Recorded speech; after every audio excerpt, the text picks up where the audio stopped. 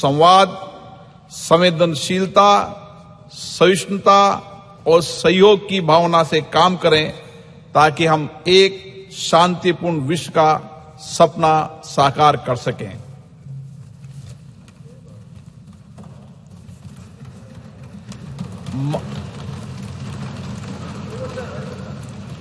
माननीय सदस्यगण, अंतरिक्ष के क्षेत्र में हमारी महत्वपूर्ण उपलब्धियों के लिए पूरे देश को बधाई देते हुए मुझे बेहद खुशी हो रही है।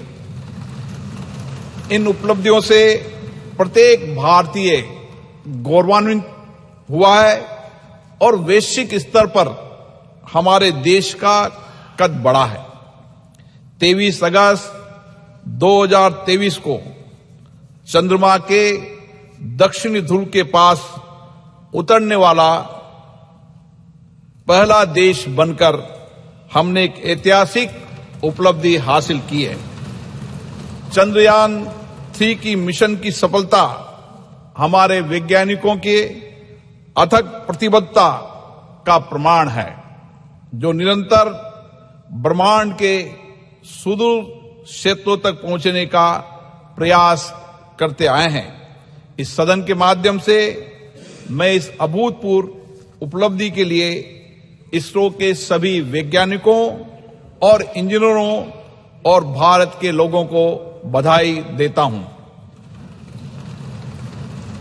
भारत विश्व कल्याण के लिए अपनी सफलताओं और उपलब्धियों को दूसरों के साथ साझा करने में विश्वास रखता है।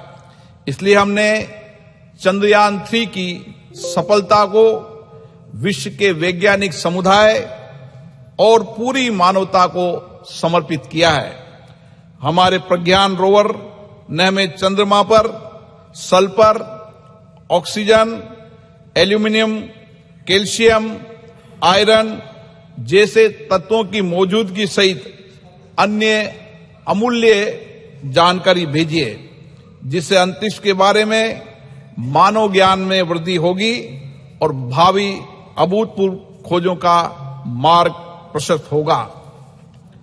23 अगस्त को राष्ट्रीय अंतरिक्ष दिवस के रूप में मनाना उचित होगा। एक ऐसा दिन होगा जो हमारी भावी पीढ़ियों को जीवन में उच्च महत्वाकांक्षाएं रखने और उन्हें साकार करने के लिए कड़ी मेहनत के लिए प्रेरित करता रहेगा। मैं चंद्रमा पर चंद्रयान 2 के पद चिन्हों को तिरंगा पॉइंट और चंद्रयान 3 के लैंडिंग स्थल को शिव शक्ति पॉइंट का नाम दिए जाने का भी स्वागत करता हूं। ये नाम हमारी सदियों पुरानी विरासत के सम्मान के साथ हमारी वैज्ञानिक महत्वाकांक्षाओं और प्रयासों के प्रतीक हैं। अंतरिक्ष अन्वेषण के क्षेत्र में प्रगति जारी रखते हुए चंद्रयान 3 की सफलता के 10 दिनों के भीतर हमने 2 सितंबर 2023 को अपना पहला सौर मिशन आदित्य L1 लॉन्च किया। ये सूर्य का अध्ययन करने वाला हमारा पहला वैज्ञानिक मिशन है, जिससे सूर्य के भीतर होने वाली भौतिक प्रक्रियाओं और पृथ्वी पर उनके प्रभाव के बारे में जानकारी में वृद्धि होगी। चंद्रयान 3 और आदित्य L1 सफल अंतरिक्ष कार्यक्रम होने के साथ ही भारत की वैज्ञानिक और तकनीकी शक्ति के उदय और हमारी प्रतिभा और क्षमता के प्रतीक हैं। इन दोनों मिशनों में बड़ी संख्या में महिला वैज्ञानिकों ने आगे बढ़कर नेतृत्व किया है, जिससे नए भारत में महिलाओं के योगदान का पता चलता है। इन दोनों मिशनों को पूरी तरह से भारत में डिजाइन और निर्मित किया है। हमारे अंतरिक्ष कार्यक्रम की जो बात दूसरों से अलग करती है, वह हमारी सभी परियोजनाओं में कम लागत, इससे अंतरिक्ष प्रौद्योगिकी में हमारी बढ़ती क्षमताओं के साथ साथ हमारे वैज्ञानिकों की प्रतिभा का परिचय भी मिलता है। इन उपलब्धियों के फलस्वरूप भारत ने अंतरिक्ष के क्षेत्र में विश्व में अग्रणी देशों में अपना स्थान बनाया है। ये सभी उपलब्धियां प्रधानमंत्री माननीय नरेंद्र मोदी जी के नेतृत्व में भारत सरकार के अथक प्रयासों से संभव हुई है। प्रधानमंत्री बनने से पहले भी श्री मोदी जी अंतरिक्ष में गहरी रुचि रही है और चंद्रयान मिशनों के साथ उनका गहरा भावनात्मक जुड़ाव रहा है। 2008 में जब चंद्रयान 1 का सफल प्रक्षेपण हुआ था, वह इसरो गए और व्यक्तिगत रूप से वैज्ञानिकों को बधाई दी। 2019 में जब अंतिम समय में कुछ तकनीकी खराबी के कारण चंद्रयान 2 वांछित उद्देश्य प्राप्त नहीं कर पाए, तो उन्होंने हमारे वैज्ञानिकों के बीच जाकर उन्हें विफलताओं की चिंता किए बिना लक्ष्य प्राप्ति के प्रयास के लिए प्रेरित किया। कोविड-19 के समय जब पूरी दुनिया संकट में जूझ रही थी, ऐसे में माननीय प्रधानमंत्री से नरेंद्र मोदी जी इस विपदा का उपयोग अवसर के रूप में किया करते हुए अंतरिक्ष क्षेत्र सहित देश की अर्थव्यवस्था के विभिन्न क्षेत्रों में महत्वपूर्ण सुधार लाने के लिए प्रयासरत रहे। उनके इन्हीं प्रयासों के फलस्वरूप हम विश्व अंतरिक्ष शक्ति बनने की दिशा में आगे बढ़ रहे हैं। पिछले कुछ सालों में अंतरिक्ष स्टार्टअपों की संख्या में रिकॉर्ड वृद्धि हुई है। पिछले साल निजी क्षेत्र में निर्मित पहले रॉकेट विक्रम एस का प्रक्षेपण हुआ है। युवा स्कूली छात्रों ने 2 उपग्रह आजादी सेट और आजादी सेट 2 लॉन्च किए। अंतरिक्ष प्रौद्योगिकी क्षेत्र में हमें महत्वपूर्ण सफलता मिली है, जैसे प्रक्षेपण वाहनों का परीक्षण एक बार में 104 उपग्रह लॉन्च करके हमने विश्व रिकॉर्ड बनाया है। इन उपलब्धियों के फलस्वरूप भारत में दुनिया का नजरिया बदला है। हमारे देश को लेकर विश्व समुदाय के दृष्टिकोण में बदलाव आया है। माननीय प्रधानमंत्री नरेंद्र मोदी जी के दूरदर्शी नेतृत्व और विज्ञान और नवाचार को बढ़ावा देने के कारण ही संभव हो पाया है। हमारा सफल अंतरिक्ष कार्यक्रम उनके जय विज्ञान जय अनुसंधान के आह्वान का सबसे बड़ा प्रमाण है। ये विज्ञान और नवाचार का सबसे अच्छा उदाहरण है, जिसमें स्टार्टअप एमएसएमई को बढ़ावा मिला है, रोजगार अवसरों का सृजन हुआ है, हमारे विकास को भी गति मिली है। कृषि, मत्स्य पालन, संचार, नेविगेशन, राष्ट्रीय सुरक्षा सहित हमारी अर्थव्यवस्था के सभी क्षेत्रों में योगदान के माध्यम से हमारा अंतरिक्ष कार्यक्रम देश के लोगों के जीवन में गुणात्मक परिवर्तन ला रहा है। हमें विश्वास है इन उपलब्धियों में हमारी आने वाली पीढ़ियों को बड़े सपने देखने और अपने सपनों को साकार करने के लिए कड़ी मेहनत की प्रेरणा मिलेगी। सभी देशवासियों को 2047 तक एक विकसित भारत बनाने के लिए मिलकर कार्य करना होगा और अपने आप को पुनः समर्पित करना होगा। मुझे विश्वास है ये प्रतिष्ठित सदन इस ऐतिहासिक उपलब्धियों में प्रधानमंत्री मोदी जी के नेतृत्व की सराहना करने, भारत के लोगों विशेष रूप से युवाओं का उत्साहवर्धन करने तथा महिलाओं के योगदान के साथ सभी संगठनों और व्यक्तियों के योगदान की सराहना करने में मेरा साथ देगा। सभा पटल पर रखे जाने वाले पत्र। Item number 1 Shri Ashwini Kumar Choubey. अध्यक्ष महोदय, आपकी अनुमति से मैं आज की संशोधित कार्यसूची के क्रम संख्या 1 पर अपने नाम के आगे पर्यावरण, वन एवं जलवायु परिवर्तन मंत्रालय से संबंधित सूचीबद्ध विवरण सभा पटल पर प्रस्तुत करता हूं। आइटम नंबर 2 श्री कृष्णपाल जी। आपकी अनुमति से मैं आज की प्रस्तुत कार्यसूची में क्रम संख्या 2 पर अपने नाम के सम्मुख सूचीबद्ध कागजात सदन के पटल पर रखता हूं। Item number Shri Danve Rai Saheb.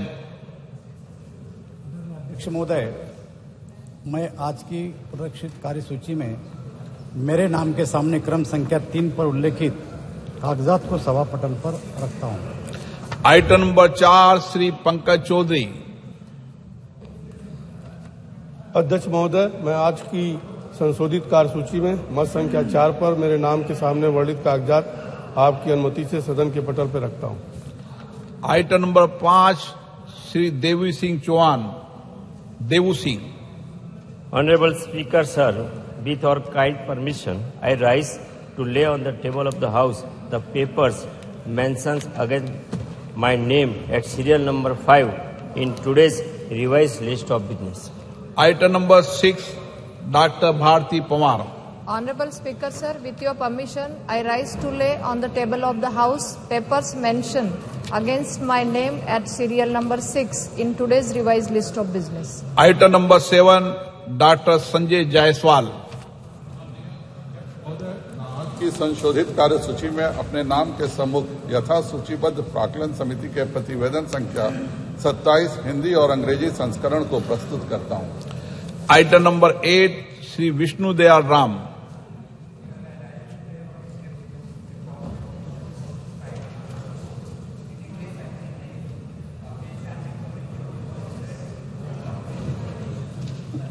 Reforms as listed against my name at serial number 8 in today's list of business. Item number 9 Shri Jagannath सरकार। आज की कार्यसूची में क्रम संख्या 9 पर मेरे नाम के समक्ष यथा सूचीबद्ध शिक्षा, बाल, महिला, युवा और खेल संबंधी स्थायी समिति के उच्चतर शिक्षा में राष्ट्रीय शिक्षा नीति 2020 के कार्यान्वयन संबंधी 356 प्रतिवेदन अंग्रेजी और हिंदी में सभा पटल पर रखता हूं। आइटम नंबर 10 श्री तापिर गांव। Honorable Speaker, sir, I raise to lay on the table a copy of each of the 355, 356, 357, 358 and 359 report of the Standing Committee on Transport, Tourism and Culture listed against my name at serial number 10 in today's order paper. Item number 11 doctor Mahesh Sharma. With your permission, I rise to lay on the table a copy of the 149th report on the subject implementation of Pradhan Mantri TB Mukt Bharat Abhiyan in Hindi and English of the Standing Committee on Health and Family Welfare. Item number 12 Shri Devu Singh Chauhan. Honorable Speaker, sir, in pursuance of the Direction 73A of the Honorable Speaker Lok Sabha, I would like to lay a statement showing status of implementation of the recommendations, observations contained in the 44th report of Standing Committee on Communication and Information Technology on demands for grants 2023-24 pertaining to Department of Post on the table of the House. Item number 13 Shri Pralhad Joshi ji. Sir, with your permission, I rise to move the following, that this House do agree with the 45th report of the Business Advisory Committee presented to the House on 20th September 2023. प्रश्न है कि सभा कार्य मंत्रणा समिति दिनांक 20/9/2023 का सभा में प्रस्तुत 45वां प्रतिवेदन से सहमत है। जो सदस्य इसके पक्ष में हाँ कहें, जो सदस्य विरोध में ना गए, मेरे विचार में निर्णय हाँ वालों के पक्ष में, हाँ वालों के पक्ष में प्रतिवेदन स्वीकृत हुआ। आइटम नंबर 14, चंद्रयान 3 मिशन की सफलता, अंतरिक्ष क्षेत्र में हमारे राष्ट्र की अन्य उपलब्धियों के बारे में आज चर्चा होगी। मैं सभी माननीय सदस्यों से आग्रह करता हूं कि सभी वो अपने विचार रखें। पर्याप्त सबको अवसर दूंगा, लेकिन सब बोल लें, ऐसी मेरी अपेक्षा है। From the House, under what rule this, whether it is 184 or 193, under what rule? Item number 14 मैंने शुरू किया है, इसका विषय श्री राजनाथ सिंह जी।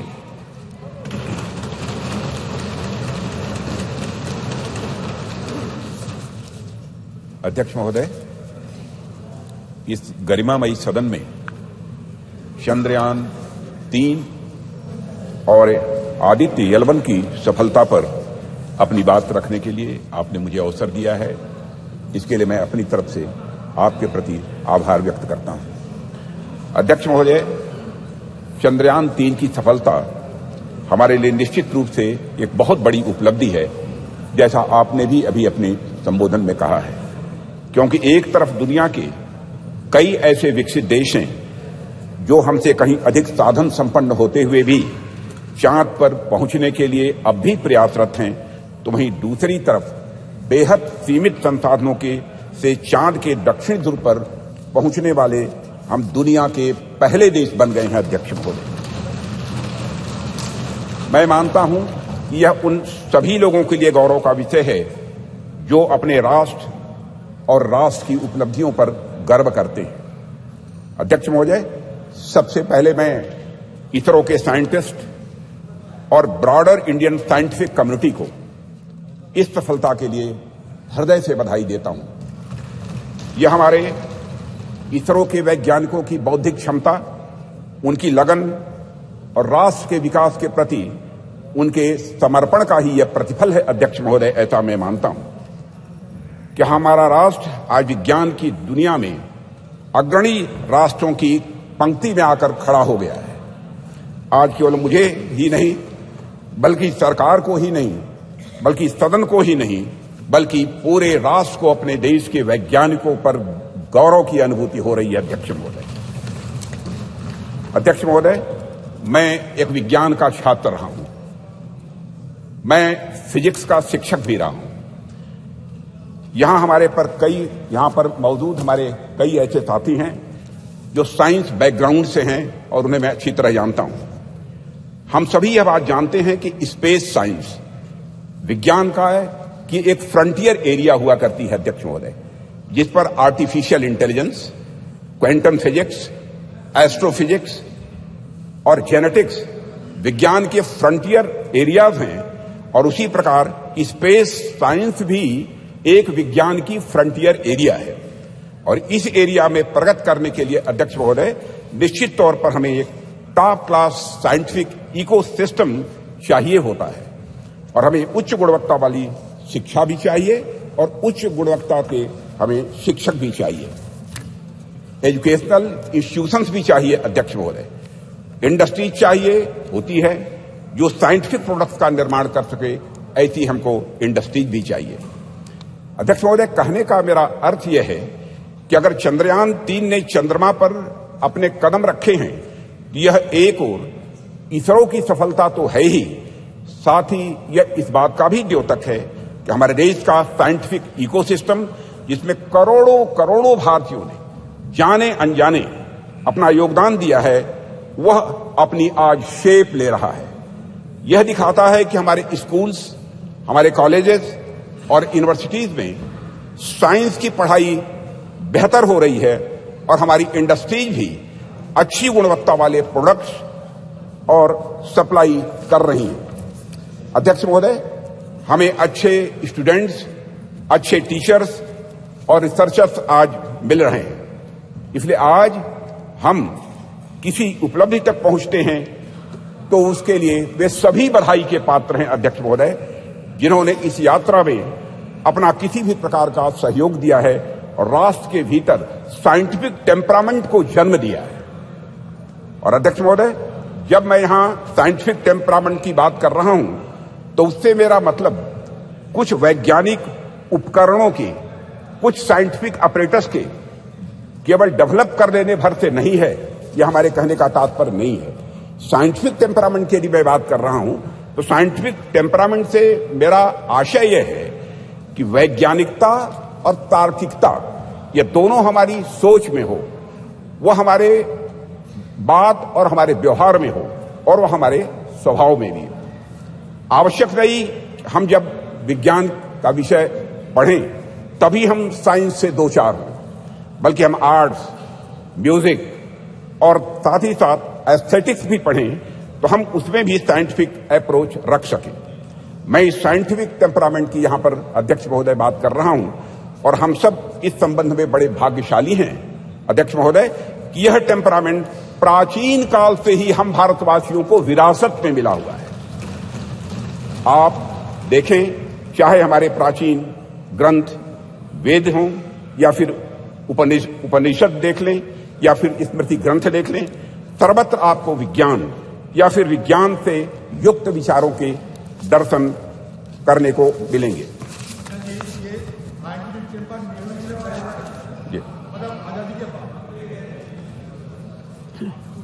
अध्यक्ष महोदय, मैथ्स, साइंस, मेडिसिन, लॉजिक आदि से जुड़े जितने भी फार्मूले यानी सूत्र हैं, हमें हमारे प्राचीन ग्रंथों में भी ये दिखाई देते हैं, जो ग्रंथ हमारी संस्कृति के आधार हैं।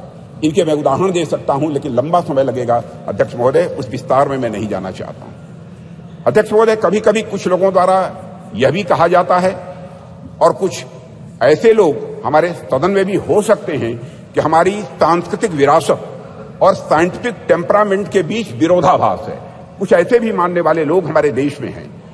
यहां तक कहा जाने लगा कि अगर आप साइंटिफिक टेम्परामेंट के हैं तो आप पीपल की पूजा कैसे कर सकते हैं, आप नीम की पूजा कैसे कर सकते हैं, आप तालाब की पूजा कैसे कर सकते हैं, या फिर आप गाय को माता कैसे कह सकते हैं। अध्यक्ष महोदय, अगर आप वैज्ञानिक की तरफ सोचते हैं तो मूर्ति की पूजा कैसे कर सकते हैं, यह कहने वाले लोग हमारे देश में हैं।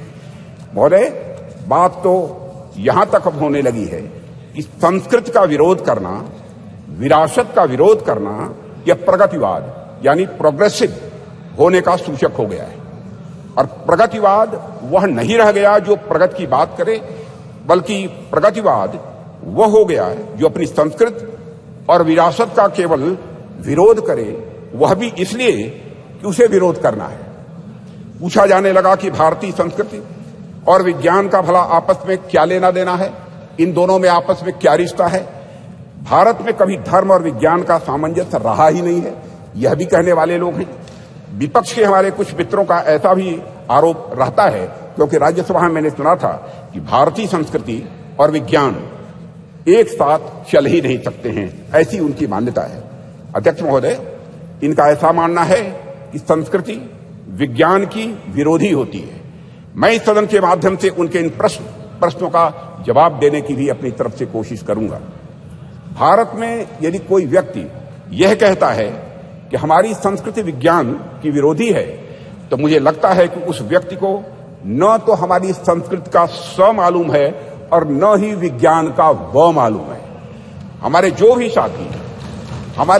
साथी विज्ञान का उद्गम पश्चिम के विचारों से मानते हैं, उन्होंने अगर इतिहास पढ़ा होगा तो मालूम होगा निश्चित रूप से उन्हें कि पश्चिम में ऐसे अनेक उदाहरण देखने को मिले हैं जहां चर्च और धर्म की मान्यताओं के खिलाफ जाने पर, वैज्ञानिक बातें कहने पर व्यक्तियों को जहर दे देना या उन्हें जिंदा जला देना यह आम बात सी हो गई थी। अध्यक्ष महोदय, उनको अपने वैज्ञानिक विचार छिपाकर कहने पड़ते थे, और आज से लगभग 2000 साल पहले आर्यभट्ट ने जब कहा था कि हमारी पृथ्वी अपने एक्सिस पर घूमती है, तो क्या उनका विरोध हुआ था? बाराहमीर ने जब यह सिद्धांत दिया कि पृथ्वी का गुरुत्वाकर्षण बल, ग्रेविटेशनल फोर्स, हर वस्तु को अपनी तरफ खींचता है, तो क्या किसी व्यक्ति ने बाराहमीर के इस सिद्धांत को अधर्म कहा था? जब भी भारत में किसी ने कोई नया वैज्ञानिक सिद्धांत दिया है अध्यक्ष महोदय, तो भारतीय समाज ने उस व्यक्ति को ऋषि के रूप में प्रतिष्ठित किया है अध्यक्ष महोदय। और मेरा मानना है कि संस्कृति के बगैर कल्चर के बगैर विज्ञान और विज्ञान के बगैर कल्चर या संस्कृति अधूरी है। संस्कृति और विज्ञान दोनों एक दूसरे से जुड़ने के बाद ही अध्यक्ष महोदय वह पूर्णता को प्राप्त करते हैं। दोनों को एक दूसरे का पूरक कहा जा सकता है, क्योंकि दोनों ही मनुष्यता के लिए भी यह आवश्यक है।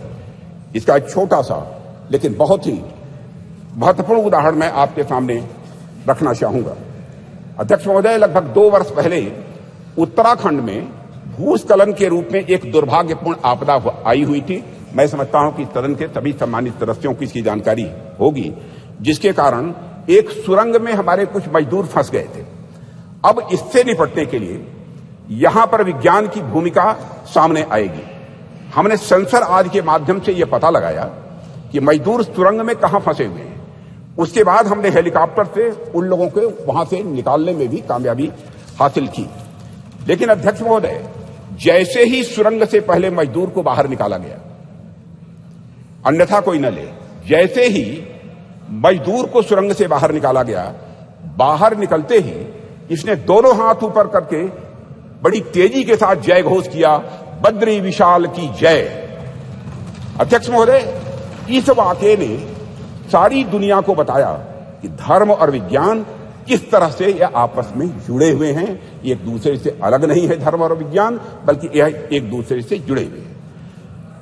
निश्चित रूप से विज्ञान ने उस मजदूर को सुरंग से बाहर निकालने में अध्यक्ष महोदय बहुत बड़ी भूमिका निभाई है, इसमें कहीं दो मत नहीं है।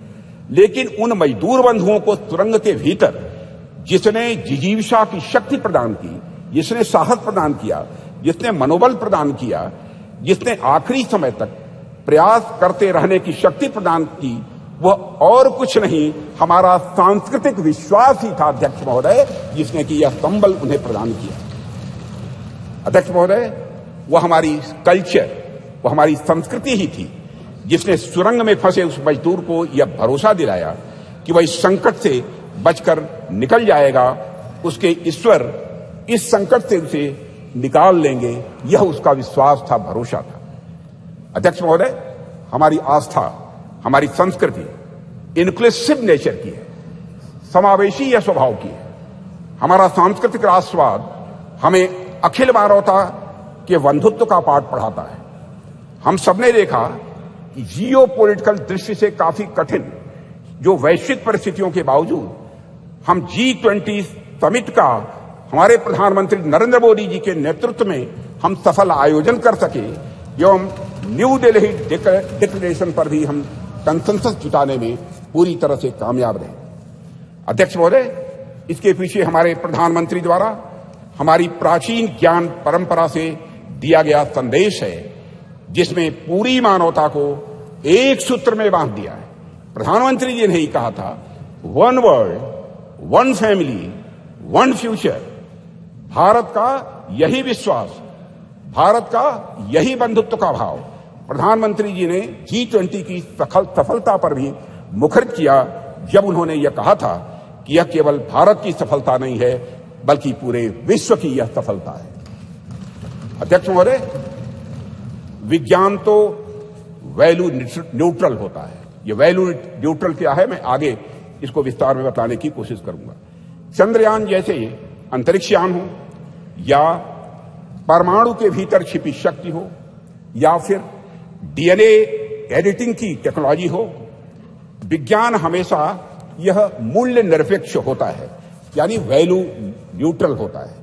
विज्ञान हमें परमाणु शक्ति का ज्ञान दे सकता है अध्यक्ष महोदय, लेकिन वह संस्कृति ही है, वह कल्चर ही है जो हमें मार्ग दिखलाएगी उस परमाणु शक्ति का उपयोग हम ऊर्जा के रूप में स्वयं के विकास में करते हैं, या फिर हथियार के रूप में अन्य का विनाश करने में हम करते हैं। कहते हैं, with great power comes great responsibility. इसलिए जैसे जैसे हमारी शक्ति बढ़ती जाती है अध्यक्ष महोदय, वैसे वैसे हमारे संस्कारों का महत्व भी स्वाभाविक रूप से यह बढ़ता जाता है। प्रारंभ में मानव के पास बहुत सारे विकसित हथियार नहीं थे। ऐसे में यदि उससे कुछ नुकसान भी होता था तो बहुत बड़े पैमाने पर नहीं होता था। पर अध्यक्ष महोदय, आज जब मानव के पास परमाणु शक्ति आ गई है और मानव ने चंद्रमा तक पहुंचने के भी रास्ते खोज लिए हैं, तब ऐसी शक्तियों का दुरुपयोग भी उसी पैमाने पर संभव है। इस संभावना को भी नकारा नहीं जा सकता है। इसे मैं एक उदाहरण के माध्यम से इस सदन के समक्ष रखना चाहूंगा। अध्यक्ष महोदय, जब मैं जर्मन फिलासफर नीत्शे ने गॉड इज डेड कहकर अपने महामानव को सामाजिक नैतिकता से मुक्त किया, तो उसका नतीजा जर्मनी में नाजीवाद के कहर के रूप में प्रकट हुआ था। जर्मनी में हुए नरसंहार में मानवता को खत्म करने के लिए जो अपरेटस, जो उपकरण प्रयोग में लाए गए थे, जिन हथियारों या फिर जिन केमिकल्स का प्रयोग हुआ था, निश्चित रूप से वे सभी विज्ञान की ही देन थे अध्यक्ष महोदय। लेकिन नैतिकता और मानवीयता के गुणों के अभाव में उन सभी वैज्ञानिक खोजों का किस प्रकार दुरुपयोग हुआ, इसे हम सभी अच्छी तरह जानते हैं। सेकेंड वर्ल्ड वॉर में हिरोशिमा और नागासाकी पर जो बम गिराए गए थे, वह निश्चित ही विज्ञान की ही देन थे अध्यक्ष महोदय। वह विज्ञान की शक्ति के प्रतिनिधि थे, पर अभाव था तो धार्मिक शक्ति और नैतिक शक्ति का अभाव था। अगर उनके भीतर धार्मिक और नैतिक शक्तियां या प्रबल होती तो इतिहास को इस काले कृत्य से बचाया जा सकता था अध्यक्ष महोदय। इसलिए विज्ञान कितनी भी प्रगति कर ले अध्यक्ष महोदय, विज्ञान चाहे कितनी भी प्रगति कर ले, वह संस्कृति और संस्कारों के बिना सदैव अधूरा रहेगा, ऐसी हमारी मान्यता है। अध्यक्ष महोदय, जैसा कि मार्टिन लूथर किंग ने कहा है कि science gives man knowledge which is power, religion gives man wisdom which is control. अध्यक्ष महोदय, एक बात पर मैं समझता हूं कि ध्यान देने की हम सभी को जरूरत है। जिस टेक्नोलॉजी का इस्तेमाल वैज्ञानिक किसी यान को चांद या मंगल पर भेजने के लिए करते हैं, कमोबेश उसी टेक्नोलॉजी का इस्तेमाल मिसाइल में भी काफी हद तक किया जाता है। पहला उपयोग मानवता के विकास में होता है अध्यक्ष महोदय, जबकि दूसरा उपयोग मानवता के विनाश में होता है। पर अपना अपना सबका इंटरेस्ट है, सबकी अपनी अपनी रुचि है कि कुछ राष्ट्रों का ध्यान पहले वाले उपयोग पर अधिक होता है और कुछ राष्ट्रों का ध्यान दूसरे वाले उपयोग पर अधिक होता है। अध्यक्ष महोदय, कई बार कुछ लोगों का यह भी आरोप रहता है, अब देश में ऑलरेडी जमीनी विकास के इतने कार्य करने के लिए पड़े हैं जिसमें रिसोर्सेज की जरूरत होती है, संसाधनों की जरूरत होती है, तो ऐसे में चंद्रयान जैसे मिशन भेजने की क्या आवश्यकता है। अध्यक्ष महोदय, इन प्रश्नों का भी जवाब मैं आपकी अनुमति से इस सदन के समक्ष रखना चाहूंगा। जब हम इस प्रकार के मिशन भेजते हैं या फिर हम किसी प्रकार की वैज्ञानिक प्रगति हम करते हैं, तो इसका जमीनी विकास से किसी भी प्रकार का विरोधाभास नहीं होता है। हम यदि स्पेस रिलेटेड कोई भी मिशन भेजते हैं तो बाहरी तौर पर दिखने में सिर्फ स्पेस से रिलेटेड यह लग सकता है हम सबको, लेकिन वास्तव में उसका प्रभाव आम जनमानस पर भी पड़ता है। इस सच्चाई को भी नकारा नहीं जा सकता है। अध्यक्ष महोदय, हमारे यह स्पेस प्रोग्राम्स भारत का तो नाम रोशन करते ही हैं, लेकिन साथ ही साथ इन मिशन का जो बहुआयामी उपयोग होता है, उसका प्रभाव आम जनता के ऊपर भी बहुत ज्यादा पड़ता है। स्पेस मिशन हमें अनेक प्रकार से सहायता प्रदान करते हैं। जैसे यदि हम इसके माध्यम से रेनफॉल पैटर्न, यानी वर्षा होने का जो पैटर्न है, इसका बेहतर प्रेडिक्शन यदि कर रहे हैं तो हमारे किसान बंधु बांधवों के लिए फायदेमंद आज हो रहा है। यदि हम इसके माध्यम से चक्रवात, साइक्लोन को यदि हम प्रेडिक्ट करते हैं तो हमारे कोस्टल एरियाज में रह रहे लोगों के लिए भी अध्यक्ष महोदय यह लाभदायक हो। इस प्रकार के प्रेडिक्शंस हमारे मछुआरों के लिए लाभदायक सिद्ध होंगे। यह तो मैंने एक दो उदाहरण केवल दिए हैं अध्यक्ष महोदय। बाकी स्पेस एप्लीकेशन से डेवलपमेंट में जो मदद मिलती है उससे भी मैं समझता हूं सदन के अधिकांश तरफ अच्छी तरह परिचित होंगे। इन सबसे भी महत्वपूर्ण बात यह होती है कि जब भी हम इस प्रकार के मिशन स्पेस में या फिर चंद्रमा और सूर्य की ओर भेजते हैं तो सुदूर गांव में बैठे किसी बच्चे के मन में साइंटिफिक टेम्परामेंट स्वाभाविक रूप से जगता है और उसके भीतर भी इस बात की अलख जगती है अध्यक्ष महोदय कि वह भी आगे चलकर कुछ ऐसे ही करेगा। उसके अंदर यह प्रेरणा आती है कि एक दिन वह भी वैज्ञानिक बनकर भारत का नाम दुनिया में रोशन करेगा और यही कुछ करने की तमन्ना ही अध्यक्ष महोदय राष्ट्र को स्वाभाविक रूप से आगे ले जाने का काम करती है। चंद्रयान 3 की सफलता से कितने रामानुजन, कितने भाभा या साराभाई अपने लक्ष्य की ओर आगे बढ़े होंगे, यह हमें आज नहीं कुछ वर्षों के बाद यह पता लगेगा। अध्यक्ष महोदय, हमारे प्रधानमंत्री मोदी जी के नेतृत्व में हम संस्कृति और विज्ञान दोनों को समान रूप से महत्व देते हुए आगे बढ़ रहे हैं और ऐसा बिल्कुल भी नहीं है, ऐसा बिल्कुल भी नहीं है कि यदि हम एक को महत्व दे रहे हैं तो दूसरे का महत्व कम हो जाएगा। यह कोई जीरो सम गेम नहीं हुआ करता है। अध्यक्ष महोदय, हमारे ऋषियों मनीषियों ने बरसों पहले विज्ञान को न केवल धर्म के साथ जोड़ा बल्कि लोगों को इसके व्यवहारिक ज्ञान के बारे में भी बतलाया है। उनका मानना था यदि विज्ञान को सुव्यवस्थित ढंग से संवार कर मनुष्य के वेलफेयर के लिए, उनके कल्याण के लिए लगाया जाए तो स्वाभाविक रूप से वह अपने आप धर्म बन जाता है। यही वजह है कि हमारे वेद, उपनिषद, दर्शन आदि जितने भी धर्म ग्रंथ हैं उनमें विज्ञान स्वाभाविक रूप से यह पिरोया हुआ हम पाते हैं। उदाहरण के तौर पर वैदिक रिचुअल्स में, स्वर्ण सूत्रों में ज्योमेट्री का सिद्धांत ये निहित पाए जाते हैं। जैसे मैं बतलाना चाहूंगा इस सदन को अध्यक्ष महोदय, जैसे हवन कुंड हम बनाते हैं तो वह भी हमारे प्राचीन ज्योमेट्रिक कंसेप्ट पर ही आधारित होता है। यह बिल्कुल हमारी जनता के मन में, उनकी सोच में यह पूरी तरह से रचा बसा है और यही कारण है कि बड़े बड़े वैज्ञानिक भी सांस्कृतिक विरासत की महत्ता को अच्छी तरह स्वीकार करते हैं। अध्यक्ष महोदय, अभी चंद्रयान 3 की सफलता के नायक डॉक्टर यश सोमनाथ, जिनका पूरे सदन ने अभिनंदन किया, उनके साथ सारे वैज्ञानिकों का अभिनंदन किया, श्री डॉक्टर यश सोमनाथ जी ने भी इस बात की ओर इशारा किया था कि वेदों में कई सारी वैज्ञानिक पृष्ठभूमि वाली बातें कही गई हैं।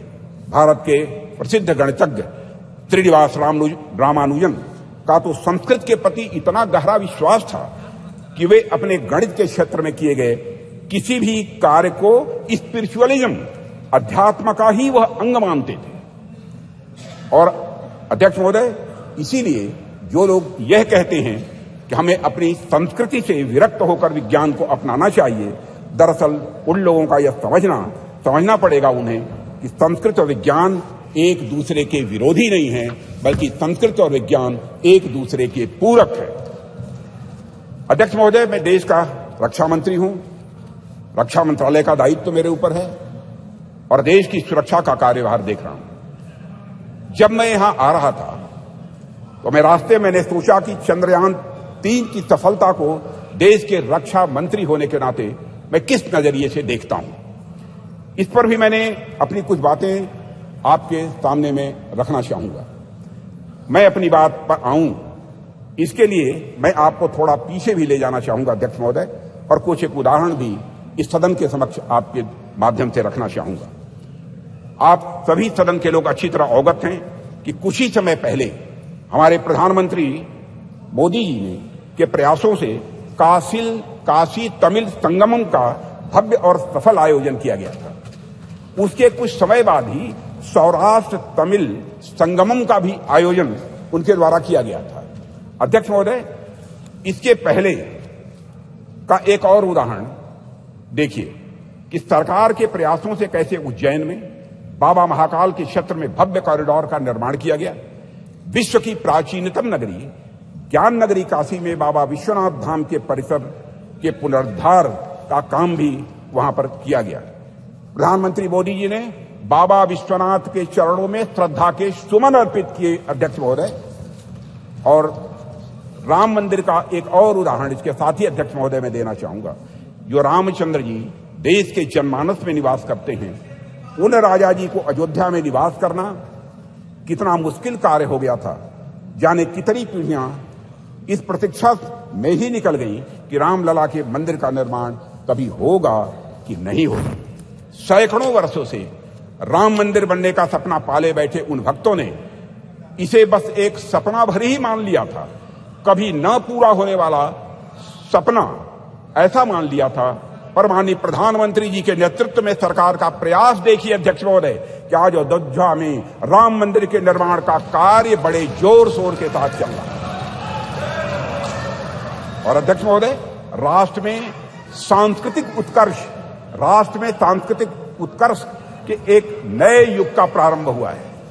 राष्ट्र के प्रयासों से भगवान राम अपने नए अवतार में जल्द ही जनता के सामने होंगे और यह भारतवासियों की, मैं समझता हूं, एक बहुत बड़ी, बहुत शानदार यह उपलब्धि होगी। अध्यक्ष महोदय, इस प्रकार के कुछ और उदाहरण देखिए। गंगा जैसी अनेक नदियों का पुनरुद्धार किया गया। हम देशव्यापी अभियान चलाकर हम गंगा, यमुना और नर्मदा जैसी नदियों की सफाई और उनके संरक्षण का कार्य कर रहे हैं।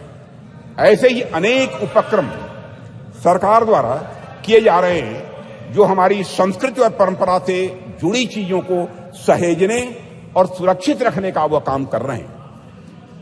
अध्यक्ष महोदय, आप सभी राष्ट्र के उपयुक्त विकास के लिए अनेक प्रकार की सुरक्षा से भी, मैं समझता हूं, सदन के सम्मानित सदस्य अच्छी तरह अवगत होंगे। आप सभी सीमा सुरक्षा, आर्थिक सुरक्षा, सामाजिक सुरक्षा, खाद्य सुरक्षा, ऊर्जा सुरक्षा और पर्यावरण सुरक्षा के बारे में, मैं समझता हूं, हम सभी समय समय पर चर्चा भी करते रहते हैं। अब तो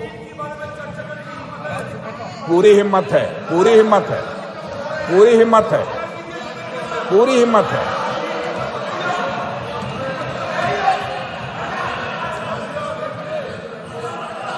पूरी हिम्मत है। पूरी हिम्मत है। मत इतिहास में मत ले जाओ अधीर रंजन जी, इतिहास में मत ले जाओ। माननीय सदस्य प्लीज। चर्चा चीन पर भी अध्यक्ष महोदय, अरे भाई अब सुन लिया आपकी बात, मेरी बात सुन ली।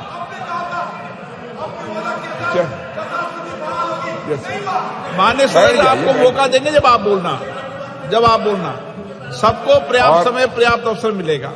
और मैं बतलाना चाहता हूं अध्यक्ष महोदय, मैं बीच में कहीं पर अपने को डिबेट नहीं करना चाहता हूं। मैं चर्चा करने को तैयार हूं और सीना चौड़ा करके मैं चर्चा करने को अध्यक्ष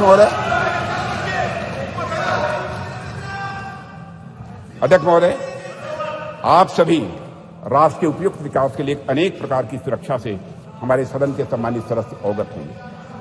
आप सभी सीमा सुरक्षा, आर्थिक सुरक्षा से अवगत होंगे। आप सभी सीमा सुरक्षा, आर्थिक सुरक्षा, सामाजिक सुरक्षा और खाद्य सुरक्षा, ऊर्जा सुरक्षा और पर्यावरण सुरक्षा के बारे में भी अवगत होंगे। अब तो स्पेस और साइबर सुरक्षा, स्पेस और साइबर सिक्योरिटी जैसे नए नए डायमेंशन की इसमें जुड़ गए हैं अध्यक्ष महोदय। पर इनके साथ ही अध्यक्ष महोदय, सिक्योरिटी का एक और भी आयाम है जिसमें सुरक्षा उतनी ही आवश्यक है जितनी बाकी सब में है, और वह डायमेंशन है हमारी संस्कृति का, हमारी कल्चर का। और इसे मुझे कोई नाम देना हो तो उसे मैं सांस्कृतिक सुरक्षा और कल्चरल सिक्योरिटी का नाम यहां देना चाहूंगा। और अध्यक्ष महोदय, जब मैं यहां कल्चर अथवा संस्कृति के बारे में कुछ कह रहा हूं, उससे मेरा मतलब हमारी जीवन पद्धति से, हमारे लाइफ सिस्टम से। संस्कृति से मेरा मतलब हमारे खान पान, वेशभूषा, रीति रिवाज, रहन सहन और हमारे विचारों से है। अध्यक्ष महोदय, मैं किसी राष्ट्र की अस्मिता को अक्षुण्ण रखने के लिए जिस तरह से वहां की सीमाई सुरक्षा और बाकी अन्य चीजों की सुरक्षा आवश्यक होती है, उसी प्रकार उसकी अस्मिता को बनाए रखने के लिए वहां की संस्कृति की सुरक्षा भी उतनी ही आवश्यक होती है।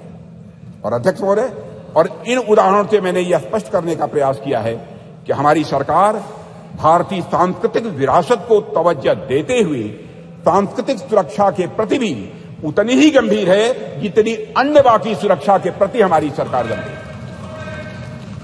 अध्यक्ष महोदय, आज जब यहां पर चंद्रयान की चर्चा हो रही है, तो मैं सांस्कृतिक पुनर्जागरण के इन उदाहरणों को आपके सामने क्यों रख रहा हूं? अध्यक्ष महोदय, वैसे तो ये दोनों निश्चित रूप से अलग अलग विषय हैं, इसमें कहीं दो मत नहीं है, पर ध्यान से देखेंगे तो यह सदन के सभी सम्मानित सदस्य यह पाएंगे कि इनके भीतर एक गहरा संबंध है, इन दोनों के बीच एक गहरा रिश्ता है। अध्यक्ष महोदय, विश्व का इतिहास उठाकर कोई देखे तो आप पाएंगे कोई भी ऐसा राष्ट्र नहीं है, कोई भी ऐसा समाज नहीं है जिसने सांस्कृतिक पुनर्जागरण के बिना आर्थिक, सामाजिक, राजनीतिक और वैज्ञानिक प्रगति की हो। दुनिया में कोई देश नहीं मिलेगा। जब तक संस्कृति समाज को जीवंत नहीं करती, उन्नत नहीं करती, उसे एक दिशा नहीं देती, तब तक समाज जड़ बना रहता है। और अध्यक्ष महोदय, अगर हम और आप अपनी गरिमा, अपनी आगामी पीढ़ी को यही बताएंगे कि अब तक हमारा जितना वैज्ञानिक विकास हुआ है वह केवल बाहर देशों के ज्ञान की नकल पर ही हुआ है, तो क्या हम अपने बच्चों को इस क्षेत्र में किसी भी सूरत में आगे बढ़ा पाएंगे? धीरे हमारे अंग्रेजों ने अगर हमें अब तक यही पढ़ाया हो कि हमारा सारा का सारा ज्ञान दूसरे देशों की कॉपी भर है, उनकी नकल भर है, तो क्या श्री डॉक्टर सोमनाथ एवं इसरो के अन्य वैज्ञानिक भारतीय ज्ञान के बल पर अध्यक्ष महोदय कभी चांद तक पहुंचने का सपना शायद वह कभी न देख पाते? अगर उन्हें इस बात का विश्वास हुआ, अगर उनके मन में संकल्प जगा, तो इसलिए कि उन्हें मालूम था कि उनके पूर्वज आर्यभट्ट थे, उनके पूर्वज वराहमिहिर थे, उन्हें मालूम था कि उनके पूर्वज भास्कराचार्य थे, उनके पूर्वज ब्रह्मगुप्त थे और उनके पूर्वज सवाई जय सिंह थे। अध्यक्ष महोदय, इसलिए उनको यह प्रेरणा प्राप्त हुई। अध्यक्ष महोदय, हम सोचे कि एक बच्चा है जिसे समाज की प्रगति में केवल विदेशी नाम पढ़ाए जा रहे हैं, दूसरा बच्चा है जिसे ऐसे नाम पढ़ाए जा रहे हैं जो उसके अपने समाज से रहे। ऐसे में किस बच्चे से आप अधिक कॉन्फिडेंस और मनोबल की उम्मीद करेंगे? यह स्वाभाविक है अध्यक्ष महोदय कि वैसे तो मुझे बाहरी नामों से कोई इतराज नहीं है अध्यक्ष महोदय, ज्ञान विज्ञान में उनका भी महत्वपूर्ण योगदान है, यह भी मैं स्पष्ट करना चाहूंगा, पर हमारे बच्चों के मन मस्तिष्क में केवल और केवल बाहरी नाम यदि छाए रहे तो ऐसी स्थिति में बच्चा अपने बल पर समाज के विकास के सपने को जीवन में कभी नहीं देख सकता है। उसमें सपने भी आएंगे तो बाहर के समाज के विकास के ही सपने आएंगे। इसलिए अध्यक्ष महोदय, जब हम महिलाओं और छोटी बच्चियों को इंस्पायर करने की बात करते हैं तो हमें यह प्रयास करते हैं कि उनके सामने विमेन आइकन का उदाहरण रखें। तो जब हम भारतीय बच्चों को इंस्पायर करने के लिए, प्रेरित करने का हम प्रयास करते हैं, तो क्या हमारा यह कर्तव्य नहीं होना चाहिए कि हम उनके सामने भारतीय आइकन्स का भी उदाहरण प्रस्तुत करें? इसलिए अगर हमें अपने समाज, अपने राष्ट्र को आगे ले जाना है अध्यक्ष महोदय, हम अपने समाज और संस्कृति से सीखें, हमारे अपने आइकन्स को अपने बात व्यवहार में प्रतिष्ठित करें और उनका अनुकरण करें। यही हम सभी के लिए श्रेयस्कर होगा। अध्यक्ष महोदय, एक बात और मैं यहां कहना चाहूंगा और वह यह है कि चंद्रयान 3 की सफलता में देश की नारी की शक्ति की योगदान की मैं यहां चर्चा करूंगा। पूरा सदन अच्छी तरह जानता है कि इस मिशन में महिला साइंटिस्ट का भी बहुत बड़ा महत्वपूर्ण योगदान है। यह मिशन अगर इतना सफल हो पाया है तो इसके पीछे हमारे देश की नारी शक्ति का समर्पण, उनका त्याग और राष्ट्र को नई पहचान देने की उनकी तमन्ना रही है अध्यक्ष महोदय। और संसद का यह विशेष सत्र नारी शक्ति वंदन विधेयक को समर्पित सत्र है, इसलिए इसकी मैं चर्चा कर रहा हूं। और ऐसे में मैं नारी शक्ति वंदन विधेयक को इसरो की महिला साइंटिस्ट और उनके साथ भारत की पूरी फीमेल साइंटिफिक कम्युनिटी को कृतज्ञ राष्ट्र की ओर से प्रस्तुत यह मैं उपहार के रूप में इसे मैं देखता हूं नारी शक्ति वंदन को अध्यक्ष महोदय। और यह सदन और राष्ट्र इसरो की महिला साइंटिस्ट और हर भारतीय बेटी को यह नमन करता है, उनकी सराहना करता है और उनके प्रति कृतज्ञता प्रकट करता है। अध्यक्ष महोदय, अपनी बातों को सार रूप में मैं यहां रखना चाहूं तो यह है कि चंद्रयान 3 की सफलता कोई एक्सेप्शन नहीं है या कोई अपवाद नहीं है। यह सहस्राब्दियों से चली आ रही हमारी सामाजिक, हमारी सांस्कृतिक और वैज्ञानिक धारा का एक स्वाभाविक और सहज रूप से एक विकास है। अध्यक्ष महोदय, इस सफलता के सूत्र हमारे अतीत में ही छिपे हैं। ऐसा अतीत जहां वैज्ञानिकता एक स्वभाव के रूप में विद्यमान थी हमारे यहां, जहां विज्ञान और आस्था के बीच एक पूर्ण सामंजस्य था। हालांकि विदेशी आक्रांताओं के चलते कुछ समय के लिए थोड़ा पिछड़ापन आ गया था, पर हम एक बार फिर से हुंकार भरते हुए पहले से भी अधिक ताकत के साथ उठ खड़े हुए हैं और सूरज, चांद, तारे अब हम छूने के लिए तैयार हैं और वहां पहुंच रहे हैं।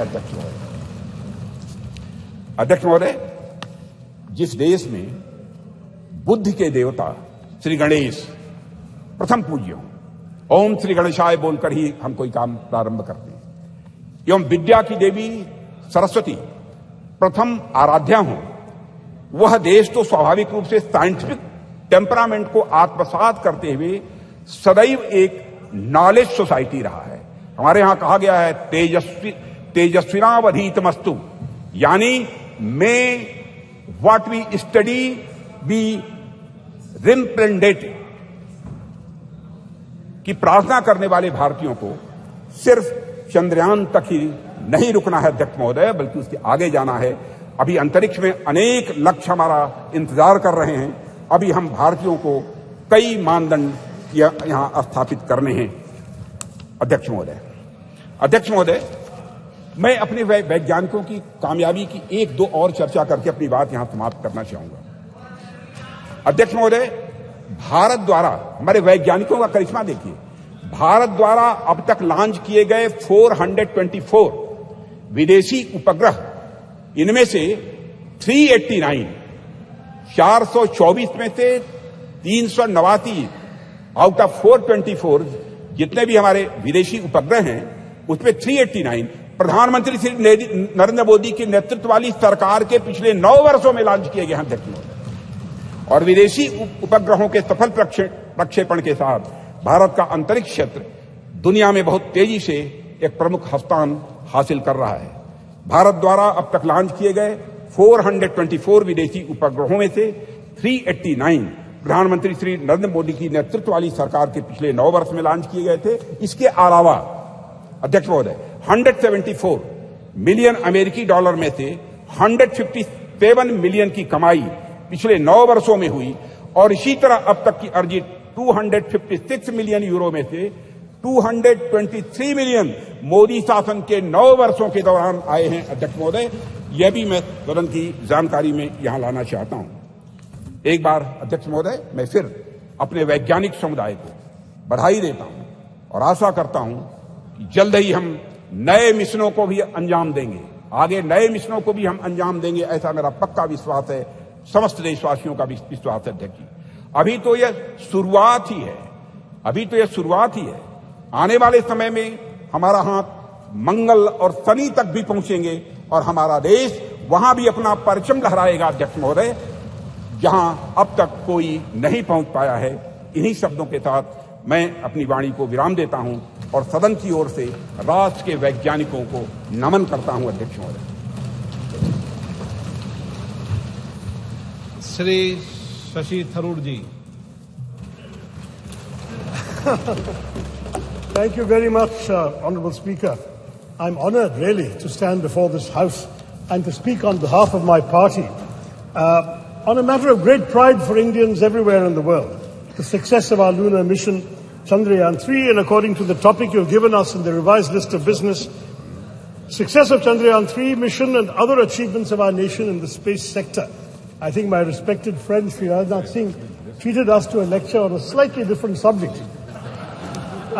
But on August 23rd, Mr. Speaker, we scripted history as our unmanned moon mission's lander module made a flawless soft landing making us only the 4th country to achieve this feat and the first to reach the uncharted South Pole of Earth's only natural satellite, the Moon. It is fitting, sir, that as you proposed, we observe August 23rd as National Space Day in future. How far we have come since the late 1950s, when a classic photograph by Henri Cartier-Bresson showed Indian rocket parts being transported on a bullock cart. Let me take you back, sir, nonetheless, to when our nation's scientists, led by Dr. Vikram Sarabhai, began to develop the contours of India's nascent space program in the early 1960s. Back then, the coastal village of Thumba, in the outskirts of Thiruvananthapuram, was identified as an ideal location, given its latitude and natural geological features, to allow for rocket launches and allied research. Imagine, friends in this house, a sleepy village with golden beaches and palm-fringed coconut trees, populated largely by an overwhelmingly Catholic community of fisherfolk. The catch, however, was that the community of scientists had identified a piece of an area of land, which housed in Thumba the Saint Mary Magdalene Church and the residence of the bishop himself, Peter Bernard Pereira, his own official residence.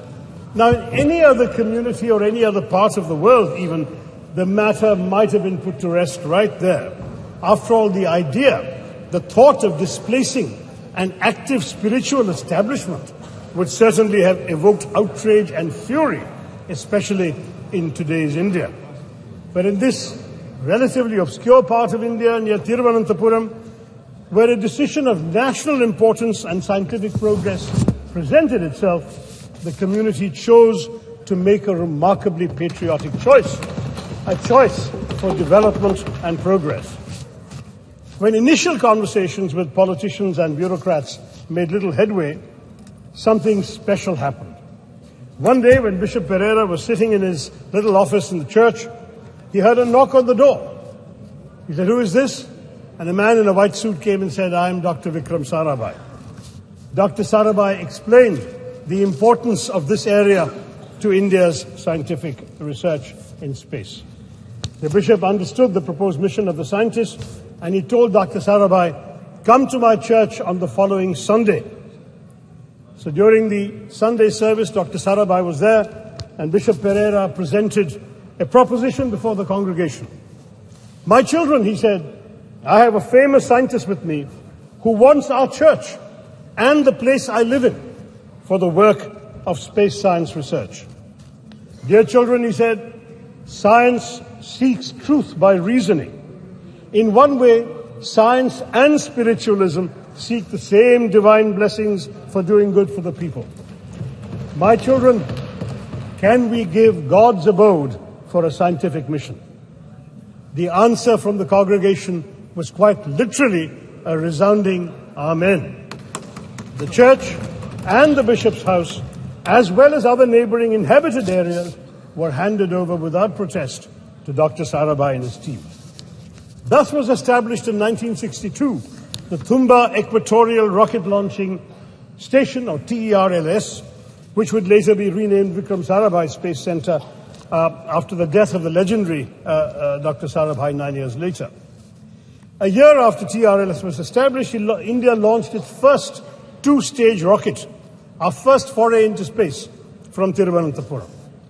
As our late president, Dr. APJ Abdul Kalam, who was part of the original launch team in 1963, and he went on to work from the church building himself, he wrote later, looking back at this remarkable episode, "Today among us, Professor Vikram Sarabhai is not there, Reverend Dr. Bernard Peter Pereira is not there, but those who are responsible for the creation and make the flower and blossom will themselves be a different kind of flower, as described in the Bhagavad Gita," he said. And he quotes the Gita, "See the flower, how generously it distributes perfume and honey. It gives to all, gives freely of its love. When its work is done, it falls away quietly. Try to be like the flower, unassuming despite all its qualities." That is what a lot of ISRO's foundations have been, sir. Unassuming but with the power to change the world. One of the world's oldest and most ambitious, it arose from the physical research laboratory established in Ahmedabad in 1947, the year of our independence and the brutal partition with Pakistan. Our visionary first Prime Minister, Jawaharlal Nehru, then created the Indian National Committee for Space Research, or INCOSPA, marking our country's official entry into space exploration. This committee was set up on the recommendation of the Scientific Advisory Committee to the Cabinet for the promotion and exploration of space and its utilization for peaceful purposes, a committee led by the legendary Homi Bhabha. Then in 1962, as we've seen, TRLS was established. On 15th August 1969, our 22nd Independence Day, under the trusted guidance of Vikram Sarabhai, INCOSPAR and TRLS became the Indian Space Research Organization, ISRO giving Indian space a developmental boost. There was a tragic setback, as I mentioned, when Dr. Sarabhai died suddenly of a heart attack at the age of just 52. Dr. Satish Dhawan, the head of the Indian Institute of Science in Bangalore, was invited by then Prime Minister Indira Gandhi to lead the organization because she knew that the vision and legacy of Vikram Sarabhai could only be fulfilled by someone like Dhawan. He accepted the invitation, though on condition that the headquarters be shifted to Bangalore, and guided ISRO as a leader who is still admired by many. In July of 1979, sir, our first satellite launch vehicle failed, and Mr. Dhawan, an exemplary leader, took responsibility for it. He gave a statement saying, "Dear friends, we have failed today. I want to support my technologists, my scientists, my staff, so that next year they succeed." The very next year, they did succeed. This is ISRO's history. Every setback became a stepping stone to greater success. And so we Indians are proud of our space program for good reason. Since then, ISRO has undertaken missions to the moon, Chandrayaan 1, 2, and 3, and the failure of 2 became a stepping stone to the success of 3, to Mars, the Mangalyaan Mars Orbiter mission. And we have created our own launch vehicles and satellites. Moreover, of course, as the Speaker has said, India launched the Solar Observatory Aditya L1 this month and aims to put 2 or 3 people into low Earth orbits by the end of this year to emulate the legendary Rakesh Sharma, who orbited the planet on a Soviet spacecraft in 1984. Notably, Indian space research is the only program which has been a civilian program from the very beginning. We are focused on the development angle, like the use of space for rural development, weather forecasting, and communication, in addition to high-end research. And this, sir, is just the beginning. India's space program is set literally to skyrocket. Experts predict that India could account for at least 10% of the global space economy in the next decade, up sharply from 2% currently. India's space program bolsters our development, having made important contributions even in seemingly unrelated areas such as disaster management, education, healthcare, agriculture, fisheries, and urban planning. Moreover, it serves India's global diplomacy as well, sir, enhancing our credibility and influence.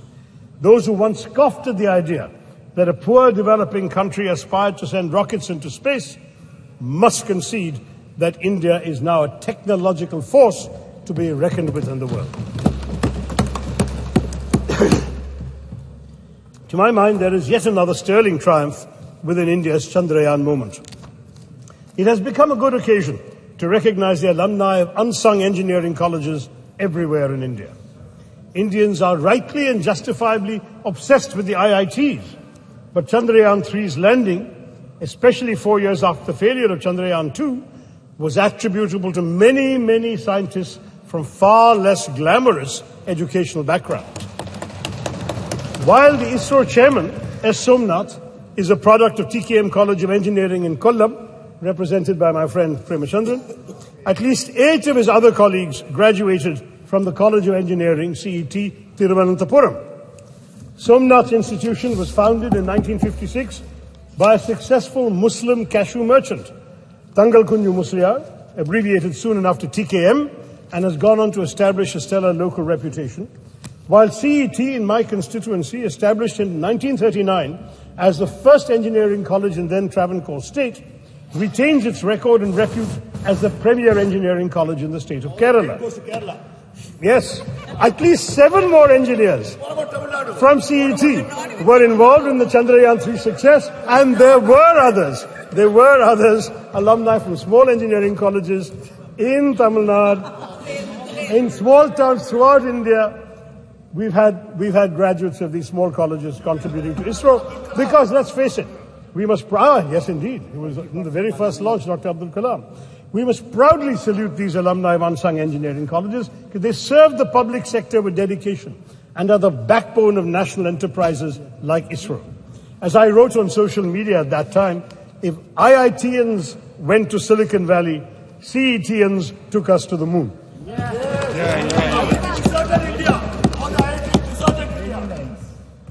I would also like to point out that many of the stalwarts in our space program have been women scientists and engineers. Some 20% of ISRO's key personnel are women. And as women increasingly excel in science and technology studies, this number may only go up. And unlike in our parliament or legislative assemblies, they won't even need reservations either, sir. I can tell you from my experience of addressing many convocations, I'm in favor. But I have been giving away prizes at many convocations of science and technology and engineering colleges. And even when the women students are a small minority, maybe 20-30% of the student body, they are 90% of the medal winners, prize winners, and honors winners. This is becoming increasingly a woman's field, and we'll all be the better for it, sir. Now, the only thing that disappoints me today is that some in the government seek to make this their moment to bask in glory and polarize the country by speaking as if all space endeavors only began in 2014. First in the ancient years of the Vedas, and then in 2014. I mean, that's what we're hearing today. Now, the truth is, sir, that our space successes are a consequence of continuity in our national governance, and what has been achieved today stands on the shoulders of many past achievements, as I have described to you with my stories earlier. Any mature democracy would recognize that grooming the brilliance of our scientists, developing infrastructure, R&D, and global synergies on technology cannot be achieved unilaterally by any one government. This is the achievement of successive years of making the right governance choices. For example, we've heard so much about Aditya L1 mission. It began in 2006, sir. It took 17 years to be conceived, planned, executed, and finally launched this year. Thus, the Chandrayaan triumph is truly pan-Indian. Across, I hope, the political divide, it does not belong to any one person or any one party. If we all came together yesterday to affirm the solidarity we all feel for women's reservation bill, let us also come together, sir, to recognize the collective contributions of all governments in bringing glory to India's space endeavors.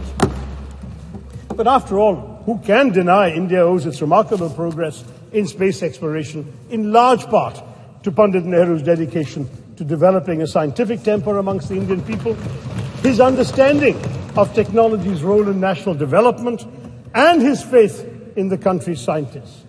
Though India was indeed beset by poverty, illiteracy, food insecurity, and disease, Nehru knew that it must and could aim for the stars.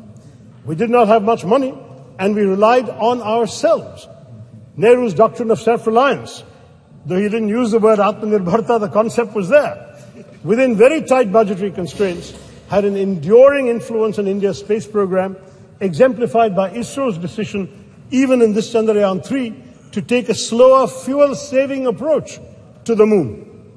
Both Mangalyaan and Chandrayaan-3 were the least expensive ventures of their kind, costing about a tenth of equivalent NASA, the American space missions. They cost less even than Hollywood depictions of space. Mangalyaan costs less than the Hollywood film Gravity, and Chandrayaan costs less than Interstellar. The shoestring budget was only 615 crore. Not just, much cheaper than G20, what our government spent on it. But this is not just a small fraction of what the US spent. but not even a third of China's budget for its own moon mission. ISRO's last 40 years spending is equivalent to NASA's 6 months of expenditure. That is the history we have to understand, sir. But they should not be punished for it. I'm looking at my good friend Jitendra Singh there. The Department of Space's budget has shockingly been slashed by 8%, down to 12,552 crore from the 13,700 crore that we were all presented in the budget estimate, sir. The cuts are highest in space technology, including the Human Spaceflight Center, as well as developmental and operational projects involving satellite launch vehicles. And space science, including space missions, has been cut by 32%. Why? NASA, sir, has been allocated $25.4 billion in 2023, and ISRO has the equivalent of $1.5 billion. That is the situation, sir. Our government needs to be more generous. Now, I want to stress that ISRO's strengths extend well beyond frugality. For Chandrayaan-3, India has also demonstrated familiarity with the major types of interplanetary spacecraft: orbiters, landers, rovers. The Chandrayaan-3 rover is rudimentary, but it speaks to an important focus area for the Indian space program, the planning and implementation of high-tech scientific missions. The data from Chandrayaan-3's scientific instruments will be crucial, because the mission will be the first to physically, chemically, and thermally characterize the soil, subsoil, and air near the moon's south pole on location. No other country has done this. India has some measure of technological superiority now compared to most other spacefaring countries, and it should press the advantage by going to more places in the solar system. And of course, we must conduct stellar science. The better space-based scientific instruments currently operated by India are largely concerned with Earth observation and remote sensing. With a focus on indigenous development of technologies and techniques, we have become a premier manufacturer of both launch vehicles and satellites, and a sought-after provider of low-cost launch services to other countries. Our Polar satellite launch vehicle, with 24 successful flights, has a proven track record, and the world record that has been mentioned of the launch of 104 satellites in one go has already been applauded by the Honourable Speaker. So we have all of this to talk about. Chandrayaan-3's success strengthens the confidence with which India faces the world. The country has spent the year, as we all know, presiding over the G20, though as has been pointed out by my colleagues, we spent much more on it than we did on ISRO or on the Chandrayaan mission. But it is an influential voice for the global south. This adds to our prestige and our clout. We are also playing leading roles in other international bodies. How these relationships and how our global role generally, more broadly, will evolve remains to be seen. We are having unfortunate controversies going on this week with Canada. But nonetheless, the country's achievements in space undoubtedly strengthen our diplomatic hand, not least because of the respect they inspire in other countries. Thank you. I'll just take 2-3 minutes, sir. Among the foreign countries that have used India's space program to launch their own satellites and benefit from space cooperation include France, a space partner since 1964, which has supported India's development of launch vehicle satellites, applications, and spaceflight, has also launched several satellites using our PSLV and GSLV. Russia, another long-term collaborator on various aspects of space exploration, including some of these same things, and Russia have supplied key components for the crew module of Gaganyaan, and the US, with which India has a strategic partnership in space, covering areas such as Earth observation, satellite navigation, space science, planetary exploration, launch services, and human spaceflight. So France, Russia, and the US are all involved with us. And ISRO tells us that India has pursued bilateral and multilateral relations with space agencies and space-related bodies, with the aim also of strengthening existing ties with these countries, taking up new scientific and technological challenges, refining our space policies, and defining international frameworks for exploitation and utilization of outer space for peaceful purposes. This is the diplomatic strength I'm talking about, sir. The US, Israel, Singapore, Canada, Germany, Indonesia, Japan, Luxembourg, the Netherlands, South Korea, the UK have all launched their satellites using our Indian PSLV and GSLV. And as a result, the government has earned $174 million from these launches alone. It's all the more a pity that our government has trimmed the budget for space education and research between last year and this one. Even though on the whole our expenditure on space has gone up, and I know Jitendra will tell us that, educating the next generation of Indian space pioneers ought to receive more funding. I'll conclude, sir, by recalling the proud moment when India's lander touched down on the moon and Prime Minister Narendra Modi wisely resisted parochial triumphalism of the kind we've seen later, and he hailed the achievement as a victory for all of humanity. But he also correctly noted that the achievement mirrors the aspirations and capabilities of 1.4 billion Indians. By showcasing its technological prowess, India's space program reminds the world not only of our innovative capabilities, but also of our capacity to help shape solutions to global challenges in other areas, from cyberspace regulation to peacekeeping. Looking up at the sky after Chandrayaan-3, Indians can contemplate a glorious global future. We are showing the world that India can be a standard setter rather than just a follower of rules made by developed countries. New horizons beckon, for the world is now our canvas, or should I even say, the whole universe. Jai Hind. Thank you very much. कुछ आपको कहना है क्या? Okay. We are at home now. We are at home now. It's not my speech. Okay. So she's member also. No, I'm just wanting to intervene for a minute. It's just an intervention. Have patience. Have patience. Just something very important. Please. Sir, I want to make an observation, sir. Dr. Shashi Tharoorji, you're a very learned and senior member. It's very enriching to listen to his ideas every time he participates in the debate. So you said a lot of good things, sir. But I didn't want to disrupt him in the middle of his speech, but I hope I heard you correctly. You said something in between which I don't much agree to. So you mentioned, if I heard you correctly, I repeat, that there are lots of women, there are lots of girls who are entering the field of science and technology, and hopefully we would see many of them working under our space programs. So unlike our parliament, they wouldn't need reservation to be a part of the space program. I don't much agree to this, sir. It's not very appropriate. Okay. Please take it in a healthy light, sir. Yesterday, listen to me, sir. Let me complete. Just yesterday, we passed a very historic bill providing reservation to women inside the parliament. So it doesn't sound very appropriate because, women don't just have these here because of and we should never. नहीं ये इस ढंग से debate तो नहीं चल सकती. No please sit down. हाँ जा बस क्विक आप बैठ तो जाइए.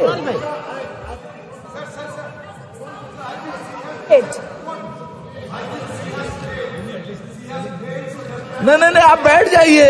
Sir, your party has supported this very historic bill, Shri A. Raja, which means you agree to the idea of providing reservation to women for them बैठ जाइए. जी आप बैठिए please. Only A Raja. Only no आप भी बैठ जाइए. बाद में बात कर लीजिएगा please. Mister A Raja no एक सेकेंड. आप मिस्टर थरूर बैठ जाइए. प्लीज बैठ जाइए. नो भाई अधीर जी आप बैठिए. आप बैठिए तो सही. आप भी बैठ जाइए ma'am. Nothing is going on now. Okay now please. अब एक सेकंड क्या कहना चाहते हैं आप?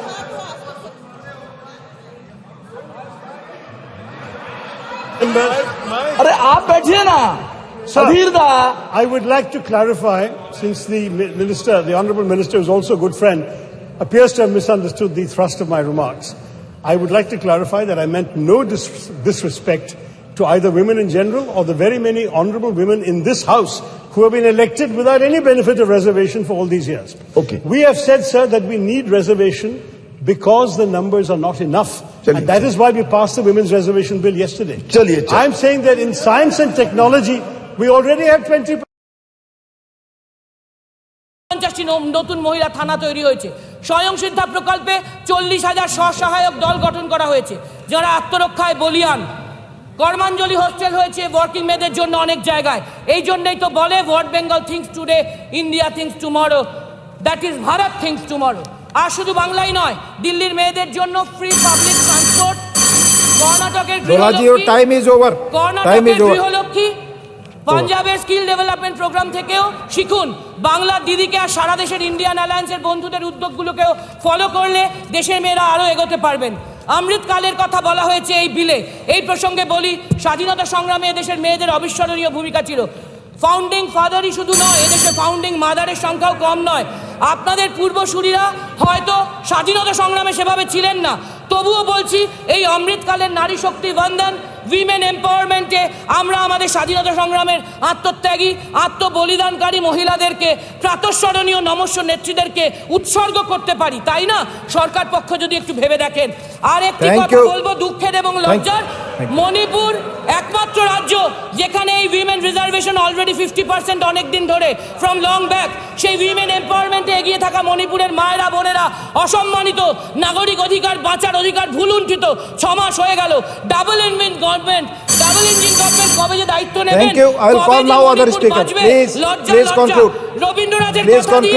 রবীন্দ্রনাথের কথা দিয়ে শেষ করব। এই বিলকে সমর্থন করে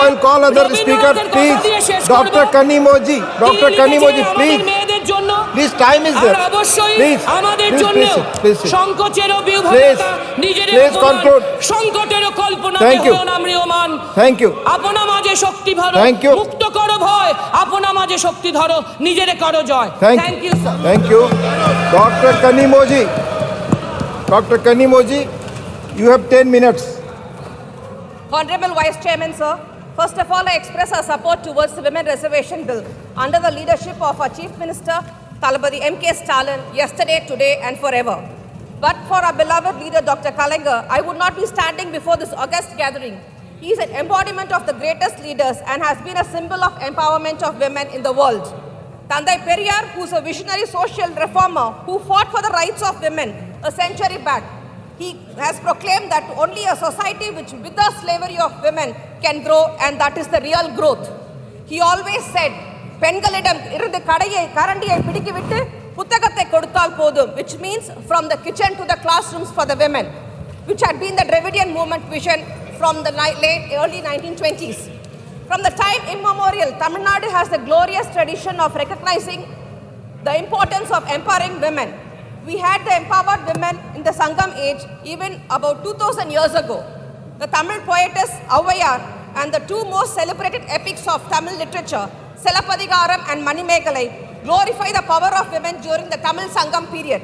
Kannagi and Manimekalai are revered like the goddess, and along with poetess Avvaiyar are the testimonial for the greatness of womanhood in making the enlightened society.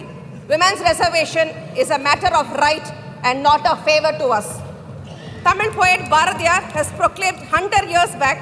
He also hailed the bravery and character of women as Aanum Pennum Nigarane Kolvadal Ariviyalogi Ivvayam Tharakkumam, which means if we consider men and women equal consciously, then that society flourishes.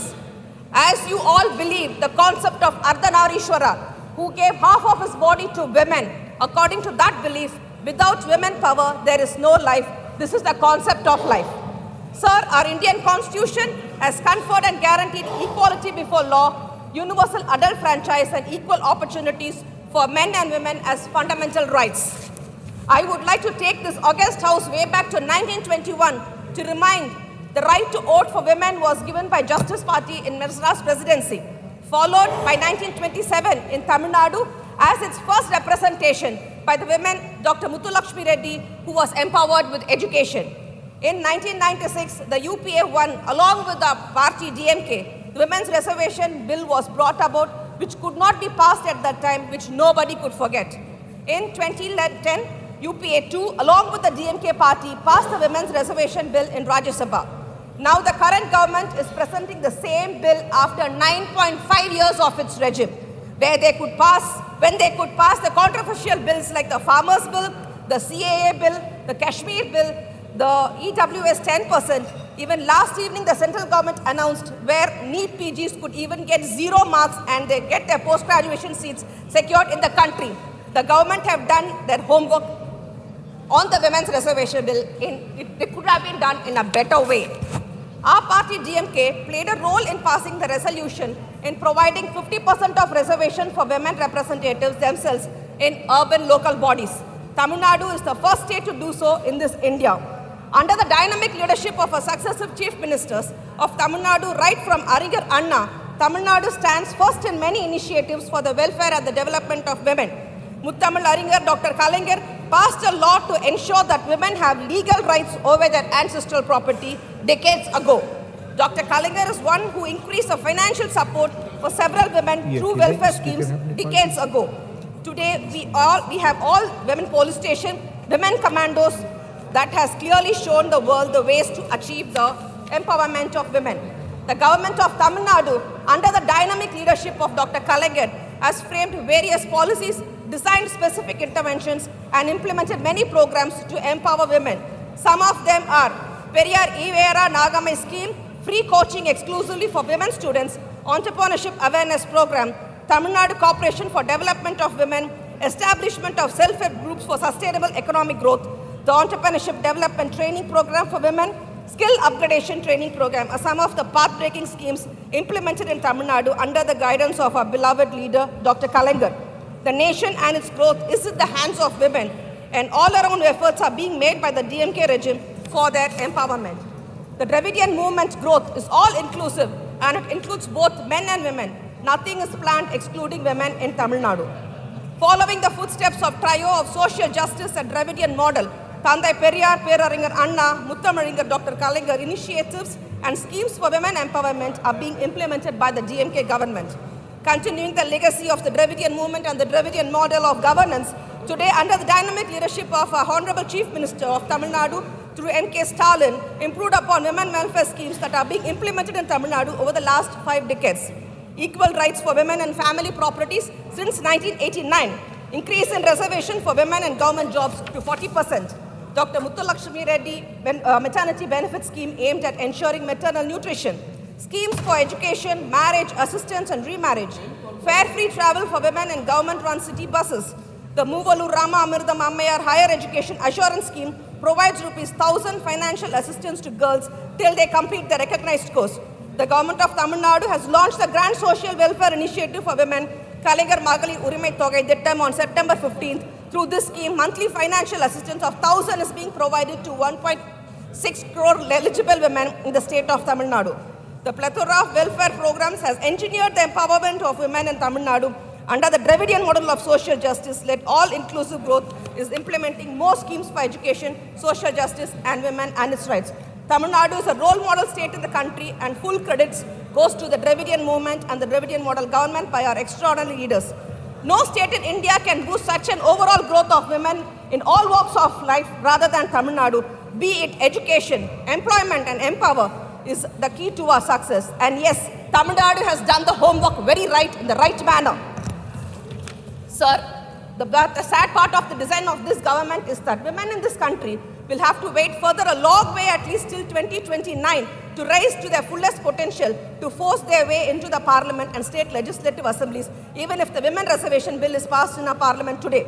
The Article 334, the provisions of constitution relating to the reservation of seats, women in the House of People, the Legislative Assembly of States shall come into effect after an exercise of delimitation is undertaken for the purpose after the relevant figures, after the first census taken after commencement of the Constitution, 128th Amendment Act 2023, which has published and shall cease to have the effect on the expiration of the period of 15 years from such a commencement. Sir, I would like to say the government is conducting the marriage engagement now, or the betrothal function, which we would rather call it, and we don't know when the marriage is.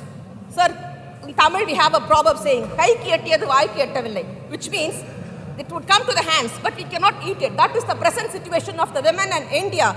So I appeal before the current government to pass the bill in 2024 parliamentary elections without fail, not keeping in creed or anything about delimitation or the census which has to be taken.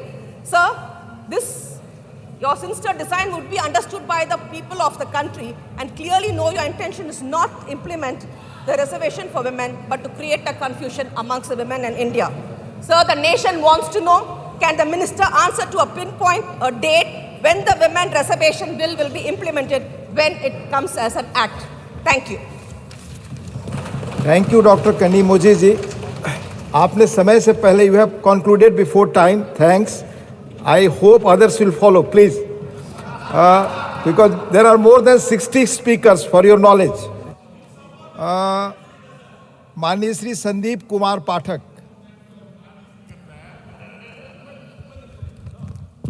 धन्यवाद उपसभापति महोदय।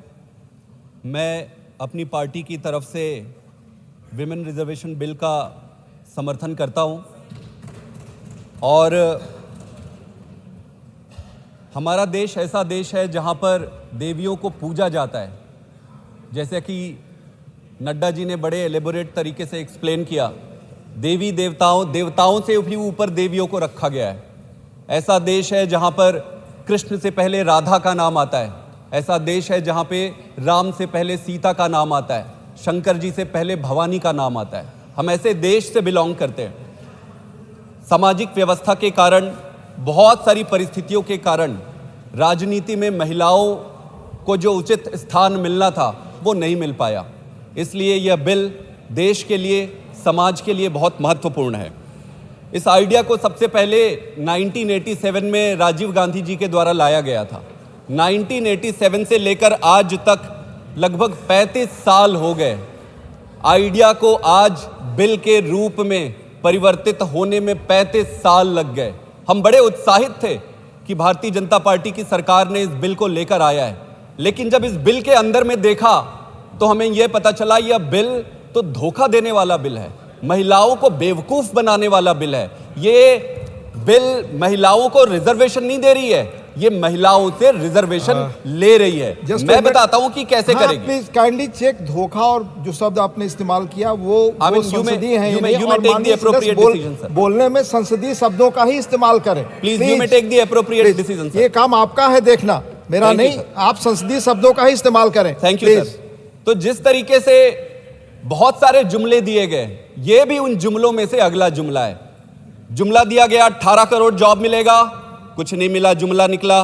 किसानों के फसल को दुगने भाव मिलेंगे, जुमला निकला। काला धन वापस आएगा, जुमला निकला। महंगाई कम करेंगे, जुमला निकला। यह बिल भी जिस तरीके से इस पे पेच अड़ाया गया है उपसभापति महोदय, और मैं डिटेल में बताऊंगा कि कैसे पेच अड़ाया गया है। इस पेच जिस तरीके से अड़ाया गया है, ऐसा लगता है कि यह भी मात्र एक जुमला साबित होने वाला है। अमृतकाल एक बहुत अच्छा नाम है, सुन के अच्छा लगता है कि अमृतकाल में कौन नहीं रहना चाहेगा। अमृतकाल में, अमृतकाल एक संभावनाओं का समय हो सकता था, अपार संभावनाओं का समय हो सकता था। यंग नेशन है, एजुकेशन है, सब कुछ है, बहुत अच्छा कर सकते थे। लेकिन संभावनाओं को जिस तरीके से स्लोगन में और जुमले में बदल दिया गया है, यह दुर्भाग्य है इस देश का और दुर्भाग्य अमृतकाल का, जो राइटली डिजर्व करता है इस समय। सभापति महोदय, महिलाओं की सुरक्षा से संबंधित दिल्ली सरकार ने जो काम किए, सीसीटीवी लगाए, किसी भी देश के, विश्व में किसी भी देश के नेशनल कैपिटल में जितनी सीसीटीवी लगे उससे ज्यादा लगे। आप देखेंगे कि बसों में बस यात्रा फ्री किया गया, बसों में मार्शल लगाए गए। तो जब जब आपको अपॉर्चुनिटी मिलती है, जब जब संभावना मिलती है, आप उसका कैसे उपयोग करते हैं, यह दिखाता है आपकी नियत को, और यह स्पष्ट करता है कि आपके कर्मों और करनी और कथनी में कितना फर्क होता है। राजीव गांधी जी ने 1987 में एक कमेटी बनाई और उसमें नेशनल पर्सपेक्टिव प्लान फॉर्मुलेट किया गया। इस फॉर्मुलेशन में विमेन रिजर्वेशन को सबसे पहले रखा गया। उसके बाद पीवी नरसिम्हा राव जी ने 1992 में 73वें और 74वें अमेंडमेंट लाकर पंचायत में और कॉरपोरेशंस के इलेक्शन पे 33% रिजर्वेशन लाया गया। उसका आप प्रत्यक्ष प्रमाण देख सकते हैं कि लगभग 15 लाख से ज्यादा विमेन आज पंचायत में और जिला के दूसरे क्षेत्रों में नेतृत्व कर रही हैं। ये जर्नी 1987 से 2023 तक 35-36 साल का सफर कर चुकी है। सभापति महोदय, इस बिल के 3 हिस्से हैं। पहला रिजर्वेशन, जिसमें 33% रिजर्वेशन की बात की जाती है। और जितने रिजर्वेशन SC ST समुदाय को मिला है उसमें भी 33% रिजर्वेशन की बात करती है। उसके बाद दूसरा हिस्सा है जो महत्वपूर्ण है उपसभापति महोदय, और आपके माध्यम से पूरे देश के सामने मैं ये रखना चाहता हूं, कमेंसमेंट कब से शुरू होगा, कब से लागू होगा, इसके बारे में यह कहा गया है कि पहले सेंसस होगा और सेंसस के बाद फिर डिलिमिटेशन होगा और डिलिमिटेशन के बाद फिर जाकर यह लागू हो सकता है। अभी नड्डा जी बात कर रहे थे, नड्डा जी ने स्वयं कहा कि 2029 से पहले तो संभव ही नहीं है। संभव है कि अगर बीच में 1-2 अड़चने आ जाए तो ये आगे भी कितने साल जाएंगी किसी को नहीं पता। इसका मतलब ये है कि आज जिस बिल को हम डिबेट कर रहे हैं, आज जिस बिल को पास करने के लिए सारे इकट्ठे हुए, उसके भविष्य का किसी को कोई अंदाजा नहीं है। तीसरा पक्ष इसमें है रोटेशन का। आप देखेंगे कि जब भी रिजर्वेशन की बात होती है, रोटेशन एक बहुत महत्वपूर्ण मुद्दा है। बिना रोटेशन को क्लैरिफाई किए आप कैसे बिल ला सकते हैं? आप एक बहुत बड़े बिल को सामने लेकर आ रहे हैं, उसमें ना तैयारी किया गया है, ना उसमें रोटेशन को रखा गया है प्रॉपरली। पिछली जो बिल आए थे 2008 में या उससे पहले, उसमें रोटेशंस को बड़ा सही या गलत वो अलग बात है, लेकिन उसमें स्पेसिफाई तो किया गया था। इस बार ये लिखा गया है कि डीलिमिटेशन के बाद हर बार रोटेशन किया जाएगा। तो काफी चुनौतियां हैं और कमियां ऐसे लग रही है। अगर इसको क्लोज लुक लेकर देखते हैं उपसभापति महोदय, सबसे पहला प्रश्न जो है वो है जिस तरीके से इस बिल को लाया गया, जिस सिक्रेसी के साथ इस बिल को लाया गया, मुझे समझ नहीं आता। देश का ये एक इकलौता ऐसा बिल होना चाहिए जिसमें ज्यादा से ज्यादा लोग सहमत हैं। इस बिल में सिक्रेसी की क्या जरूरत है? इसमें तो सारे लोग सहमत हैं। जिस तरीके से इस बिल को लाया गया, यह सिक्रेसी बड़ी विचित्र परिस्थिति है। एक चीज हुआ, कुछ समय पहले खबरों में और मीडिया में अडानी जी के बारे में काफी खबरें आई। अडानी के बहुत सारी खबरें आने के बाद मीडिया को डाइवर्ट करने के लिए यह प्लान बनाया गया कि अब क्या किया जाए। Speak on the subject that will go only on record as per rule number 113। It is only on the bill. बैठिए, लो, आप नहीं बोल सकते प्लीज। आपकी बात रिकॉर्ड पे जाएगी, आपका समय खत्म हो रहा है। Please continue purely on the bill sir. I will not disappoint you और the nation. This is purely on the bill. बोलिए वही रूल्स के तहत अडानी जी के बारे में खबरें आई, मीडिया को डाइवर्ट करने के लिए वन नेशन वन इलेक्शन आ गया। सारा media one nation one election किया गया। फिर बातें आ गई कि भाई ये विशेष सत्र बुलाया जाएगा, पूरा मीडिया विशेष सत्र बुलाया जाएगा, वन नेशन वन इलेक्शन होगा, वन नेशन वन, सारा डिबेट डिस्कशन इस पे चला गया। फिर 18 सितंबर को मीडिया में खबर आती है, 18 सितंबर को मीडिया में खबर आती है कि विमेन रिजर्वेशन बिल को लाया जाएगा और 19 सितंबर, किसी को कोई आइडिया नहीं है। ये कैसा डेमोक्रेसी है जिसमें बाकी के विपक्ष के नेताओं को जानने से पहले मीडिया में बात आती है, मीडिया के द्वारा पता चलता है, फिर 19 सितंबर को सरकार कहती है कि विमेन रिजर्वेशन पर बिल आ रहा है। विचित्र परिस्थिति है ये। उसके बाद उपसभापति महोदय, मीडिया तो दो चीजें स्पष्ट हो गई अब तक।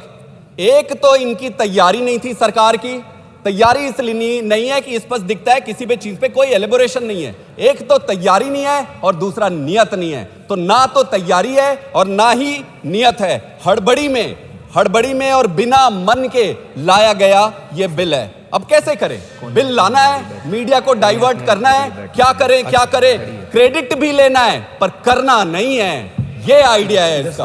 उपसभापति महोदय, दूसरा पक्ष में आपके सामने रखना चाहता हूं, जनगणना और डिलिमिटेशन का।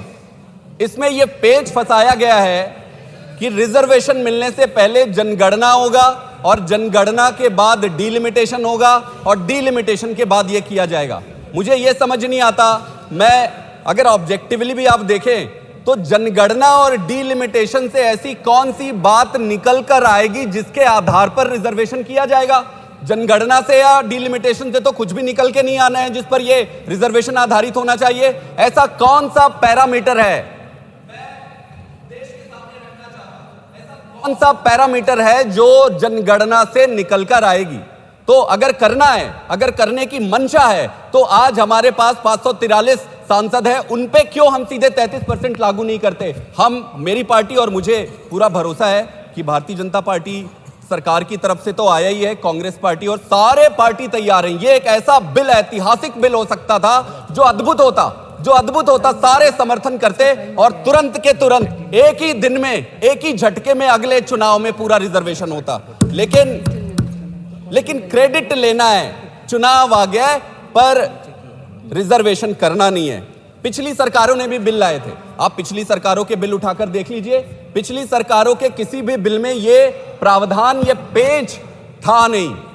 इस पेंच को लगाया गया है इस बार। तो ये इस पे सभी माननीय लीडर्स ने, सबने इसके बारे में बताया। किसी को तो एलेबोरेट करना चाहिए, बाकी की बातें करने के बजाय यही बताना चाहिए कि क्या कारण था कि डिलिमिटेशन और सेंसस को इस पे इंट्रोड्यूस किया गया है, किस कारण से इस पर बाध्य बनाया गया है। उस पर कोई बात नहीं कर रहा है। हम जानना चाहते हैं, देश जानना चाहता है, हमें अभी तुरंत में चाहिए ये रिजर्वेशन, क्यों डिले किया जा रहा है इसको? सर, उसका कारण मैं बताता हूं। भारतीय जनता पार्टी स्वयं के अंदर इतने कॉन्ट्रेडिक्शंस हैं कि पिछली बार जब यह बिल आया था तब माननीय योगी आदित्यनाथ जी ने कहा था कि विप की क्या जरूरत है, हम कोई बंधुआ मजदूर थोड़ी ना है, पार्टी के अंदर डिस्कस होना चाहिए, जैसा आडवाणी जी के यहां डिस्कस हुआ था। अगर नहीं मानती है पार्टी तो मैं रिजाइन कर दूंगा। ये मैं कोट करके कह रहा हूं, आदित्यनाथ जी का ये बयान है, पूरे मीडिया में है। उसके बाद लालमणि चौबे जी, मृदुला सिन्हा जी, तेजस्वी सूर्या जी, अमित मालवीय जी, आप किसी को भी ले लीजिए, पब्लिक डोमेन पे है, सबने इसका विरोध किया था। अमित मालवीय जी ने तो यह भी लिखा था, मैं कोट कर रहा हूं ट्विटर में, Sonia ji holding the nation to ransom just to fulfil our agenda to see women reservation bill pass. That is true, that is true, that is precisely the case sir. इसलिए चूंकि अंदर से मन में है नहीं बिल को पास करने की इच्छा, लेकिन क्या करें, चुनाव आ रहा है, चुनाव आ रहा है, क्रेडिट लेना है। तो चुनाव आ रहा है, क्रेडिट लेना है, बिल पास करो लेकिन उसको लागू मत करो।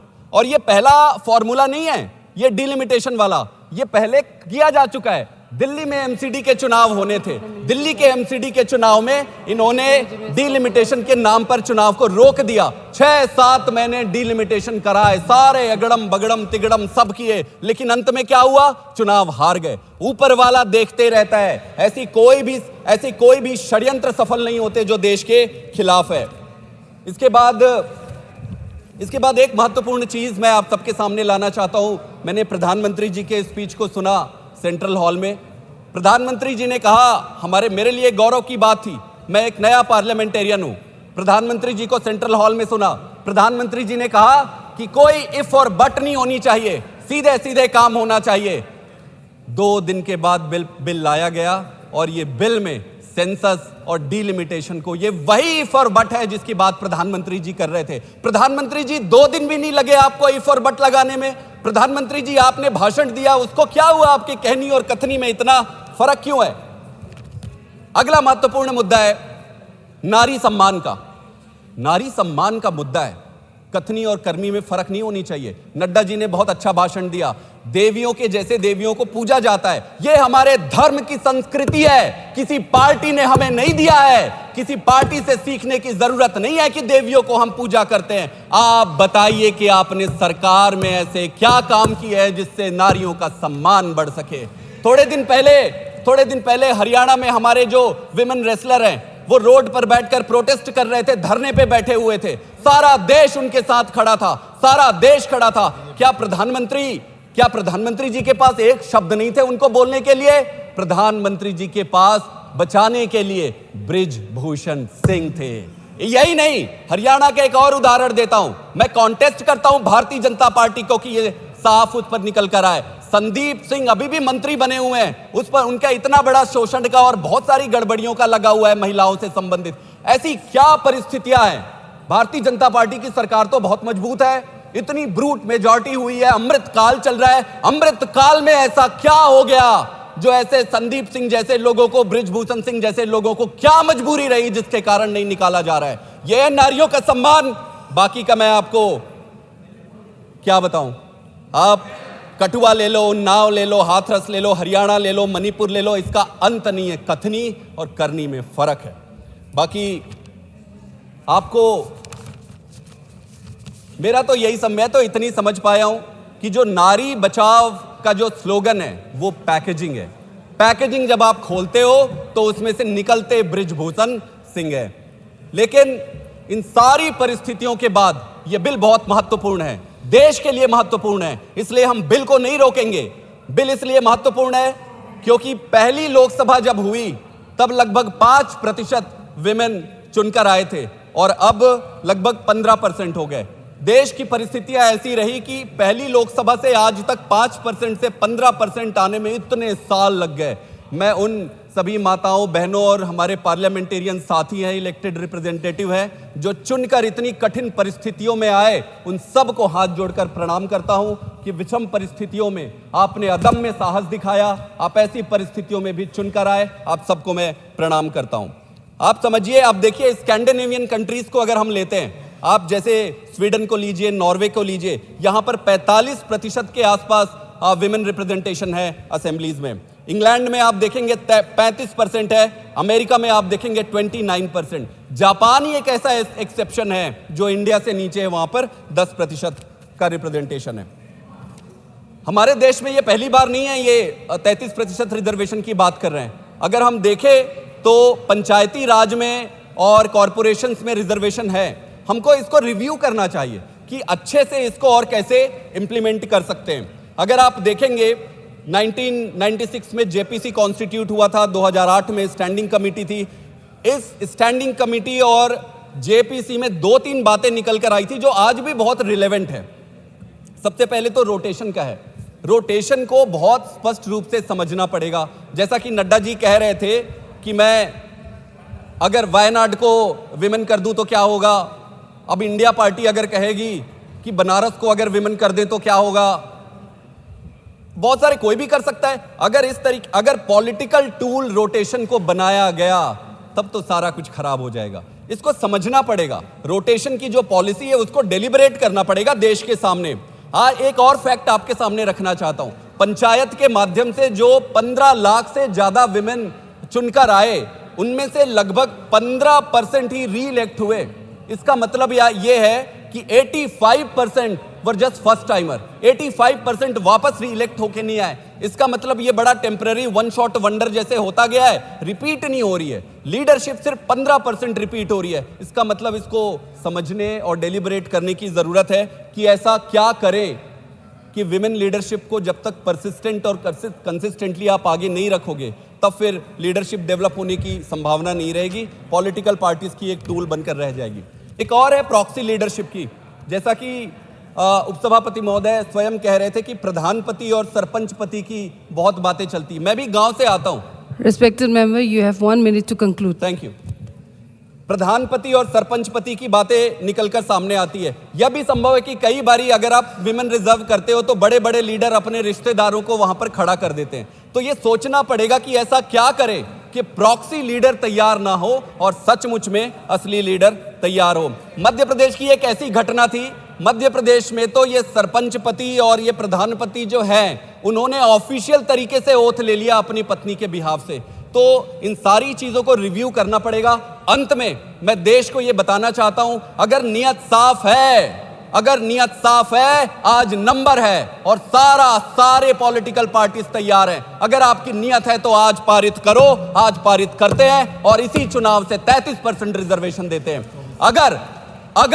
अगर नियत नहीं है तो जुमला बेचना बंद करो। अमृतकाल की संभावनाओं को जुमले में मत बदलो। आप सबका बहुत बहुत धन्यवाद। श्रीमती ममता Mohanta.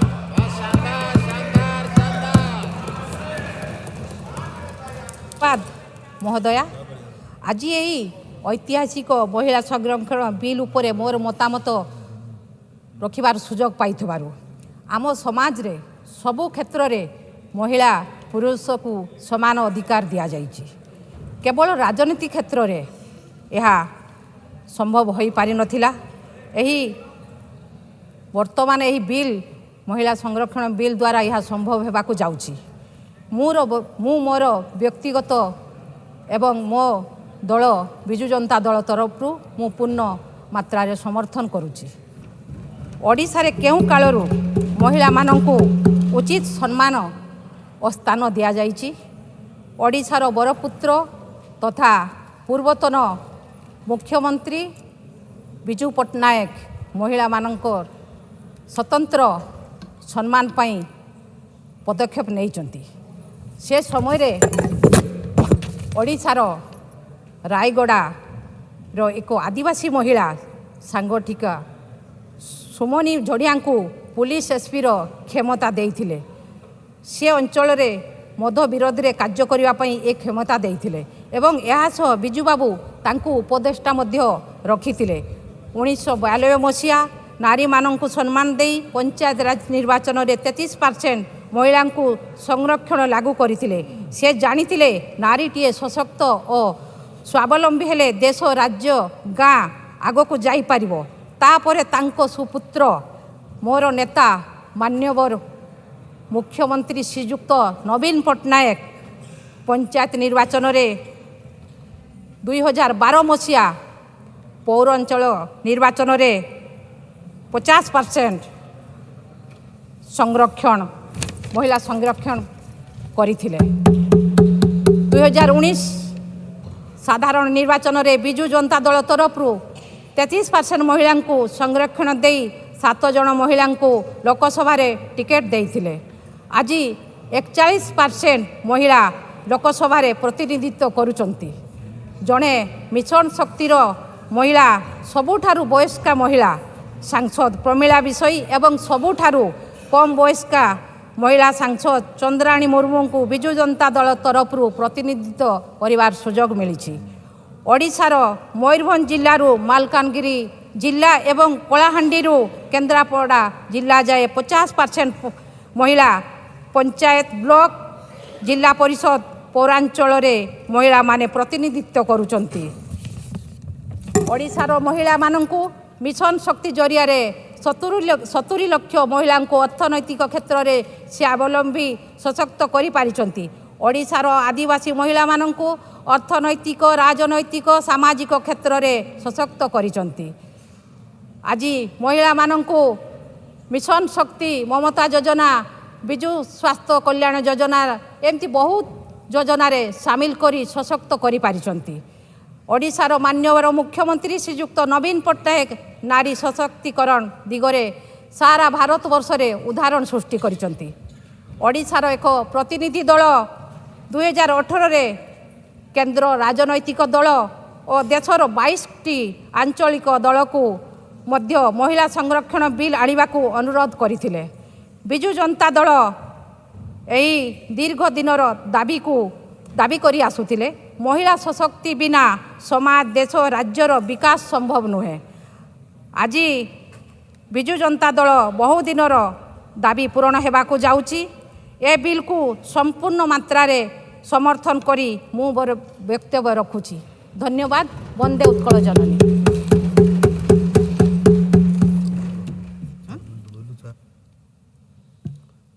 Dr. K. Keshav Rao. Thank you, Madam. I stand very firmly lest it is misrepresented or misquoted by our opponents in the states. We stand for reservation to women. This has been our article of faith. We have been fighting for it. We have been campaigning for it. Our leader, the Chief Minister KCR, was in forefront in this movement ever since the day one we got our state. So that should be my first assertion. Later I would rather development and say.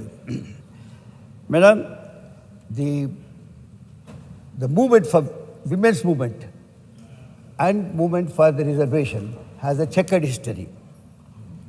In 1920 in London, we had these things. Then we had in 1921-17 when Sarojini Naidu went to Chelmsford Committee and asked for franchise. So we had gone through many things. So this movement, this particular movement for the reservation or the say, voice of the people in the legislature is an old one and a very noble one. So let me start my speech by quoting Mr. Ambedkar, who said, no country can go forward which leaves the women behind. This was his golden words in the parliament. But at the same time, the same Constituent Assembly had some reservations over giving reservations to women in the legislature. Therefore, I say, since you have brought such a historical bill, which all of us, I am privileged to be a part of it, most of us joining, is a very great time. And I would, rather I'm tempted to quote the famous words of Victor Hugo, who said, "No force on earth can stop an idea whose time has come." Having said that, I have my own dilemma. It's not called cynicism, you might call my opponents, but I have my own doubts whether the time come or not. Because the entire process that you are trying to talk to me today hinges on few conditions. The condition we could have really overcome, but yet we are insisting the name, as the very honorable member and respected member, Mr. Nadda, said, that we have to go through some kind of a legal process and constitutional process. I think most of us sitting here know the same legal consensus. We know the Constitution, we know the law, we know everything. 370 could be removed without looking into the Constitution or anything at all. You can do anything, whatever it is. When there is a consensus here, what is that we are asking? Two conditions they have put. One is census after the bill is passed. It is not census now. You could have, as well, I am trying to give you the alternative, you could have accepted the 2011 as a benchmark. Simple as that. This House could have accepted 2011 as we have done in many cases 2001. And immediately, that is tomorrow, you could have appointed some kind of a delimitation commission. I am telling you, delimitation commission is necessary. I totally agree with Naddaji. On yesterday, Home Minister said that in the other House, delimitation is necessary because we don't want to do our own, which will perhaps be mistaken as discrimination. Good. I agree that you can't bring Hyderabad, take away from OLC and put anybody. I understand. I totally understand. You need not give the examples, but understanding it, I said once you accept 211 as the benchmark, as the accepted consensus figures, then Dr. you can go and appoint Dr. tomorrow. This side. Sir, tomorrow. I'm trying to tell you because they would tomorrow. Through me. I'm subject to their criticism. Not yours. You would never criticize me.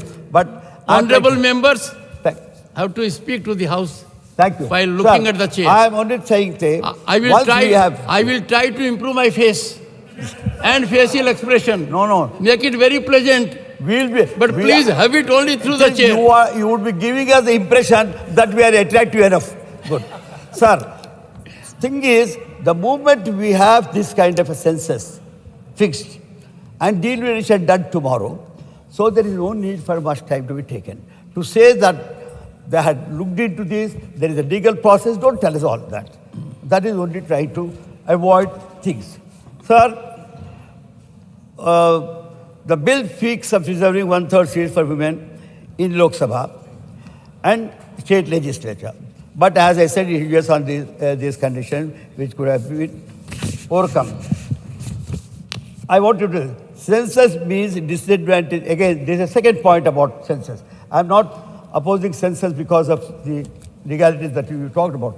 Census means disadvantage to southern states, including Telangana, where our population is usually lesser because we practice our, what you call the family planning. Now, once that happens, in the census, our figures happen to be lower than others, and we stand to do. This has to be answered when you sit in the cabinet. Please look into this problem because you are trying to do this for all the entire country. So I want you to look into this also.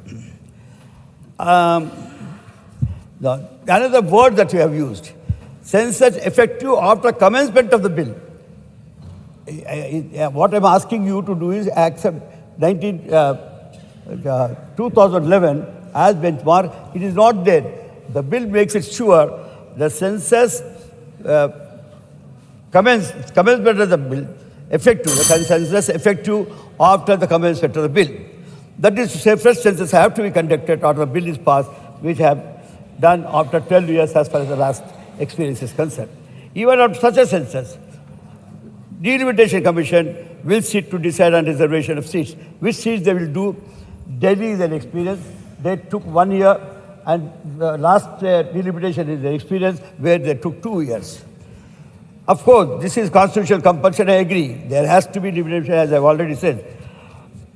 Thus, if I work it out, the publication of this bill, then census, then deliberation, then the people's opinion, all this, when I work it out, I don't want to give the details, it works out to 2030, not 2029. That means this 24 you are missing, next 29 you are missing, then you are getting into 31. As far as the bill is concerned, as far as the, well. So that is why I said, why not accept the same thing? Sir,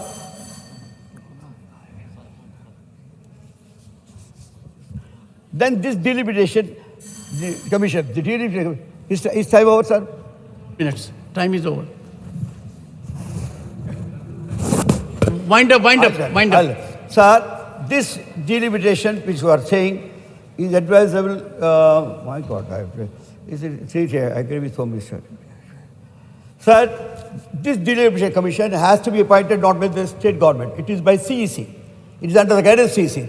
But for God's sake, not under the proposed politically motivated CEC.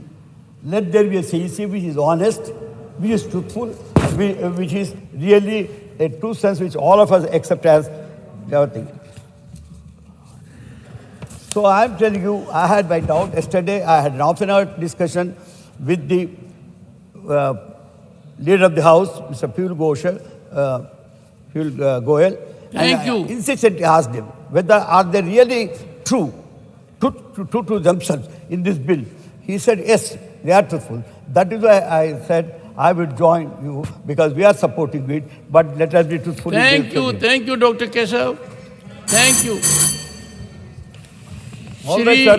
Then I will leave the other issues to my other speaker who is speaking. Yes. Because it has a big history. This has to be told. Whatever history it is, you have brought it. We are thankful to you. We are supporting it. But at the same time, please think, don't do it for political thing. There is a competition, political competition here and there. Somebody taking credit. Whoever takes the credit, let the ladies and this nation get this kind of a historical bill. That is why. Thank you very much, sir.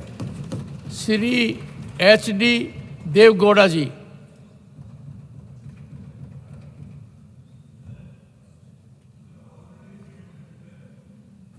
To the Secretary General, what I have written to the Honorable Prime Minister on April 10th, 2023.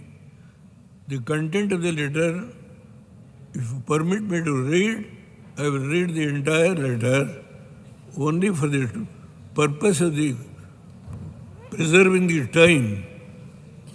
I don't know whether your good self is going to permit me to read. Otherwise, I will place the entire letter on the table of the House. Sir, place it on the table of the House. If you permit, I will place it on the table of the House. Yes. The content is, the Prime Minister has endorsed the letter what I have written to the Prime Minister on April 10th, 2023. What I have brought the Women Reservation Bill in 2015. I'm sorry, sir, I have brought this bill when I was the Chief Minister of Karnataka.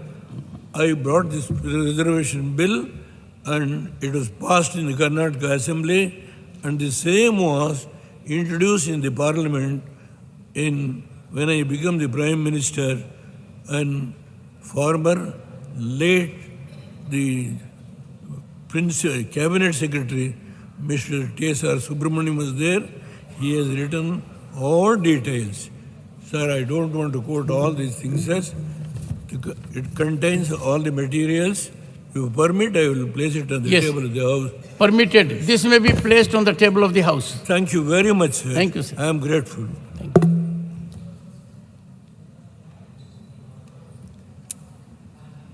Well, honorable members, the relevance of this House is reflected when our former Prime Minister is present here. And that is, of course, indicates House of Elders has to show light to others. Shri V. Vijay Sai Reddy. Sir, you have 3 speakers, 17 minutes. Chairman, sir. How many minutes? Your total time is 17 minutes and 3 speakers. 1/3. 1/3, okay. Like 5 minutes. Like women reservation bill. 5 minutes. Leave 6 to others as a leader. 5 minutes. Your time starts. Already 29 At seconds. the outset, I would like to state that, don't disturb me, madam. At the outset, No, I would know. like to, You said don't disturb. You are not liable to disturbance. All I plead is don't create disturbance, sir. sir, what to say and how to say is my prerogative, sir, subject to the rules and regulations.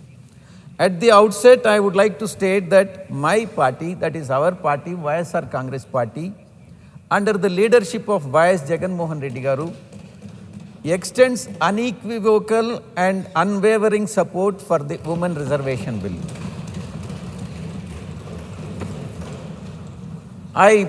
The Honorable Minister for Law is present. I request the Honorable Minister for Law to extend the reservations for women even in Rajya Sabha and also the state legislative councils.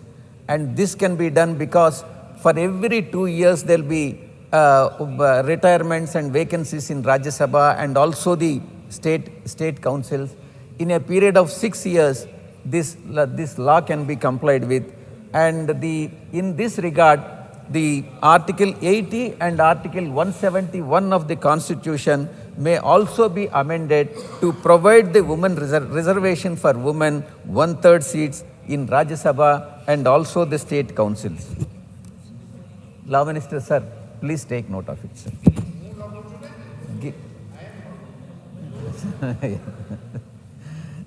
Sir, one more request, Law Minister, sir.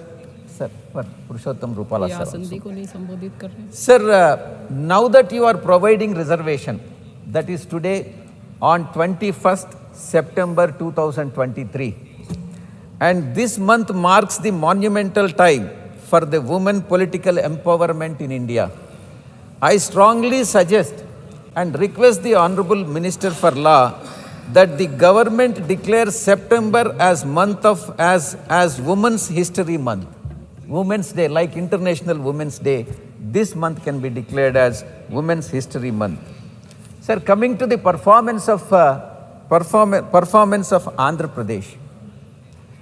Sir, the Constitution 73rd and 74th Amendment 1992 mandates the reservation of 1/3 seats for women in panchayat and municipalities. In Andhra Pradesh, under the leadership of our beloved Chief Minister YS Jagan Mohan Reddy Garu, has exceeded the limit. It is not 1/3, it is not 1/3. He has even exceeded the limit and then provided reservation for women, as I'm now divulging the details now. Out of 688 of 1,356 politically nominated persons in the local bodies are women. That is 51% in the politically nominated posts are women. And 7 out of 13 Jilla Parishad chairpersons are women. That is 54%. 15 out of 26 vice chairpersons are women. That is 58%. 18 of 36 mayors and deputy mayors are women. That is 50%. 361 out of 671 corporations ward members are women. That is 53.8%. 45 out of 73 municipal chairmen are women. That is 62%. 1,061 out of 2,124 municipal ward members are women. That is 50%. 57% of the sarpanches, 54% of MPTCs, 53% of mandal presidents, 53% of ZPTC members are women, 53% of the ward and village volunteers, and 51% of officers in ward village secretariats are women. Therefore, our leader, YS Jagan Mohan Reddy Garu, has crossed 33%, and in fact, nothing is less than 50%. Therefore, our contention is women reservation could be even more than 1/3, it could be even 50%, because women constitute. Conclude करें. You need not remind me, madam. Five, exactly 1/3 I'll close. 1/3 of the time. So therefore, because you disturb me, then I lose the sequence. Need not. समय समाप्त हो रहा है तो उसमें विषय आपको ध्यान दिलाना पड़ता है. Thank you very much. Thank you. Thank you. Professor Manoj Jha. शुक्रिया मैडम, शुक्रिया आपके वहाँ होने के लिए भी. बस मैं आपके माध्यम से ये कहना चाहूँगा कि इतिहास में, संसदीय लोकतंत्र के इतिहास में ऐसे क्षण आते हैं जब ये कहना मुश्किल हो जाता है, जो मीडिया के लोग पूछते हैं बाहर, आइज और नोज. ये मसला यस और नो का नहीं है माननीय उपसभापति जी. ये मसला हमारे देश की तारीख से जुड़ा हुआ है. ये मसला इस बात से जुड़ा हुआ है जो प्रधानमंत्री जी ने अभी बीते दिनों सेंट्रल हॉल में कहा था, कैनवस बड़ा होगा, आकृति बड़ी होगी. बड़ा कैनवस है लेकिन आकृति छोटी गढ़ी जा रही है और ये इतिहास स्मरण करेगा. ये मैं आपके माध्यम से कहना चाहता हूं. अब नारी शक्ति वंदन अधिनियम, मुझे तो समझ में नहीं आया कि ये लेजिस्लेशन है या किसी तरह का धार्मिक ग्रंथ की एक उसका शीर्षक है, क्योंकि बचपन से पढ़ता आया इस देश में. जब आपकी सरकार, बीजेपी की सरकार नहीं थी, जत्र नार्यस्तु पूज्यन्ते रमन्ते तत्र देवता. पता नहीं देवता रम करते हैं कि नहीं, लेकिन हमने इस श्लोक के बावजूद महिलाओं का मोलेस्टेशन देखा, घरेलू हिंसा देखी, सबसे ज्यादा रेप परिवार नाम की संस्था में देखा, जिसका आंकड़ा खुद सरकार देती है. तो मुझको लगता है ये जो विरोधाभासी चरित्र है हमारे देश का, इस विरोधाभासी चरित्र पर भी बात होनी चाहिए. आज काफी सारी महिलाएं हैं, पत्रकार भी इस दर्शक दीर्घा में. इनको भी ये कहना चाहता हूं कि हमारे कुछ सरोकार हैं. इस देश में ऐसा नहीं चल सकता कि एक तरफ ये श्लोक पढ़ा जाए और दूसरी तरफ हम उस जुबान को छोड़ दें जो संविधान से आती है. मैडम, संविधान राइट्स की बात करता है, अधिकार की. हमारी वोकैबुलरी को क्या होता जा रहा है? अधिकार दया की श्रेणी में नहीं आएगा, लेकिन पूरा का पूरा जो टेक्सचर देखता हूं वो दया की श्रेणी में बात होती है. अधिकारों की बात कभी दया से नहीं होगी. माननीय deputy chairman ma'am, chairperson ma'am, sorry, as per the delimitation commission 2008 हमारे पास जो सीट्स हैं 412 जनरल सीट्स, 84 एससीज, 47 एसटीज. अब हम क्या कर रहे हैं इस बिल के माध्यम से? 84 और 47 के अंदर 1/3 कर रहे हैं. क्या यह अन्याय नहीं है? एग्जिस्टिंग सीट्स में नहीं, जो 33% आ रहा है उसके अंदर, जिसका आंकड़ा अभी के हिसाब से 136 सीट बैठता है, उसमें एससी, एसटी और ओबीसी की व्यवस्था हो. क्योंकि देखिए, मैं आपके माध्यम से कहूं, हर महिला को बहुत मुश्किल से आगे बढ़ना पड़ता है. ये आप भी जानती हैं. और खास करके पिछड़े वर्गों की महिलाएं, अनुसूचित जाति, जनजाति की महिलाएं, उनका डिप्रिवेशन और वल्नरेबिलिटी बाकियों से ज्यादा होती है. हैंड होल्डिंग करने के लिए कोई नहीं होता है.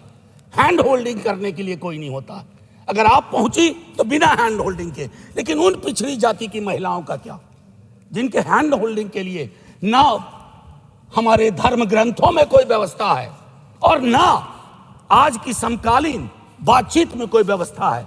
रेटोरिकली हम कुछ भी कह दें, मेरा सिर्फ आपके माध्यम से कहना होगा कि हमारी पार्टी, आज मैं स्मरण कर रहा हूं, हमारे राष्ट्रीय अध्यक्ष लालू प्रसाद यादव जी, भगवतिया देवी, कई लोग जानते होंगे, पत्थर तोड़ने वाली महिला थी. पत्थर तोड़ने वाली, हम ना सहबो गाली भैया, हम ना सहबो गाली. वहां से, गया से निकल करके वो संसद तक पहुंची. क्या उसके बाद भगवतिया देवी आ पाई? फूलन देवी आ पाई? वो इसलिए नहीं आ पाई कि हम आपको दोष नहीं देते हैं, हमारी व्यवस्थाएं संवेदन शून्य है. मैं तो आग्रह करूंगा तमाम साथियों को, आप किसी भी दल में हो, आज एक बार उससे बाहर निकल करके सोचिए. यह ऐतिहासिक क्षण सचमुच ऐतिहासिक होगा अगर हमने आज इतिहास को व्यापक कैनवस पर देखा. जो प्रधानमंत्री जी कहते हैं, और प्रधानमंत्री जी की कथनी और करनी में फासला नहीं होना चाहिए। और यह फासला इसलिए नहीं होना चाहिए कि बड़े दूर फासले पे लोग खड़े हैं, अत्यंत पिछड़ी जातियों के लोग। मैडम, आप अगर आपके माध्यम से मेरी बात पहुंच रही हो तो आज मैं आग्रह करूंगा तमाम साथियों से, चिंता न करिए दलीय व्हिप की। दलीय व्हिप समाज की व्यवस्था पे भारी होना चाहिए, इसलिए मैंने कहा समर्थन विरोध नहीं। आज भी मौका है, इसको सेलेक्ट कमेटी में भेज करके SC ST और ओबीसीज को इनकॉर्पोरेट किया जाए। नहीं, आज हम नहीं करेंगे, हम ऐतिहासिक गुनहगार होंगे। मैं यकीन के साथ कहता हूं, बाहर लोग वॉच कर रहे हैं, कहेंगे कि तुमने क्या किया। ये व्यवस्था ऐसे नहीं बदली जाती है। तो मैं आपसे आग्रह करूंगा आपके माध्यम से कि अपने दायरों से अलग होकर के आप जब ओबीसीज की बात करते हैं तो ये रेटोरिक से आगे बढ़ना चाहिए, हमारी चिंताओं में आना चाहिए। ये नहीं होगा कि बाबा साहब भीमराव अंबेडकर को माला भी पहनाए और उनकी बात को आत्मसात न करें। ये जो फर्क हमारे इसमें आ रहा है, इससे कई तरह के विरोधाभास का जन्म हो रहा है। मैडम चेयरपर्सन, मैं आपको कहूं कि कोटा विद इन कोटा की जब हम बात करते हैं तो उसमें एक टर्म आता है जो एक अमेरिकन सिविल राइट एक्टिविस्ट ने 89 में दिया, इंटरसेक्शनैलिटी। अब ये इंटरसेक्शनैलिटी को, चूंकि मैं हिंदी में बोल रहा हूं, आज मैंने सुबह इसका अनुवाद बहुत ढूंढा, उसके अनुवाद में एक अनुवाद आया प्रतिच्छेदन। इंटरसेक्शनैलिटी का मतलब होता है कि हम हर लेयर की एजेंसीज और उसके अंदर की क्या विधाएं हैं, उसके आधार पर अपना चरित्र, अफर्मेटिव एक्शन प्रोग्राम को यह देखना होगा। जो खास करके वंचित समाज की महिलाएं हैं, मैं उनके बारे में कहूं, आपको एक बार अपना नजरिया साफ करना होगा। अगर चश्मा लगाती है सरकार, धूप का चश्मा नहीं, अगर सचमुच का चश्मा लगाती है तो उसके पावर बदलिए, उसको साफ करिए और यह तय करिए कि आज जब हम यहां से उठें तो एक कमिटमेंट दें ओबीसी वर्ग को। और ये मैं बार बार दोहरा रहा हूं कि 33% के को एग्जिस्टिंग में मत इनकॉर्पोरेट कीजिए, इट शुड बी सेपरेट। नई व्यवस्था में नया 33% without touching SCs and STs, ये करिएगा तो क्रांतिकारी कदम होगा। अक्सर हम लोग अपने प्रिविलेजेस को नहीं देखते हैं। मेरा सरनेम एक प्रिविलेज है, नीरज भाई का सरनेम एक प्रिविलेज है, हमारे सरनेम ने हमें प्रिविलेज दिए हैं। उन सरनेम्स को देखिए जिनके पास ये प्रिविलेज नहीं है। नहीं, ऐसे ही मैं बहुत अच्छा किया। मैं ये कहना चाह रहा हूं मैम चेयरपर्सन, मैं ये कहना चाह रहा हूं कि प्रिविलेज का जो व्याकरण है वो खत्म ही नहीं हो रहा है। मैंने पहले भी सदन में कहा था कि इस देश में शायद there is nothing in name but everything is there in the surname. उनके संघर्ष, उनका जीवन कठिन लगातार होता जाता है। और एक ऐतिहासिक तथ्य बताऊं, 31 में बेगम शहनवाज और सरोजनी नायडू ने संविधान बनने से बहुत पूर्व इक्वल रिप्रेजेंटेशन की बात की थी। हम काहे को अटके पड़े हैं 33 पर? मेरी तो समझ में नहीं आ रहा कि 33 के साथ क्या रिश्ता है हमारा। ये 50 क्यों नहीं हो सकता? ये 55 क्यों नहीं हो सकता? आपका पूरा का पूरा वर्ग चरित्र बदल जाएगा। आप नहीं चाहते हैं कि भगवतिया देवी यहां आए? हमेशा एक खास सरनेम, मैं तो बार बार कह रहा हूं कि जो अलग अलग दलों में भी हैं, अगर वो पहुंचे हैं यहां तक अपने संघर्ष से, तो उनको आज यह आवश्यकता है, उनको यह भरोसा दिलाया जाए कि ऐसी कोई चीज आगे नहीं होगी, सबके लिए खुलेगा। आपकी ये जो नई पार्लियामेंट है हमारी, ये रंगीन ज्यादा होगी। इंद्रधनुष में कई रंग होते हैं। हम ये कौन सा बिल ला रहे हैं जिसमें ब्लैक एंड व्हाइट के बाद शेड्स ऑफ ग्रे भी नहीं है? अगर हमारा उद्देश्य डिपेंडिंग ऑफ डेमोक्रेसी है तो कदम उस दिशा में बढ़ाने होंगे। मैंने पहले भी कहा था कि 2010 में हमारा रिप्रेजेंटेशन देखिए, उसमें हमने SC, ST, OBCs and minorities की बात की थी। और हम इसलिए नहीं कर रहे हैं, हम चाहते हैं कि वर्ग चरित्र बदले, संसद सचमुच में प्रतिनिधित्व की संस्था बने जिसमें सबके आकार हों, सबकी शक्लें हों। ये ना हो कि एक प्रभुत्व वर्ग का उस पर हमेशा उस पर छाप रहे। अब मैं कहूं कि अभी जातिगत जनगणना कल शाम के बाद, मैम चेयरपर्सन, अब मैं आपका अटेंशन चाहता हूं। कल शाम के बाद इस देश में लोकसभा में बिल पास हुआ, उससे ज्यादा इस बात की चर्चा हो रही है ओबीसी के साथ नाइंसाफी हुई। इस बात की चर्चा हो रही है कि जातिगत जनगणना पर क्यों ब्लॉक किया जा रहा। और मैं ये कह रहा हूं, हमारे सीएम नीतीश जी और तेजस्वी जी डिप्टी सीएम, उन्होंने जातिगत सर्वेक्षण कराया। 28 अगस्त को मेरे पास दोनों एफिडेविट है। पहले एफिडेविट कौन लेके गए? सरकार। तुषार मेहता खड़े होते हैं, सॉलिसिटर जनरल, ये कहते हैं कि state government can not do any activity like census और एक्टिविटी अकिन टू सेंसस। लेकिन शाम तक जब अप्रोर होता है, दूसरी एफिडेविट आती है, कहती है गलती से वो पैराग्राफ लग गया था। सरकारें ऐसी गलतियां नहीं करती हैं, ये मानस करवाता है, ये प्रेजुडिस माइंड करवाता है।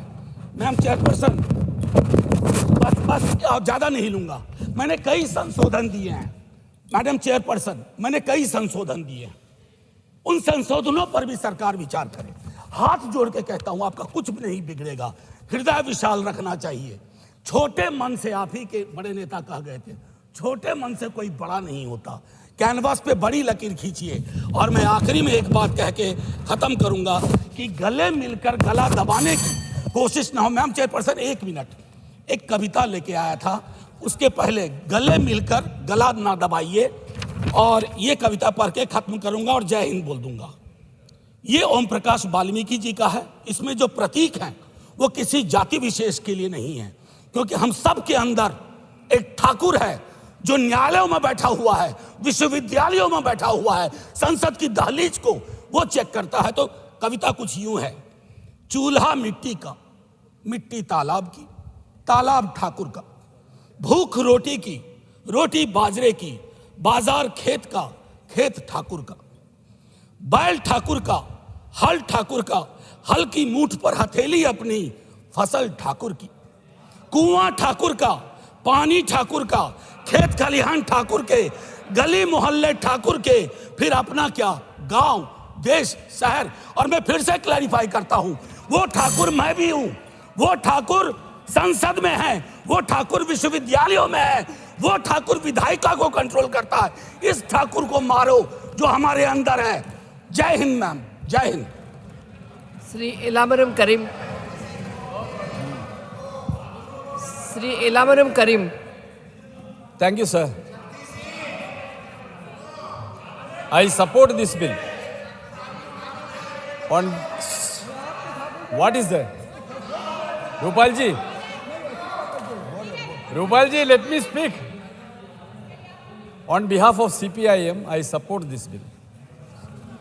Honorable Prime Minister told that he was chosen one for empowering and strengthening women. Nothing, sir. This is a compulsion on the ruling party because they are afraid of the next election, the parliament election. After the propaganda led by Prime Minister and Home Minister in Karnataka and trying to communalize the entire community and division among the community, they lost Karnataka. They lost Himachal Pradesh. 15 years continuous rule in Delhi Municipal Corporation, they were lost. That situation compelled BJP to bring such a legislation in the parliament. This is not for Nari Shakti Bandhan. Sir, in 2010, UPA government introduced the bill in the Rajya Sabha and it was passed. I remember Srimati Sonia Gandhi and my party leader Brinda Karat and other women leaders who were supporting and interfering to pass that bill in the Rajya Sabha. In an article, Brinda Karat remembers that moment. She told, I quote, "But the unequivocal support for the bill of the then UPA chairperson Sonia Gandhi ensured that the various plans being hatched to once again sabotage the bill were blocked." Sir, the firm position taken by the Rajya Sabha chairman Hamid Ansari was critical factor in the passage of the bill. Sir, this was happened because of the strong united struggle by women's organization since decades. But unfortunately, that bill was not passed in the Lok Sabha. In 2014 Parliament election, BJP promised they shall bring the reservation bill. 5 years, nothing done.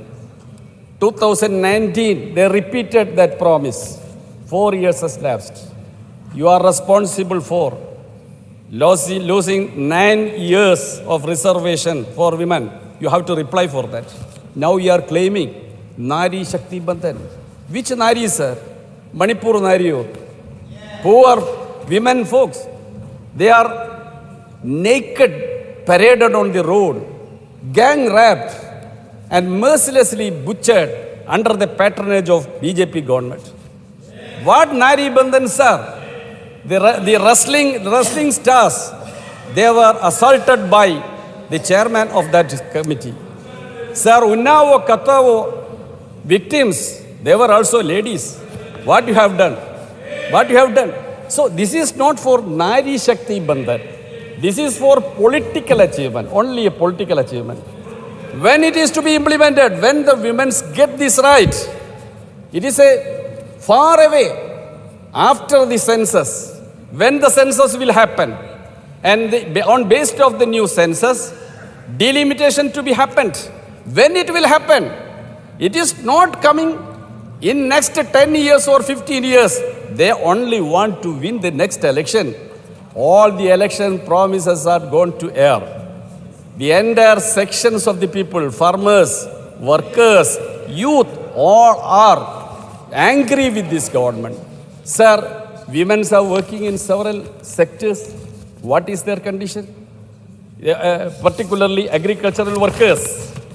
See, unorganized sector workers, scheme workers, lakhs of scheme workers, MNREG workers. What they are getting wages? There is no social benefit for them. In the basis of the privatization in public sector, in railways and public sector undertakings, social justice is gone to air. Where is the reservation, sir? In private sector, is there reservation? Only reservation for SC, ST and OBC section that is getting in the public sector undertakings only. What are you doing there? All are gone to private hands. That is your policy. So you are speaking about Nari Shakti Bandhan. This is not for Nari Shakti Bandhan. In West Bengal, 1983, 33% reservation was given to women in local bodies. That was first time in the history of this nation. In Kerala, 50% reservation is given to women in all panchayats, block panchayats and district panchayats and corporations, everywhere. Actually, the actual number may be more than 50%. In general seats also, so many women are contesting. So that is the history. What is the history of other states ruled by the BJP? Whether you can claim like that? See, we must recall the attention of this House regarding the BJP's policies adopted during the 9 years. India stand around 20-25% participation, female labor participation rate in the world. India is far backward comparing with other nations and backward nations also. In all aspects, our female are backward, sir. They are witnessing that, silently witness that. They are silent spectators of all these events. They are not taking care of the welfare of the women and under a suppressed section. Sir, Sabka Saath, Sabka Vikas. That is the slogan. There is a single man from the largest minority section of this country in the cabinet. Sabka Saath. Where is the Sabka Saath, Sabka Vikas? That is the attitude of the BJP. No, nobody is there. There was one Naqvi. He was thrown out. That is your policy. Conclude, sir. So, you please utter Sabka Saath, Sabka Vikas. Okay, sir. I conclude. Shri Vaiko ji.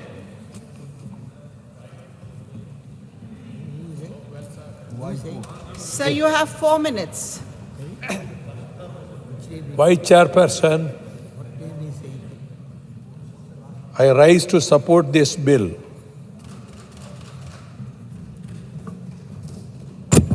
The first decade of last century, women in UK, England, they did not have voting rights.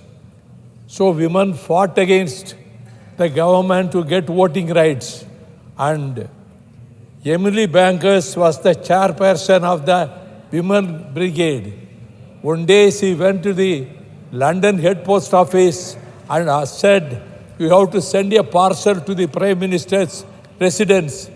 What parcel? I am the parcel. They were perplexed. They were shocked. Is there any rule that a living person should not be sent as a parcel? Then what they have done? They have tied a badge along with their wrist and sent to the Prime Minister's residence. And the Prime Minister's Secretariat was shocked. And Prime Minister, Mr. Asjit, he was very much shocked. He came. "What for you have come to see me? You have not given voting rights to the women." Then finally, with these struggles, they got the voting rights. Here in Tamil Nadu, 1921, when Justice Party formed the government, they gave the voting rights. And then in 1929, the greatest champion of social justice, Periyar E.V. Ramasamy Nayakar, conducted the self-respect movement conference in Chengalpet. He said he adopted a resolution that property rights should be given to the women. After 60 years, when Dr. Kalaignar Karunanidhi became the chief minister, and he fulfilled the assurance given by the Chairman Periyar, and women were given the property rights. We have had a brave lady, Kannagi, who is known for her righteousness and bravery. The king of Madurai committed injustice by killing her innocent husband, Kovalan, on the false charge that he had stolen the ornament of queen. But on knowing the tragedy, Kannagi curses the king and curses the Madurai city to fire, and she is the global symbol of justice. Thillayadi Valliyamai was a South African Tamil girl who worked with Mahatma Gandhi in her early years in South Africa, fighting its apartheid regime and observed fast. When she was dying, Mahatma Gandhi went to see her and she said, "If I am reborn, I will again join you to fight against the whites." In Tamil Nadu, Velu Nachiyar drew her sword against the powerful British army and defeated them with the help of Tipu Sultan and Virupachi. Sir, you will have to start concluding, please. I will take only 1 minute. The bill provides for the provision of 15 years initially, but I should suggest that it should be extended because it is too short a period. Similarly, delimitation exercise for constituency should be undertaken at the earliest so that these provisions can be implemented as soon as possible. Sir, Madam, some honorable members have demanded for reservation within reservation for women belonging to Dalit, OBC and minorities. I would suggest that some provision should be made for providing reservation to women belonging to these categories. With these words, I wholeheartedly support this constitution amendment bill. Sir. Shri Ramnath Thakur ji. श्रीमान, मैं समय पर अपनी बात रखूंगा। 7 minute है आपको। 5 minute नहीं, 7 मिनट। 7 मिनट। 7 मिनट। श्रीमान, आज डॉक्टर राम मनोहर लोहिया को याद करना बहुत जरूरी हो गया। 1967 में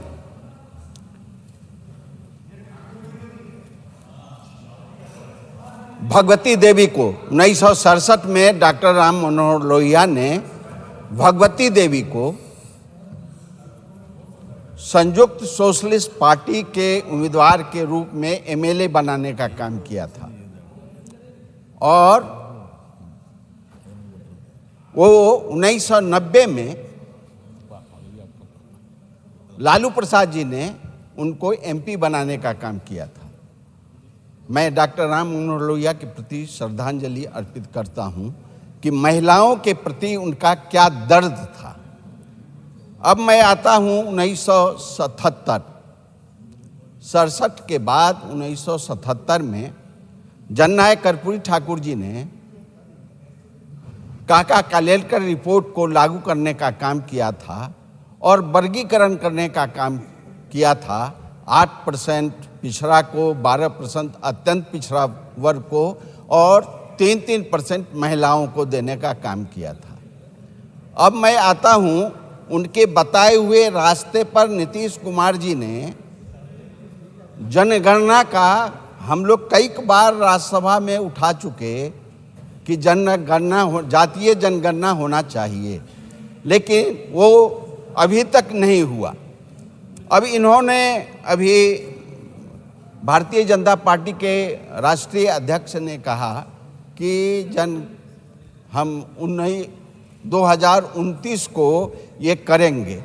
हम लोग बराबर करते आ रहे हैं। जनता दल की ये मांग है कि जातीय जनगणना होना चाहिए, लेकिन 2006 में बिहार के मुख्यमंत्री नीतीश कुमार जी ने 50% पंचायत के मुखिया के महिलाओं को देने का काम किया, जिला परिषद के उम्मीदवारों को देने का काम किया।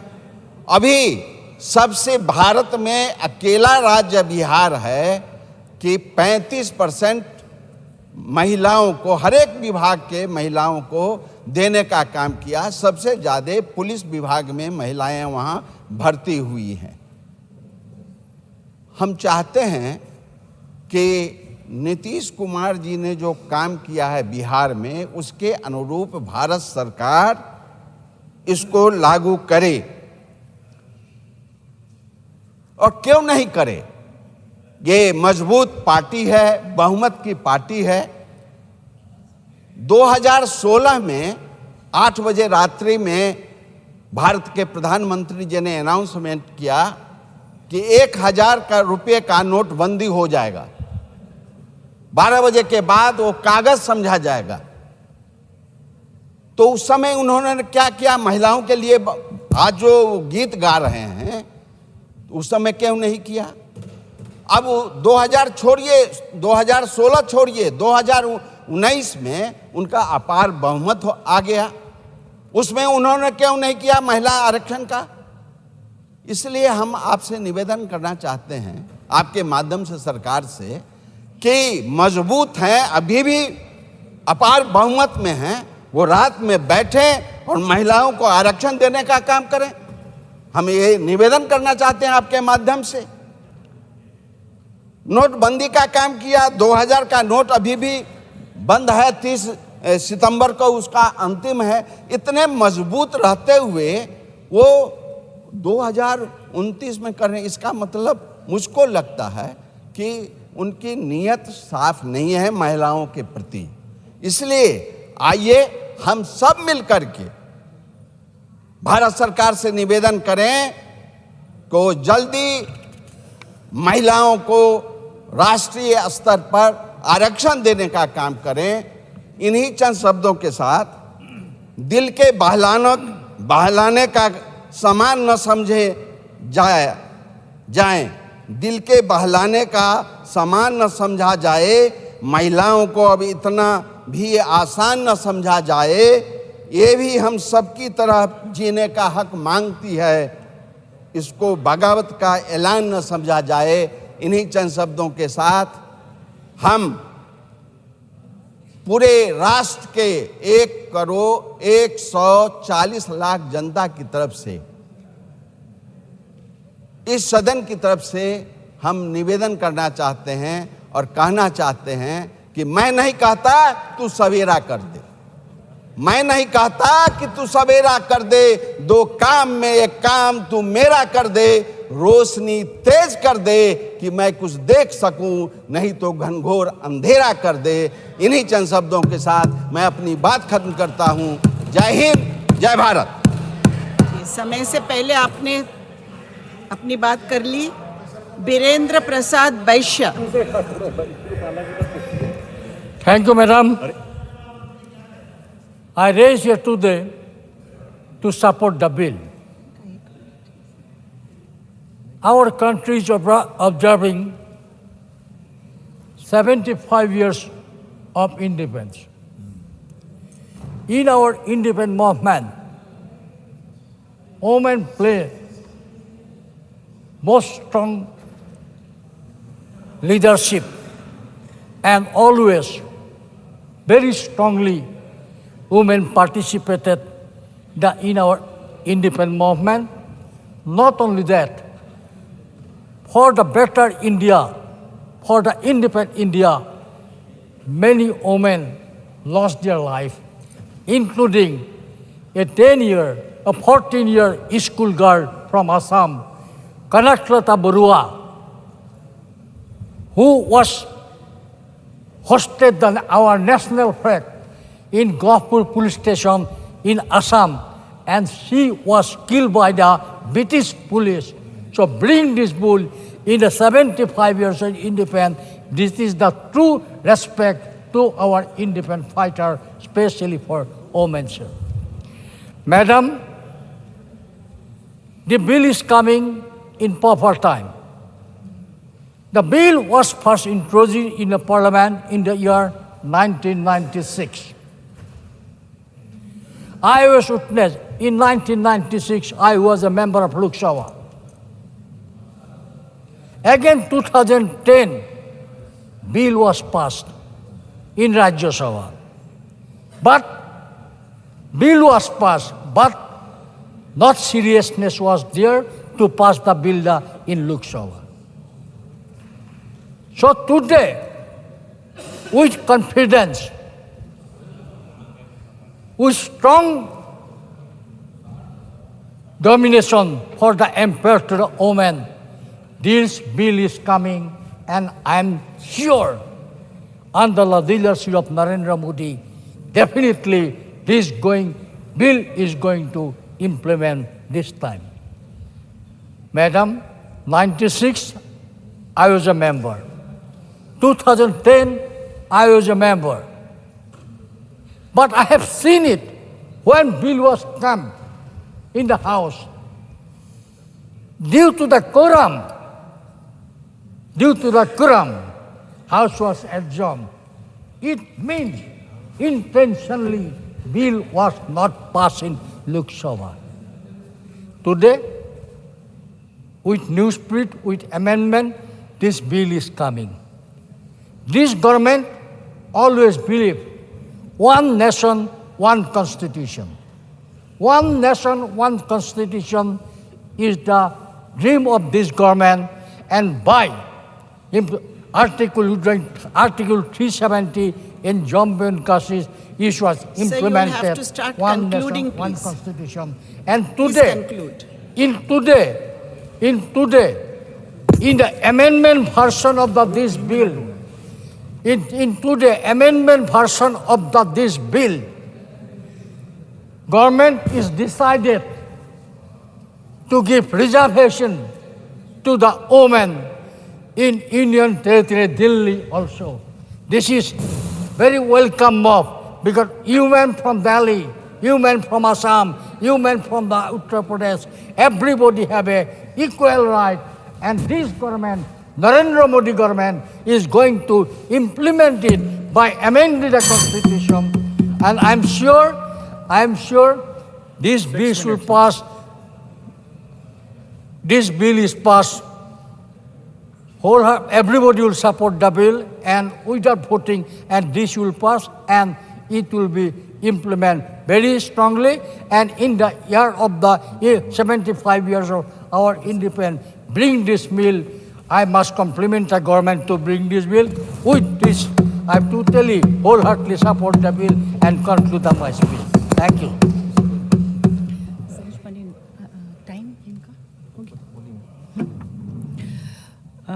Mrs. Saroj Pandey.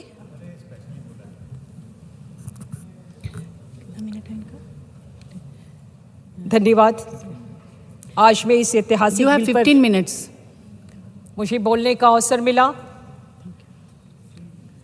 मैं धन्यवाद देती हूं अपने शीर्ष नेतृत्व को और धन्यवाद देती हूं प्रधानमंत्री जी को कि उन्होंने हमारे स्त्रीत्व का, हमारे नारीत्व का, हमारे ममत्व का जो सम्मान किया है और देश की आधी आबादी को इस महिला आरक्षण बिल के माध्यम से स्थान देने का प्रयास किया है। इसलिए देश के प्रधानमंत्री जी को बहुत अभिनंदन है, बहुत साधुवाद है। नाम पर बात हो रही थी इस बिल के नारी शक्ति वंदन अधिनियम पर, और जब शुरुआत में सदन में इस पर चर्चा हुई तो मुझे बहुत अफसोस के साथ कहना पड़ता है कि वंदन शब्द पर आपत्ति हुई।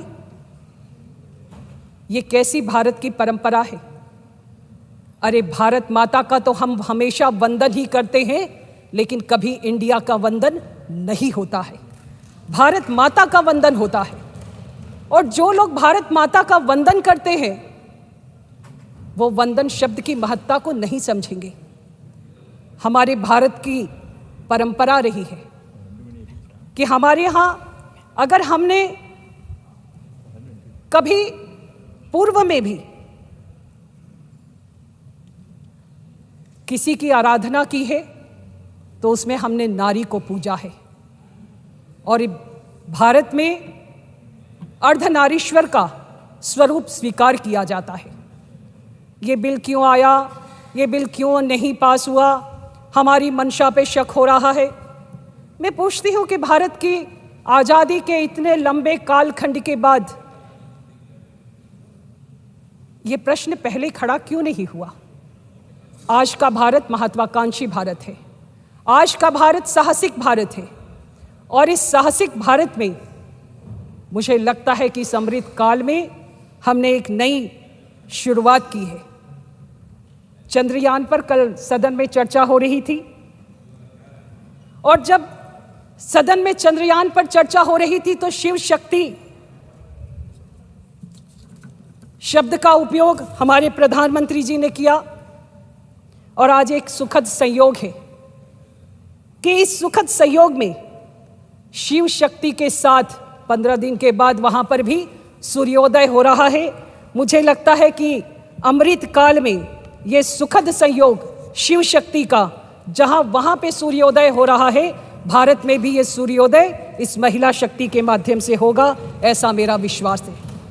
यहाँ पर भी शिव और शक्ति का ही उपयोग है, और मेरा मानना है कि शक्ति के जागरण के बिना कोई काम पूरा नहीं होता।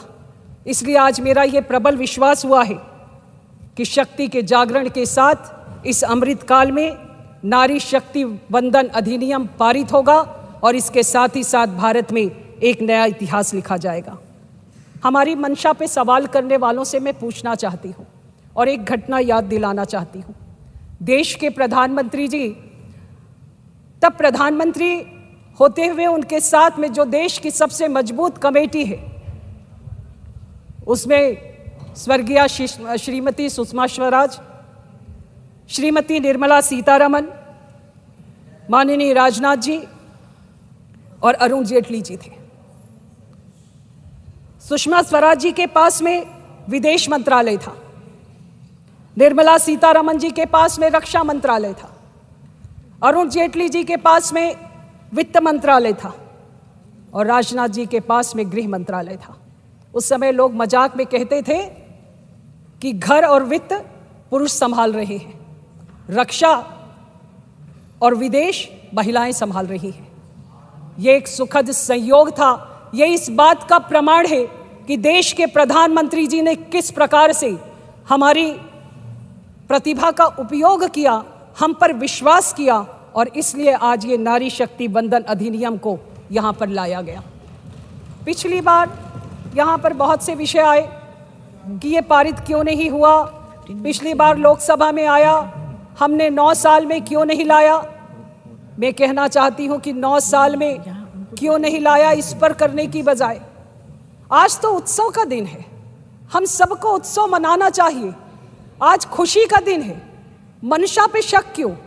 आप सब यहाँ पर प्रबुद्ध जन बैठे हुए हैं, आप श्रेष्ठ जन हैं, आप सभी को ये बात पता है। इस मंशा पर शक इसलिए नहीं किया जाना चाहिए, हर जगह पर राजनीति हो ये जरूरी नहीं है, लेकिन इस पर आप राजनीति कर रहे हैं। प्रक्रिया है, पूरी प्रक्रिया का पालन होना चाहिए, और उस प्रक्रिया के साथ में जब हम उस बिल को आगे लाएंगे तभी महिलाओं को आरक्षण बिल पर प्रावधान के तहत उन्हें उनका अधिकार मिल पाएगा। पूर्व में राज्यसभा में पारित हुआ, लेकिन राज्यसभा में पारित होते हुए उन्हें स्थान नहीं मिल पाया, लोकसभा में पारित नहीं हुआ। हर जगह की राजनीति भारत देश को बहुत पीछे ले जाती है। देश के प्रधानमंत्री जी ने बहुत अच्छी मंशा के साथ, बहुत साफ मंशा के साथ आज के इस उत्सव को मनाने का पूरी देश की आधी आबादी को अवसर दिया है। आज आपको जितनी भी गैलरी है, मैं कल से देख रही हूँ, चाहे वो लोकसभा की हो, चाहे वो राज्यसभा की हो, देश की आधी आबादी हमारे को यहाँ पर दिखाई देती है। ये हमको गौरव का अनुभव होता है। मैं इसलिए भी अपने प्रधानमंत्री जी को साधुवाद देती हूँ कि इस गैलरी से वो महिलाएं सुनने आई हैं कि हमारे श्रेष्ठ जन क्या कहते हैं, हमारे प्रबुद्ध जन क्या कहते हैं। बहुत सारी योजनाओं का विषय नहीं कहती, लेकिन देश के प्रधानमंत्री जी ने एक योजना लागू करी, बेटी बचाओ बेटी पढ़ाओ। इस योजना को लागू करने के पीछे बहुत मार्मिक उद्देश्य है। उस उद्देश्य को मैं कहना चाहती हूँ, उस घटनाक्रम को कहना चाहती हूँ। जिन राज्यों में बेटी का जन्म होना अभिशाप माना जाता था, बिटिया अगर पैदा हुई तो जो पैदा करने वाली माँ है वो भी तनाव में रहती थी, घर परिवार के लोग भी रहते थे, और बिटिया पैदा हुई तो उस बिटिया को बड़े से दूध के हौदे में डाल दिया जाता था। वो बिटिया उस दूध के बड़े से हौदे में अंतिम सांसें गिनती थी, इस धरती पर आती जरूर थी लेकिन विदा कर दी जाती थी। लिंगानुपात बार बार बदल रहा था, बेटों की संख्या बढ़ती थी, बिटिया की संख्या गिर जाती थी, और जब बिटिया की संख्या गिरने लगी, लिंगानुपात असंतुलित होने लगा, तो देश के प्रधानमंत्री जी ने इसकी शुरुआत करी और उन्होंने कहा कि अगर इसी प्रकार से होता रहा तो हम आने वाले समय पर कहां खड़े होंगे। ये दूरदृष्टि इसके पहले कभी किसी ने नहीं करी। उन्होंने शुरुआत करी बेटी बचाओ बेटी पढ़ाओ अभियान की, और आज बेटी बचाओ बेटी पढ़ाओ अभियान के साथ में मैं आपको गर्व के साथ इस बात को बताना चाहती हूं कि विश्व के आर्थिक मंच की वार्षिक लैंगिक अंतराल रिपोर्ट 2023 में जो प्रकाशित हुई है, इस बार भारत वैश्विक लैंगिक सूचकांक में 8 अंकों का सुधार करते हुए 146 देशों में से 127वें स्थान पर पहुंच गया है। ये हमारा गौरव है। ये देश के प्रधानमंत्री जी ने जिस लिंगानुपात को संतुलित करने का प्रयास किया, ये उसका गौरव है। और देश के प्रधानमंत्री जी ने जिस दूरदृष्टि के साथ इतनी छोटी सी बात जो लोगों को दिखाई नहीं देती थी, उस पर इस अभियान के माध्यम से उन्होंने शुरुआत करी। बहुत सारी योजनाएं हुई, बहुत सारी बातें हुई, हमारे को प्रधानमंत्री आवास योजना से लेकर तमाम चीज़ें हुई। लेकिन कभी कभी मैं सोचती हूँ कि हम महिलाएं तो हमेशा से वंचित हैं। उस वंचित, शोषित, पीड़ित महिलाओं के साथ राजनीति कैसी?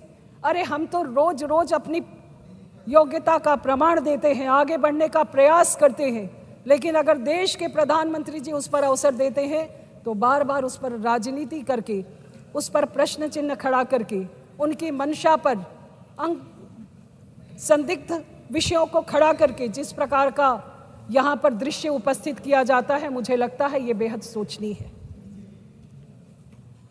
हमारी प्रधानमंत्री जी आज की नारी को देवी बनाना नहीं चाहते, आज की नारी को दासी बनाना भी नहीं चाहते।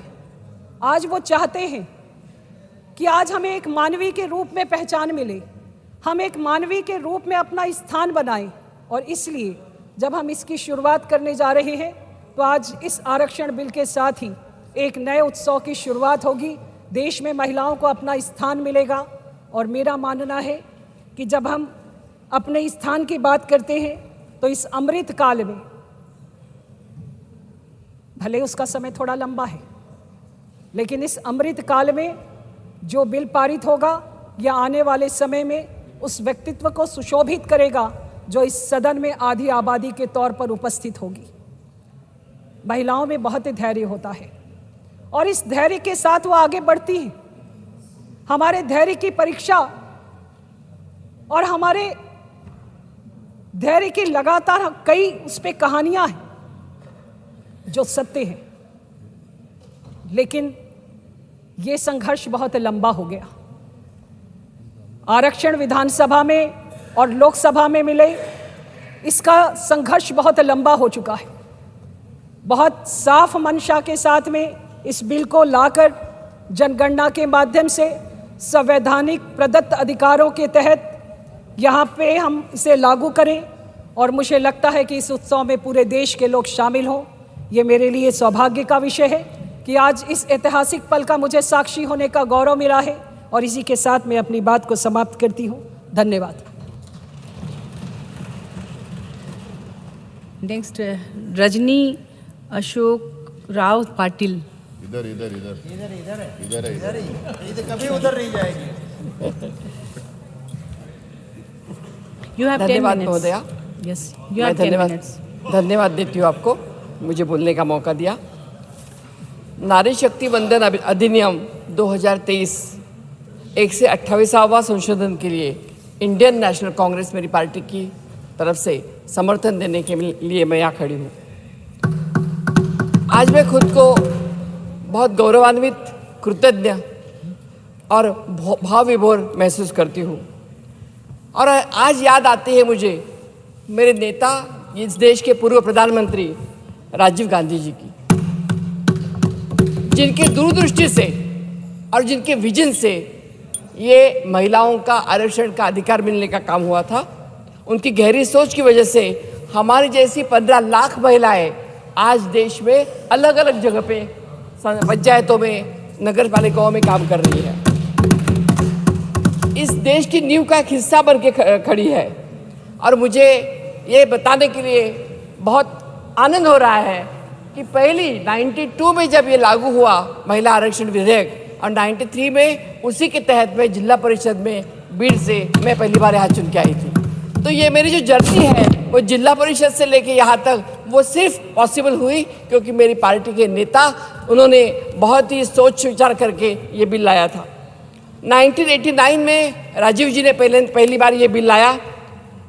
लोकसभा में तो पास हो गया, लेकिन भारतीय जनता पार्टी की जो लोग आज वंदन करना चाहते हैं हमें, उन लोगों ने उसको पराभूत कर दिया और उनके कारण वो हमारा बिल पराभूत हो गया। 1992 में 73rd एंड 74th अमेंडमेंट ये जो हुआ उसमें उसके तहत 1/3 हिस्सा, 1/3 महिला अधिकार के रूप में हमें हमारा पूरा अधिकार मिल गया, जिसमें बहुत सारी महिलाएं, कोई सरपंच बनी, कोई मेयर बनी, कोई पंच बनी, जिला परिषद के अध्यक्ष बनी। और ये सब ठाकुर की से, जो ठाकुर की बात हुई, ठाकुर की से राज करने लगी। तब भी हमारे ऊपर इल्ज़ाम लगा कुछ लोगों ने कि मिस्टर सरपंच, ये शब्द उन्होंने यूज़ किया, मिस्टर सरपंच, कि हम नहीं काम करेंगे, उनके पति काम करेंगे। लेकिन ऐसा हुआ नहीं। हमारे काम हमने धीरे धीरे सीखना शुरू कर दिए और बाद में हम सब समझने लगे कैसे काम करते हैं। और मुझे लगता है कि महिलाओं ने अपना अधिकार जागरूक करने का काम अगर यहाँ पे इस बिल के तहत हुआ है। मैं नम्रतापूर्वक ये भी कहना चाहती हूँ कि 1996 में जब ये बिल पहली बार लोकसभा में आया, तब भी मैं लोकसभा में सदस्य थी। तो हमेशा महिला आरक्षण का बिल जब भी आता है उसका एक एक सीढ़ी चढ़ के 30-35 साल का ये हमारा परिक्रमण हुआ है। और मुझे लगता है 2029 तक यहाँ रहना पड़ेगा, क्योंकि जब तक ये आता नहीं बिल। मैं मैडम 96 में जब बिल आया, उस बिल को इतना विरोध किया, उस बिल को फाड़ के टुकड़े भी कर दिए और गीता मुखर्जी के सिलेक्ट कमेटी के चेयरमैन को ये बिल सौंपा गया, गीता मुखर्जी। और गीता मुखर्जी के नेतृत्व में ये बिल का प्रवास शुरू हो गया। धीरे धीरे 2010 साथ में आ गया और मेरी नेता सोनिया गांधी, उनकी मंशा थी कि जो राजीव जी का सपना था, जो आधा रह गया था, आधा तो पूरा कर दिया था उन्होंने पंचायतों में, लेकिन जो आधा रह गया था कि लोकसभा में और विधानसभा में भी हमारी बहनें आना चाहिए, वो सपना पूरा करने के लिए हमारी सोनिया जी आगे आई और मनमोहन सिंह जी के नेतृत्व में पहली बार 2010 में यह हमारा बिल पारित हो गया राज्यसभा में। लेकिन फिर लोकसभा में हमारा पूरा बहुमत नहीं था, इसलिए वो हो नहीं पाया। 2014 में जब गवर्नमेंट बदली और नरेंद्र मोदी जी जब प्रधानमंत्री जी हो गए तो उन्होंने इतने बड़े बड़े वायदे किए थे, तो हमें लगा कि अभी तो ये बिल करेंगे, मोदी है तो मुमकिन है, ऐसे यही लोग बोल रहे थे, तो हमें लगा ये करेंगे। 2015 में सोनिया जी ने लेटर लिखा मोदी जी को, फिर 15 में लिखा, 16 में लिखा, 2018 में राहुल जी ने लेटर लिखा और बताया कि अगर ये बिल आप लाना चाहते हैं तो we are ready to cooperate you, हम अनकंडीशनल आपका हमारा सपोर्ट करेंगे, आप ये बिल लाओ और ये बिल पारित करो। लेकिन ये नहीं हुआ और जब अभी 9 साल पूरे होने के लिए आए और 1 साल दिख रहा है कि अभी चुनाव है, जिस सब तरफ से मारे गए हैं, जब तरह से उनको लोग छीतू कर रहे हैं, तब उनको लगा कि अभी महिलाओं का कार्ड हम प्ले कर सकते हैं और इसलिए महिला बिल आया है। हमारे लिए कोई वंदना नहीं था, हमारे देवी, हमें वंदना मत ही करो, हम कोई देवी नहीं बनना चाहते, ना हम देवी बनना चाहते, ना हम बहन बनना चाहते, हम सिर्फ एक मानव बनना चाहते। We want to be the human being, हमें मानव करके समझाओ, कोई किसी बड़े बड़े पेडेस्टल पे मत रखो, क्योंकि ऐसे कर करके बहुत साल हमें नीचे गिराने का कोशिश इन लोगों ने की है। 2 साल के बाद जब ये बिल आज आया है तो मुझे तो उनके नियत में कुछ खोट लगती है। एक कारण यह है कि अगर उनके मन में मंशा थी तो उन्होंने पहले ही लाना चाहिए था। अगर ये अपना नोटबंदी का बिल एक रात में ला सकते, जीएसटी का बिल ला सकते रात में, और 3 कृषि कानून जो काले कानून थे, और इन्होंने बोला हम पुख्ता तैयारी करते, नड्डा जी ने बोला अगर पुख्ता तैयारी की थी तो 3 कृषि कानून वापस लेने की नौबत क्यों आई आपके ऊपर? जरूरत नहीं थी आपको, तो ये आपकी तैयारी है क्या? तो ये सब जगह पे यहाँ पे उनका उल्टा खेल हुआ है। और सत्ताधारी पार्टी की एक मंत्री कल मैं जब सुन रही थी तो उन्होंने बोला कि एक ही परिवार को पूरा श्रेय देने की कांग्रेस में होड़ चल रही है। मुझे बहुत बुरा लगा सुन के, क्योंकि जब एक परिवार के 2 लोग इस देश के लिए शहीद होने के लिए तैयार होते हैं, जब एक परिवार की एक हमारी महिला नेता, जब हम सैल्यूट करते हैं, एक महिला नेता खुद प्राइम मिनिस्टर का त्याग करती है, एक ही हमारे परिवार के एक बच्चा लड़का हमारा राहुल गांधी जब बाहर निकलता है और ये मोहब्बत का दुकान इनके नफरत के बाजार में खोलने के लिए भारत जोड़ो करके निकलता है। भारत जोड़ो में जब लोग वो निकले, मैंने खुद देखा है मेरे आंखों से, क्योंकि परसों भी बीच में वो लेह लड़ाक भी आए थे, तब भी मैं उनके साथ थी। ये जो हुआ है उसमें सभी लोगों ने और खास तौर पे हमारी महिलाओं ने अपनी मन की बात, मैडम आप एक महिला है, हम किसी आदमी का हाथ भी नहीं पकड़ सकते अगर हमें विश्वास नहीं आता है तो, लेकिन वो महिलाएं गले पड़ रही थी, रो रही थी, बता रही थी अपनी पीड़ाएं, अपने दुख दर्द राहुल जी को बता रही थी। मुझे ये दावे के साथ मैं कहना चाहती हूँ कि ये परिवार को नाम रखना, इसमें आपको क्या सुख मिलता है? पंडित जी से लेके हर रोज 60 साल में क्या किया, आपने क्या क्या करके मारते हैं। 30 साल में तो ये लोग सत्ता में भी नहीं है, बाहर रह के काम कर रहे हैं, लेकिन फिर भी उनको आप छोड़ते नहीं है। ये मेरे लिए मुझे लगता है कि अच्छी बात नहीं है। जी, आज जब विशेष सत्र शुरू हो गया, 2-3 दिन से मैं देख रही हूँ यहाँ पे अच्छा माहौल हो गया है। पहले दिन हम वहाँ पे फोटो हुए, सब कुछ हुआ, बहुत सेरिमोनियल सब रिसेप्शन हुआ। लेकिन 2 दिन से मैं यहाँ देख रही हूँ बड़े फिल्म बॉलीवुड के, हमारे मुंबई से आके बॉलीवुड की अभिनेत्रियाँ यहाँ पे दिख रही है मुझे, और कभी ऐसे पूरा पहले हुआ नहीं था। और उनको फोटोग्राफ किया जाता है, उनका फोटो सेशन होता है, हमें उनको लाने के लिए कोई मना नहीं है, लेकिन जब लाते हो तो उसका सिर्फ अपना फायदा मत करे। हमारे सामने जो मंत्री जी बैठे हैं उनका फोटो मैंने कल देखा, मिठाई खिला रहे अभिनेत्रियों को, तो अरे आपको मिठाई भी खिलानी है तो जिनका हमें जम्मू कश्मीर में शहादत दी है उनके घर जाओ, उनके घर के आंसू पोंछने की कोशिश करो, मणिपुर में जाओ, मणिपुर के महिलाओं को जब नग्न किया जाता है और उनको जब एक बलात्कार किया जाता है, उनके लिए आपके मन में कोई संवेदना नहीं है। इतना ही नहीं, इस देश को जब ओलंपिक के मेडल मिलवाने वाली हमारी जो महिला खिलाड़ी है, पहलवान है, उन महिला पहलवानों को आप घसीट के लेके जाते हो रास्ते से, और उनके लिए आपके यहाँ हमदर्दी नहीं, लेकिन आपको हमदर्दी है जो बॉलीवुड से आती है उनको खिलाओ। और वो भी महिला आती है मैडम, वो भी अच्छा आज जो वो भी आती है अपने फिल्म का प्रमोशन करती है मैडम। हमारा विरोध इसलिए नहीं कि वो आती है, उनको आने दो, लेकिन अपना प्रमोशन उन्होंने नहीं यहाँ करना चाहिए। और उसके लिए फोटो शॉपिंग होता है, पत्रकार आते हैं, वो नहीं होना चाहिए, ऐसे मुझे लगता है।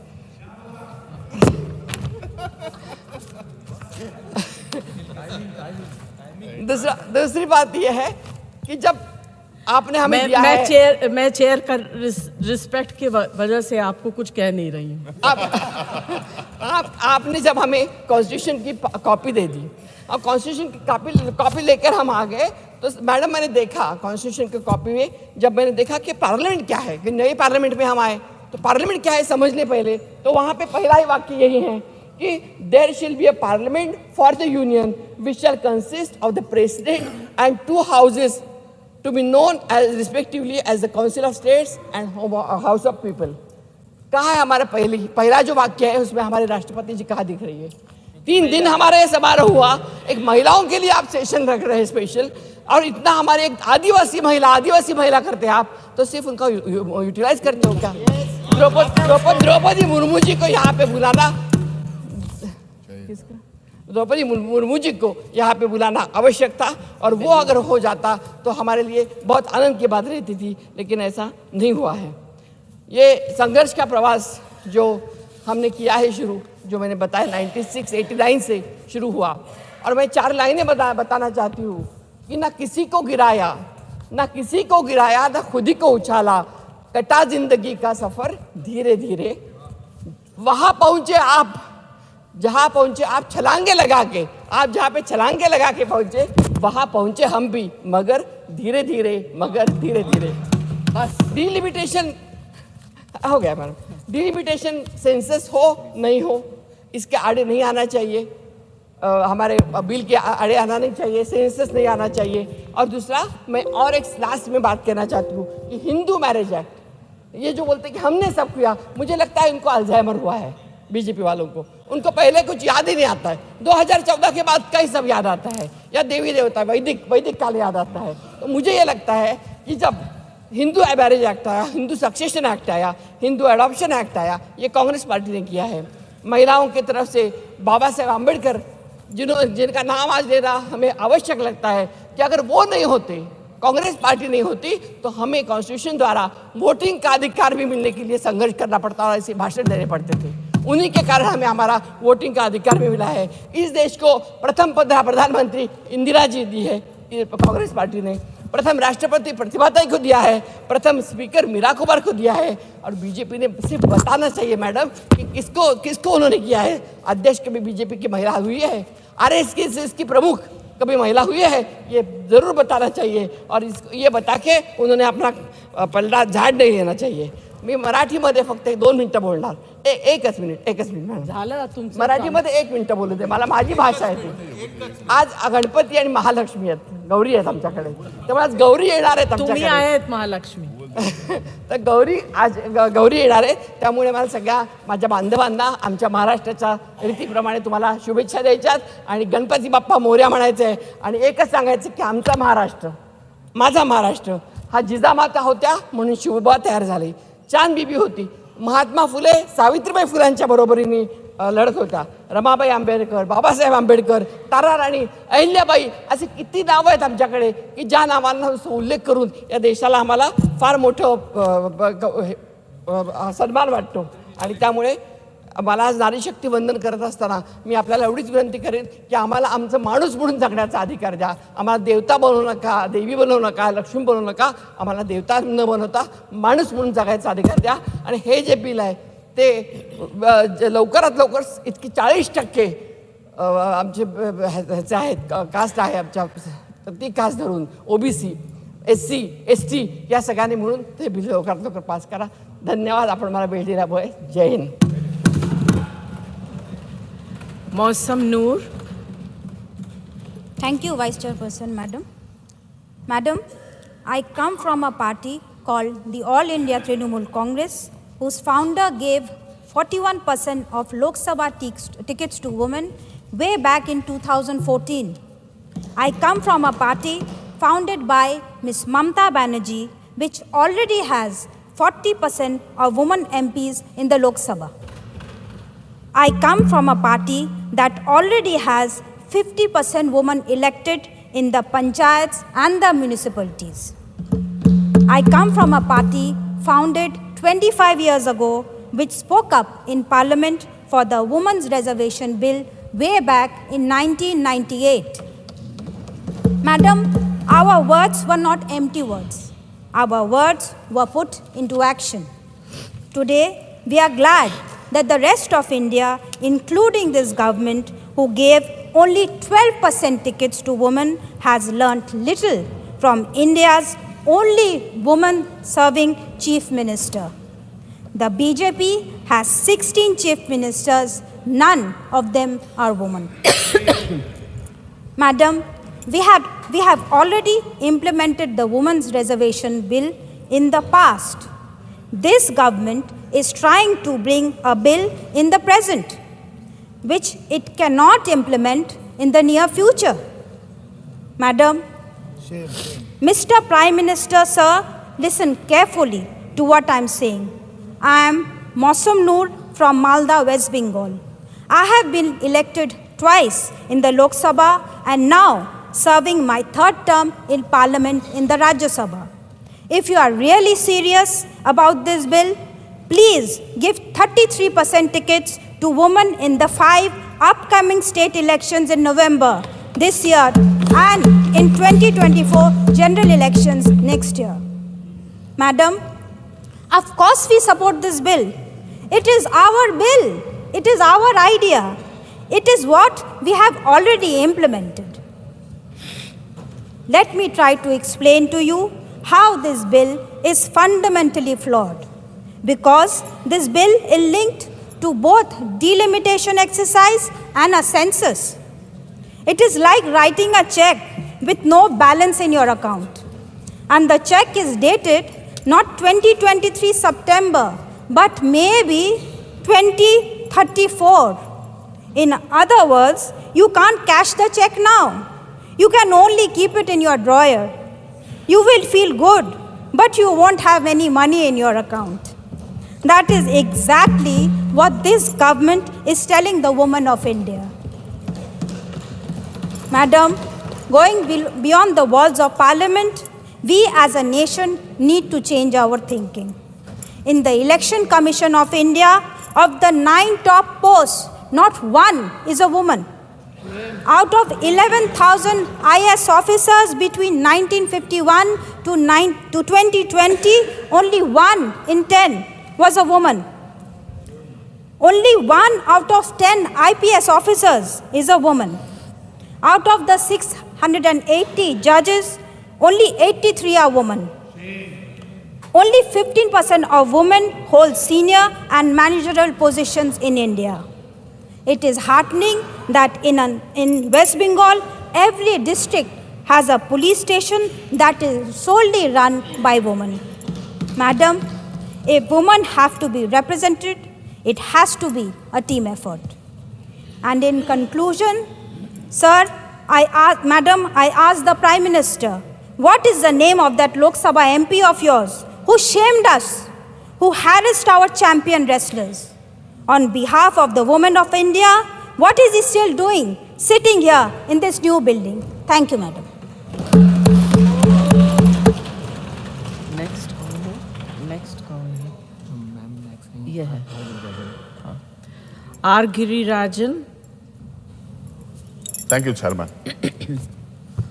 Honorable Chairman, first of all, Chairwoman.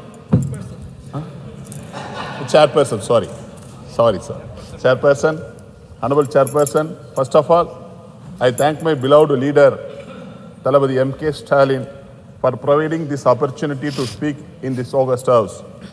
Representing DMK, for the 75 years, Dravida Munnetra Kazhagam has been fighting for women's rights. We welcome the Women's Reservation Bill. The pertinent question is, why has not the Modi government shown even 1% of the concern it showed in passing the controversial Agrarian Bill, Acts, Citizenship Amendment Act, Kashmir Special Status Act, and 10% reservation for passing the Women Reservation Bill? People have apprehension on the timing and the cunning manner the bill is drafted as sinister design. People will understand that despite the strength of the majority, they have remained blind for the past 9 years and are trying to do an electoral jumla as usual. Madam, even if the bill is passed now, the implementation of that will take many more years, as they have included a clause in Article 334A, the provisions of the Constitution relating to the reservation of seats for women in the House of the People.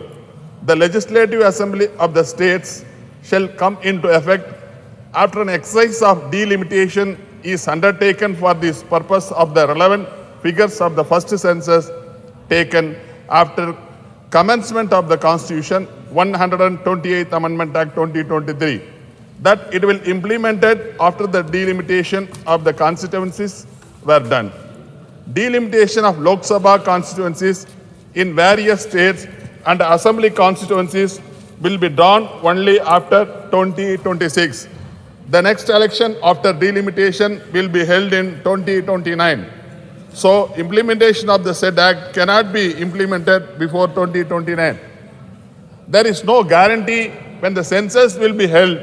The census that never took place, the redistricting based on it, and the strange play of passing the law now to supposedly come into effect in 2029 is an electoral shame of failure. Madam, the delimitation of constituencies has got its own problems and grave issues which need to be thrust out thoroughly before arising at the total number of Lok Sabha constituencies and assembly seats in states in the country. The play to reduce the representation of the people of South India, especially from Tamil Nadu in the Lok Sabha in the name of the constituency delimitation must be nipped in the bud. The union government must now give an assurance that it will not deceive Tamil Nadu and other South Indian states. The BJP-led government should consider the rationale behind the demand for reservation for women from most backward communities. There should be an inner reservation for women and OBC and BC while implementing 33% reservation. The DMK President and Honorable Chief Minister of Tamil Nadu, Mr. M.K. Stalin, in his statement and reiterated this aspect. Madam, gender equality means empowering women in all ways and in all places. For that, they should first be given their proper places. Dravida Munnetra Kazhagam has been insisting on this. Whenever DMK government is formed, it is implemented. In 1996, Chief Minister Kalangar has provided 33% reservation for women in local bodies. By the end of the 1996, election to local bodies such as Panchayat unions, municipalities and corporations were held by the DMK.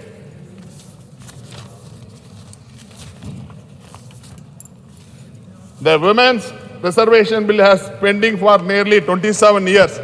The Women's Reservation Bill was first introduced in 1996 in the Union Government of the DMK in 2005 too. The DMK-led Union Government introduced the bill. The BJP, which initially said it would support it, then opposed it. Uma Bharati, who spoke on behalf of the BJP, has vehemently opposed it. Among those who have opposed it in the past, in the present, UP Chief Minister Yogi Adityanath also. Under the Congress, DMK-led UPA 1 government, the Women's Reservation Bill was introduced in the Rajya Sabha on March 8, 2010, Women's Day, and passed the next day during the UPA government. Before that, Honorable Devagowda's government brought this bill. Our floor leader Tiruchi Siva also spoke on that bill. Unfortunately, it could not be passed in the Lok Sabha due to the opposition from some political parties. The BJP government, which came to power after the shelved the bill.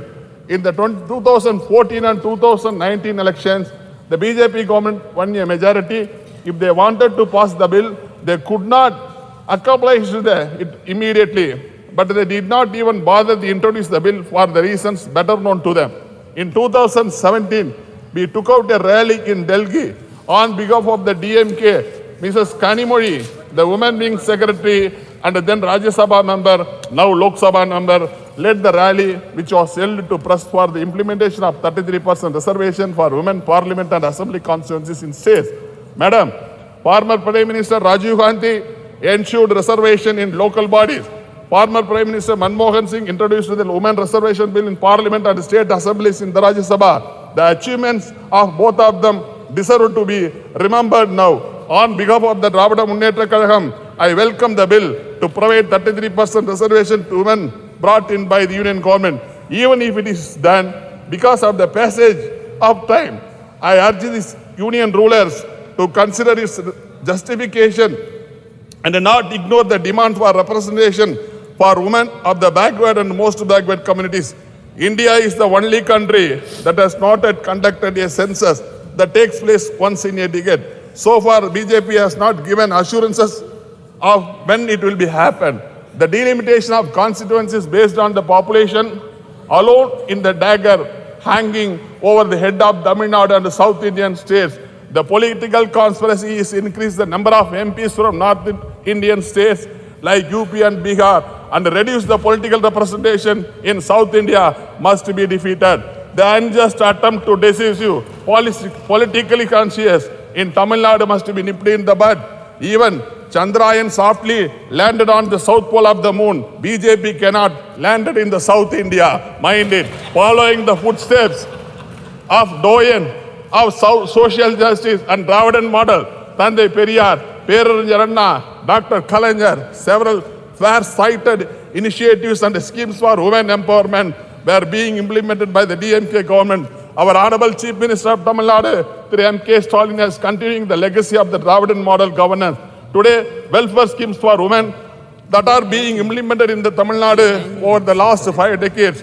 Equal rights for women in family properties, 1989. Increase the reservation for women in government jobs, 40%. Dr. Muthulakshmi Reddy Maternity Benefit Scheme aimed at ensuring maternal nutrition. Schemes for education, marriage assistance and remarriages. Fare-free travel for women in government-run city buses. The Molo Ramarthamammayar Higher Education Assurances Schemes provides 1,000 rupees financial assistance to girls till they complete the recognized courses.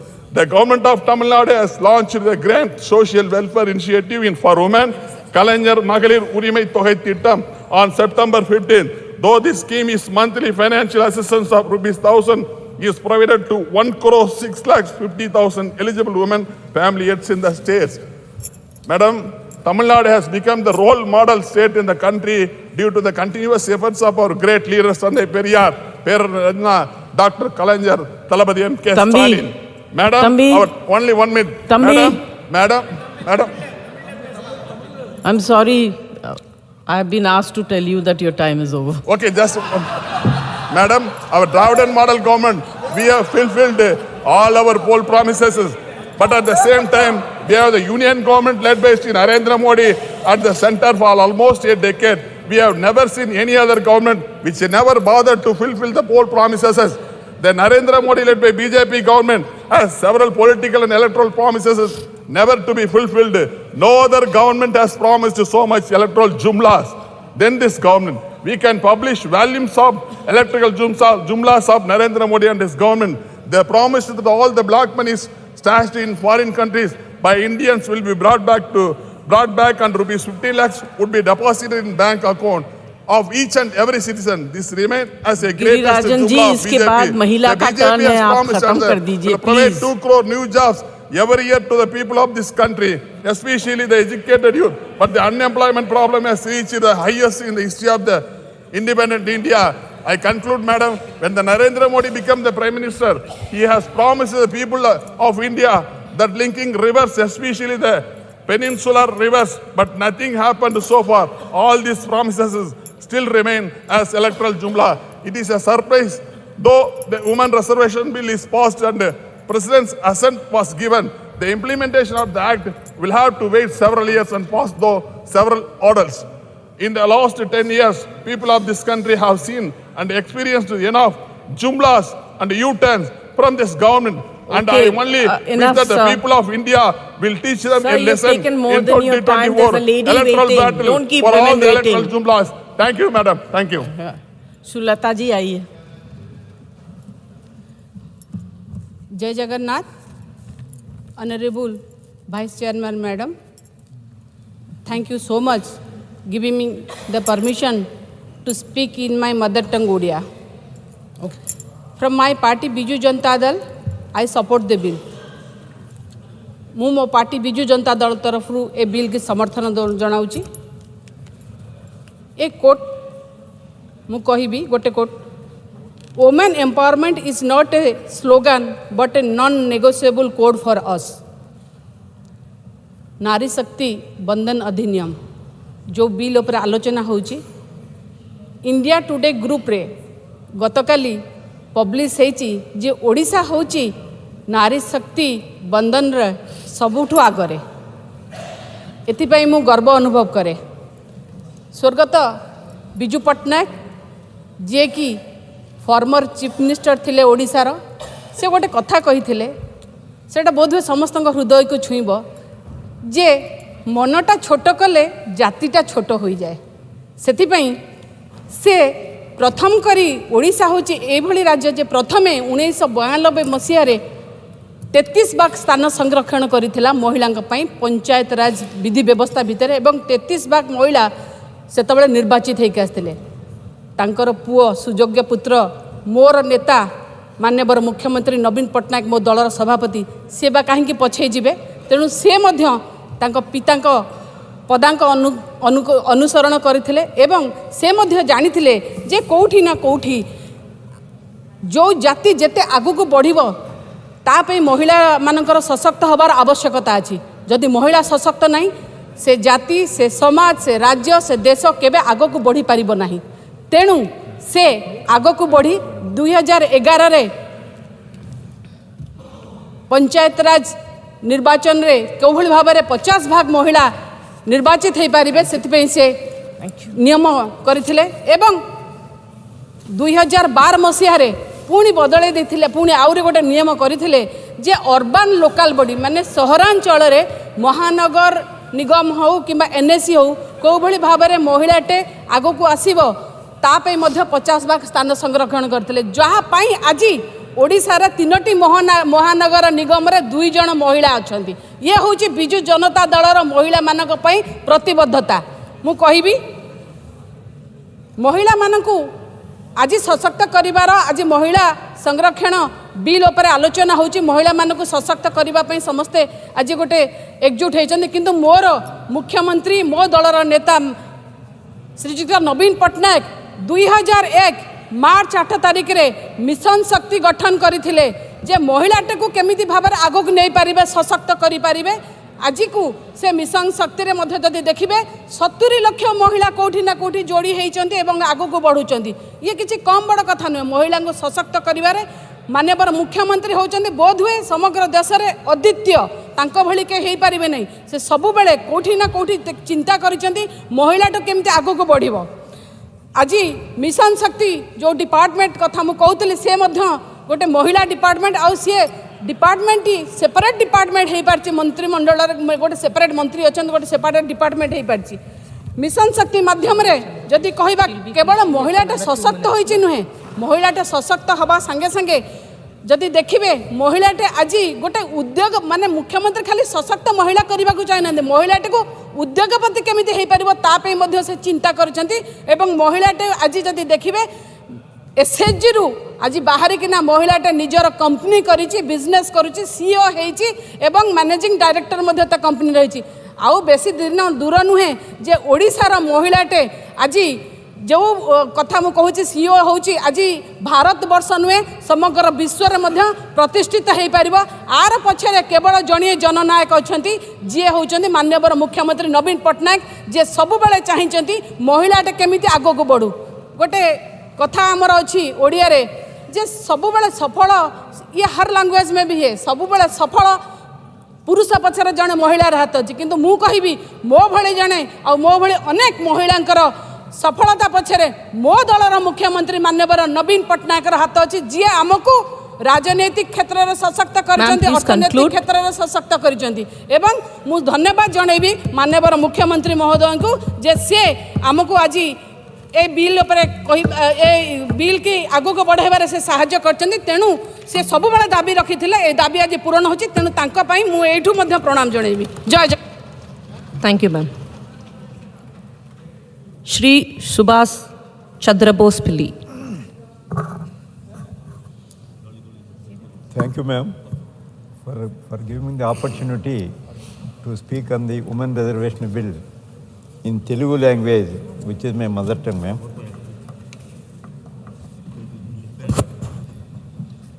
Respected ma'am, ఈ bill ఆహ్వానించదగ్గది, అభినందించదగ్గది. గౌరవ ప్రధానమంత్రి నరేంద్ర మోడీ గారిని మరి మనస్ఫూర్తిగా ఈ bill తెచ్చినందుకు అభినందిస్తూ ఆంధ్రప్రదేశ్ ముఖ్యమంత్రి గారు వైఎస్ఆర్సీపీ అధ్యక్షులు శ్రీ జగన్మోహన్ రెడ్డి గారి ఆదేశాల మేరకు ఈ బిల్లుకి పూర్తిగా మా మద్దతు ప్రకటిస్తూ కానీ I am having some demands and desires on OBC reservations. I would like to place before the government through you, ma'am. Please permit me. మన దేశంలో దాదాపు 50% మంది మహిళలు ఉన్నారు. ఈ 50% మందిలో రాజకీయాలు మాట్లాడే వాళ్ళు లెస్ దాన్ 0.5%. రాజకీయాల్లో ఉన్నవాళ్ళు, రాజకీయాలు మాట్లాడేవాళ్ళు లెస్ దాన్ 1%, అందుకంటే ఎక్కువ ఉండరు. కానీ దురదృష్టం ఏంటంటే దీంట్లో 33% రిజర్వేషన్లు కల్పించారు.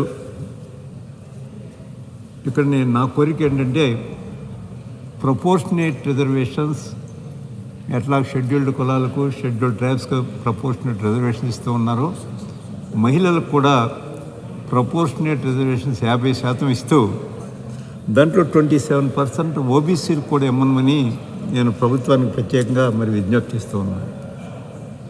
సామాజికంగా ఓబీసీలు సామాజిక వెనుకబడుతూ ఉన్నవారు, ఆర్థిక వెనుకబడుతూ ఉన్నవారు, ఆర్థిక స్వాతంత్రం లేదు మహిళలకి, సంపన్న కుటుంబాల్లో ఉన్న మహిళలు కూడా ఆర్థిక స్వాతంత్రం లేని దేశం ఉంది. మరి విద్యాదానికి వెనుకబడుతూ ఉన్నవారు మంచి అది 50% రిజర్వేషన్స్ ఇస్తూ మహిళలకి మరి 27% ఓబీసీలకు కూడా రిజర్వేషన్ ఇమ్మని మరి కోరుతూ దీని మరలా ఈ బిల్లులో డీలిమిటేషన్ తర్వాత ఈ బిల్లు అమల్లోకి వస్తుందని చెప్తూ ఉన్నారు. అంటే దాదాపుగా 7 సంవత్సరాలు వేచి ఉండాలి. ఈ బిల్లు అయిన తర్వాత చట్టరూపం దాల్చిన తర్వాత 7 సంవత్సరాలు వేచి ఉండాలి. మాకు తెలుగులో ఒకటి ఉంది, పంచభక్ష పరమాణాలు పెట్టి మరి ఒక 7 సంవత్సరాల తర్వాత తిందిరుగానంటే ఎంత అందంగా ఉందో ఈ బిల్లు కూడా అంతే అందంగా ఉంది. ఇది చాలా దురదృష్టం. వెంటనే రిజర్వేషన్లు అమల్లోకి వచ్చేలా చేస్తే ఇది ఉపయోగం ఉంటుంది. మరి వారి పార్టీకి కూడా మంచిది, ఇది మంచి ఆలోచన చేయమని గౌరవ ప్రధానమంత్రి గారిని నేను కోరుతూ ఉన్నాను. Madam, what is the object of Indian reservation system? The object of Indian reservation system is to improve the opportunities of social and educational status to the unprivileged communities and thus uplift their lifestyle to have a place in the mainstream of the Indian society. That's the object. Object adhe principle ni why don't you apply to the OBCs? OBCs ki endiki apply cheyara object ayokka principle ni endiki apply cheyara daniki వీళ్ళు ఏమైనా మరి ఆర్థిక వెనుకబడతనం లేని వాళ్ళు అనుకుంటున్నారా? అది విద్యా వెనుకబడతనం లేని వాళ్ళు అనుకుంటున్నారా? అది సామాజిక వెనుకబడతనం లేని వారు అనుకుంటున్నారా? ఎందుకు అప్లై చేయాలి ఈ ప్రిన్సిపల్ని ఇక్కడ? అంటే ఎందుకు ఈ వ్యత్యాసం చూపిస్తూ ఉన్నారు నాకు అర్థం కావట్లేదు. దయచేసి దీని మీద మరి ఆలోచన చేయవలసిందిగా నేను గౌరవ ప్రధానమంత్రి గారిని కోరుతూ ఉన్నాను. ఇక్కడ ఒకసారి మీ దృష్టికి ఈ సభ దృష్టికి తీసుకొస్తూ ఉన్నాను. ఒక అన్ఫార్చునేట్ ఇన్సిడెంట్ ఏంటంటే గౌరవ ఆంధ్రప్రదేశ్ మాజీ ముఖ్యమంత్రి గారు సెంట్రల్ లా మినిస్టర్ గారికి హీ రోట్ ఎ లెటర్, ఒక లేఖ రాశారు సెంట్రల్ లా మినిస్టర్ గారు, ఓబీసీలని హైకోర్టు జడ్జిలుగా నియమించకూడదని. అంటే OBCs are not eligible to appoint as judges in the high courts. ఎంత దురదృష్టకరమైన లేకో చూడండి ఒకసారి. ఎందుకు ఈ అణచివేత ఎందుకు ఇంకా ఈ రోజుల్లో కూడా ఎందుకు అణచివేస్తూ ఉన్నారు? ఒకసారి రీసెంట్గా వచ్చిన జడ్జిమెంట్ ఇచ్చారు. హిమబిందు అని ఒక యంగ్ లేడీ ఉమెన్, ఆమె ఆ జడ్జి, ఆమె principal judge to ACB court at Vijayawada. మరి చంద్రబాబు నాయుడు గారు ఫార్మర్ చీఫ్ మినిస్టర్ మీద వచ్చిన ఆరోపణలకి ఒక ల్యాండ్ మార్క్ జడ్జిమెంట్ ఇచ్చారు. అదేవిధంగా సుప్రీంకోర్టు జడ్జి చేసినటువంటి జస్టిస్ ఈశ్వరయ్య గారు ఓబీసీ కేటగిరీకి చెందినవాడు. హైకోర్టు జడ్జిగా ఉన్నటువంటి మరణించినటువంటి కీర్తిశేషులు జస్టిస్ బిఎస్ఏ స్వామి గారు కూడా ఓబీసీ కేటగిరీకి చెందినవారు, మా జిల్లాకు చెందినవారు. వీరేమైనా వాళ్ళు ఇచ్చే రాజ్యాంగ విరుద్ధమైనటువంటి జడ్జిమెంట్లు ఏమైనా ఇచ్చారా? ఎందుకు ఆ లేఖ రాస్తారు? ఎందుకు ఈ నిరంకుశత్వం? ఎందుకు ఈ అణచివేత? ఇది ఒకసారి ఈ సభ దృష్టికి, ఈ దేశ ప్రజల దృష్టికి తీసుకురావడానికి నేను చాలా బాధపడుతున్నానమ్మా. దయచేసి ఇటువంటి లేఖలు కానీ ఇటువంటి అణచివేతలు కానీ ఇంకా కొనసాగుతున్న ఈ రోజుల్లో ఖచ్చితంగా ఓబీసీలకు కూడా తొందరగా రిజర్వేషన్ పెట్టకపోతే ఇంకా వారికి ప్రశ్నించే తీరు అలవాటైంది. విద్య పెరిగింది, విజ్ఞానం పెరిగింది. మరి ఈ రోజుల్లో కూడా ఇంకా అణచివేతకు గురి చేసే కార్యక్రమాలు చేస్తూ ఉన్నప్పుడు ఇక వేచి చూచటం ఇంకా ఓపిక లేదు. దయచేసి వెంటనే గౌరవ ప్రధానమంత్రి గారు దీని మీద ఆలోచించి ఓబీసీ రిజర్వేషన్ బిల్లు అర్జెంటుగా తీసుకురావాల్సిందిగా వారిని కోరుతూ మరి నాకు ఈ అవకాశం ఇచ్చిన తమకు ధన్యవాదాలు తెలియజేస్తూ సెలవు తీసుకుంటూ ఉన్నాను. Next speaker Shri Ravichandra వడిరాజు.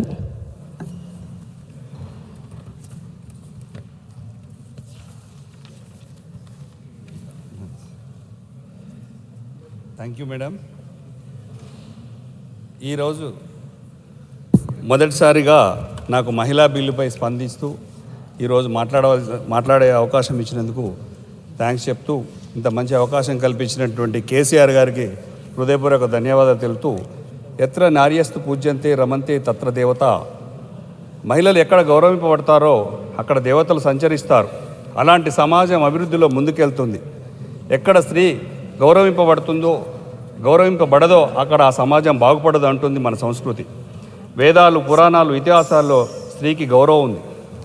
పురాణాలు, ఇతిహాసాల్లో స్త్రీకి ప్రత్యేక స్థానం ఉంది. ఆదిపరాశక్తిగా స్త్రీకి తొలి పూజలు చేశారు. ప్రకృతిని స్త్రీ రూపంగా చెప్పాయి. వేదాలు మాతృదేవోభవ అని తల్లిని ప్రత్యక్ష దైవంగా పూజించమని చెప్పారు ఋషులు. మన ఉపనిషత్తులు, శాస్త్రాలు స్త్రీని సాధికారత కలిగిన శక్తి స్వరూపంగా పేర్కొన్నాయి. మాతృసామ్య వ్యవస్థ తర్వాత రాజరిక వ్యవస్థలోనూ మాతృసామ్య వ్యవస్థ కొనసాగింది. స్త్రీ గౌరవించబడింది.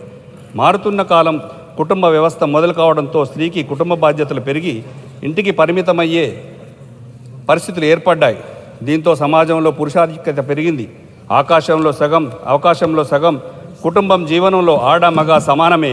ఇలాగే అవకాశాల్లోనూ చట్టసభల్లోనూ సమాన హక్కుల కోసం 30 ఏళ్ల కిందటే ఉద్యమాలు మొదలయ్యాయి. కేంద్రంలో పాలకులుగా ఉన్న రాజకీయ పార్టీలకు చిత్తశుద్ధి లేకపోవడంతో బిల్లు ఏళ్లుగా కాగితాలకే పరిమితమైంది. మహిళల రిజర్వేషన్ అంశం ఓబీసీ రిజర్వేషన్ల అంశానికి ముడిపెట్టడంతో ముందుకు పడలేదు. పలుమార్లు బిల్లు పార్లమెంటు ముందుకు వచ్చినా ఒక అడుగు ముందు 2 అడుగులు వెనక్కి అన్నట్టుగా కొనసాగింది. తెలంగాణ సాయుధ పోరాటం నుంచి స్వరాష్ట్ర ఉద్యమం దాకా తెలంగాణ మహిళలు రాజ్యాన్ని ఏలడమే కాదు, అవసరమైతే రాజ్యాన్ని ధిక్కరించే ధీరత్వం కలిగిన వారు. సంక్షేమ పాలన అందించిన రాణి రుద్రమదేవి నుంచి మొదలుకొని సమ్మక్క సారలమ్మ దాకా, చాకల ఏలమ్మ దాకా తెలంగాణ సాయుధ పోరాటం, ప్రత్యేక తెలంగాణ పోరాటం వరకు మహిళా శక్తికి ప్రతీకగా నిలిచింది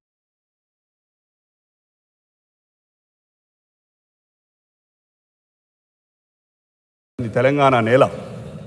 ఉద్యమ స్ఫూర్తితో పాలన సాగిస్తూ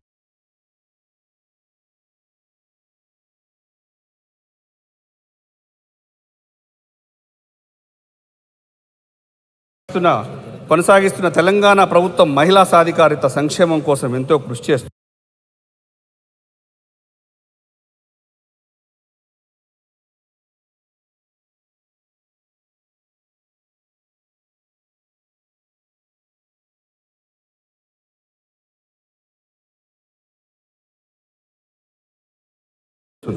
తెలంగాణ ప్రభుత్వం మహిళా సాధికారిత సంక్షేమం కోసం స్థానిక సంస్థ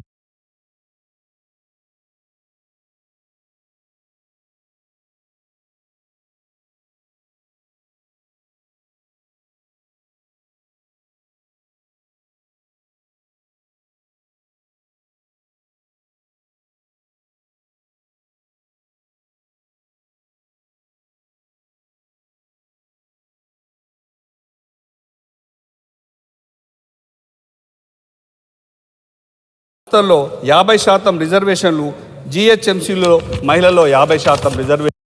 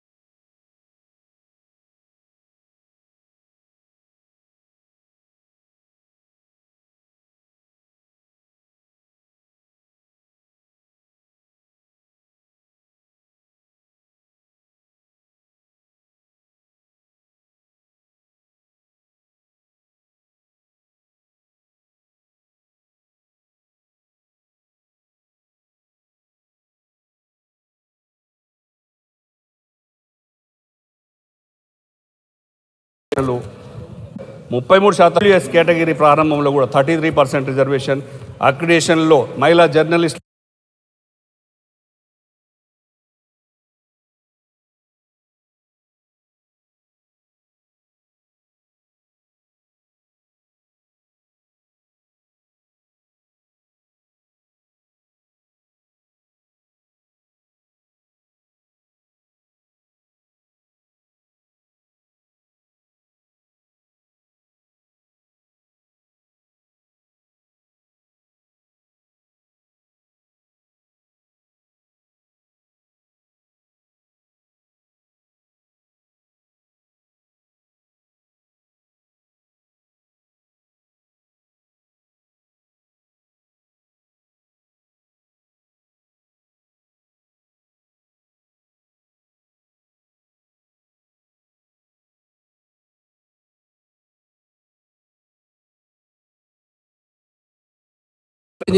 And 10 minutes. 10 minutes, sir. Sir, thank you,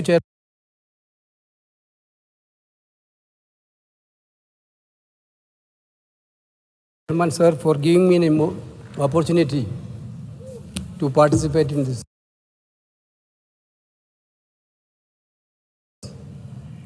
important legislation.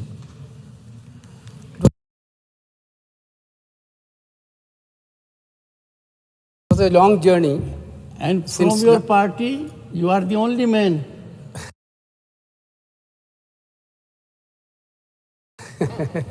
Rest are women. Yes, go ahead.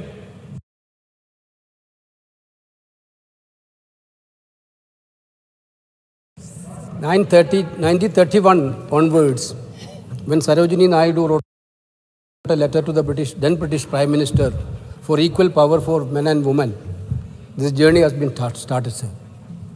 Then, certainly, Balwant Rai ji, Indira ji, finally Rajiv ji on 1989 brought a great legislation of empowering women in local bodies. What happened? Actually, Nadda ji spoke about very much about their claim about this bill. What happened, sir, 1989 when Rajiv ji introduced this Women Empowerment Bill of Local Bodies?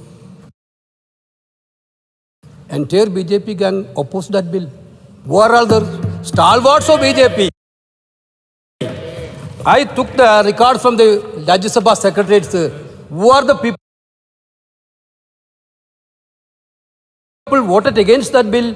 Lal Krishna Advani, Atal Bihari Vajpayee, Jaswant Singh ji, Ram Jethmalani ji, all are opposed this bill. This is the record of the Rajya Sabha. Now you are the champion of this. Sir, of course, after that 2010, we brought the bill and passed the bill in Rajya Sabha. We passed the bill in Rajya Sabha. Unfortunately, we are not in a position to pass the bill in Lok Sabha. But you came in power in 2014. You have given promise to the people of India that we are going to bring women legislation bill, women reservation bill. Who stopped you, sir? From 2014 to 2023, 9 years, who stopped you to bringing this bill?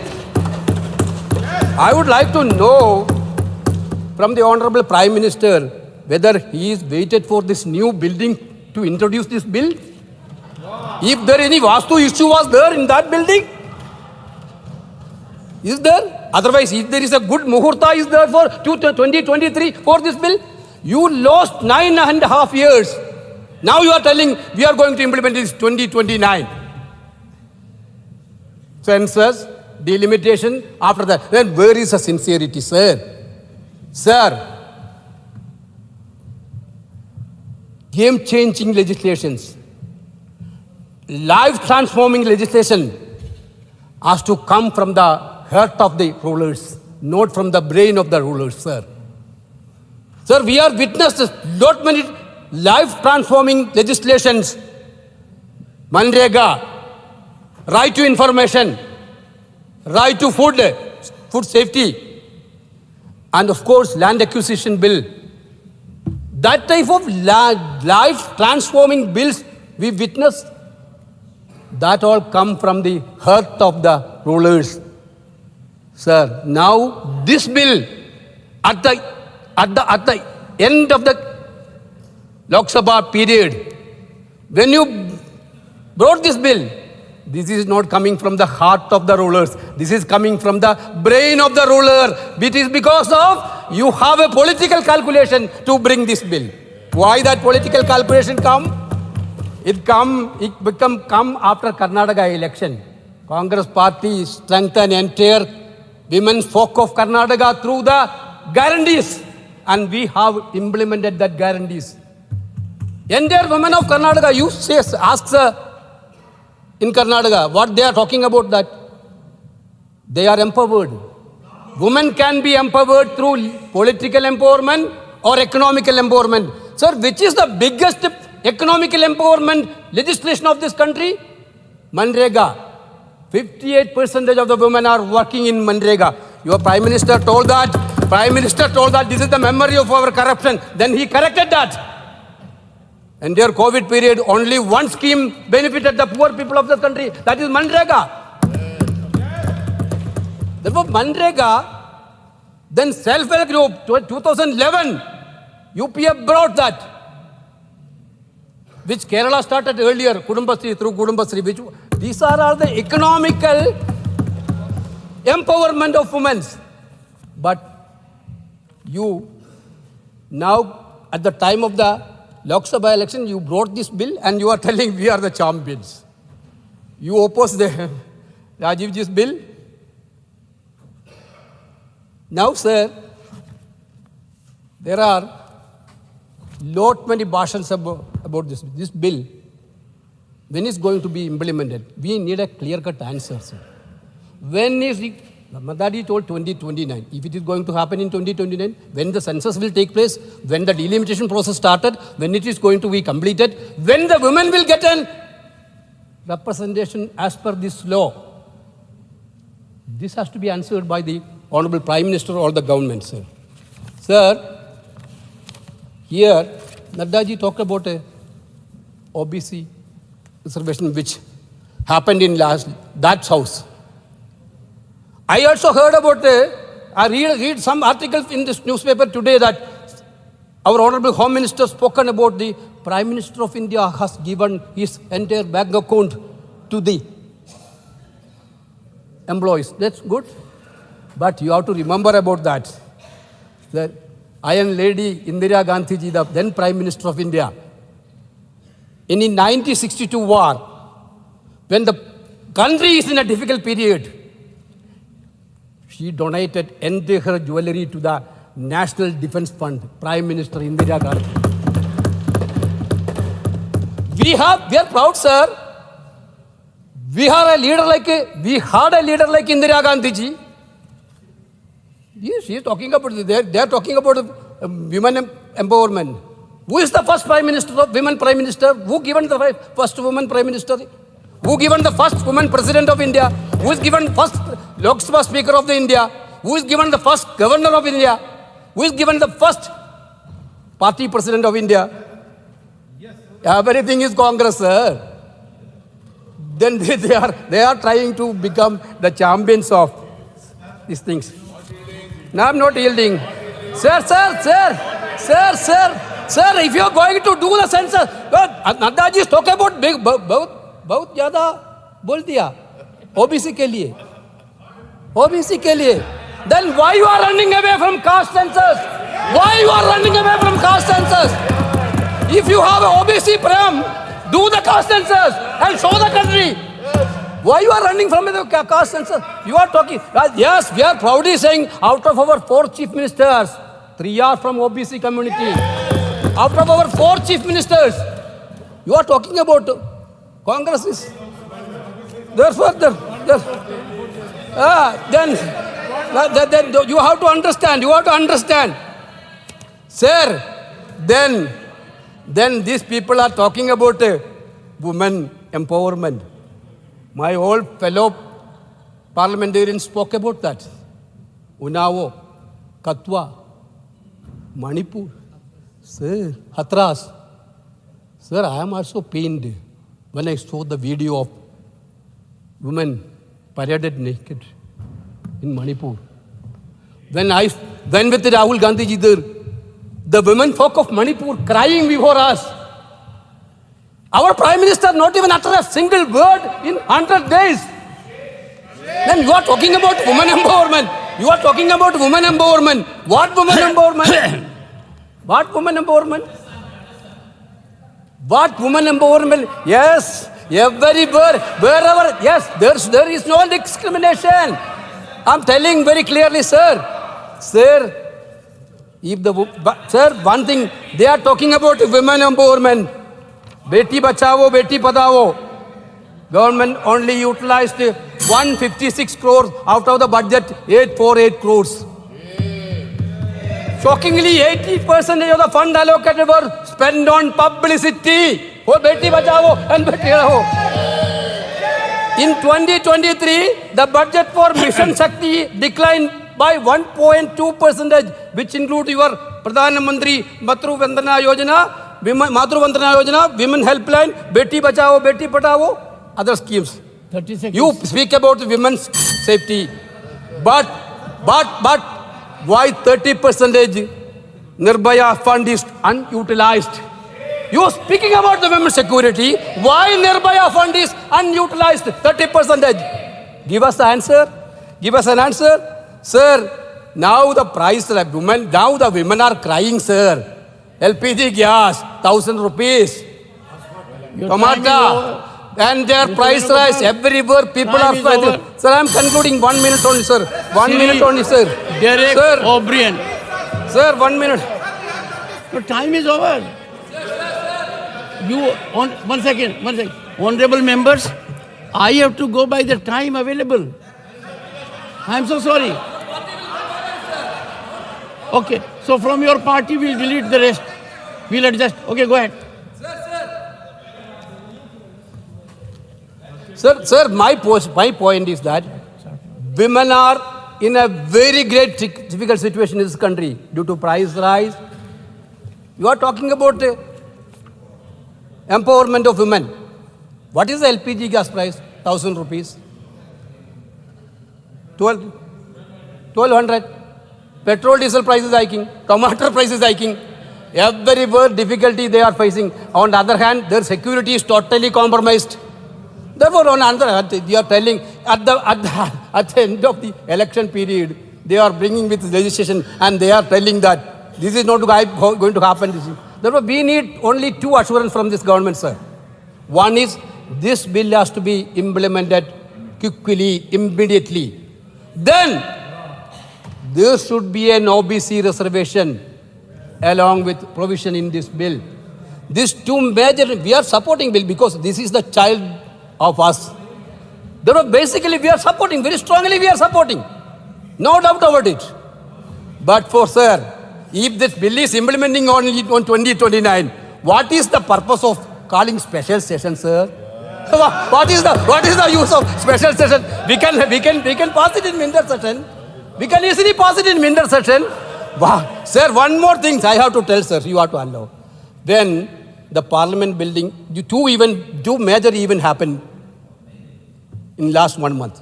One is the inauguration of this parliament building. We are all expected, Honorable President and Honorable Vice President will be there. You are the custodian of this Rajya Sabha, sir. You are the chair. It is an insult to us, Rajya Sabha members. Our chairman is not there in that time. Our chairman is not there in that time. Our President of India is not there in that time. One second. Honorable members, we can't trade on deficiencies. We can't trade ignorance of others. Let me make it very clear. Vice President and the Honorable President have been accorded the highest respect in the country. Number one. Number two, 1 second, there has been no constitutional transgression. The position of the President and the Vice President or the Chairman has to be kept at the level as expected. and that was done. And that is what you have seen in last 3 days also. I would appeal to you, as a member of the leading opposition party, you must do your homework, find out. It doesn't send a good message when you bring in the Honorable President also. Read the Constitution and you will find the role has been defined categorically. Leave it at that. Let's not get into that area. And I can assure you, your chairman, one second, your chairman will not allow anyone to denude his power. And therefore, there has been no denudation. There has been no decrease. Get over this perception. We believe in rule of law, in constitutionalism. Point out a single article of Constitution which, according to you, has been transgressed. We cannot lower the dignity of the Honorable President. The Honorable President has to come here under the Constitution. And let me tell you, honorable members, one second, take your seat. Honorable members, the first amendment of the Indian Constitution, please recall it. There was a provision by framers of the Constitution that the Honorable President will address every session of Parliament. That was the original prescription in the Constitution. And the amendment was once a year. Honorable President has to actually act in accord with the Constitution. The Constitution stipulates, no, don't reduce our position. Don't reduce our position, please. Understand and do it. Oh. Nasir, do you think Mr. K.C. Venugopal needs your support? Some of you rise to give support. Okay. Please conclude now. I am winding up. Sir, my point is I am respecting your position. I am respecting, but the people of India expected President of India and your presence. That is what I mentioned. Sir, one more thing, sir. They are now brought this bill and they are trying to become the champion of this. They want to divert many issues. That is why one nation, one election. That is why this type of things have happened. We know that exactly. But the sincerity. Can I ask a question, sir? Naddaji talked about their political representation. Our parties also having representation women enough.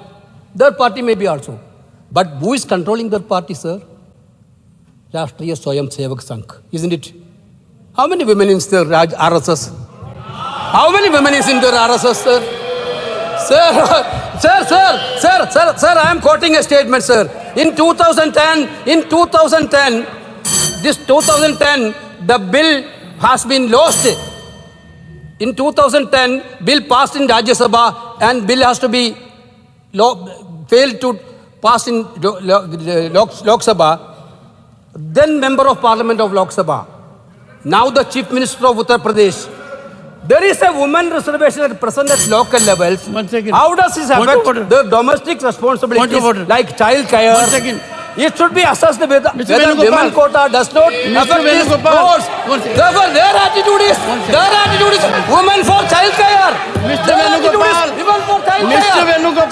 nothing will go on record. Women for child care. Nothing will go on record. Sir, this is a point of order. I am quoting. Nothing will go on record. There is a point of Mr. Venugopal, nothing will go on record.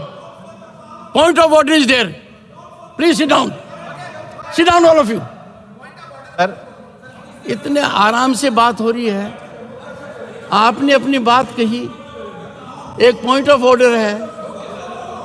प्रेम से, smile से, composer से सुनिए. Sir.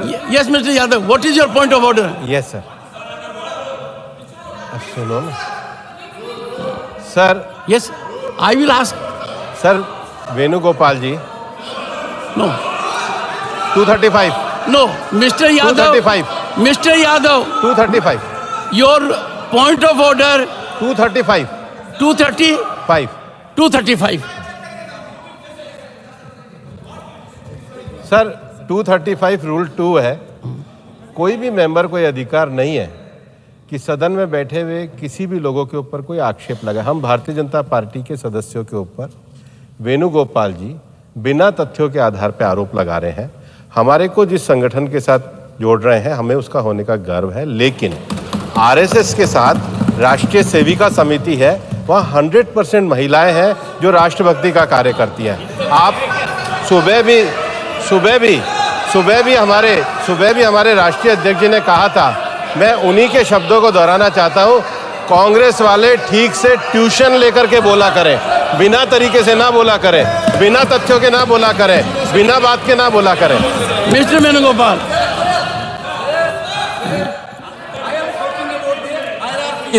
RSS. Okay, Mr. Tiruchi Siva, under which rule? But it was read wrongly, sir. 235(2) says, shall not interrupt any member while speaking by disorderly expression or noises or in any other disorderly manner. Member was speaking, sir. He was obstructed only from that side. How can the point of order be pointed towards him, sir? One second. That's true. Please read 240. वैसे बताता हूँ, कोई भी सदस्य irrelevant rule को ना उठाएगा। तिरुचि शिवा ने इररिलेवेंट ऐसा है।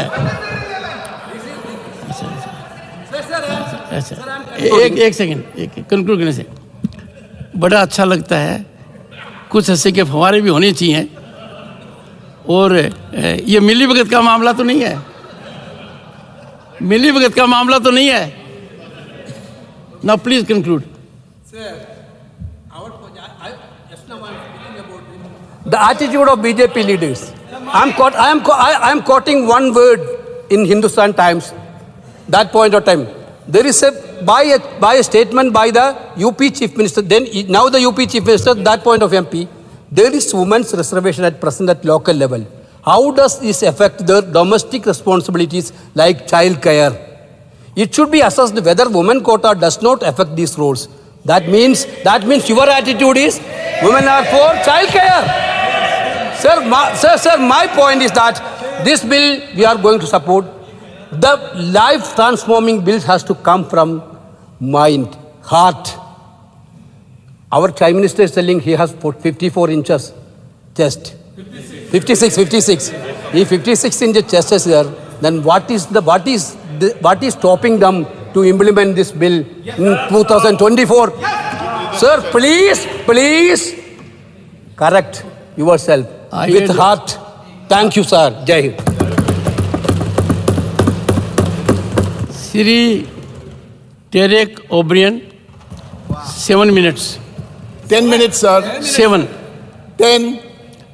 He has taken time of other members. Who? No, I say Mr. K.C. Venugopal. Sir, what are you doing? Are you making a mockery of this? What? Is something wrong with you? Sir, I've got 10 minutes of my party to speak. Sit down. I got 10 minutes of my party. Why are you doing this, sir? No, look here. I'm not giving. Just sit down and listen to me. It has become virtually your refrain. All India Trinamool Congress, Dola sent 10 minutes. Your total time is 24 minutes. Yes. You have 14 minutes left. 7 each. You can take all the 14 minutes. Sir. Please, sir. Please. Just 1 sec. Sir. Just hear me out, please. Yes. Just hear me out. 1 sec, sir. What is wrong? Just hear me out and then What is if wrong? I'm saying something wrong, you can just hear me out, Let's sir. first Please. talk on time. Sir, I'm talking only on time. How much time your party has? 24 minutes. How much has been used? 14 minutes. 10 by Dola Sen. 4 by Mausam Noor. Dola Sen. 24 minus 14 is 10. So how much time is left? 10 minutes. Okay, take 10 minutes. So I have not started and it's already 1:25. Doesn't matter. No, sir. Take Just 10 minutes. Sir, please. 11:25, 10 minutes end. Okay. Go ahead. Sir, I support the women's reservation bill. But this government, when will this government know or learn that this is a parliamentary democracy and this is not an army commando operation? In an army commando operation, you need secrecy, you need surprise, you need stealth. In a parliamentary democracy, you don't. You need cooperation, you need sharing. Why do you bring this special session parliamentary bulletin, no agenda, the agenda will be added later? 2, why do you have an all-party meeting on Sunday and don't mention a word about this bill? Why do you have a cabinet meeting and this morning we are given 4 hours time to submit amendments? Sir, honestly, I appeal to them, such parliamentary democracy with such secrecy hurts a democracy. We know why it is being done. And the last 3 days, one man's story is being told. Fair enough.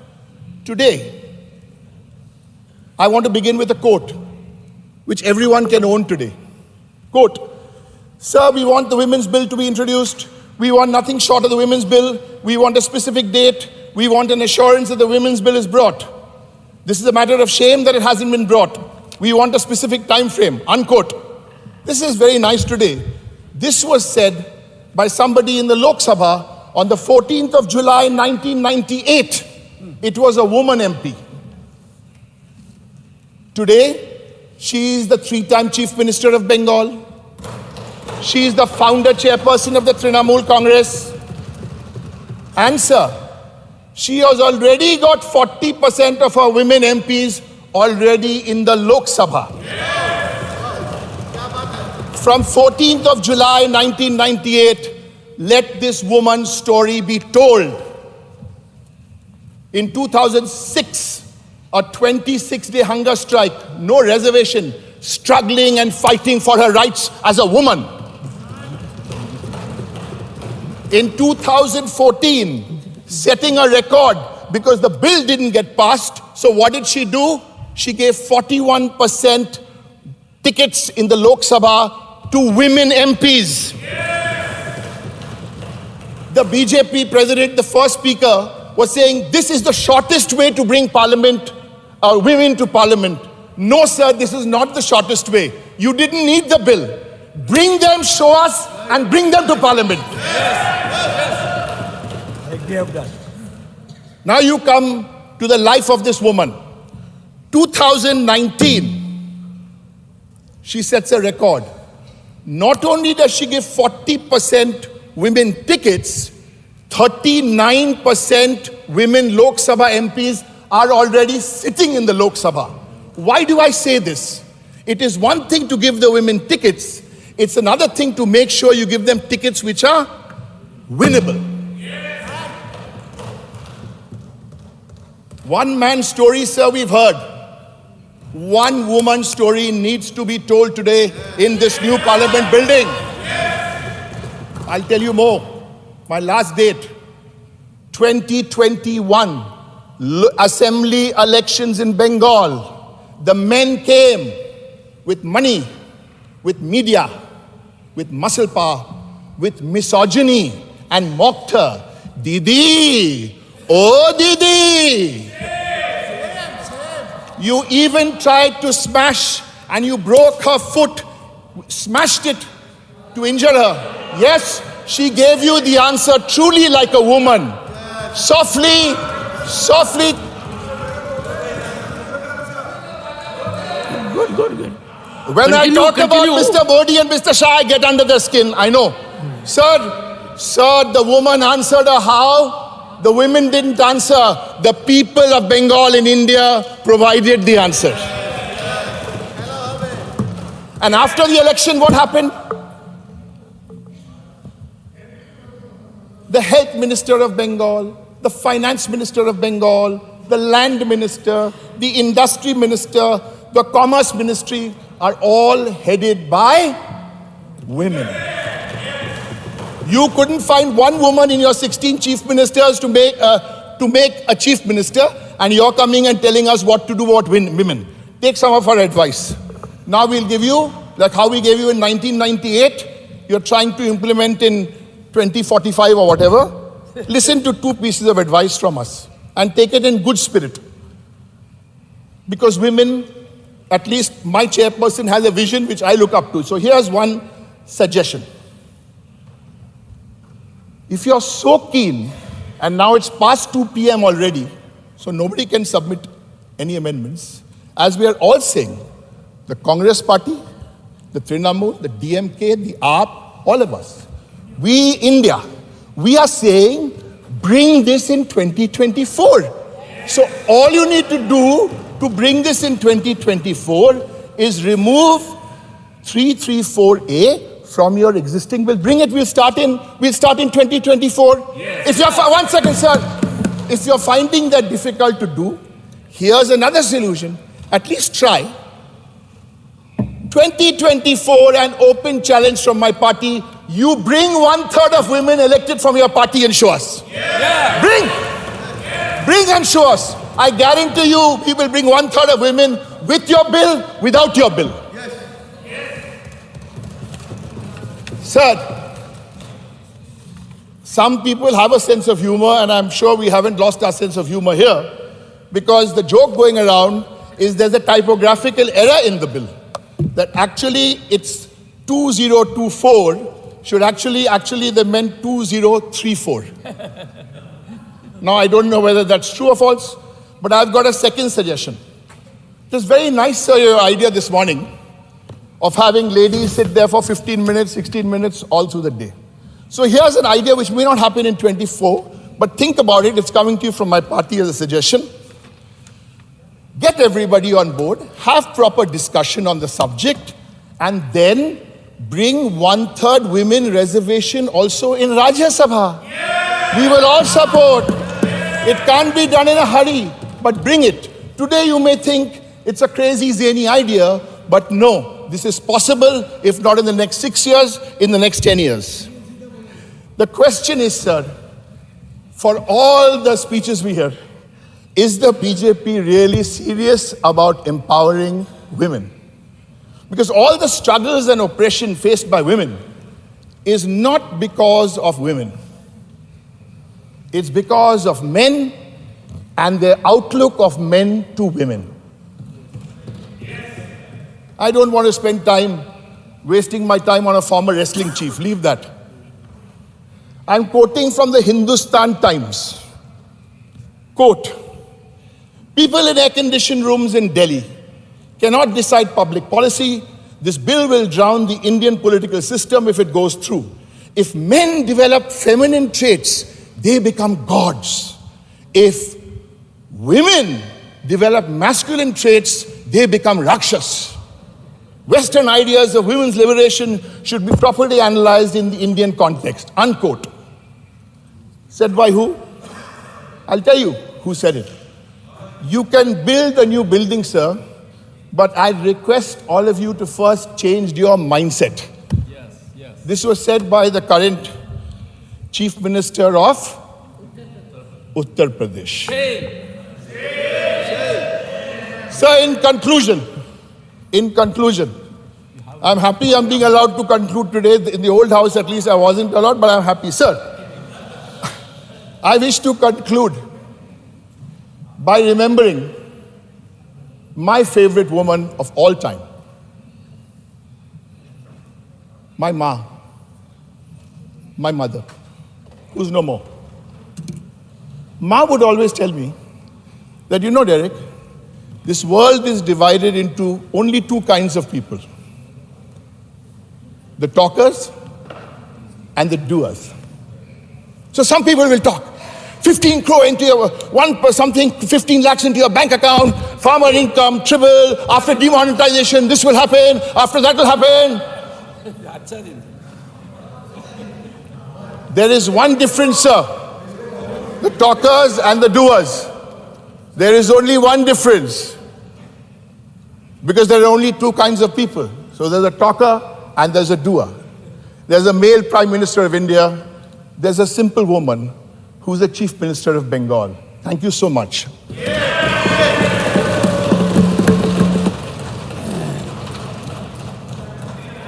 Shri Derek O'Brien is called upon to authenticate two statements made by him. One, man came with money, and second, the allegation he has leveled by quoting the present Chief Minister of Uttar Pradesh, Shri Manas, during course of the day, Shri Manas Ranjan Mangraj, authenticated. Thank you, Chairman, sir. Already Mr. Jairam Ramesh, Mr. Chidambaram Thank you, Chairman, is yet sir. to do it. No. I support this bill. It has to be. मैं bill को समर्थन करता हूं, sir. 1 second. No. मैं मेरा During course of the मातृभाषा day, में बोलने के लिए चाहता हूं। the direction is very clear. No member. 1 second. Sit down. 1 second. 1 second. 1 second. 1 second, honorable member. 1 second. I had indicated very firmly, this is not a place to trade allegations. Every member has a right. Every member has a right to say anything. You will have to authenticate during course of the day. That's a directive. Shri Manas Ranjan Mangraj, take your seat. Manas Mangraj, no floor. Nothing will go on record. Nothing will go on record. Sit down. You have to sit down. Don't force my hands. Sit down. You will have to comply the directive. No. If you level an allegation that Prime Minister of this country went to West Bengal with money, and you still want me to condone it, prove it.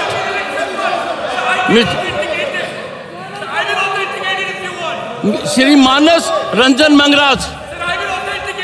Shri Manas Ranjan Mangraj. Do you want to take, please? Thank you, Your Chairman, sir. time is 3 minutes. I support this bill, Please sir. continue. मैं मेरा मातृभाषा ओडिया में बोलने के लिए चाहता हूं, sir. Yes. Sir, BJD सबुबेले साधारण जनजीवन तथा समाजर समस्त क्षेत्र में महिला सशक्तिकरण दिगरे सर्वदा कार्य करि आसुअछि। 1952 मसीहारे ओडिशार तत्कालीन मुख्यमंत्री श्री विजु पट्टनायक एक ऐतिहासिक निष्पत्ति क्रमे ओडिशार पंचायत राज अनुष्ठान मानकरे महिलांक पई 33% संरक्षण व्यवस्था करथिले। सर, 2011 रे तांको पुओ तथा बीजेडी सभापति तथा माननीय मुख्यमंत्री श्री नवीन पट्टनायक ओडिशार पंचायत राज अनुष्ठान मानकरे महिलांक पई संरक्षण सीमा को 50% को वृद्धि करछंती। 2012 रे श्री नवीन पट्टनायक पौर संस्था म्युनिसिपालिटी एवं एनएसी एवं महानगर निगम रे महिलांक पई 50% संरक्षण व्यवस्था मध्य करिसंती।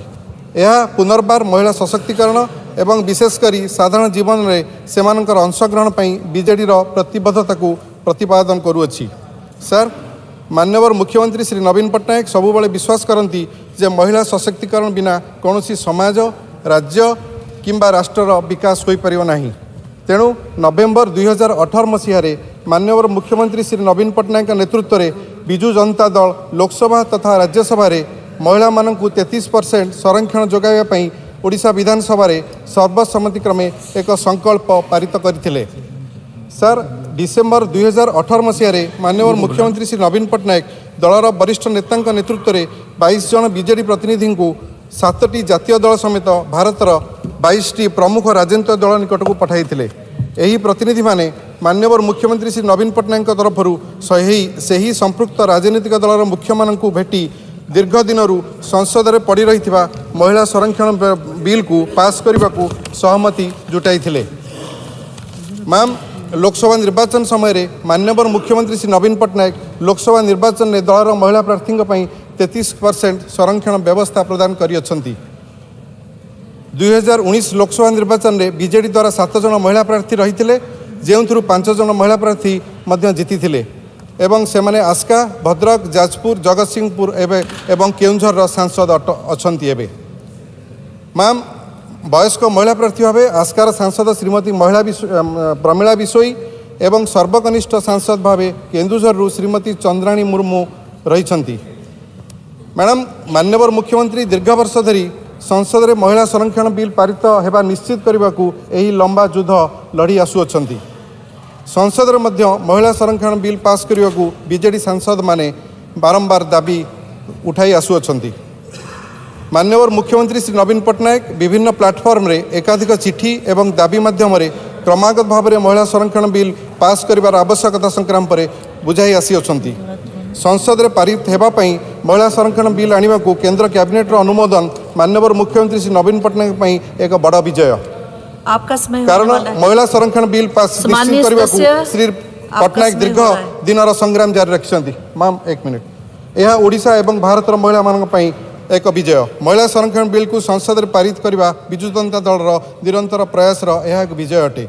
यह आउ एक सुजोग जितेबाला माननीय मुख्यमंत्री श्री नवीन पट्टनायक कठिन परिश्रम एवं निरंतर प्रयास ओडिशा तथा देश में महिला माने बृहत सशक्तिकरण सुफल पाइबा जाउछंती। Thank you madam.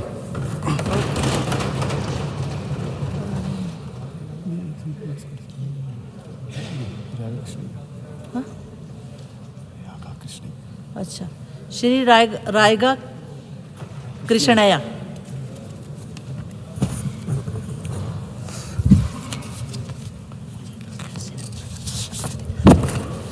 Thank you, Chairman, Madam, for giving me this opportunity to participate in the discussion on the 128 Constitution Amendment Bill.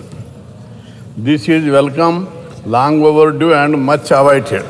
I would like to take this moment to highlight the issue of pertaining to the bill at hand. Affirmative action, gender first. In this country, there is two discrimination. One gender discrimination, second one is caste discrimination. By introducing this women bill, gender discrimination gradually calmed down. But there is a caste discrimination. But because to remove the caste discrimination, women bill, in this women bill, I want to suggest to the central government, this House, August House, to provide sub-quota to OBC women also. If BC women are not represented in this women bill, the women bill will not meaningful. We supported this demand for reservation women as they have least political representation. But BC women are still underrepresented. Why this? There is no idea for proposal for giving them sub-quota. If technically sub-quota not possible, introduce the BC bill. It is clear that all political parties have soft spot for BCs. Moreover, the general representation of BC men is also very low, that is 15% below. Out of there, even after 75 years, it was not done to the justice to the backward classes. It is a democratic country which should give share to all castes and social groups according to their population.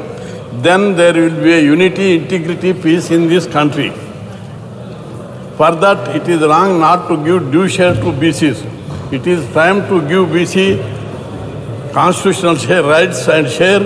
In 75 democracy, 6% population of BCs has 15% in the political sphere and 16% in employment sphere, 1% in industrial sector, 5% in private jobs.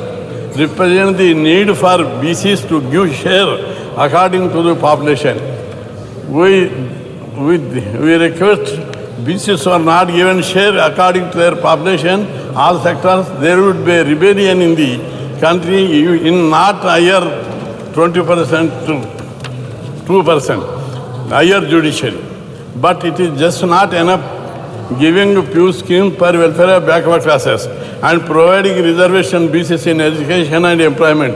Real development of BC come only when they get political power. This is possible only when the seats are reserved for BCs.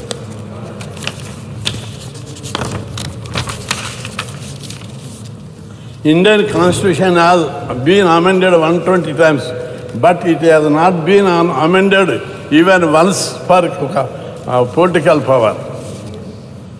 Social setup of our country is fundamentally built on caste system. Unless all castes are get their due share in political power, country cannot become a real democratic republic. Reservation of political seats provide gateway to power to BCs. Power gives them respect, confidence, acceptance, and remove social disparity. Power to BC evolves them to bring forth the difficulties, problems, miseries of backward classes, notice of the country at large, enable the rulers to take right steps for their development.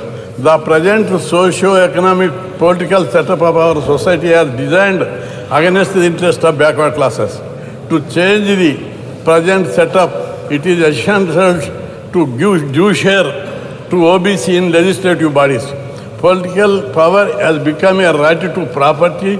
Those people who are ruling and inherited their own successful generation. Please conclude. But now in India, democracy is going and social change process has begun. But BC is constituted bulk of the productive workforce in India, where it is agriculture sector or industrial sector or service sector. It is desirable to make their participation in law-making bodies. It is meaningful. Madam, I am fighting for the 50 years for backward classes. आपका समय हो गया माननीय 5 minutes. In any egalitarian society, power should be shared equally to all the section of the society. When we talk power, it means economic power, political power, and social cultural status in our society. There is almost monopoly all these three types of power. माननीय सदस्य, समय हो गया. आपका समय हो गया. Please conclude. Just 1 minute. Even after 75 years of independence, India has no separate BC ministry department. We have no reservation in private sector. Next speaker, regarding सुश्री कविता पाटीदार. आपका समय हो गया माननीय सदस्य. reservation in higher judiciary. सुश्री कविता पाटीदार. बहुत बहुत धन्यवाद माननीय प्लीज बैठिए सदस्य. आपका समय हो गया. आपका समय हो गया. सुश्री कविता पाटीदार. बहुत बहुत धन्यवाद माननीय उपसभापति महोदया, आपने मुझे बोलने का अवसर प्रदान किया. मैं नारी शक्ति वंदन अधिनियम के समर्थन में बात करने के लिए आप सभी के बीच में खड़ी हुई हूँ. सबसे पहले मैं देश के यशस्वी प्रधानमंत्री माननीय मोदी जी को हृदय से कोटि कोटि धन्यवाद प्रेषित करती हूँ, जिन्होंने हिंदू संस्कृति के इस पर्व गणेश आराधना के समय महिला बिल को लाने का सदन में काम किया है.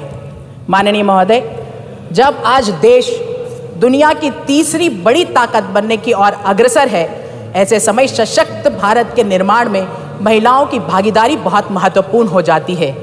आज मैं इतिहास की तरफ देखूं तो रानी लक्ष्मीबाई की बात कहूं या कल्पना चावला की, या वर्तमान में आज देश के सर्वोच्च पद पर आसीन हमारी महामहिम राष्ट्रपति आदरणीय द्रौपदी मुर्मू जी के नेतृत्व का वर्णन कर लूं, हम जानते हैं कि हमारा देश महिला के सामर्थ्य और शक्ति का साक्षी रहा है. ये दुनिया एक गुलशन है तो नारी उसकी माली है, वो झुक जाए तो सीता है और अड़ जाए तो चंडी काली है. देश की ऐसे सशक्त नारी की चिंता कर देश के चिंतन में उनकी भागीदारी को सुनिश्चित करने का काम माननीय प्रधानमंत्री आदरणीय मोदी जी ने किया है. हमने भगवान शिव के अर्धनारीश्वर स्वरूप को भी देखा है, जिसके माध्यम से संसार को नारी के अस्तित्व की आवश्यकता का संदेश दिया गया है. एक तरफ धर्म है तो दूसरी तरफ संस्कार. ये हमारे संस्कार ही है कि हमारे भारत देश को भी हम भारत माता कहकर पुकारते हैं, और इसी माँ भारती के उज्जवल भविष्य को सुनिश्चित करने के लिए महिलाओं के सामर्थ्य की उपयोग करने के लिए ये बिल माननीय मोदी जी के द्वारा इस सदन में लाया गया है. माननीय सभापति महोदया, पिछले विगत 9 वर्षों से केंद्र की सरकार ने माननीय मोदी जी के नेतृत्व में न सिर्फ महिलाओं के आगे अनेक अवसर उपलब्ध कराए हैं, अपितु उनके जीवन स्तर में सुधार के लिए विभिन्न योजनाओं के माध्यम से प्रयास भी किया है. उज्ज्वला योजना हो, मातृ वंदना योजना हो, शौचालय निर्माण की बात करूं, बेटी पढ़ाओ बेटी बचाओ की बात कहूं, महिला सशक्तिकरण, इन सभी योजनाओं के माध्यम से महिला के अधिकारों में वृद्धि के संकल्प को पूरा किया. हम सिर्फ राजनीति के लिए या वोट के लिए महिलाओं का नाम नहीं लेते हैं. मैं पूर्ण विश्वास के साथ इस बात को इस सदन में कहती हूं कि पिछले 9 वर्षों में हमारी सरकार ने हमारी बहन बेटियों के जीवन चक्र से जुड़ी हर समस्या पर ध्यान देकर उसके समाधान का प्रयास किया है। पिछले 9 वर्षों से भारत में जिस प्रकार वुमेन एम्पावरमेंट के लिए काम किया है, उसका परिणाम आज नजर भी आने लगा है। आज हम देख रहे हैं कि भारत में महिलाओं की संख्या बढ़ी है। भारत में साइंस, टेक्नोलॉजी, इंजीनियरिंग, मैथ्स में लड़कियों की भागीदारी आज 43% है। आज मैं मध्य प्रदेश की बात करूं तो मध्य प्रदेश में आज बेटियों का जन्म उत्सव बना है। लाडली लक्ष्मी जैसी योजना को पूरे देश ने सहारा है। वहीं 1,25,00,000 अब तो 1,30,00,000 बहनें जो लाडली बहनें की योजना से आज मध्य प्रदेश में सशक्त हो रही है। और मध्य प्रदेश में जो वंदन की बात बार बार यहाँ आ रही है, हम तो हर कार्यक्रम की शुरुआत ही बेटियों के पूजन के साथ, उनकी वंदना के साथ हम लोग करते हैं। कल इस सदन में ओबीसी की भी बात कही थी। मैं भी ओबीसी की वर्ग से ही आती हूँ। मैं उनसे एक प्रश्न पूछना चाहती हूँ, इतने सालों तक सत्ता में रहकर उनको ओबीसी की चिंता क्यों नहीं हुई? आज तक उन्होंने कभी कदम क्यों नहीं उठाए? एक तरफ वो ओबीसी का नाम लेकर जनता को भ्रमित करने का काम करते हैं, वहीं दूसरी तरफ माननीय प्रधानमंत्री आदरणीय मोदी जी ने पिछड़ा वर्ग आयोग को संवैधानिक अधिकार देकर मन से पिछड़ा वर्ग के कल्याण की बात कही है। हम जानते हैं माननीय सभापति महोदया, पूर्व में भी इस प्रकार का बिल राज्यसभा में आया था और लोकसभा में पारित नहीं हो सका। 4 साल तक उसको लंबित करने का काम किया गया है। और हम तो ये जानते हैं कि ईश्वर का दिया कभी अल्प नहीं होता और जो बीच में छूट जाए वो संकल्प नहीं होता। इस संकल्प को सिद्धि तक पहुंचाने का दृढ़ शक्ति के साथ इस सदन में लाने का काम अगर किसी ने किया है तो माननीय मोदी जी ने। मैं हृदय से उनको धन्यवाद देती हूं कि वर्षों से लंबित इस बिल को इस सदन में उन्होंने पेश किया। जैसे ही यह बिल पारित होता है, देश की लोकसभा व देश की सभी राज्यों की विधानसभा में 1/3 स्थान मातृशक्ति के लिए आरक्षित हो जाएगी। और साथ ही SC व ST वर्ग के लिए जितनी भी सीट आरक्षित है उसमें से भी 1/3 महिलाओं के लिए आरक्षित हो जाएगी। इतिहास को बदलने वाला यह बिल न सिर्फ महिलाओं को राजनीतिक रूप से सशक्त करेगा, अपितु इस महिला के सामाजिक और आर्थिक सशक्तिकरण के मार्ग को भी प्रशस्त करेगा। मैं पूर्ण विश्वास के साथ ये कहती हूँ कि संवेदना और ममता की प्रतिपूर्ति नारी के नेतृत्व में निर्णयों में भी संवेदना का समावेश होगा। आज जैसे हम कुछ युक्ति बोलते हैं कि हर पुरुष की प्रगति के पीछे नारी का हाथ होता है, इस सदन में मुझे ये बोलते बहुत गर्व है कि हम सब बहनों की प्रगति के पीछे इस देश के प्रधानमंत्री माननीय मोदी जी का ताकत और साथ है, जो पूरे देश की बहनों से ये कह रहा है कि नहीं वक्त सोने का अब है, जाग उठो भारत नारी, गया शांति का वक्त, आज बनकर चलो आग की चिंगारी, बनकर सीता के समान वध रावण का करवाना है, आज कटारी बांध कमर में स्वयं युद्ध में जाना है, भाव भीरुता का तजकर तुम करो शेर की सवारी, नहीं वक्त सोने का अब है, जाग उठो भारत नारी, जाग उठो भारत नारी। मैं माननीय प्रधानमंत्री जी को बहुत धन्यवाद देती हूँ जिन्होंने एक निर्णायक एजेंडा निर्धारित किया और यह खोखले वादों के विपरीत आज एक स्पष्ट वास्तविकता बन गई है। कोटि कोटि धन्यवाद देते हुए प्रधानमंत्री जी को इस बिल का समर्थन करते हुए मैं अपनी बात को समाप्त करती हूँ। बहुत बहुत धन्यवाद। नेक्स्ट स्पीकर श्रीमती महुआ माझी। Thank you honourable vice chairperson ma'am. Women reservation bill नारी शक्ति वंदन अधिनियम पर बोलने से पहले मैं राजा राम मोहन रॉय और विद्यासागर को नमन करना चाहूँगी। आज हम लोग यहाँ खड़े हैं तो निश्चित रूप से राजा राम मोहन रॉय के लिए, विद्यासागर के लिए, वरना हम भी शायद सती प्रथा, बाल विवाह के शिकार हो जाते। मैं अपने स्टेट झारखंड की उन वीर नेत्रियों को भी नमन करना चाहूँगी, जोहार करना चाहूँगी आज के दिन। सिंगी दई, कैली दई, फूलो झानो, जिनका नाम इतिहास में उस तरह से दर्ज नहीं है पुरुषों की तरह, लेकिन उन्होंने अपनी वीरता का मिसाल कायम किया। आज बहुत सारी नारी, उनकी हिम्मत से उनको बल मिलता है और राजनीति में महिलाएं आगे आती हैं। हमारे संविधान के निर्माण में भी 15 विदुषी महिलाओं का हाथ था, मैं उन्हें भी नमन करती हूँ। हमारे झारखंड में खेल के क्षेत्र में सुमराय टेटे, सावित्री पूर्ति, असुंता लकड़ा, झानू हाजदा जैसी तमाम महिलाएं हैं जो झारू, जिन्होंने पूरी दुनिया में हमारे झारखंड और इस देश का नाम रोशन किया, उन्हें भी आज नमन करती हूँ मैं। हमारे दिशम गुरु शिबू सोरेन जी, जिन्होंने जो हमारे देश के सबसे बड़े आदिवासी नेता हैं, उन्होंने जिस तरह से महिलाओं के अधिकार के लिए लड़ाई लड़ी, उन्होंने नशाबंदी की 1971 में, उन्हें पता था कि अगर पुरुष नशा नहीं छोड़ेंगे तो महिलाओं पर ही सबसे ज़्यादा अत्याचार होगा, वो अपने परिवार को नहीं देखेंगे। मैं उन्हें भी नमन करती हूँ। हमारे माननीय मुख्यमंत्री हेमंत सोरेन जी, जिन्होंने पिछली सरकारों में जो महिलाएं ट्रैफिकिंग की शिकार होती थी, उन्होंने बल दिया, आत्मसम्मान के साथ अपने स्टेट में रोजगार देने के लिए उन्होंने ढेर सारी योजनाएं लॉन्च की, चाहे वह पलाश ब्रांड हो, सावित्रीबाई फुले किशोरी समृद्धि योजना हो, या फिर फुलो झानो आशीर्वाद योजना हो, पोटो हो, खेल योजना हो, तरह तरह की योजनाओं के माध्यम से उन्होंने किया। और आपको जानकर खुशी होगी कि हमारे झारखंड के विधानसभा में 12.35% महिलाएं हैं, जो कि दूसरे राज्यों से ज़्यादा है। कई राज्यों से, जैसे हरियाणा में 10% है, गुजरात में 7.14% है, उसी तरह से मध्य प्रदेश में 9.13 है। मैं इस बिल का समर्थन करती हूँ क्योंकि ये आज का दिन हमारे लिए एक ऐतिहासिक दिन है, और मैं लेकिन चाहूँगी कि ST, SC, OBC महिलाओं के लिए भी उसमें आरक्षण हो, और तत्काल आरक्षण हो, 2024 में हो, इस पर पुनर्विचार किया जाए, न कि जनगणना और परिसीमन के लिए हमें 2029 के बाद तक का इंतज़ार करना पड़े। जिस दिन माननीय प्रधानमंत्री जी ने लोकसभा में ये बात कही थी कि महिला रिजर्वेशन बिल आने वाला है, इतनी खुशी की लहर दौड़ गई।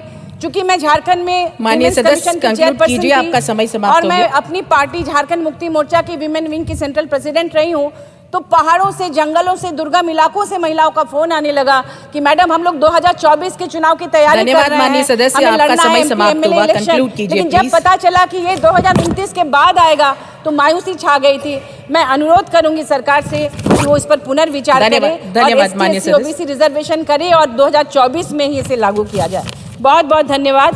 श्रीमती प्रियंका चतुर्वेदी। मैडम, कितना समय है उसी अनुसार बोलेंगे? 1 मिनट, 1 घंटा, 3 minute. Thank you so much chairperson. सबसे पहले मैं देश के पहले प्रधानमंत्री जवाहरलाल नेहरू जी की पंक्तियों से शुरू करना चाहूँगी। 75 साल बीत गए पर उनकी आवाज़ अभी भी गूंजती है, उनके शब्द अभी भी हमारे कानों में गूंजते हैं। Long years ago we made a tryst with destiny, and now the time comes when we shall redeem our pledge, not wholly or in full measure but very substantially. Ma'am, हमारी जो इतिहास है महिलाओं का, जब हमारा संविधान बन रहा था तो संविधान में कॉन्स्टिट्यूएंट असेंबली में ये चर्चा हुई थी कि क्या महिलाओं को आरक्षण मिलना चाहिए। वहाँ पे जो 15 महिला सदस्य भी थीं, उन्होंने उसको खारिज कर दिया था। उन्होंने कहा था कि equality will be the basis of our constitution. Baba Saheb Ambedkar ji ने एक ऐसा विजनरी कॉन्स्टिट्यूशन हमें दिया जहाँ पे महिलाओं को इक्वालिटी और समानता का समानता की जिंदगी दी। पर दुर्भाग्य इस बात का है कि 75 साल में जो महिलाओं को जगह मिलनी चाहिए थी, स्टेट असेंबलीज हों या केंद्र में हों, वो हमें मिली नहीं। इस वजह से आज हम इस रिजर्वेशन की चर्चा कर रहे हैं। आज अगर हम रिजर्वेशन की बात करते हैं, ये लड़ाई हमारी जो शुरू हुई है, इतने सालों से ये लड़ाई लड़ रहे हैं, तो मैं तो ये एक ऐतिहासिक पल मानती हूँ कि मुझे इसमें शामिल होने का सौभाग्य प्राप्त हुआ और इस बिल का समर्थन हमारी पार्टी कर रही है। पर हमारे साथ 2 दिक्कतें हैं जो मैं आपके सामने साझा करना चाहती हूँ। सबसे पहले तो 9.5 साल बाद 2014 के मैनिफेस्टो में, 2019 के मैनिफेस्टो में वादा था कि महिलाओं को आरक्षण मिलेगा, पर वो आरक्षण को आते आते 9.5 साल लगे। JP नड्डा जी ने बहुत सारी बातें कही। उन्होंने कहा this is the only way we can give reservation. मैं कहूंगी with due respect to him, this is not the only way we can get representation and reservation. 2010 का बिल ले आइए। 2010 का बिल लागू होता अगले लोकसभा इलेक्शन से। आप 73rd और 74th अमेंडमेंट देख लीजिए, वो फ्यूचर डेट के नहीं थे, वो इमीडिएटली इम्प्लीमेंटेबल थे। पूरी दुनिया में कोई कानून ऐसा नहीं बना होगा जो आने वाले 7 साल बाद लागू होगा। तो ये महिलाओं के साथ ये जो हो रहा है, मैं मानती हूँ उनको एक झुंझुना दिखाया जा रहा है कि आरक्षण तो दे रहे हैं, पर आरक्षण के साथ हम कंडीशन भी रख रहे हैं। दरवाज़ा तो खोल रहे हैं पर 7.5 साल तक आपको उसमें एंट्री नहीं देंगे, ये कह रहे हैं साथ में। मैं पूछना चाहती हूं क्या आपको रोक रहा है, कौन सा कॉन्स्टिट्यूशन का हिस्सा है जो आपको रोक रहा है इमीडिएट इम्प्लीमेंटेशन से। तो दुख इस बात का होता है कि हम लोग जब बात कर रहे हैं रिजर्वेशन की, पूरी तरीके से जो आज मिठाई बांटते और खुशी होती है हम सब महिलाओं में, उससे हमें वंचित किया जा रहा है। प्लीज माननीय सदस्य, मैं बस आपका समय समाप्त हो गया। जी जी मैम, एक मिनट में खत्म कर दूंगी, आप लोगों से ज्यादा समय नहीं मांगूंगी, ना उम्मीद है। बस जाते जाते एक चीज कहूंगी कि जो 2010 का बिल था उसमें लेजिस्लेटिव काउंसिल्स में भी महिलाओं के लिए आरक्षण था। तो लेजिस्लेटिव काउंसिल और राज्यसभा में आप भी सांसद हैं, मैं भी सांसद हूं, जितना लोकसभा में उन महिलाओं का रिप्रेजेंटेशन है राज्यसभा में नहीं है। माननीय तो सदस्य, आपका समय होना समाप्त हो चाहिए। गया। बस इसी बात को कहते हुए मैं इसको वेलकम करती हूं, मैं इसको सपोर्ट करती हूं, और एक ऐसा ऐतिहासिक दिन हम रचने जा रहे हैं, उसको मैं आप सभी का जिनने सपोर्ट किया है आभार व्यक्त करूंगी। धन्यवाद। माननीय सदस्य श्री सुशील कुमार मोदी जी।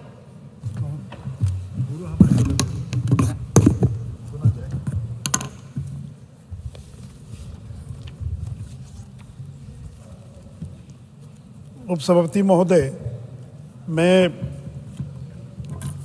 संविधान के 128वें संशोधन विधेयक के समर्थन में बोलने के लिए खड़ा हुआ हूं। मैं आदरणीय प्रधानमंत्री जी को धन्यवाद देना चाहूँगा। किसी संसद ने आज से कुछ वर्ष पूर्व इकोनॉमिकली वीकर सेक्शन के लिए 10% का आरक्षण संबंधी संविधान संशोधन विधेयक सर्वसम्मति से पारित किया था, और आज महिलाओं को 33% आरक्षण लोकसभा और विधानसभा में लागू करने के लिए संविधान का ये 128वां संविधान संशोधन विधेयक पेश किया जा रहा है, जिस पर आज ये चर्चा हो रही है। उपसभापति महोदय, जिसे मेरे पूर्व लोगों ने बताया कि इसके पहले भी 4 बार प्रयास किया जा चुका है संविधान में संशोधन करने हेतु, और ये 5वां प्रयास है। इसके पहले 2 बार श्री अटल बिहारी वाजपेयी की सरकार के समय प्रयास हुआ, 1 बार देवगौड़ा जी के समय में प्रयास हुआ, 1 बार डॉक्टर मनमोहन सिंह जी की सरकार के समय प्रयास हुआ, परंतु चारों प्रयास विफल हो गए। लेकिन मुझे खुशी है कि आज श्री नरेंद्र मोदी जी के नेतृत्व में जो सरकार चल रही है, उसके प्रयास से कल लोकसभा में सर्वसम्मति से लगभग पारित हो गया, और आज विधानसभा से ये पारित होने जा रहा है।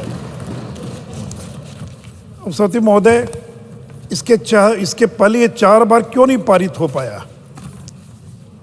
मैं यहाँ बैठे लोगों को इतिहास थोड़ा बताना चाहूँगा कि 1998 में जब अटल जी की सरकार के दौरान ये बिल सदन में पेश किया गया, तो राष्ट्रीय जनता दल के एक सांसद जो बिहार सरकार में मंत्री हैं, श्री सुरेंद्र यादव, उन्होंने आडवाणी जी के हाथ से बिल की कॉपी लेकर फाड़ दिया, और सदन में इतना हंगामा हुआ कि सदन को स्थगित करना पड़ा, और वो बिल कभी पारित नहीं हो पाया। इतना ही नहीं सहती महोदय कि जब 6 मई 2008 को 108वां संविधान संशोधन बिल पेश किया जा रहा था, तो सदन का माहौल क्या था? हंसराज भारद्वाज उस समय लॉ मिनिस्टर थे, उन पर कोई हमला न करे उनको बचाने के लिए वो पहली पंक्ति में नहीं बैठे, वो सेकंड रो में बैठे, और उनके बगल में 2 महिला सांसदों को बैठाया गया, श्री सुश्री अंबिका सोनी और कुमारी शैलजा, और जो बीच का रास्ता जो आइल है, that was guarded by Renuka Chowdhury, Jayanthi Natarajan and Alka Balram Kshatriya. और हंसराज भारद्वाज जैसे ही खड़े हुए पेश करने के लिए समाजवादी पार्टी के MP थे अबू असीम काजमी, वो छीनने के लिए दौड़ पड़े, रेणुका चौधरी कूद पड़ी। इसी कंफ्यूजन में, जल्दबाजी में हंसराज भारद्वाज ने बिल इंट्रोड्यूस कर दिया, और PS कुरियन जो से प्रिजाइडिंग ऑफिसर थे, उन्होंने तुरंत उस बिल को स्टैंडिंग कमेटी को रेफर कर दिया। तो सभापति महोदय, ये हाल था कि किस माहौल में, और इतना ही नहीं, जब स्टैंडिंग कमेटी से बिल स्वीकृत होकर जब आया और सदन के अंदर 8 मार्च 2010 को पेश किया गया, तो समाजवादी पार्टी के नंद किशोर यादव और कमाल अख्तर ये सभापति अंसारी की मेज पर चढ़ गए।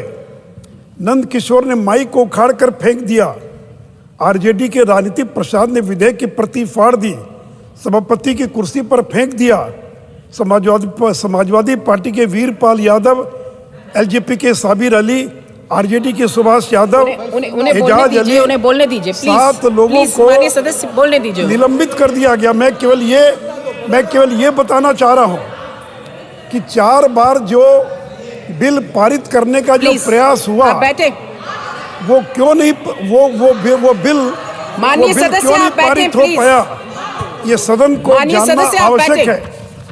और उपसभापति महोदय, ये हंगामा प्रायोजित था, स्पॉन्सर्ड था, क्योंकि सरकार नहीं चाहती थी कि ये बिल पास हो, और इसे योजनाबद्ध तरीके से एक और दिखाया जा रहा है कि हम बिल के समर्थन में लिप सर्विस, और दूसरी ओर सहयोगी दल के सांसदों को उकसाकर बिल में भेजकर हंगामा करवाया गया ताकि वो बिल पास न हो सके। इसलिए सभापति महोदय, ये जो कहा जा रहा है, मैं सदन को ये बताना चाहूँगा कि निशाना ओबीसी आरक्षण नहीं था, निशाना था कि इस बिल को पारित मत होने दो, क्योंकि अगर ये बिल पारित हो गया तो बहुत सारे लोगों की अगले बार चुनाव लड़ने का उनका अवसर खत्म हो जाएगा।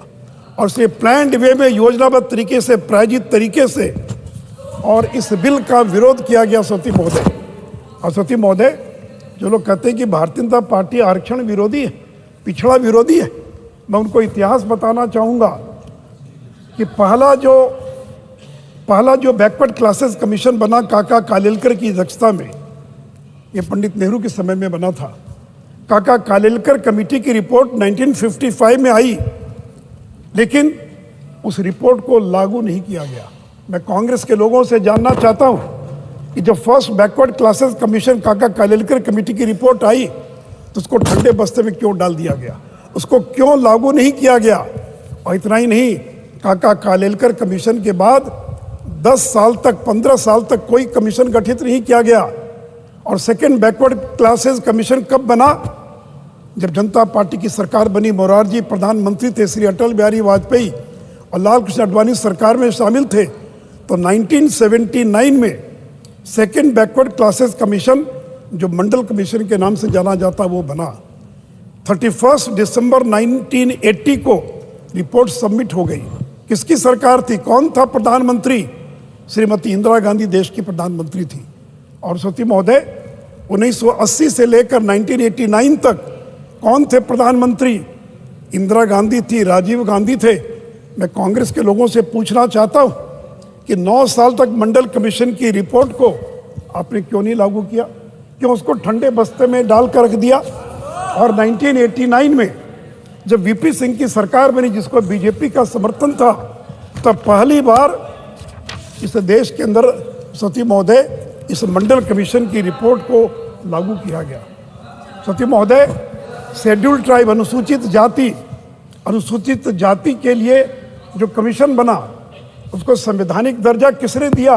कांग्रेस ने नहीं दिया। सभापति महोदय, अटल बिहारी वाजपेयी की सरकार ने 2003 में एसटी कमीशन को और कॉन्स्टिट्यूशनल स्टेटस देने का काम किया। इतना ही नहीं सभापति महोदय, कि जो बैकवर्ड क्लासेस कमीशन है, इसको कॉन्स्टिट्यूशनल स्टेटस किसने दिया? मैं सदन को बताना चाहूँगा कि एक श्री बीके हंडी, कांग्रेस के बड़े नेता हुआ करते थे पिछड़े वर्ग के, जो committee on welfare of OBCs के चेयरमैन थे। उन्होंने अपनी रिपोर्ट दी 2012 में, 2013 में, 2015 में, और हर रिपोर्ट में बीके हंडिक ने यह रेकमेंड किया कि पिछड़े वर्गों का आयोग बनना चाहिए और उसको संवैधानिक दर्जा मिलना चाहिए, परंतु आपने नहीं दिया। और गरीब के बेटे नरेंद्र मोदी ने जब वो देश के प्रधानमंत्री बने तो बैकवर्ड क्लासेस कमीशन को कॉन्स्टिट्यूशनल स्टेटस देने का काम किया। SC/ST कमीशन को जो अधिकार है, वो सारे अधिकार ओबीसी कमीशन को दिए गए। The backward classes commission has all the power of civil court to summon and enforce the attendance, production of documents, evidence on affidavit। और सभापति महोदय, EWS को 10% आरक्षण पहली बार किसने दिया? नरसिंहा राव जब देश के प्रधानमंत्री बने तो नरसिंहा राव जी ने एग्जीक्यूटिव ऑर्डर से एक 4 लाइन का एग्जीक्यूटिव ऑर्डर निकाल दिया और कहा कि ऊंची जाति के गरीब लोगों को हम 10% का आरक्षण दे रहे हैं। और सभापति महोदय, जब इंदिरा सावनी का केस जब सुप्रीम कोर्ट में गया उस 4 लाइन के एग्जीक्यूटिव ऑर्डर को सुप्रीम कोर्ट ने खारिज कर दिया। और मैं जानना चाहता हूं इस सदन में बैठे कांग्रेस के लोगों से, जब ईडब्ल्यूएस का जो आरक्षण था वो जब 25 सितंबर 1991 को जब खारिज कर दिया तो 10 साल तक आपने ईडब्ल्यूएस को आरक्षण क्यों नहीं दिया? और किसने फिर आरक्षण दिया ईडब्ल्यूएस को? श्री नरेंद्र दामोदर दास मोदी ने ऊंची जाति के गरीब लोगों को आरक्षण देने का काम किया। मैं इसका जिक्र इसलिए भी कर रहा हूँ सौती महोदय, जो लोग कहते हैं कि जल्दी से जल्दी लागू कर दो। कल मैं भाषण सुन रहा था लोकसभा के अंदर कांग्रेस के नेताओं का, कहते कि 24 में लागू कर दो, तत्काल लागू कर दो। तो आप क्या चाहते हैं कि ईडब्ल्यूएस के आरक्षण को जिस तरह से 4 लाइन के एग्जीक्यूटिव ऑर्डर को सुप्रीम कोर्ट ने खारिज कर दिया, कि आप चाहते हैं कि महिला आरक्षण विधेयक को इसी प्रकार सुप्रीम कोर्ट खारिज कर दे? सौती महोदय, ये नरेंद्र मोदी की सरकार है और उन्होंने जब 103rd अमेंडमेंट किया ईडब्ल्यूएस आरक्षण के लिए, तो आर्टिकल 15 और 16 में एक नया सब सेक्शन 6 जोड़ा गया जो कहता है, आप कंक्लूड कीजिए, समय समाप्त हो रहा है। Nothing in this article shall prevent the state from making any special provision for the advancement of any economically and weaker section of citizens other than। सती महोदय, सुप्रीम कोर्ट ने इसको अपहेल्ड किया, इसलिए हम सोच समझकर कि डिलिमिटेशन कमीशन बनेगा, सेंसस के फिगर आएंगे और तब 2029 में लागू करेंगे। अगर जल्दबाजी में लागू कर दिया सती महोदय, तो कल कोई पीएल में चला जाएगा, यही लोग पीएल में किसी को खड़ा कर देंगे और सुप्रीम कोर्ट इस महिला आरक्षण विधेयक को खारिज कर देगा।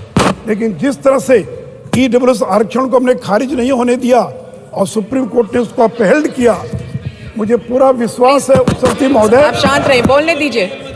और सती महोदय, इतना ही नहीं तो नवोदय विद्यालय, केंद्रीय विद्यालय, मिलिट्री स्कूल में इन लोगों ने कभी ओबीसी आरक्षण नहीं दिया।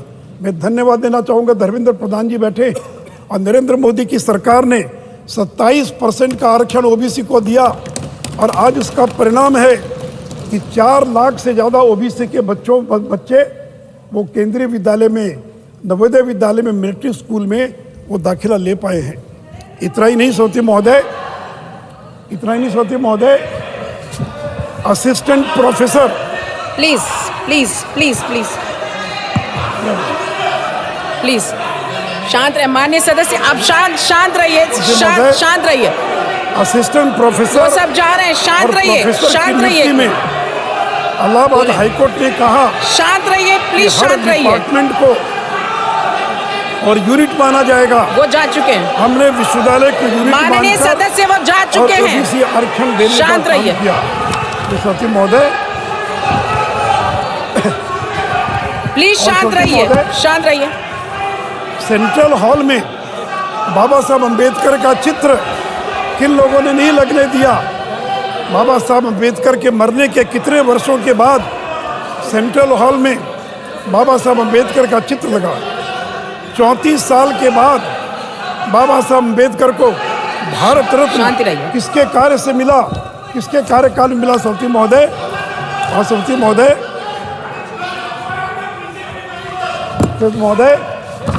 ये कांग्रेस के लोग, ये कांग्रेस के लोग प्लीज आप शांत रहिए, उनकी अपनी बात समाप्त करने दीजिए। मैं माननीय सदस्यों से रिक्वेस्ट कर रही हूँ, प्लीज आप शांत रहिए। मैं इसका उल्लेख करना चाहूंगा सौती महोदय कि राजीव गांधी जो देश के प्रधानमंत्री रहे, आप शांत रहिए, शांत रहिए। थे, उन्होंने मंडल commission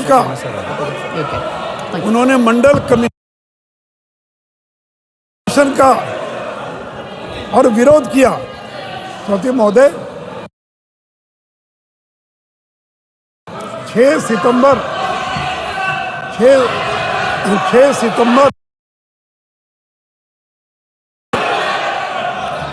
Honorable members, please take your seat. Take your seat. Take your seat. Honorable members, I request you to take your seat.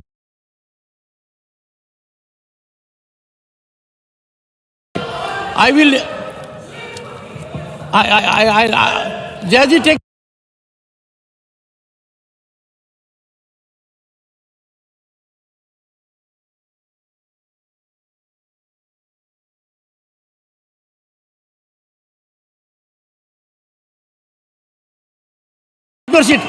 I'll listen to my announcement. Listen to my announcement. Jayaji, very well meaning that it is a matter to be probed. It's a matter. 1 second. Please listen to Jayaji. On this day, women's reservation. Let us.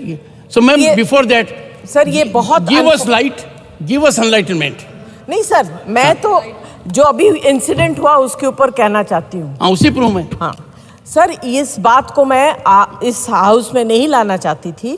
कल बात ऐसी हुई, वो अच्छी तरह से निभ गई जब आपने कहा कि गैलरी में बच्चियां बैठी हुई हैं। फिर उसके बाद आपने मेरे करियर के बारे में बात किया और निर्मला जी ने भी बात किया। मैंने उस बात को आगे छेड़ा नहीं। मैं आपको बता रही हूँ, मेरा पर्सनल एक्सपीरियंस है। परसों के दिन और कल मैं जितने बार बाहर गई घर जाने के लिए, लंच हो या जो भी ब्रेक हो, groups of women were coming और उन्होंने सबने मुझसे कहा हम आपके फैन हैं मगर हम बीजेपी सपोर्टर हैं।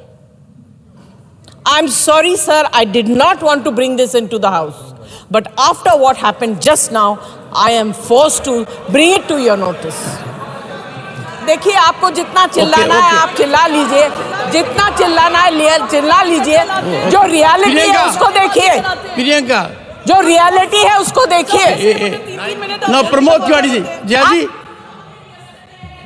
Jayaji, I have taken note of it. Sir, ये पूरा परिसर आपके अधीन है। पूरा परिसर, पूरा कैंपस आपके अधीन है जो राज्यसभा का है। हम सुनियोजित ढंग से देख रहे हैं। इसमें ये पता लगाना चाहिए कि किसकी रिकमेंडेशन पर, किस सदस्य की रिकमेंडेशन पर ये आए थे जो आए थे। तो उस सदस्य के खिलाफ, 1 मिनट पूरा कर दूं मैं, उस सदस्य के खिलाफ कठोरतम कार्रवाई हो। दूसरी बात सर, ये सदन को क्या कर लिया गया है, आपके परिसर को ग्रुप में हम जाते हैं, बाहर देखते हैं, कहते साहब हम आपके साथ नहीं, लेकिन हम इस वार्ड से आए हैं, हम इस एरिया से आए हैं। तो भाजपा सुनियोजित ढंग से राज्यसभा की मर्यादा का हनन कर रही है, इसलिए मैं आपकी व्यवस्था चाहता हूं। So, ऑनरेबल कौन बोल रहे थे, मिस्टर सुशील कुमार मोदी। सभापति महोदय, मैं चर्चा कर रहा था कि कांग्रेस पार्टी किस तरह से ओबीसी विरोधी रही है और उसका मैं उदाहरण देना चाहूँगा और डॉक्यूमेंट्स के साथ कि 6 सितंबर 1990 को जब इसी सदन के अंदर 193 में discussion on Mandal commission Lok Sabha में जब चर्चा हो रही थी, तो उसमें तत्कालीन जो कांग्रेस के दिग्गज नेता हैं राजीव गांधी, उनका मैं भाषण को कोट कर रहा हूँ और मंडल कमीशन पर कह रहे हैं Rajiv Gandhi, to me it is breaking of my country, break of my country may not be important to you. You have taken country to the edge of caste war. It is Rajya Sabha, yani VP Singh, who's trying to divide our country on caste and religion. The Congress cannot stand by and watch this nation being divided for the political convenience of one individual. Why are you dividing the country? और इतना नहीं सोती महोदय, ये भी कहा राजीव गांधी ने, hasty decision Mandal commission की रिपोर्ट पर, the country is not prepared for it, this will compromise the goal of casteless society and promote casteism, government seeks to benefit the privileged among backward caste, they seek to exclude the backward Muslims, Christians and Sikhs from the reservation benefits. Mandal commission has many constraints. It is based on flawed understanding of the social system.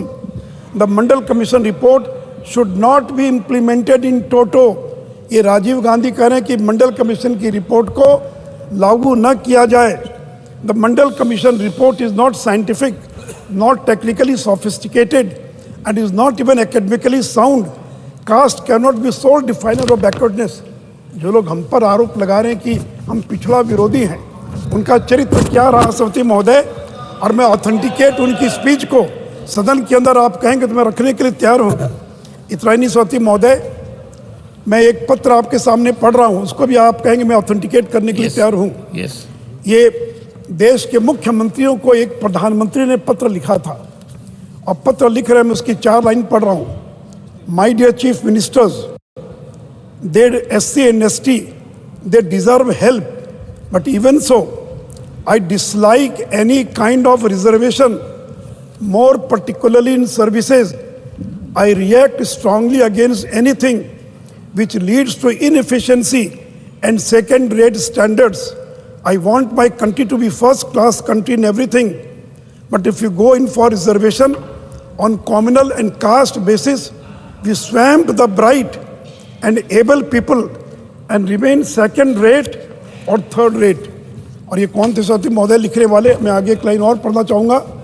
It has amazed me to learn that even promotion are based sometimes on communal and caste consideration.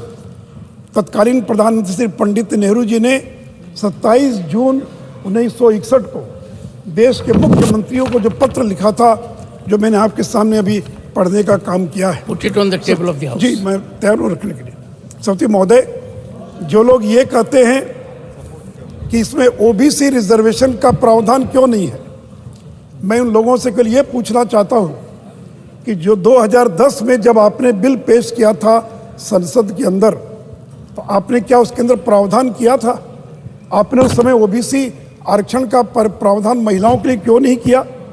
जब 76 और 77 amendment जो पंचायत और नगर निकाय के अंदर SC ST के reservation के लिए जो बिल आया, उसमें आपने, और महिलाओं के लिए भी प्रावधान किया गया, उसमें आपने ओबीसी आरक्षण का प्रावधान क्यों नहीं किया? उपसभापति महोदय, ओबीसी आरक्षण तो बहाना था, महिला बिल रोकना ये असली निशाना था। हर एक को ये डर था कि हमारी सीट का क्या होगा। सभापति महोदय, कल अमित शाह जी ने भी लोकसभा में बताया कि संविधान 3 प्रकार की श्रेणी का ही इजाजत देता है, शेड्यूल्ड कास्ट, शेड्यूल्ड ट्राइब और जनरल, और इन्हीं 3 के अंदर हॉरिजॉन्टल रिजर्वेशन महिलाओं को देने का प्रावधान किया गया है। हम किसी नई श्रेणी को नहीं दे रहे। लोकसभा और विधानसभा में कभी भी ओबीसी आरक्षण नहीं रहा है। जब महात्मा गांधी अमन अनशन पर बैठे थे पूना पैक्ट के लिए, वो भी अनुसूचित जाति के आरक्षण का मुद्दा था। पिछले करीब 90-100 साल में जब भी आरक्षण मिला है SC और ST को लोकसभा और विधानसभा में, कभी भी ओबीसी को लोकसभा और विधानसभा में कभी आरक्षण नहीं दिया गया। सती महोदय, बिना आरक्षण के भी आज बड़ी संख्या में ओबीसी के लोग चुनाव जीतकर आ रहे हैं। मैं अपने राज्य बिहार का उदाहरण देना चाहूँगा। 40 MPs हैं बिहार के, जिसमें 19 MPs ओबीसी समाज के हैं। ये तो बिना आरक्षण के कि 19 MP बिना आरक्षण के जीत कर आते। और सती महोदय, कल अगर आरक्षण लागू हो गया तो जिन सीटों पर आज हम ओबीसी पुरुष को टिकट दे रहे हैं, तो वहाँ तो महिला को टिकट देंगे, वहाँ तो पुरुष को टिकट नहीं देंगे, महिला ओबीसी महिला को हम टिकट देंगे। Please conclude. जी कंक्लूड, 2-3 मिनट और सर। इसलिए मैं आपसे ये कहना चाहूँगा, और मैं एक चीज़ और आग्रह करना चाहूँगा। Your other speakers will lose time. कि झारखंड के अंदर बिना ओबीसी आरक्षण दिए पंचायत का चुनाव करा दिया गया। जहां पर कांग्रेस के 4 MLA हैं, आरजेडी के 1 MLA हैं। मैं कांग्रेस के लोगों से जानना चाहता, कभी आपने पूछा वहां के मुख्यमंत्री से कि पंचायत के इलेक्शन आपने बिना ओबीसी आरक्षण दिए कैसे करा दिया? लोकल बॉडीज का इलेक्शन वो इसलिए रुका हुआ है कि आज तक उन्होंने डेडिकेटेड कमीशन का गठन नहीं किया है। सभापति महोदय, मोदी जी की सरकार में 76 मंत्री हैं, जिसमें 26 ओबीसी हैं। ये कुल 35% ठहरता है, जो एक रिकॉर्ड है। और जो लोग कहते हैं कि ओबीसी विरोधी, उनको मैं इतना ही बता दूं, इसके पहले 2 प्रधानमंत्री बने ओबीसी समुदाय से, श्री HD देवगौड़ा और श्री चौधरी चरण सिंह। लेकिन उन दोनों को, देवगौड़ा 11 महीने के प्रधानमंत्री रहे और चौधरी चरण सिंह तो संसद का मुंह भी देख नहीं पाए। किसने उनकी सरकार को गिराया? कांग्रेस ने उनकी सरकार को गिराने का काम किया।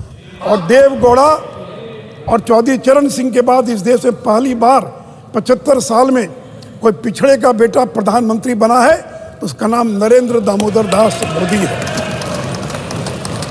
महोदय, इन लोगों ने सीताराम केसरी के साथ, इन लोगों ने सीताराम केसरी जो एक समय में कांग्रेस के अध्यक्ष बने थे, उनके साथ कैसा व्यवहार किया था। उनको नीच कहा गया, उनको चोर कहा गया, उनको दौड़ा दौड़ा कर बाथरूम के अंदर बंद कर दिया गया। सती महोदय, 2015 में जो महोदय, सती महोदय, 2015 में जब राहुल गांधी बाढ़ प्रभावित क्षेत्रों का सर्वेक्षण करने ऑनरेबल मेंबर गए, सुशील जी, तो पूर्व केंद्रीय मंत्री Sushil ji, mister Sushil Kumar ji, please, honourable member, I have already directed you to put that document on the table of the House. Now what you have stated, carrying facts which are being disputed, you will authenticate them. Yes, मैं करूँगा सती, and do it during course of the day. During course of the day. और सवती महोदय, जो लोग जातीय गणना की बात करते हैं, कास्ट सेंसस की बात करते हैं, चिदम्बरम साहब अभी सदन में नहीं है, मैं कोट करना चाहूँगा। 7 May 2010 when चिदम्बरम साहब was home minister of this country, उन्होंने क्या कहा। सती महोदय, चिदम्बरम साहब ने संसद में जब कास्ट सेंसस का मुद्दा उठा तो चिदम्बरम को मैं कोट कर रहा हूँ, after independence as a matter of policy the question relating to caste other than scheduled caste and the scheduled tribe was not included. Caste was not included in the last census of 2001. Chidambaram साहब का ये बयान है कि as a policy, और मैं उसके document जो उनके स्पीच का पार्ट है, और उन्होंने कहा आज़ादी के बाद नीतिगत तौर पर SC ST के अतिरिक्त किसी अन्य जाति की गणना को जनगणना में शामिल नहीं किया गया है। क्यों नहीं आपने कास्ट सेंसस करा लिया 2010 में? क्यों सोशो इकोनॉमिक कास्ट सर्वे कराना पड़ा? क्यों नहीं सेंसस एक्ट के तहत आपने करवाया? और चिदम्बरम ने यह भी कहा, RGI का मत था कि जनगणना के साथ जातीय गणना कराने में अनेक लॉजिस्टिक और अव्यवहारिक कठिनाइयां हैं और इससे जनगणना की पूरी प्रक्रिया अस्त व्यस्त हो जाएगी। और यूपीए सरकार ने जनगणना 2011 के साथ कास्ट सेंसस की मांग को अस्वीकार कर दिया था। कंक्लूड। 2 मिनट और सकते। और सती महोदय, जो सोशो इकोनॉमिक कास्ट सेंसस हुआ 2011 में, जिसमें 5,000 करोड़ खर्च हुए, उसमें पता है सदन को कितनी जातियां दर्ज हुई? 46 लाख, जबकि देश में 1931 के अनुसार देयर आर ओनली 4147 कास्ट, लेकिन 46 लाख कास्ट पर इन्यूमरेटेड इन सोशो इकोनॉमिक कास्ट सेंसस। इसलिए सवती महोदय, मैं सदन को यह आश्वस्त करना चाहता हूं, ये नरेंद्र मोदी हैं जो बोलते हैं वो करके दिखलाते हैं। जो उन्होंने कहा वो करके दिखलाया, और इसलिए फूलो देवी नेतम नहीं कर सकता था जो उन्होंने महिलाओं को 33% का जो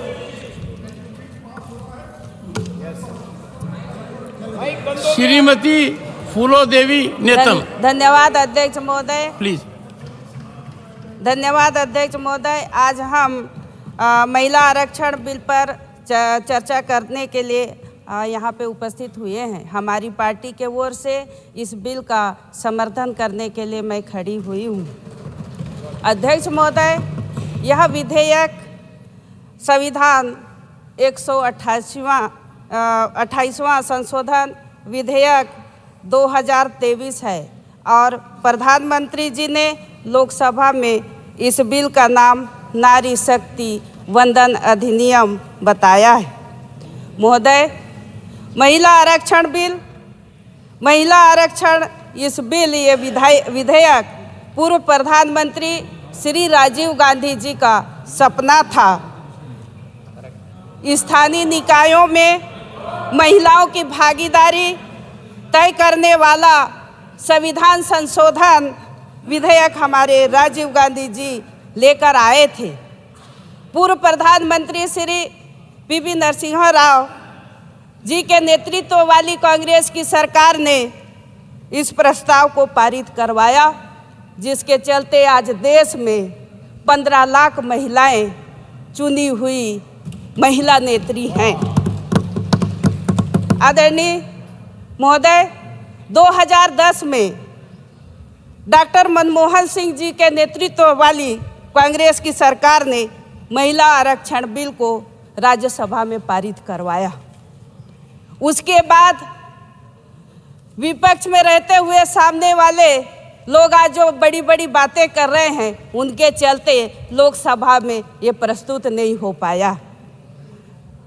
महोदय, आदरणीय सोनिया गांधी जी ने पत्र लिखा, आदरणीय राहुल गांधी जी ने पत्र लिखा कि हम विपक्ष में हैं, ये महिला आरक्षण बिल को पारित किया जाए, हम आपके साथ हैं।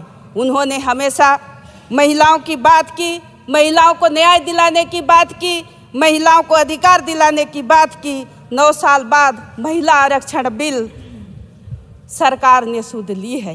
देर आए दुरुस्त आए, अभी भी टाइम है, विपक्ष पूरे आपके साथ है। आज इस बिल का समर्थन देने के लिए हम खड़े हुए हैं। सोनिया गांधी जी ने हमेशा महिलाओं को आगे बढ़ाने का काम किया है। निश्चित तौर पर अध्यक्ष महोदय, मैं बस्तर से आती हूँ और घोर नक्सली क्षेत्र से आती हूँ। कहीं ना कहीं मैं पंचायती राज से जनपद अध्यक्ष के रूप में, जिला पंचायत अध्यक्ष के रूप में और विधायक से लेकर आज राज्यसभा के इस सफर के दौर में यहाँ पे आई हुई हूँ। ये पंचायती राज की बदौलत, ये राजीव गांधी जी के देन है, ये हमारे पूर्वजों, हमारे नेताओं की देन है, जो महिलाएं आगे आई हैं। आज राजनीति स्तर पे, सामाजिक स्तर पे और विकास की दृष्टिकोण से हर जगह महिलाएं आगे आई हुई हैं। आज आपके सामने महिलाओं के हक दिलाने की बात कर रही हूँ। हमारे देश में आधी आबादी महिलाओं की संख्या है। निश्चित तौर पर यह हमारे नेताओं की दूरदृष्टि का ही परिणाम है। मैं गर्व से कहती हूँ कि राज्यसभा में हमारे परसेंट के अनुसार महिलाओं की संख्या 17% है और उससे गर्व से कहूँगी कि छत्तीसगढ़ में पूरे देश में विधानसभा में सबसे ज़्यादा महिला विधायक हैं। अध्यक्ष महोदय, अभी तो खड़ी हुई हूँ बोलने के लिए और आपने समय नहीं दे रहे हैं, ये क्या बात हुई? आप बहुत अच्छा बोल रही हैं। समय 11 मिनट बचा था, आपको उसी हिसाब से दे रहा हूँ। अध्यक्ष महोदय, 30 सेकंड्स मोर। महिला हूँ, थोड़ा सा दया कर लीजिए। 30 सेकंड मोर, थोड़ा सा दया कर लीजिए। 2 मिनट का टाइम दीजिए। अध्यक्ष महोदय, जब देश की बात आई तो हम देश का भी नेतृत्व किया। पाकिस्तान भी लड़ाई की ओर उसके 2 टुकड़े किए और अगर घर परिवार चलाने की बात आई तो भी हमारे सामने कोई नहीं टिका। आज महंगाई और बेरोजगारी भी लड़ रहे हैं, इतनी महंगाई में भी चला रहे हैं, सिलेंडर को भरवा नहीं पा रहे हैं। सामने वाले कह रहे थे कि हम सिलेंडर दिए, सिलेंडर को भरवा नहीं पा रहे महंगाई के कारण। आज भी फिर से चूल्हा जला रहे हैं, लकड़ी जला रहे हैं, चूल्हा को फूंक रहे हैं, चूल्हा का धुआं खा रहे हैं, आंखों में आंसू आ रहा है। ये महंगाई के कारण हो रहा है अध्यक्ष महोदय। और लेकिन सुजीत कुमार, क्योंकि 3 minutes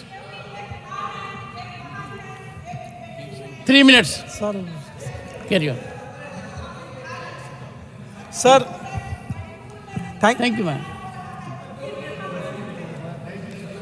There will be no time for your last speaker. Okay, no time for last speaker. So she is the last speaker. 1 minute, man. Conclude. अध्यक्ष महोदय, मणिपुर में इतना अत्याचार हो रहा है, फिर भी हम चुप हैं। G20 में देश को शर्मसार नहीं किया हम, क्योंकि देशभक्त हैं। अध्यक्ष महोदय, आपने बार बार बैठने को लोग कह रहे हैं, आपका बात मान रही हूँ, लेकिन इस बिल का यहाँ पे मैं पूरे जोर से समर्थन करते हुए आपको धन्यवाद देती हूँ। Shri Sujeet Kumar. Thank you, Chairman sir. Honorable member, 3 minutes. Sir, ours is the land where mothers and motherland has been given a pedestal greater than heaven. Janani Janmabhumi Saswarvati Garyasi. Sir, today the entire nation is captured by this bill which is being discussed in both the houses of parliament. Sir, virtually everyone is discussing this, about it in passing or in detail. Sir, last month, sir, when Vikram landed in the south pole of the moon, sir, the place was called Nari Shakti. Sir, hopefully this bill will bring Shiv Shakti. Sir, hopefully this bill will bring Nari Shakti into our parliament and hopefully lead to better decision making and better policy making in our governance structure. Sir, every time I go to different places in Odisha for political work, sir, and I interact with sarpanchas, women block pramukhs and JP members, I ask myself, has the representation of women, the reservation for women in the PRI system led to better development outcomes at the grassroots? Has it led to better investment for women, for issues concerning women? And sir, the answer I found is an emphatic yes. Sir, I found that women in the PRI, in the Panchayati Raj systems and urban local bodies have been making very meaningful contributions. And also, sir, the concern which has been raised in many quarters that men are acting as proxies for women in the urban local bodies and the PRIs has been found to be baseless, sir. Sir, when we talk of women-led development, sir, I feel that the best case study today in the country is probably the state of Odisha, sir, and the Odisha model of development. Sir, I'll substantiate this with facts, sir. Sir, my party, Biju Janata Dal, and my Chief Minister, Naveen Patnaik, has always believed that no society, no country can be called a Vishwaguru unless women are given the pedestal they deserve. Sir, we have always believed in the empowerment of women in public life and in all spheres of social life, sir, social and economic life. Sir, please allow me to quote some statistics.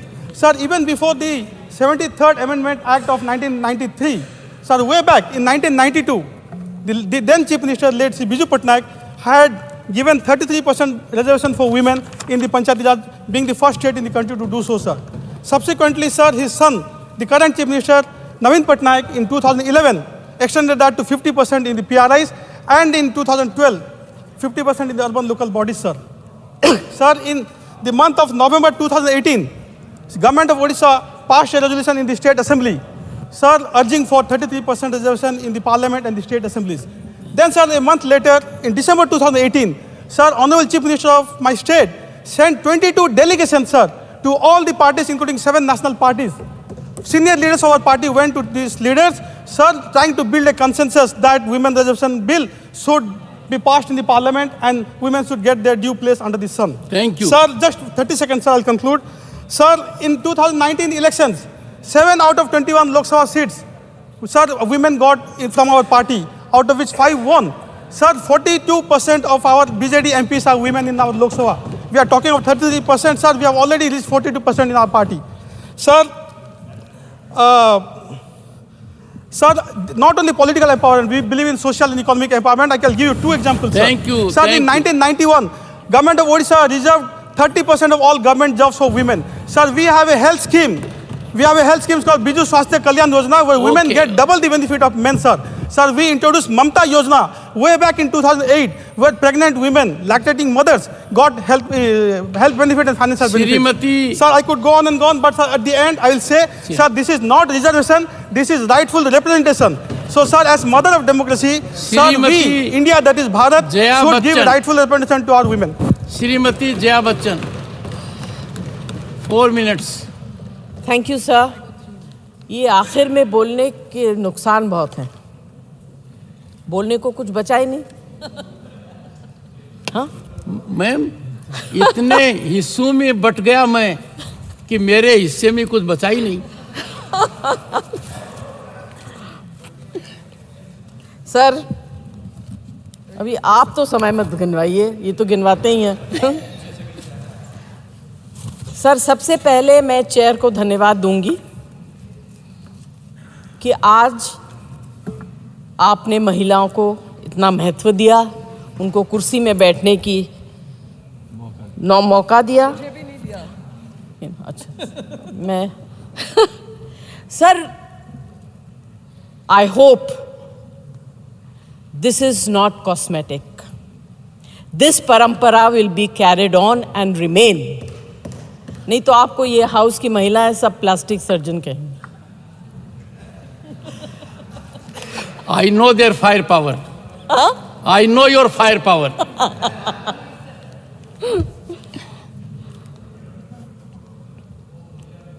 Sir आपकी कुर्सी बहुत मजेदार है. वहां बैठो तो वो झूले की तरह आगे पीछे होता रहता है. तो now I know why you keep coming back and sitting here for so long. This is ये 7-star होटल में अगर कोई अच्छी चीज है तो ये व्हील अप चेयर जो है बहुत बढ़िया. सर हम लोग कौन होते हैं महिलाओं को आरक्षण देने वाले? Who the hell are we? हमारे में हिम्मत है हम तो आ गए. हमारे लीडर्स में हिम्मत है हमको ले आए. अब जिनको लाना चाहिए वो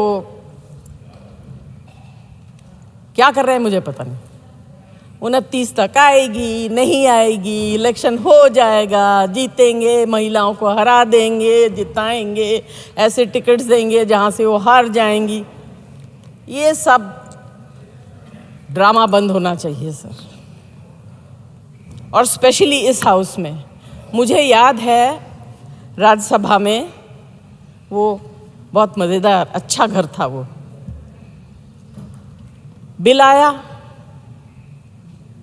सुषमा जी और वृंदा कारत जी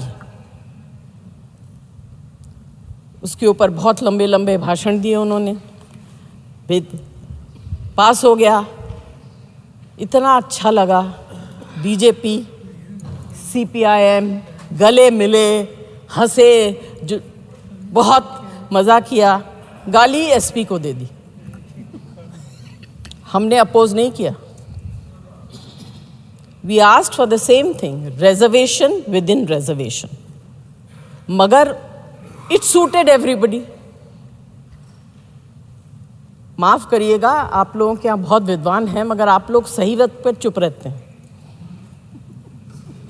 उस वक्त आप लोगों ने भी हमारा साथ नहीं दिया था ना. आप कभी देते हैं, ऐसे तो चलता रहता. This is politics. अभी आप अगर बीच में बोलेंगे तो I will take great objection. I been sitting quietly. Please do not make a comment. You have brought the bill, we are supporting the bill. Let us say what we want to say. हर चीज में sir इन लोग comment करते रहते हैं और हम करें तो फिर नाराज हो जाते हैं. आप मानते हैं ना सर? आप मानते हैं? मैं तो बीच में हूं. तब तो दोनों आपको परेशान करेंगे. सर ये सबसे पहले मैं आप लोगों के अंदर, बाहर भी मुझे लोग पूछते हैं, MPs पूछते हैं, जर्नलिस्ट पूछते हैं कि आप लोग इस बिल के अगेंस्ट में हैं. हम इस बिल के अगेंस्ट में नहीं हैं और मैं आपको कह सकती हूँ हमारे इस हाउस के पार्टी के लीडर प्रोफेसर राम गोपाल यादव यहाँ बैठे हुए हैं, मेरे साथी जावेद अली यहाँ बैठे हुए हैं.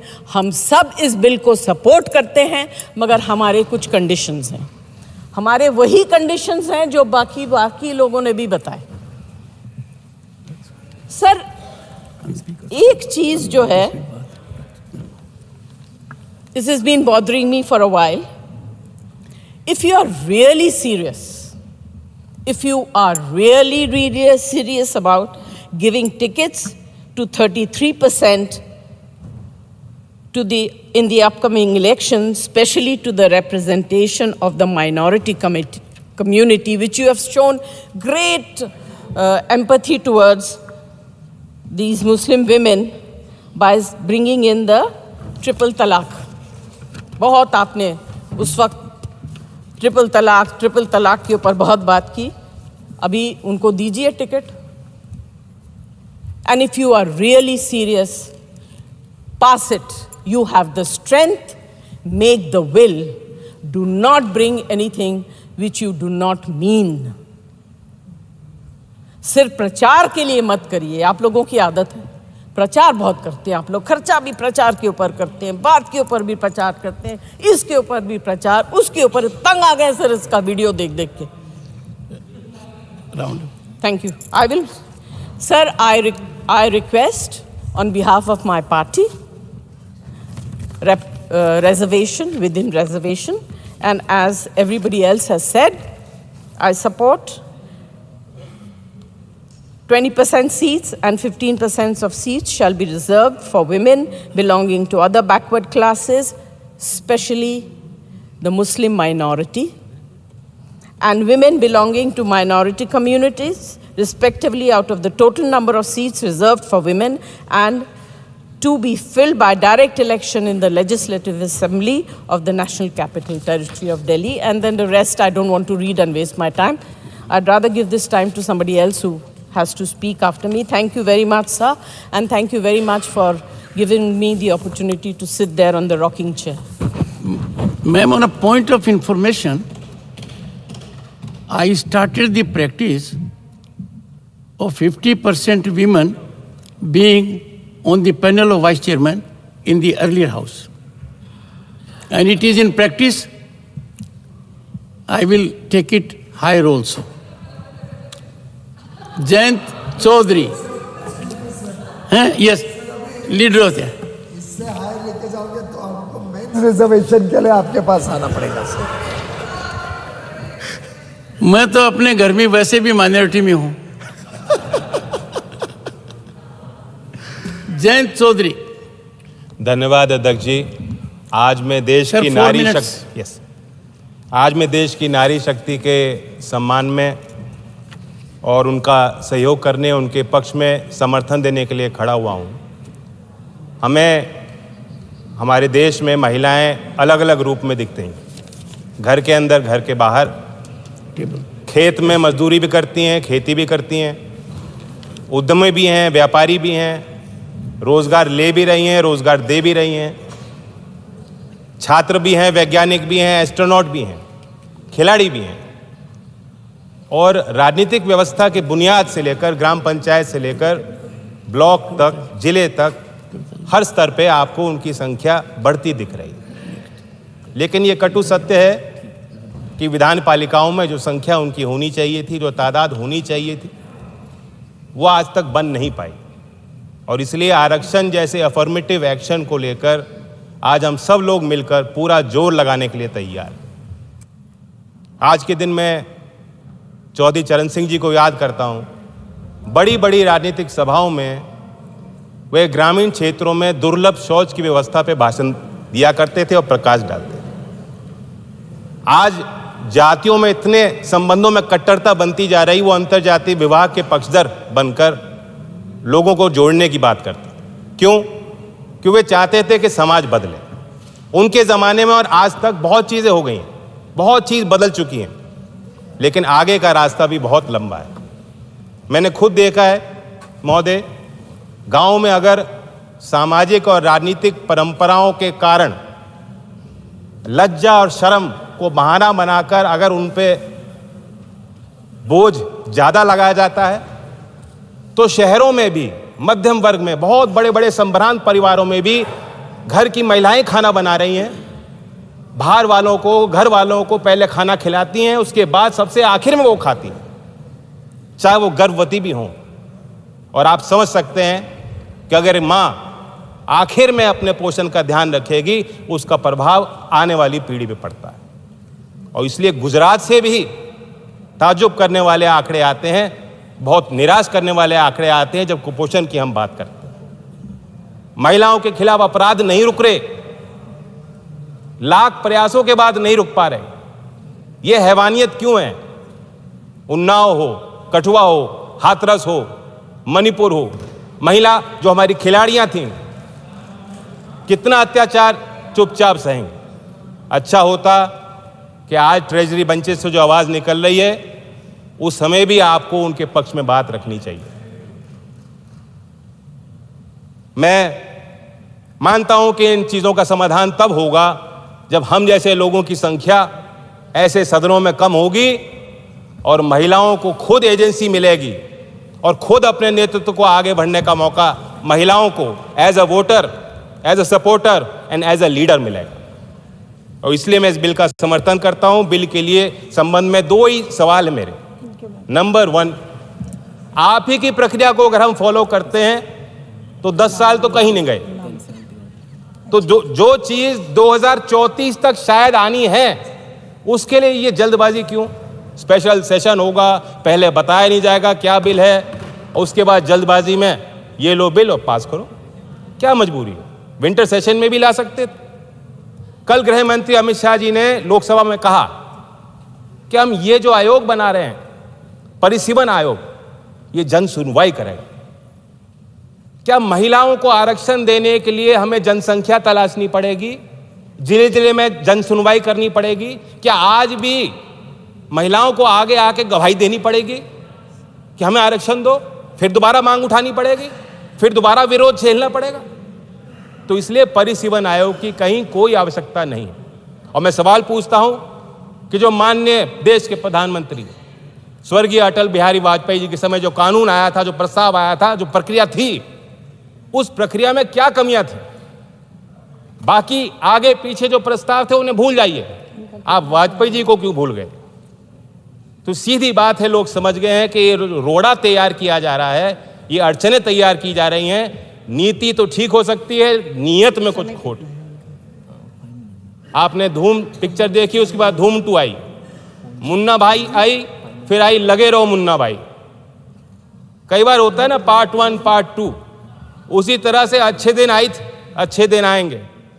लोग समझ गए अच्छे दिन आएंगे पार्ट 2 है और कुछ है नहीं, करें आपका और कुछ नहीं। 2022 तक महोदय, 2022 तक देश के हर गरीब को छत मिल जानी थी, किसान की आय दुगनी होनी थी, 100 स्मार्ट शहर बनने थे। फिर कहा चिंता मत करो, अमृतकाल है, रुक जाओ। आज कल और परसों का हिसाब दीजिए। आज महिलाएं इंतजार क्यों करें बताइए? अगले चुनाव में आरक्षण क्यों नहीं दिया ये बताइए? ये सवाल सबके मन में है। और संत कबीर जी का एक दोहा दोहराता हूं कि आज कल काल करे सो आज कर, और आज करे सो अब, पल में प्रलय होगी, बहुरे करेगा कब। धन्यवाद। माननीय सदस्य घनश्याम तिवारी जी। माननीय सभापति महोदय, आज मुझे प्रसन्नता इस बात की है कि संपूर्ण सदन में एक बात पर तो सहमति है कि सभी महिलाओं को आरक्षण दिया जाए, लेकिन थोड़ा थोड़ा रौनक बनी रहे, इसलिए थोड़ी थोड़ी बातें बीच में आ जाती है। लेकिन फिर भी हमारे लोकतंत्र का यह सौभाग्य है कि आज हम सब लोग एक बात को मानकर चलते हैं। एक प्रश्न यहाँ बार बार उठाया गया सभापति कि ये स्पेशल सत्र क्यों बुलाया गया और ये बिल आज क्यों रखा गया। मैं जानकारी के लिए बताना चाहता हूँ कि सदन में प्रवेश करने के लिए गणेश चतुर्थी से अच्छा कोई अवसर नहीं हो सकता था, इसलिए सदन बुलाया गया। और चतुर्थी की सृष्टि हिंदू संवत्सर के अनुसार सृष्टि का उत्पन्न होने का दिन है और चतुर्थी सबसे बड़ी तिथि मानी जाती है, इसलिए उस दिन इस सदन में प्रवेश किया गया कि नई सृष्टि का प्रारंभ हो भारत के लोकतंत्र में और 2047 तक हम विकसित राष्ट्रीय सदन के माध्यम से बने, इसलिए किया गया। अब दूसरा मैं एक बात और निवेदन करना चाहता हूं कि ये बिल इसमें क्यों लाया गया। वो इसलिए लाया गया कि पंचमी की तिथि जो है वो ऋषि पंचमी होती है और ऋषि पंचमी के दिन ऋषियों की पूजा के साथ साथ एक संकल्प होता है, जिस संकल्प का नाम है हेमाद्रि संकल्प, मतलब स्वर्ण संकल्प। तो प्रधानमंत्री मोदी जी ने ये स्वर्ण संकल्प लिया है कि इतनी बार ये बिल पास नहीं हुआ, रुक गया, लेकिन ऋषि पंचमी के दिन हम संकल्प ले रहे हैं कि अब ये आरक्षण दिलाकर ही रहेंगे, इसलिए काम किया गया। तो ये चतुर्थी और पंचमी के जो दिन थे वे दोनों महत्वपूर्ण दिन थे, इसलिए सदन का ये बुलाया गया। पहला तो मैं कहना चाहता हूँ। दूसरी बात मैं निवेदन करना चाहता हूँ, ठीक है ना साहब? दूसरी बात मैं निवेदन करना चाहता हूं कि बार बार एक बात कही है कि ये कल से लागू कर दो, ये परसों से लागू कर दो। भैया रोका किसने? रोका आपने। जब इस बार का डिलिमिटेशन हुआ था, उस डिलिमिटेशन कमीशन का जो राजस्थान के 5 लोग थे, उनमें मैं भी मेंबर था, और कुलदीप सिंह जो सुप्रीम कोर्ट के जज थे वो उसके चेयरमैन थे।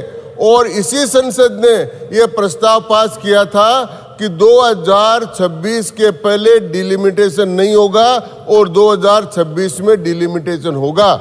इसलिए डिलिमिटेशन 2026 में हो, यह बिल, यह संविधान संशोधन बिल इस सदन के द्वारा पास किया गया है, इसलिए उसमें होगा। और उसमें यह भी प्रावधान था कि 2021 में जनगणना प्रारंभ होगी और उसके बाद ये काम होगा। अब अमित शाह जी गृह मंत्री हैं, वो इस बिल के पास होने के बाद में जल्दी जनगणना करा लेंगे और जल्दी जनगणना कराकर फिर जल्दी ही डिलिमिटेशन कमीशन बन जाएगा और कमीशन बनकर महिलाओं को आरक्षण मिल जाएगा। ये मैं कहना चाहता हूँ। यहाँ 2 बात बार बार कही गई है। एक तो ये कहा गया है कि जी पहले बोल देता, आप कहते तो। दूसरा मैं कहना चाहता हूँ कि ये कहना चाहता हूँ कि हमारे यहाँ पर बार बार वर्णन किया कि बंधन क्यों आया, बंधन क्यों आया। भाई बंधन क्यों आया, आप सबके लोगों के लिए मैं एक श्लोक सुना रहा हूँ, तब ये बंधन शब्द का उसमें आ जाएगा। जटाधारी कंठे भुजगपतिहारी पशुपति कपाली भूतेशो भजति जगदी सैक पदवीम भवानी तत्पाणी ग्रहण परिपाटी फलमिदम। उन्होंने कहा कि तो जटाधारी है, जिसके गले में सांप पड़े हुए हैं, जो भूतों का देवता है, उसको जगदीश बना दिया।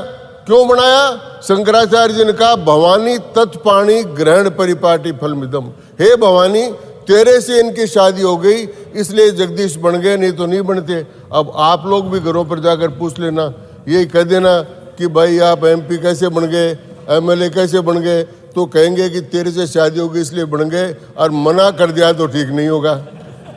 इसलिए ये जो बिल है, तो इसलिए हमने वंदना इसलिए की है कि हम सब जो यहाँ बैठे हुए हैं उस सब में बैठने का कारण यही है। और मुझे लेकिन जो तकलीफ हुई वो हुई कि हमारे केशव वेणुगोपाल जी जो है माननीय सदस्य, वो है तो केरल के, उन्होंने अपनी सीट का त्याग कर दिया राहुल जी के लिए। अब त्याग तो करा केरल में, और 5 वर्ष के बजाय 6 वर्ष का समय ले लिया राजस्थान से। अब राजस्थान से आ गए, लेकिन मणिपुर की बात कर रहे हैं। लेकिन मैं उनसे कहना चाहता हूं कि राजस्थान में कहावत है कि पैर बलते हुए पैरों में लगी आग दिखाई नहीं दे रही है, और पहाड़ पर लगी हुई आग दिखाई दे रही है। राजस्थान में आदिवासी महिला को निवस्त्र करके पूरे गांव में घुमाया गया, वो उनको दिखाई नहीं दे रहा है। राजस्थान में गुजरों की एक लड़की को 4 लोगों ने बलात्कार करके भट्टी में जला दिया, वो दिखाई नहीं दे रहा है। इसलिए ये सारा काम करने वाले लोग ये सोचें कि महिला आरक्षण के बिल पर इन बातों को बोलने की आवश्यकता नहीं थी, लेकिन उन्होंने बोला इसलिए मैंने जवाब दिया। लेकिन आज मैं ये बात करना चाहता हूं कि ये जो बिल आया है, ये बिल, ये सदन का विशेष सत्र, ये सब विशेष पर्पज के लिए आए हैं। वो सारे के सारे काम पूरा होंगे। हम ये आंदोलन चला रहे हैं, महिला सशक्तिकरण, ये हमारा कोई राजनीतिक मुद्दा नहीं है, हम आंदोलन चला रहे हैं।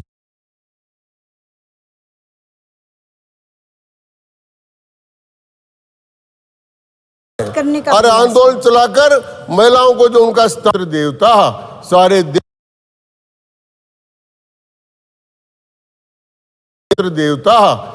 देश में देवताओं का वास हो, इसलिए नारियों की पूजा करके ये नारी वंदन विधेयक लाया गया है। धन्यवाद, बहुत बहुत। माननीय सदस्य अमी याचित। Thank you, madam.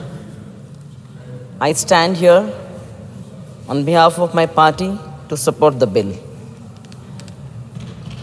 Madam, I have been hearing the speeches on Women Reservation Bill from none less than ministers and leaders. But I think they have been talking only about the social welfare schemes of the present government, and they have mixed up the issue that this is a matter of right to be given to the women. The social welfare schemes are there to strengthen their social standing in society. The crux of this bill is that women need to have political empowerment. She has to come and sit and give her, she has to participate in decision making. That is not happening. And for that, I think we have to go back and see the journey which Rajiv Gandhi started. And Rajiv Gandhi started why? Because when he went traveling to the rural areas, he saw that here there is absolutely no governance. And that is why the Panchayati Raj institutions were brought. And with that, there was 1/3 reservation for women, because there would be never any easy entry for women in the power corridors. He realized that, and that is why he made a speech in the parliament that women are mothers, grandmothers, daughters, and sisters. But to bring them into the political arena, we need to give them this right. And that is how that law came. And after 20 years, 2.5 decades of the 73rd and the 74th Amendment, we see that there are 40% of the women sarpanches out of the total 100%, and that was a reply given by the Minister of Panchayati Raj in the Rajya Sabha. Today, that is the situation. Now, what is the spillover effect? When a woman sarpanch sits, she brings to the table her experience, her sensitivity, her participation, and whatever she has experienced as a woman. And that has a spillover effect in the society. And that is where there is a social progress in society. Madam, along with that, you have to see the journey. After Rajiv Gandhi's vision, Sonia ji carried on that vision, and she insisted that the bill be passed for legislative assemblies and the Lok Sabha. She tried her best. The bill was passed in the Rajya Sabha in 2010. But alongside, under UPA 1 and UPA 2, we also had legal empowerment, right-based laws, which gave power to the women within the domestic sphere. Domestic Violence Act, which was removed from the criminal jurisprudence to a civil environment. She could knock the doors of the family courts. Came the law post-Nirbhaya, which was to see that women in public spaces get legal protection. That also is empowerment. After that, madam, came the sexual harassment at workplace. So in workplace also, all the 3 spaces, women were given protection by way of right. And this is the constitutional mandate that women and men are equal before law. This is what is the crux of reservation. We don't want to hear policies. We don't want to hear about Ujjwala. We don't want to hear about all this other policies of the government. Talk on reservation. You have brought a bill with conditions, with caveats. That means your intention is not fair. You do not want to give empowerment to women. You do not want women to sit in decision-making procedures. You do not want her to be having a political empowerment alongside you. What is that which you are fearing? And why have you put such programs in it? Delimitation and census. They are in your hands. What were you doing for 9.5 years? What have you been doing for 9 years? You have only done lip service. You want to make tall claims. You want to think that every space is a rally. Every space has only political passions. You do not want to actually translate social justice embedded in the Constitution of India to the women of this country. Women need political empowerment. She wants to sit and take decisions. During the corona time, we saw that women got all the infrastructure for online empowerment. Again, it was Rajiv Gandhi's vision to take the country in the 21st century while he was in the 20th century. That women and everyone should have these computer systems, and that is why today we are empowered socially. Women have mobile telephony. Women have all kind of online applications. You talk of digital India. You talk of mother of democracy, but you don't want the mothers to sit with you. You don't want to give them the rightful place in political empowerment. So, ma'am, there was legal empowerment in UPA 1, UPA 2. Women got all the rights. Women got all the infrastructure during that time. Right to food, right to education. And that is where women are today graduating, going for post-graduations, and we have the scientists. And let me give one example, madam. One of the largest banks had a chairman and MD who was manning the position. The position was women in that seat. So you mean to say that she was born in 2014? She finished her schooling in 2015. She graduated in 2016 and she became the chairperson MD in 2018. The education system infrastructure was put in place post-independence. And I would like to bring to your notice, ma'am, just one minute. Just 1 minute.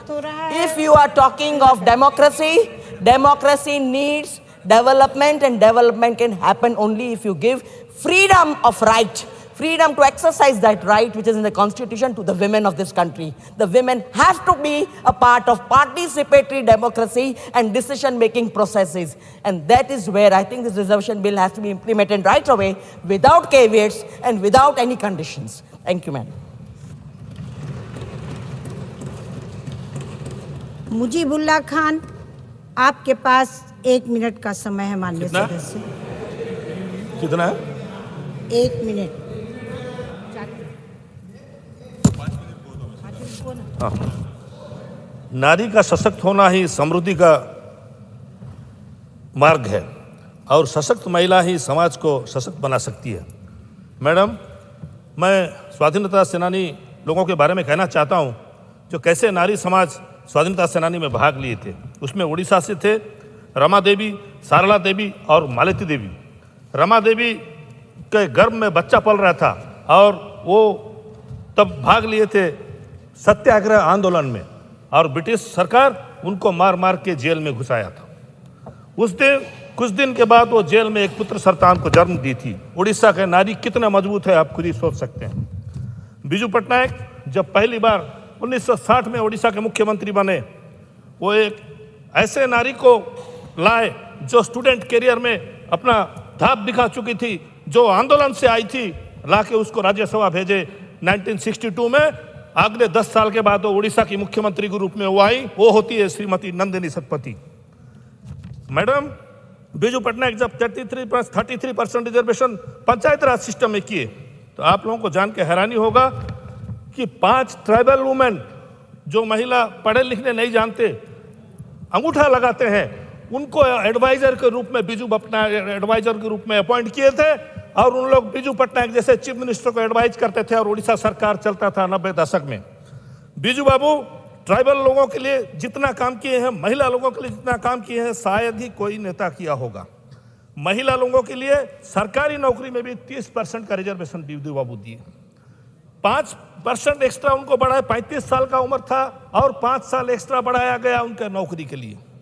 दूसरी बात, जब बिजू बाबू reservation किए तो 28,000 महिला पंचायत में और जिला परिषद में पंचायत समिति में चुन के आए। उसके बाद माननीय मुख्यमंत्री नवीन पटनायक आने के बाद बिजू बाबू का अधूरा काम को पूरा करने के लिए आगे बढ़े और वो 33% जो था 33% उसको 50% में कन्वर्ट करे। 1 मिनट मैडम, 50% रिजर्वेशन करे नवीन पटनायक। और 2018 में जब सर्वसम्मति से उड़ीसा असेंबली में पास हुआ महिला आरक्षण बिल का, उसके बाद से आज तक नवीन बाबू ना जाने कितना मेहनत किए हैं, अपना डेलीगेशंस भेजे हैं, हर राज्य के मुख्यमंत्री के पास डेलीगेशन भेजे हैं, सबको रिक्वेस्ट किया गया है, सब पार्टियों को रिक्वेस्ट किया गया है कि महिला बिल को आप लोग समर्थन कीजिए। हाथ जोड़ के हमारे डेलीगेशन वाले हर पार्टी हर मुख्यमंत्री के पास गए थे, जिसका नतीजा आज आ रहा है मैडम। इसीलिए मैं केंद्र सरकार को भी धन्यवाद देता हूं, मेरे उड़ीसा के मुख्यमंत्री को धन्यवाद देता हूं कि उनके मेहनत आज रंग लाया है और माँ बहनों को रिजर्वेशन मिलेगा, ये उम्मीद मैं करता हूं। उसके साथ साथ एक छोटी सी बात कहना चाहता हूं। रिजर्वेशन क्या होगा मुझे तो पता नहीं, आगे चल के उम्मीद करता हूं हो जाएगा, क्योंकि मैं इसका समर्थन करता हूं। माइनॉरिटीज के लिए भी कुछ किया जाए। केंद्र सरकार के माननीय मंत्रीगण यहाँ बैठे हैं, माइनॉरिटीज बहनों के लिए कुछ किया जाए, उन लोग का भी हक है, उन लोग का भी भागीदारी होना चाहिए। अगर संशोधन करना है तो संशोधन कीजिए, कानून में संशोधन कीजिए, संविधान में संशोधन कीजिए, लेकिन माइनॉरिटी बहनों को कुछ स्कोप दीजिए। बहुत बहुत धन्यवाद। नमस्कार। वंदे उत्कल जननी। माननीय सदस्य Shrimati Vandana Chauhan. Thank you, Madam. On behalf of the Nationalist Congress Party, I stand to support the 128th Constitution Amendment Bill. Ma'am, after consistent failures to pass the bill on reservation for women in Parliament and state legislatures, it is indeed a happy occasion that the bill... आपके पास 2 minute का समय है. Ma'am, 3 minutes at least you must give. The light of the day, at least in its passing, though we have serious doubts in its implementation. I come from Maharashtra, where we have been very fortunate to have leadership of Honorable Shri Sharad Pawarji, who has taken concrete decisions for women. And I would like to touch upon a few. Maharashtra became the first state in India to have 33% reservation at all local self-government level in 1991. This was much before the 73rd, 74th Amendment that was passed in 1993. And I am a product of that decision. Maharashtra became the first state to amend the Hindu Succession Act 1956. In 1994, this gave equal right to women, the girls, the daughters in the ancestral property. And this then became a law, a central legislation in 2005. There was an immediate decision taken. As defense minister in the UPA regime, from June 91 to March 93, Pawar Sahab took a decision to induct women in the armed forces. This too was an immediate decision which was implemented. Needless to remind this august house that the pride which filled us all to see Lieutenant Alka Khurana Sharma leading the contingent of the Republic Day in 1994.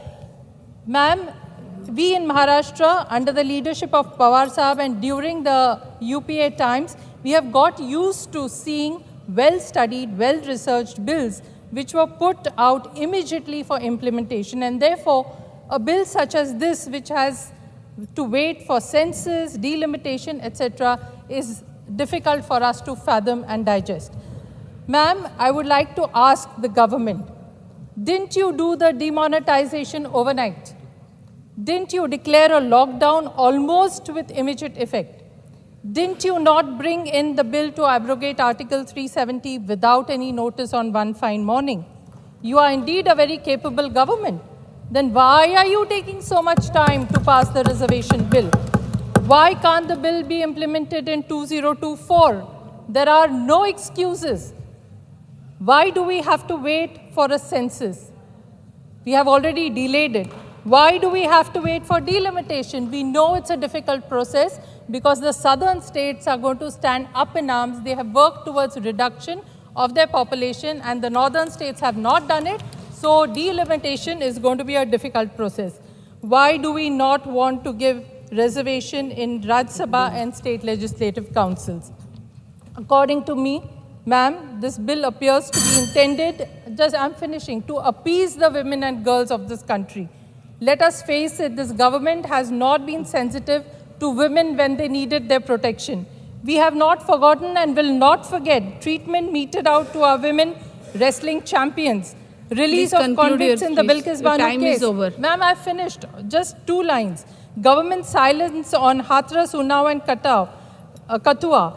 Inaction on Manipur. In spite of several doubts about the implementation of this bill, for which time will only stand witness, we support the bill and make an appeal to reconsider the bill to make it implementable in 2024. Thank you, ma'am. Thank you. Honorable Abdul Wahab. Thank you. 2 minutes. Madam. How many? 2 minutes, sir. Oh, that's good. Thank you. And first of all, my party, Indian Union Muslim League, support this bill, but not wholeheartedly. We require this one reservation in reservation or quota in quota. But yesterday in the Lok Sabha and all we tried, but we know what will be happening to our demand, what will be happening to our amendment bill. But one thing I can say, caste is a reality. Even in Kerala, I am telling why, even in Kerala, our Devasam minister, Mr. Radhakrishnan, was telling, I experienced from the temple, being a minister of Devasam, he was not allowed to light in the temple. That is the way it is going on. Even Kerala, then what is the other places and all? And about, Mr. Tiwari was talking about Rajasthan. But what is happening in Madhya Pradesh? What happening in Manipur? Okay, one incident happened, immediately the CM went, Rajasthan CM went there. But so far, our Prime Minister is not looking at it, Manipur and all other places. So what I am trying to tell you, within 2 minutes, what I can tell you is, our party wholeheartedly will not support because of this. We support. We want this one. Because of Rajiv Gandhi, this happened in Panchayati Raj. Our ladies, Muslim ladies, they are working in our district in Kerala as district Panchayat presidents and all. But you being in the center with power, I request once again, consider Muslims not as a just minority. We are having this much of percentage here. At least consider. BJP also got, after triple talaq, all the Muslim women are with you. After the triple talaq bill, all Muslims are with you. I have seen ladies coming in buses here today. I don't know who brought them, but they are completely inside and outside New Delhi. That is good. It is Nari Shakti. I give all the respect to Amit Shah ji and the Prime Minister. At least if your niyat, intention is correct, then do one thing, do it first, if at all, because our Naddaji was telling, it is legally, it is not possible. Okay, if it is so, just see that 33% of the BJP candidates are competing in winnable seats. At the end of the day, we will come here again. We will be here, Rajya Sabha. So, including everywhere, anywhere, I want to see BJP MPs with triple talaq ladies coming here. Time is over, and in future, we hope everywhere it will be happening. Thank you very much, and I support the bill. Thank you. Ms. Indubala Goswami.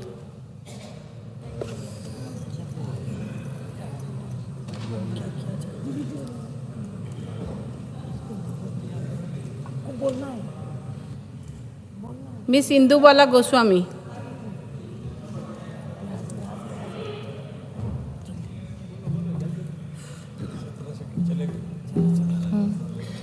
Three minutes. कहाँ है यार मेरा?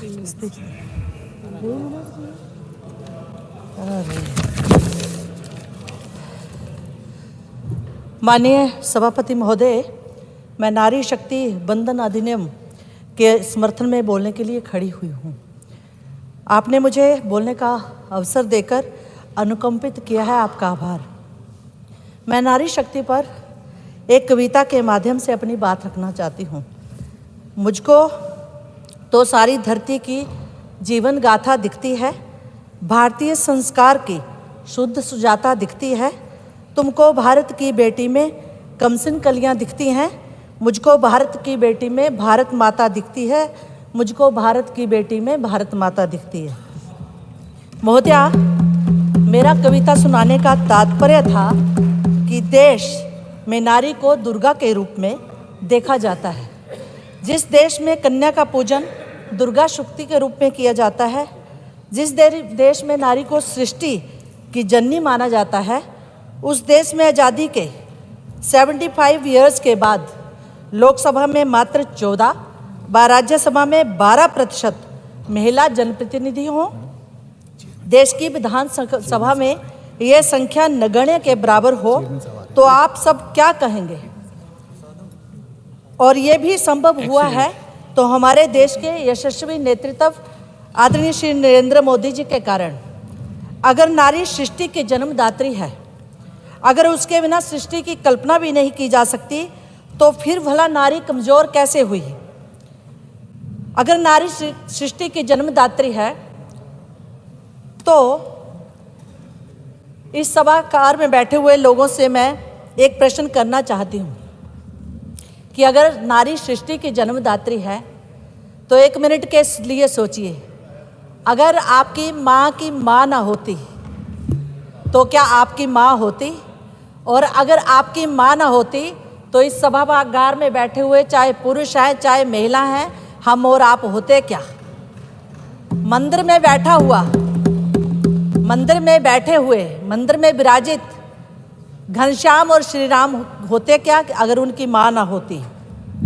फिर क्या कारण रहे कि आज़ादी के 70 वर्षों के से अधिक बीत जाने के बाद भी भारतीय नारी को वह सम्मान नहीं मिला जो उसको मिलना चाहिए था? वह सबला से अबला कैसे हो गई? प्रश्न आप सबके सम्मुख रखती हूँ, इस पर थोड़ा सोचिएगा। लेकिन नारी के अदम्य साहस, क्षमता व बुद्धिमत्ता को पहचान कर उसका समूचे राष्ट्र को एहसास करवाया तो वह देश के माननीय प्रधानमंत्री श्री नरेंद्र मोदी जी ने अपने 9 वर्षों के कार्यकाल में करवाया। भारतीय नारी के लिए अमृत काल खंड का 19 सितंबर का शुभ दिन, जब हमने नए संसद भवन में प्रवेश किया, नए भारत में भोर की नई किरणें लेकर आया है। अमृत काल के इस कालखंड में एक ऐसे भारत का निर्माण हो रहा है जहां समानता व सामाजिक न्याय की बुनियाद मजबूत हो रही है। सबका साथ, सबका विकास, सबका विश्वास और सबके प्रयास के मूल मंत्र पर चलते हुए देश की नारी शक्ति को मात्र आरक्षण देना ही देश के यशस्वी प्रधानमंत्री जी का लक्ष्य नहीं है, बल्कि नारी शक्ति को ससम्मान नेतृत्व व निर्णय प्रक्रिया में पूर्णता भागीदार बनाना भी देश के प्रधानमंत्री जी का ध्येय है। यह इस विधेयक के नाम में ही रेखांकित हो जाता है। महिलाओं के लिए सीटें आरक्षित करने वाले इस विधेयक का नाम पहले महिला आरक्षण विधेयक था, परंतु देश के यशस्वी प्रधानमंत्री मातृशक्ति को केवल आरक्षण ही नहीं बल्कि सम्मान भी देना चाहते थे। इसलिए इस विधेयक का नाम नारी शक्ति बंधन अधिनियम रखना देश के प्रधानमंत्री का देश की नारी शक्ति के प्रति कृतज्ञता को दर्शाता है। नारी उत्थान के लिए बहुत सी योजनाएं चलाई गईं। आप सब ने, जो मेरे पहले वक्ता थे, हमारे राष्ट्रीय अध्यक्ष जी ने इसके बारे में विस्तार से बताया। मेरे पास चूंकि 3 मिनट का टाइम है, उस तरफ से कहा गया कि 9 सालों में आपने क्या किया अपने कार्यकाल के दौरान,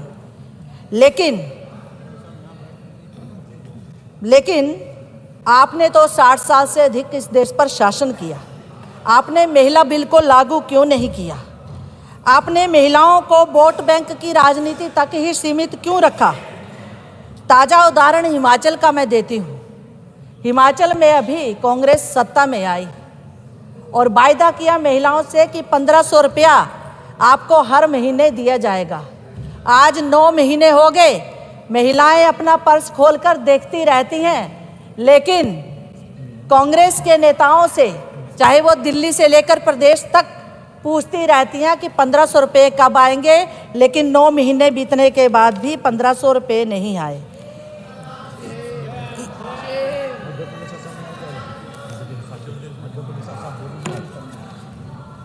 कोरोना के कारण जनगणना और परिसीमन विलंबित हुए हैं, तो स्पष्ट है कि प्रक्रिया में विलंब होगा, किंतु ये कुछ क्षण की देर है, इतने वर्षों का अंधेर नहीं।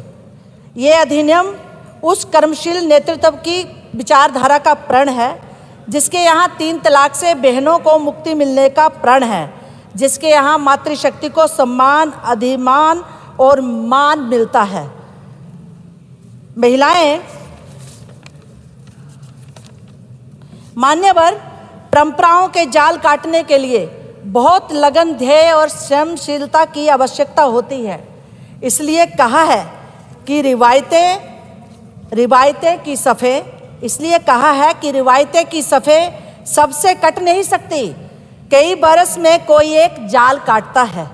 महिला आरक्षण विधेयक पर 27 वर्षों के मौन का जाल, राजनीतिक दलों के गलियारों में इस विधेयक पर पसरे अंधेरे का जाल जिस व्यक्ति ने काटा, उन्हें केवल भारत ही नहीं, समूचा विश्व, भारत की नारी ही नहीं, पूरी सृष्टि की मातृशक्ति आदरणीय नरेंद्र मोदी जी के नाम से जानती है और आने वाले समय में जानेगी।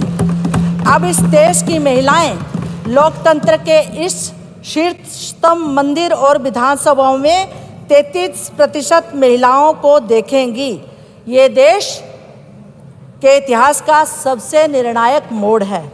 अब नेतृत्व करने का अवसर है और ये अवसर देकर इतिहास किसने बनाया? आदरणीय प्रधानमंत्री श्री नरेंद्र मोदी जी ने। आज ये मार्ग प्रशस्त हुआ है, इसे जल्दी लागू करने की बात की जा रही है। इसमें जातिगण आरक्षण ना होने के कारण इसे अपूर्ण बताया जा रहा है, लेकिन आप इंतजार करिए, चिंता करने की जरूरत नहीं। ये प्रधानमंत्री जी का मातृशक्ति को वायदा है 33% का, और देश की मातृशक्ति को पूरा विश्वास है कि मोदी है तो मुमकिन है, मोदी है तो मुमकिन है। मैं उस देश की मातृशक्ति बाप बेटियों के चेहरे पर छाए उल्लास को पढ़ सकती हूँ। मैं उनकी उम्मीदों के तेज को देख सकती हूँ। इस बड़ी पहल और बड़े साहस के लिए पुनः माननीय प्रधानमंत्री जी का आभार व्यक्त करती हूँ और इस विधेयक का स्वागत करती हूँ, समर्थन करती हूँ। धन्यवाद।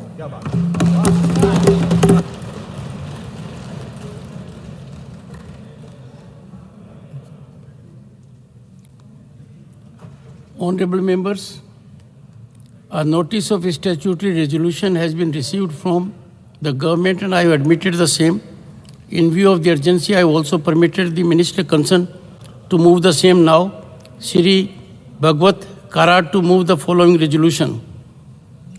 In pursuance of Section 8 of Custom Tariff Act 1975, this House hereby approves of notification number 47/2023- Customs dated 19th August 2023, dated 19th August 2023, which seeks to amend the second schedule of the Customs Tariff Act in order to levy export duty on export of onions falling under HS Code 070310. In pursuance of Section 8 of the Customs Tariff Act 1975, this House hereby approves of notification number 49/2023- Customs dated 25th August 2023, GSR 628E dated 25th August 2023, which seeks to amend the second schedule of the Customs Tariff Act in order to levy export duty on export of parboiled rice falling under HS Code 10063010. Resolution. Sir, on behalf of my senior colleague, Srimati Nirmala Sitaraman ji, I rise to move the resolution. Resolution moved. I shall now put the statutory resolution moved by the minister to vote. The question is, those in favor will please say aye. Aye. Those against will please say no. I think the ayes have it, the ayes have it, the ayes have it. The resolutions are adopted. That the resolution be passed. Okay.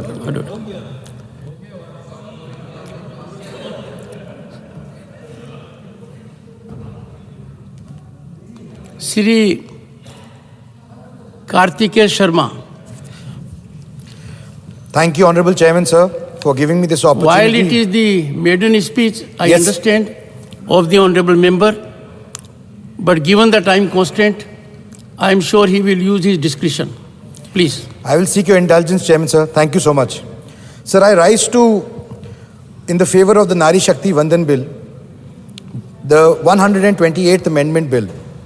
I want to start my speech with 2 lines from Nawaz Deobandi, which says, सफर में मुश्किलें आएं तो जुर्रत और बढ़ती है, सफर में मुश्किलें आएं तो जुर्रत और बढ़ती है, कोई जब रास्ता रोके तो हिम्मत और बढ़ती है. Chairman, sir, I stand before you as the strongest supporter of Women's Reservation Bill, as I believe the time has come and we can't wait any longer. The first Prime Minister, Pandit Nehru, in his letter to the Chief Ministers wrote, and I quote, "The future of India will probably depend ultimately more upon the women than men." These words of the first Prime Minister were prophetic. I am proud to say that I am the part of the Parliament under the leadership of Honorable Prime Minister Narendra Modi ji, who has shown grit and determination and a unique foresight to turn it into a reality. Just before me, a couple of minutes ago, a senior member of Parliament was talking about doers and talkers. I would like to highlight that Prime Minister has shown by bringing this bill that he is a doer and not a talker. I come from the state of Haryana, which had for the longest time grappled with the issue of unequal sex ratio. The sex ratio in Haryana was 879 females for 1,000 males in 2001, but has shown steady improvement since 2015, when the Prime Minister Narendra Modi launched the Beti Bachao Beti Padhao Andolan from Haryana. Sir, I would like to inform the House that in 2022, the ratio has improved to 917. It has increased by 85 points. This shows the initiative backed by the state and the firm commitment by the government. Sir, in the first general elections, there were 66 women who contested and 19 were elected to the House of People. Even though we have made rapid strides in women representation in Parliament and local bodies down to the lowest level, much remains to be done, and thus I back this bill wholeheartedly. Lasting revolutions are not achieved overnight. They require a civil society awakening. This bill is taking us in that direction, sir. So, writing in the Harijan on the 21st of April 1946, Gandhiji emphasized the need to, and I quote, enroll women as voters, impart or have imparted to them practical education, teach them to think independently, release them from the chains of caste that bind them so as to bring about change in them. If they will do this, they will purify the present unclean atmosphere. Sir, he prophetically said, as long as the women of India do not take part in public life, there can be no salvation for the country. Adoption of our constitution brought a new era of equity and equality for women in India. It guarantees equal political rights, including the right to vote to women. Not only does that constitution guarantee equal political status to women, there is even a scope for positive discrimination in their favor, as it is evident in Article 15(3) of the Constitution. Article 14 provides for equality before law. Article 39A states that the state shall direct its policy towards securing equity to men and women, the right to an adequate means of livelihood. And 39D enjoins the state to direct its policy towards securing equal pay for equal work for both men and women. Sir, Article 42 provides for securing just and humane conditions of work for maternity relief. And Article 51A(e) refers to the fundamental duty of citizens to renounce practices derogatory to the dignity of women. Sir, in the words of B.R. Ambedkar, I measure the progress of a community by the degree of progress which women have achieved. In 1975, the Committee on the Status of Women in India commented on the declining political representation of women in India through majority. Though majority within the CWSI were against reservation in the legislative bodies, all members agreed on reservation for women in local bodies. The National Perspective Plan from 1988 to 2000 also recommended 30% reservation for women in all elected bodies, although the document was not clear whether the reservation was through nomination or election. The BJP government had repeatedly reinstated the bill in Parliament in 1998, 99, 2002 and 2003. The Congress, when it came to power in 2004, prompted the UPA to integrate the bill into the common minimum system and tried to introduce the bill with a little progress. It was opposed by its own partners who were a part of the government. Sir, a very senior member of Parliament before me said, that this decision has been taken by brain and not by heart. Sir, these decisions are taken by brain, heart and soul all put together. You need a will of steel to implement these decisions. And that is what is being done by the current government. Sir, in the last decade of the 20th century, the issue of political empowerment of women gained momentum throughout the world.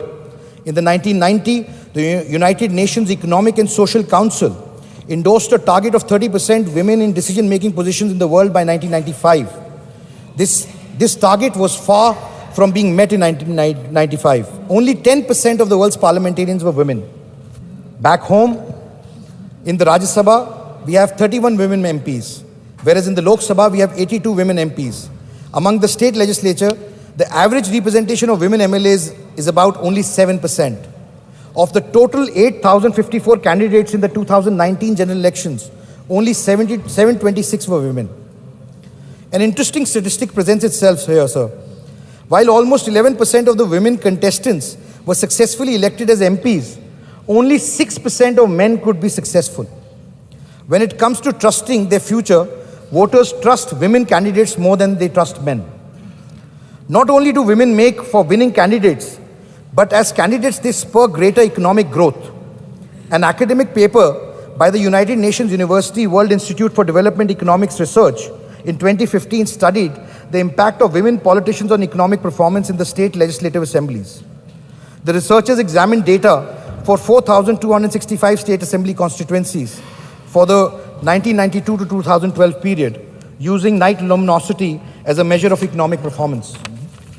The paper estimated women legislators raised luminosity growth in their constituencies by about 15 percentage points per annum more than that of male legislators. They were also found to be far more effective at completing road projects and hence creating infrastructure for growth. Sir, I got to hear some speeches from the honorable members of the Lok Sabha yesterday, where some mentioned why the government took so long to introduce the bill. Why wasn't it introduced earlier? Sir, it is important to understand. In 2014, the challenges before this government were many. Women had the right to vote, but no toilets, no gas connections, no access to equal opportunities, and very little representation. One of the most celebrated campaigns of the Honorable Prime Minister Modi and this government, the Swachh Bharat mission, was launched with the idea of building toilets. It was done with an effort to restore the dignity and privacy of women. Some people complained toilets have been built, but there was irregular supply of water, no water. I would like to say to them, be patient. Such a mammoth campaign are bound to come with some learnings and challenges. Today, most of them have regular water supply. Sir, I'm a positive person. I'm an optimist, not a pessimist. And I believe in the positivity and the power of change. Soon after people complained, women in rural India were still cooking food with cow dung cakes or wood, leading to health hazards. Today, almost all homes have gas connections. It is important to understand the change has not happened overnight. It requires assistance of society and change in the mindset. Sir, in the words of Victor Hugo, no one can stop an idea whose time has come. Sir, the idea of women's reservation has come, and no one can stop it. As the Honorable Prime Minister said, the country can't wait anymore. So research has shown that when women are empowered, the entire nation is empowered. And women legislators are more. Sir, I will seek your indulgence to just complete my maiden speech, sir. Sir, I thought I would mention some of the top women leaders, scientists, engineers, businesswomen, social workers at the end of my speech. But I was writing their names and I got a feeling that being a successful female leader in the field cannot be their identity. For they have outgrown their genders. In a male-dominated world, they are not successful because they are women. They are successful despite of it. It is our narrow lens that we see them in gendered roles. It is our shortcoming that we see their gender first before we see their capabilities and their talent. It is the men who need to change their view and start treating them as equal colleagues. Sir, I would like to express my heartfelt gratitude to the Honorable Prime Minister, who has been able to reorganize, bring on track this bill which had been derailed for the longest time. And in a time where the whole world is going through difficult times, whether it's climate change, hostile nations, income inequalities, only the healing and caring touch of a mother can save humanity from falling further down.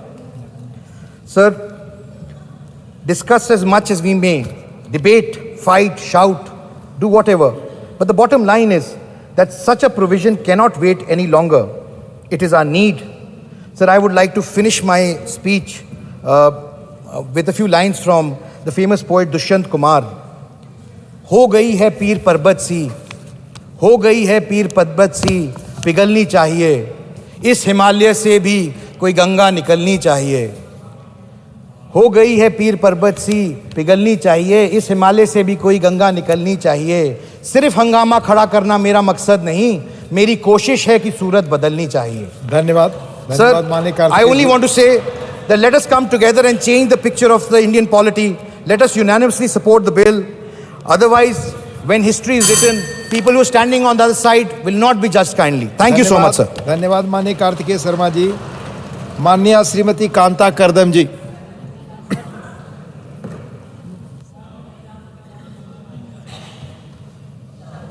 हाँ, mic on, धन्यवाद sir. Please.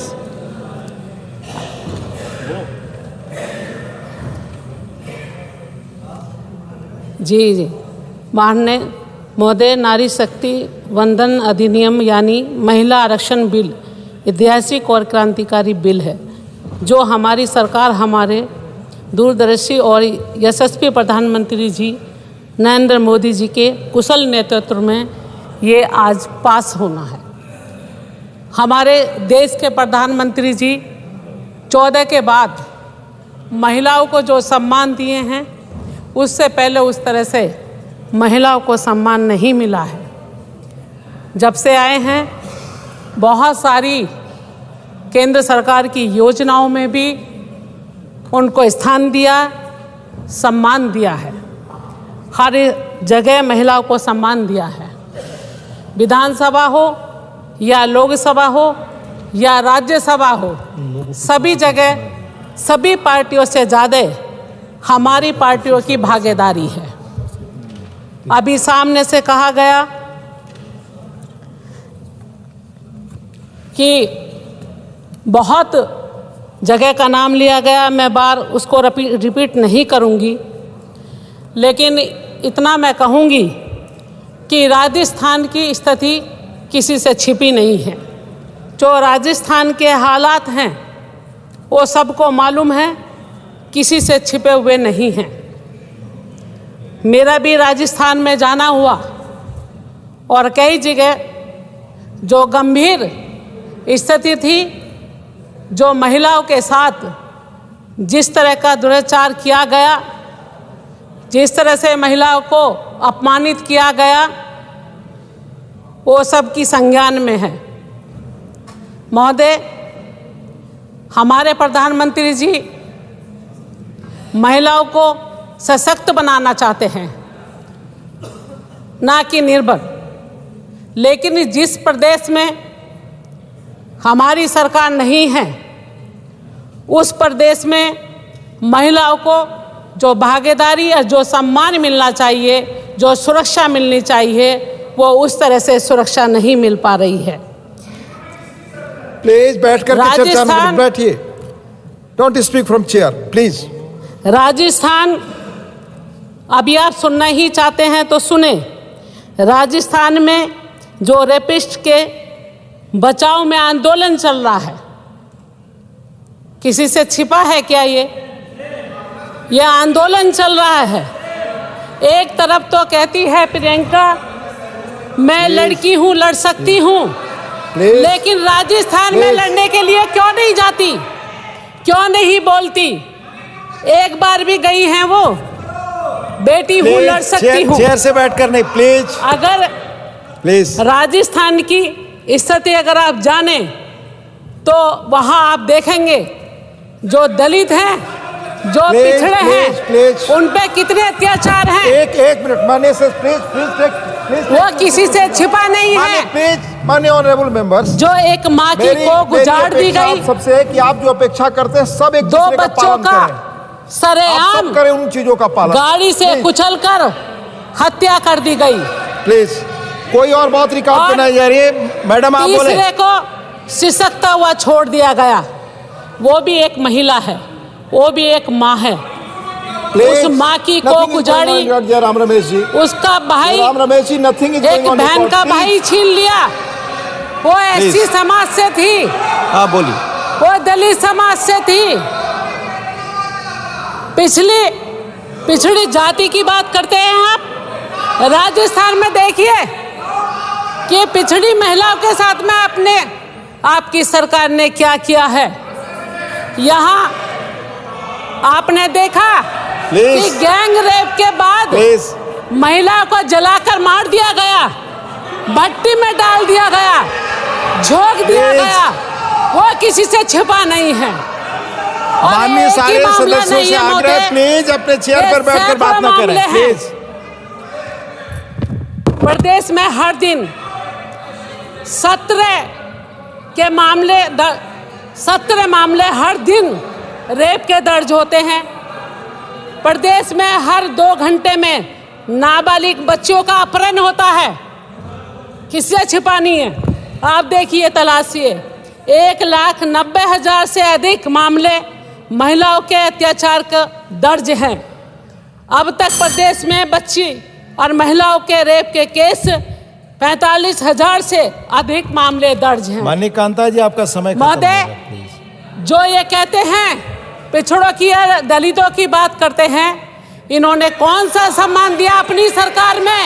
जहाँ जहाँ इनकी सरकार है वहीं ज्यादा अत्याचार हो रहे हैं।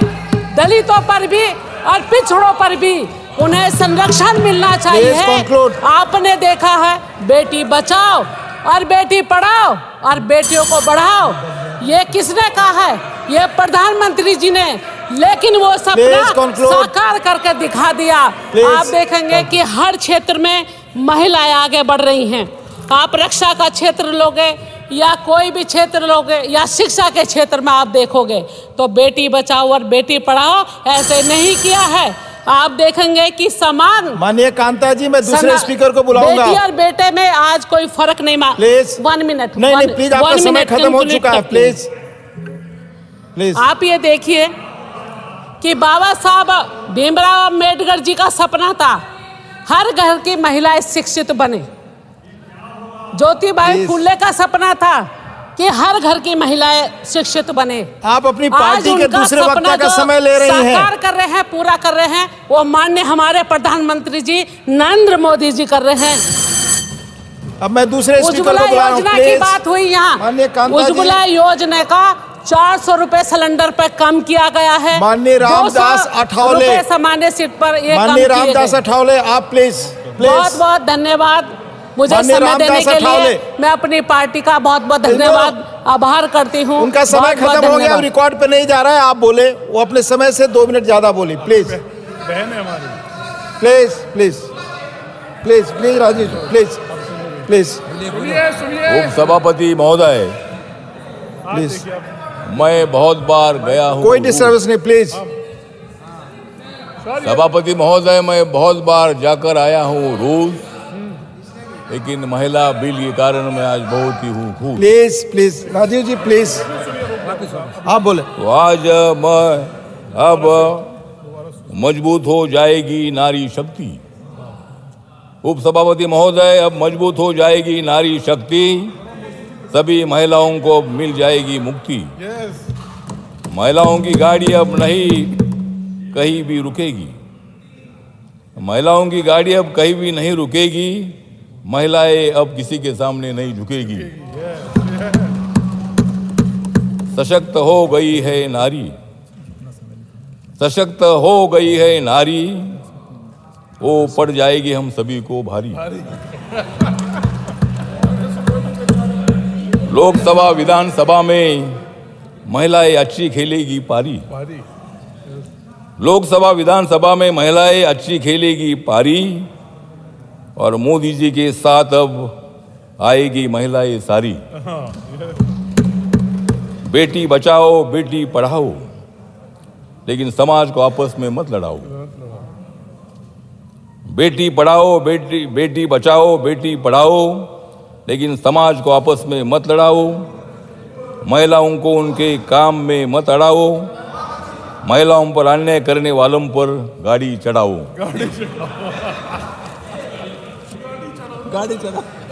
मोदी है तो मुमकिन है। मोदी है तो मुमकिन है, मोदी नहीं तो मुमकिन नहीं। मोदी है तो विकास है, मोदी नहीं तो विकास नहीं। मोदी है इसलिए नया संसद भवन है।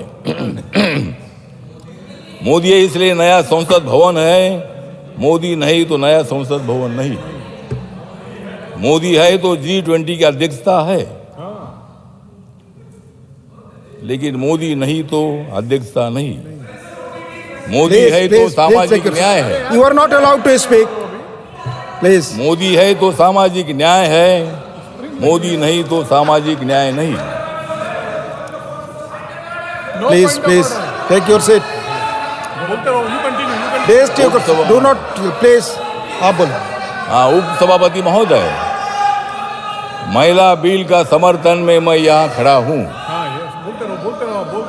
महिला बिल का समर्थन में मैं यहाँ खड़ा हूँ, क्योंकि मैं कई साल महिलाओं के लिए लड़ा हूँ। मोदी जी का ये निर्णय आपका समय खत्म हो रहा है। आप मोदी जी का ये निर्णय बहुत ही माननीय बड़ा है। ठावले जी कंक्लूड, समय खत्म हो रहा है, खड़ा हूं। समय खत्म हो रहा है आपका, प्लीज समय खत्म हो रहा है, प्लीज कंक्लूड। बोलना है ना। मोदी जी लाए हैं नारी शक्ति का वंदन बिल, पूरे भारत की महिलाओं का खुश है दिल, सारे विरोधी अब हो जाएंगे किल, अच्छी सेहत के लिए उन्हें लेनी पड़ेगी पील, क्योंकि देश की जनता घमंडिया गठबंधन को करेगी नील। माननीय ठावले जी, मैं दूसरे स्पीकर को बुलाऊंगा, प्लीज। माननीय ठावले जी, और मैं दूसरे स्पीकर को बुलाऊंगा। विकास की स्पीड और स्किल और विकसित भारत बनने की आशा अब माननीय ठावले जी, मैं दूसरे स्पीकर को बुलाऊंगा, प्लीज कंक्लूड। मुझे लगता है कि ये जो बिल है, आपका समय खत्म हो गया, मैं दूसरे को बुला रहा हूँ। बोलने no no no no, I will not allow. जो महिला आरक्षण बिल जो है, महिला आरक्षण विधेयक को लाने में डॉक्टर बाबा साहब अम्बेडकर की भूमिका और उनकी योगदान भारत की जनता कभी नहीं भुला सकती है। पार्लियामेंट्री प्रोसीजर, क्योंकि महिलाओं के विकास के लिए डॉक्टर बाबा साहब अम्बेडकर ही थे जिन्होंने हिंदू कोड बिल 11 अप्रैल 1947 को संविधान सभा में पेश किया था। Doctor B.R. अम्बेडकर को 1948 में माननीय पंडित जवाहरलाल नेहरू जी द्वारा हिंदू कोड बिल विकसित करने के लिए गठित उप समिति के अध्यक्ष के रूप में चुना गया था और 9 अप्रैल 1948 को एक चयन समिति द्वारा भेजा गया था। 4 साल के विचार विमर्श के बाद यह अनिर्णायक रहा। उनके अपने शब्दों में उन्होंने बोला था, मार डाला और अप्रयुक्त और गुमनाम होकर मर गए। स्वतंत्र भारतीय संसद में थैंक यू। यह सबसे लंबी बहस थी। ठावले जी थैंक यू। मैं दूसरे स्पीकर को बुला रहा हूँ। स्पष्ट करने के लिए उत्सुक नहीं थी प्लीज, और इस वजह से बाबा साहब अम्बेडकर जी ने श्रीमती रमीला बेन विचार भाई 12, प्लीज श्रीमती रमीला बेन विचार भाई 12, please speak on the subject, please. No, not going on record. आपने समय से 2 मिनट अधिक बोला, आप बोले। धन्यवाद माननीय अध्यक्ष श्री। यस, आपकी बात ही रिकॉर्ड पे जाएगी, प्लीज। ऐतिहासिक सदन में नारी शक्ति वंदना अधिनियम चर्चाમાં છે। આ ઐતિહાસિક બિલને અનુમોદન આપવા માટે ઊભી થઈ છું અને આ ઐતિહાસિક બિલ માટે પ્રધાનમંત્રી મોદી સાહેબને સમગ્ર જગતની મહિલા વતી કોટી કોટી વંદન કરું છું, અભિનંદન આપું છું। માન્ય અધ્યક્ષ શ્રી, આઝાદ ભારતમાં અનેક સરકારો આવીને ગઈ, પણ આ સરકારો નારી સન્માનની વિરોધી હોવાના કારણે સંપૂર્ણ બહુમત હોવા છતાં પણ આ બિલ લાવવામાં નિષ્ફળ રહી અને સાથે સાથે આજે સામે પક્ષથી પૂછવામાં આવે કે મોદીજીએ 9 વર્ષમાં શું કર્યું। માન્ય અધ્યક્ષશ્રી, આપના માધ્યમથી હું એ કહેવા માગું છું કે 2010ની અંદર આ વિધેયક લાવવામાં આવ્યું હતું, સંપૂર્ણ બહુમતી હતી, તો પછી 2014 સુધી શા માટે લટકાવવામાં આવ્યું, શા માટે એને પસાર કરવામાં ના આપ્યું। માન્ય અધ્યક્ષશ્રી, દેશના વડાપ્રધાન માન્ય મોદીજી મહિલાઓના હંમેશા પ્રેમી રહ્યા છે, મહિલાઓ માટે હંમેશા હકારાત્મક રહ્યા છે અને મહિલાઓમાં જે શક્તિ રહેલી છે એ માન્ય મોદીજીએ પીછાણી છે અને એટલા માટે આજે મોદીજી મહિલાઓ માટે અનેક કામો કરી રહ્યા છે। હું ગુજરાતથી આવું છું। માન્ય વડાપ્રધાન જ્યારે ગુજરાતના મુખ્યમંત્રી હતા ત્યારે ગર્ભમાં રહેલી બાળકી સુરક્ષિત જન્મે અને સાથે સાથે બેટી પઢાઓ, બેટી બચાવો અને દીકરીને ભણાવો, કન્યા કેળવણી રથ લઈને સમગ્ર ગુજરાતની અંદર એ ભમીને દીકરીને ભણાવો અને દેશના વડાપ્રધાન અને એ વખતે ગુજરાતના મુખ્યમંત્રી મહિલાને સશક્ત કરવા માટે, દીકરીને સશક્ત કરવા માટે એક જ વસ્તુ કહેતા, હું તમારી સમક્ષ ભિક્ષા માગવા આવ્યો છું। માન્ય અધ્યક્ષશ્રી, ભિક્ષામાં એ રૂપિયા નહીં પણ ભિક્ષામાં કહેતા, મને ભિક્ષા આપો, ભિક્ષામાં તમારી દીકરીને શિક્ષા આપો। આ દેશના વડાપ્રધાન કન્યા માટે, દીકરીઓ માટે એક ભિક્ષા માગીને દીકરી સાક્ષર બને। માન્ય અધ્યક્ષશ્રી, દેશના વડાપ્રધાન જ્યારે ગુજરાતના મુખ્યમંત્રી હતા ત્યારે આપણા સાક્ષરતા દર દીકરીઓનો 33% ખૂબ નીચો હતો અને ડ્રોપ આઉટ રેશિયો પણ વધારે હતો, પણ મોદી સાહેબના પ્રયત્નો દીકરી ભણે, મહિલા સાક્ષર બને અને સમાજ આગળ આવે. એ કહેતા દીકરી ભણશે તો બાપની પેઢી તારશે, 7 પેઢીની તરી જશે. અને આ શક્તિ પીછાણીને દીકરીઓ ભણાવવાનું કામ એમને કર્યું. એટલું જ નહીં, હું આદિવાસી વિસ્તારમાંથી આવું છું. માન્ય અધ્યક્ષ શ્રી, આદિવાસી વિસ્તારની અનેક સમસ્યાઓ આજે આપણે જળ શક્તિ મિશન યોજના દેશના વડાપ્રધાનનો એક મોટો છે, એક ભગીરથ સ્વપ્ન છે કે પહાડી વિસ્તારમાં રહેતા, આદિવાસી વિસ્તારમાં રહેતા બહેનોના માથેથી બેડા ઉતરે, પાણી નળથી ભરે, નળથી પાણી પીવે, પોતાનો સમયનો સદુપયોગ પરિવાર માટે કરે. અને એટલા માટે આજે આદિવાસી વિસ્તારની બહેનો નળથી પાણી ભરી રહ્યા છે.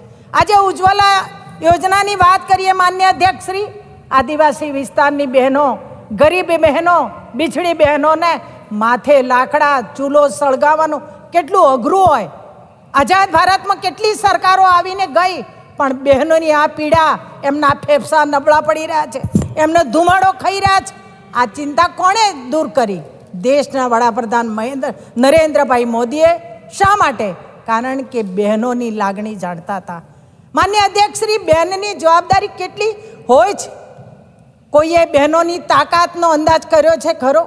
બહેનની રહેલી શક્તિનો અંદાજ કર્યો છે ખરો? આપણા ઘરમાં લાઇટનું મીટર હોય ને, તો એ મીટરનો કાંટો પડે તો આપણે બિલ ચૂકવીએ જ, પણ બહેન સવારમાં ઉઠે, બધાને સુવડાવીને સૂવે, કદી એની પગે મીટર બાંધીને એની મીટરના માધ્યમથી એની કિંમત આંકી જોઈ છે ખરી? તો બહેનમાં એ તાકાત રહેલી છે. અને એટલા માટે દેશના વડાપ્રધાન નરેન્દ્રભાઈએ આપણા જનહિતમાં, રાષ્ટ્રહિતમાં મહિલાઓ પણ ભાગીદાર બને એ માટે આ ખૂબ જ અગત્યનું બિલ લઈને આ સદનમાં આવ્યા છે. અને એટલા માટે આપણે જોયું કે મહિલા કેટલી શક્તિશાળી છે, અને શક્તિશાળી મહિલા ભાગીદારી બને આ વિચારથી આ બિલ લઈને આવ્યા છે. અને એટલા માટે અંતમાં કહીશ માન્ય અધ્યક્ષ શ્રી, સાચા અર્થમાં નારી તું નારાયણી સાર્થક કરતું આ બિલ છે. એટલે વાદ નહીં, વિવાદ નહીં, પણ સર્વસંમતથી આ બિલને વધાવીએ. આ વાત સાથે મારી વાત પૂરી કરું. જય જય ગરવી ગુજરાત, જય જય ગરવી ગુજરાત. ધન્યવાદ શ્રીમતી રમીલાબેન જી. માનનીય શ્રી કપિલ સિબ્બલ जी 3 minute. Thank you, sir. Thank you for allowing me to intervene in this very historic piece of legislation. We all know that the bill is going to be passed. There are no doubt about it. And we all know why it was not introduced in 2014 and why it's being introduced today in 2023. We don't have to discuss that anymore. But I want to place on record my concern for the future of this bill. And I'll tell you why. There have been about 3 delimitations that have taken place in this country: 1952, 1962, 1972, which was completed in 1976. And as you know, that there's a decadal consensus that happened in 1951, 1961, 1971. And from 72 to 76, it took 4 years to do the delimitation. Then came 2002, when a constitutional amendment said that we will now do the next delimitation in 2026. The census of 2001 was done. The census of 2011 was done, and there's never been a delay in the census. But the census of 2021 has not been done till date. The reason given was that during that period of time, 2019-20, there was COVID. So therefore, the census could not be completed. But the COVID happened in 2021, and United States, England, China completed their census even during the course of the COVID. The reason why there's a connection between the two, because when the Finance Commission sits, it allocates resources on the basis of population. And if you don't do your census, then the allocations become skewed, because the population is increased, but you don't have a latest census. The result is the Finance Commission cannot allocate proper resources to regions, to the states in this country. Now, 4 years it took for the 1972 delimitation process. Now, the delimitation has not happened between 2021 and now. So we are going to wait till 2026 for the census to happen. Now, if the census happens in 2026, and the census will reveal the new population figures, and the reason why it was frozen in 2002 was that by 2026, the Health Ministry gave an opinion that by 2026, the entire population will not be growing anymore. So the result was that we will then see in 2026 how allocations are to be made and what delimitation is to be done. Now, as it happens, the north, population in the north has increased exponentially, and that in the southern states has not. So there's going to be a big problem in dealing with the issue of delimitation after the census is done. I'll just finish that. I'm not going to waste your time because I'm not going to enter into the politics. Please. That's all. So just give me a bit of time. Please. Right. So therefore, the problem will be that this is now a time when there'll be rotation, when the delimitation process will be freshly done. And if it's not going to be completed by 2029, this is not going to happen. So now I want the Prime Minister and I want the Home Minister to make a statement in this House. We don't know who will come to power, but they must make a statement that if they don't complete the process by 2029, they will resign as Prime Minister and Home Minister of this country. Let them make that assurance to this House. We'll then know whether... That's another matter. That's another matter. But at least they should give that assurance to this House. We will know the genuineness of why they have moved it in 20. So that's one point I've finished with. One other point. And that's the last one, and then I'm done. Your time is already over, So give me just 1 minute. I'm not going to waste time. I never waste time. 30 seconds, please. 30 seconds. Sir, I have time constant, please. I want all members. Please. I want all members of this House to place their hand on their heart when they go out of this House, and can they say that women of this country have been socially empowered, educationally empowered, economically empowered? And if they ask that question, the answer is no.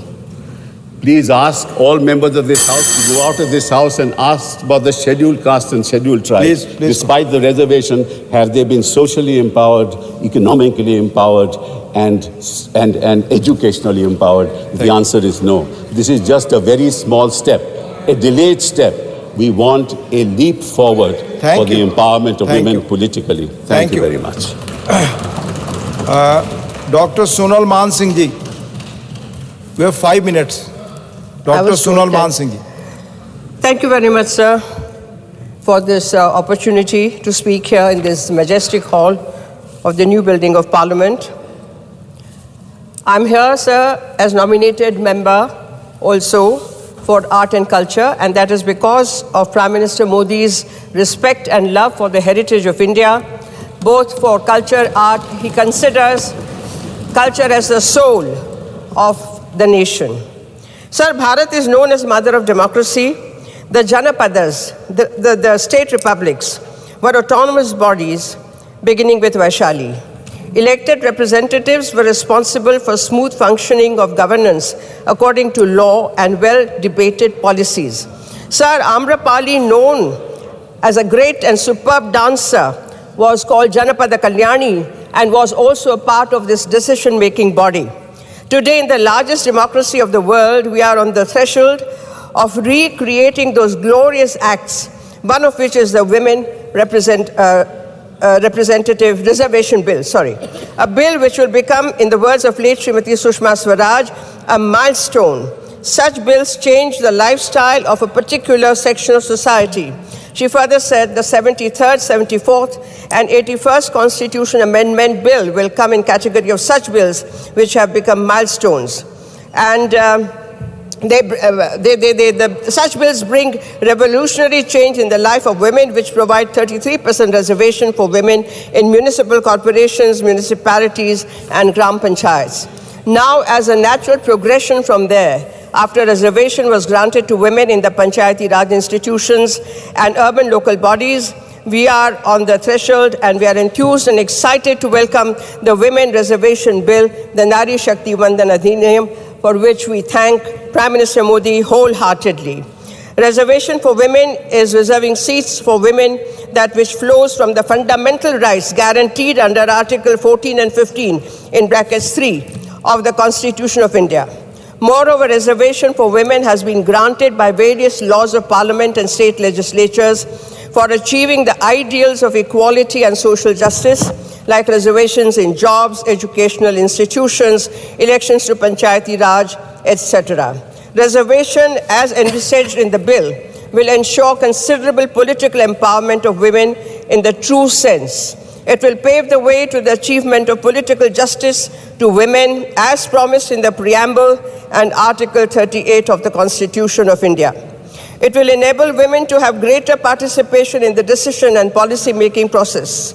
It is the long-awaited affirmative step in that direction. I seek your indulgence to invoke names of Sita and Draupadi, Nayikas, heroines of the great epics Ramayana and Mahabharata, who had decisive role in governance and policy making. Women as rishis of the Vedic times, such as Lopamudra, Maitreyi, Ghosha, Gargi. Women as Satyavadinis, such as Savitri and Jabala of the Upanishads. Saints and seers, such as Lalleshwari, Meera, Mahadevi Akka, Bahanabai, Anandamayi Ma, Mata Amritanandabai, who brought societal changes in the attitudes and mores of male-dominated society and who provide examples of the strength and power of women. The brave deeds of women as queens who ruled over large kingdoms and as army chiefs, as freedom fighters, educationists, social reformers, entrepreneurs, artists and artisans, lawmakers, medical practitioners and healers, as counselors, mothers and homemakers, women who are everywhere, coalescing and contributing their best to build a society, a nation of great power, strength and character. Nothing is too small. Every detail is important. She creates, she nurtures and disciplines. She is the binding force that keeps disparate elements in family together, families that build a society by which a nation is known.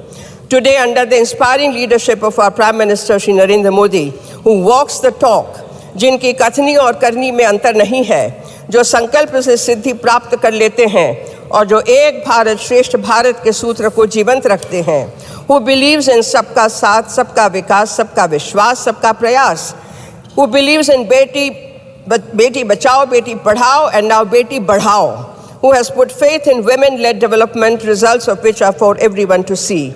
In his speech on Budget 2023, he said, नारी शक्ति की संकल्प शक्ति, इच्छा शक्ति, उनकी कल्पना शक्ति, निर्धारित लक्ष्यों को प्राप्त करने के लिए उनकी तपस्या, उनके परिश्रम की पराकाष्ठा, ये हमारी मातृशक्ति के प्रतिबिंब। Sir 1 minute please. नारी शक्ति का ये सामर्थ्य भारत की अनमोल शक्ति है। We are witness to first ever tribal woman president of India, Honorable Srimati Draupadi Murmu. We are witness to entry and participation of women in combat units everywhere. For the awe-inspiring success of Chandrayaan 3 also, sir, credit has been given to almost 100 women scientists. Sir, at the end, I would like to say that I'm so honored and privileged to be here to speak on this. Bharat Kanya, Desh Dhanya, Bhumi Janya Bharati, Gagan ko, Agan ko, Vachan ko hai Dharati, Desh Bala, Deep Mala, Deep Bhati Bharati. Thank you, sir. धन्यवाद धन्यवाद doctor Sonal मान सिंह जी। माननीय सदस्यगण, 70 से अधिक speakers हैं, इसलिए कृपया limit yourself within time. माननीय श्री विनय विश्वम जी 3 minutes। माननीय Vinay Vishwam ji 3 minutes, please. Thank you sir. Sir, for the Communist Party of India, the party of ईदा Mukherjee, the lady, the great fighter who fought for the Women's Reservation Bill throughout her life, I support the bill. Sir, while supporting the bill, I request the governments make sure it will be implemented in 2024 elections. Remove all the hurdles in the name of census or delimitation. Make it sure that it would be extended to Rajya Sabha and to all the legislative councils of states. Make sure the rights of the OBCs and the minorities will be taken care of and they get the rightful share in the present and future lawmaking bodies. Having said this, let me state very clearly that the BJP is most insincere in this attempt. The bill they brought only for the electoral gains. Sir, BJP, everyone knows, is the political outfit of the RSS. We all know that there is no space for a single woman in the RSS. Why? Why the Rajya Sabha was formed? Why? No, answer me. Why the Rajya Sabha was formed? Because you don't believe that a woman can sit with the man in the RSS. That's the reason. So it's ideological. Because BJP and RSS believe that Nastri Swatantra Varhati. Because you follow Manusmriti. The followers of Manusmriti cannot be sincere to a human empowerment bill. We are sure of that. But you are concerned only about the electoral victories, and for that purpose you brought it. Sir, we all know one more thing. Why the woman president of India, Draupadi Murmuji, was not seen when this house was inaugurated? Why she was not seen? She's a woman, she's an Adivasi, but she had no place for that great function. That is BJP, that's RSS. Sir, you please tell us why, in your rule, the women of Manipur was paraded nakedly there on the streets. Why? Your time is over, sir. Sir, please. Sir, please. Your time is over. Please conclude. Sir, 1 minute more, sir. 1 minute. No, 1 minute. 1 30 minute. seconds. 30 seconds. Okay, Conclude. Okay. Conclude. Okay. Sir, when you insist me to conclude, I may tell you, you came with the bill, but with so many hurdles. Sir, delimitation. I remember that story, sir. A fox invited a crane for a dinner. And gave a soup on a broad plate. From that plate, the crane could not You have taken already 1 minute. Bring a single drop of soup. Thank you. That happens in the future also. Because this is not for the women empowerment, only for the BJP's Thank you, Vinayji. And the country knows it. And we will defeat you when the election comes. Thank you, sir. Srimati Geeta alias Chandra Prabha. Srimati Geeta urf Chandra Prabha. Please, 5 minutes. 5 minutes. धन्यवाद महोदय 5 minute कि ऐतिहासिक पल में मुझे साक्षी बनाने के लिए आपने बोलने का अवसर प्रदान किया। मैं सुबह से सुन रही थी उधर से कि बंधन शब्द का जिस तरीके से आरोप लगा रहे थे, विरोध कर रहे थे, तो मैं जानना चाहती हूं कि महिला सशक्तिकरण के लिए अगर जो बंधन शब्द आया तो उसमें आपत्ति किस बात की है? महिला वो शब्द है कहने के लिए 3 अक्षर से बना है, माँ, हा और ला, और तीनों अक्षरों में अलग अलग अपने को परिभाषित करता है। माँ का ममता मतलब है ममता, और हा का ममता मतलब है हिम्मत, और ला का ममता है मतलब है लज्जा। इन तीनों को महिलाएं सजो के जब घर से बाहर निकलती हैं, राष्ट्र हित में काम करने के लिए निकलती हैं, तो किस बात की आपत्ति? इसीलिए इसी को सोचकर आदरणीय प्रधानमंत्री जी ने नारी शक्ति बंधन शब्द स्वयं में ही माननीय प्रधानमंत्री के नेतृत्व वाली हमारी सरकार में देश की माताओं बहनों के लिए के प्रति आदर्श दर्शाता है। पिछले 9 वर्षों में लगातार महिला सशक्तिकरण के लिए जिस तरीके से आदरणीय प्रधानमंत्री जी ने लगातार जन कल्याण के लिए कार्य कर रही है, वो किसी से छुपा नहीं है। आंकड़ों के अनुसार अगर जो हम देखते हैं तो 2019 के लोकसभा चुनाव में महिलाओं ने पुरुषों की तुलना में बराबर मतदान किया है। इन्हीं को देखते हुए आपने देखा होगा कि जब 2019 के चुनाव में महिला मतदाताओं की भागीदारी में आपने जब टिकट के जो उम्मीदवार थे उसमें 8,049 उम्मीदवार थे, जिसमें महिला केवल 9% की भागीदारी थी। वर्तमान में देश के संसद में भी मात्र 15% सांसद महिलाओं का प्रतिनिधित्व है, जो कि अब महिलाओं के द्वारा सर्वाधिक प्रतिनिधित्व पहली बार इतना संसद में देखने को मिला। मैं पूछना चाहती हूँ कि यह स्थिति कैसे बनी है, यह स्थिति कैसे उत्पन्न हुई है, कि क्या कारण हुआ है कि आज प्रधानमंत्री जी को यह महिला विधेयक लाना पड़ा है। लगातार स्वतंत्रता के पश्चात लंबे समय से देश में आप उधर बैठे कांग्रेस की सरकार रही है।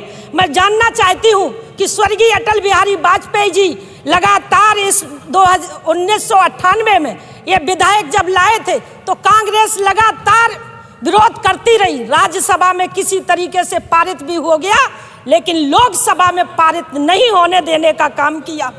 मैं महोदय जानना चाहती हूँ कि 2004 में कांग्रेस की सरकार बनने के पश्चात भारतीय जनता पार्टी विधेयक की मांग करती रही, पर लगातार इन्होंने विरोध करते हुए विधेयक को पारित नहीं होने दिया।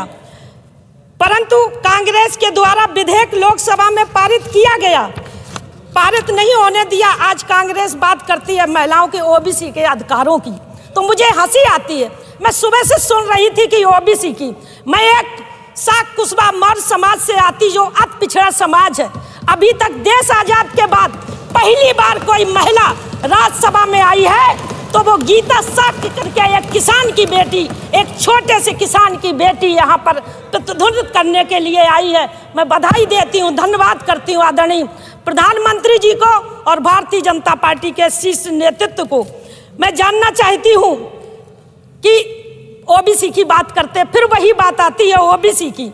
मैं जानना चाहती हूँ, मैं बताना चाहती हूँ कि आज तक कांग्रेस ने कितने प्रधानमंत्री ओबीसी के बनाए हैं। आप बताइए, जब बने तो आप लोग खुद जानते हैं कौन बना है।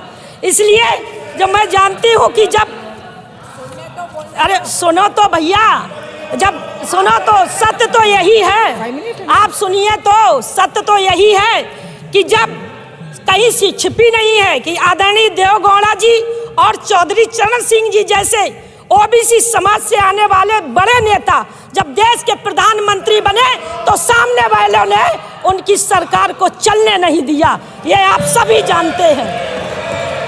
महोदय 2000 कांग्रेस के लोग कहते हैं कि क्यों नहीं 2024 में ये बिल ये लागू किया जाता, ये नियम लागू किया जाता। इनकी पार्टी में अनेकों वरिष्ठ अधिवक्ता बैठे हैं, सभी अधिवक्ता जानते हैं कि उन्हें स्वयं अच्छे से पता है कि किसी भी विधेयक को कानूनी रूप देने तथा उसको लागू करने के लिए नियमों की विभिन्न प्रक्रियाओं से गुजरना पड़ता है। परंतु सब पता होने के बाद भी देश की जनता को गुमराह करने के लिए इस प्रकार से बातें की जाती। बस 1 मिनट में चाहती हूँ, ज़्यादा नहीं चाहती हूँ। ओबीसी की बात करती, देश आज़ाद हुए एक लंबा समय हुआ और इनको नहीं चिंता ओबीसी की आई। ओबीसी को संवैधानिक दर्जा आयोग का नहीं दिया, लेकिन मैं बधाई देती हूँ आदरणीय नरेंद्र मोदी जी को, जिन्होंने सरकार आने के बाद ओबीसी को संवैधानिक आयोग का दर्जा देने का काम किया। मैं बहुत ज़्यादा नहीं कहूँगी, मुझे पता है। अंत में मैं एक बात कुछ पंक्तियों के माध्यम से समाप्त करूँगी। उससे पहले माननीय सांसद बैठे, वो अभी उत्तर प्रदेश के मुख्यमंत्री जी को आरोप लगा रहे थे। मैं उनको बताना चाहती हूँ कि वही मुख्यमंत्री योगी आदित्यनाथ जी हैं जो आप पर आरोप लगा रहे। 2017 के जब जो मुख्यमंत्री बने उत्तर प्रदेश में, तो सबसे पहले उन्होंने प्रदेश में बेटियों को सुरक्षित रखने के लिए एंटी रोमियो स्क्वाड बना के संदेश दिया है कि वो बेटियों के लिए कितने संवेदनशील है। आप अपनी बात पूरी करें। बता दो क्यों नहीं करेंगे, अभी आरोप लगा रहे। वही मुख्यमंत्री आदरणीय योगी आदित्यनाथ जी ने प्रदेश की बेटियों के लिए अपनी बात पूरी करें। महिला बटालियन शुरू किया, जिससे कि राष्ट्र में अपना योगदान दे सके। मैं अपनी पंक्तियों से 27 वर्षों का सपना आपके द्वारा पूरा किया जा रहा है। मानी 27 वर्षों का सपना आपके द्वारा पूरा किया जा रहा है। प्रधानमंत्री जी, देश की नारी शक्ति की ओर से आपका कोट कोट आभार, बहुत बहुत धन्यवाद। माननीय सदस्य श्रीमान Santosh Kumar P.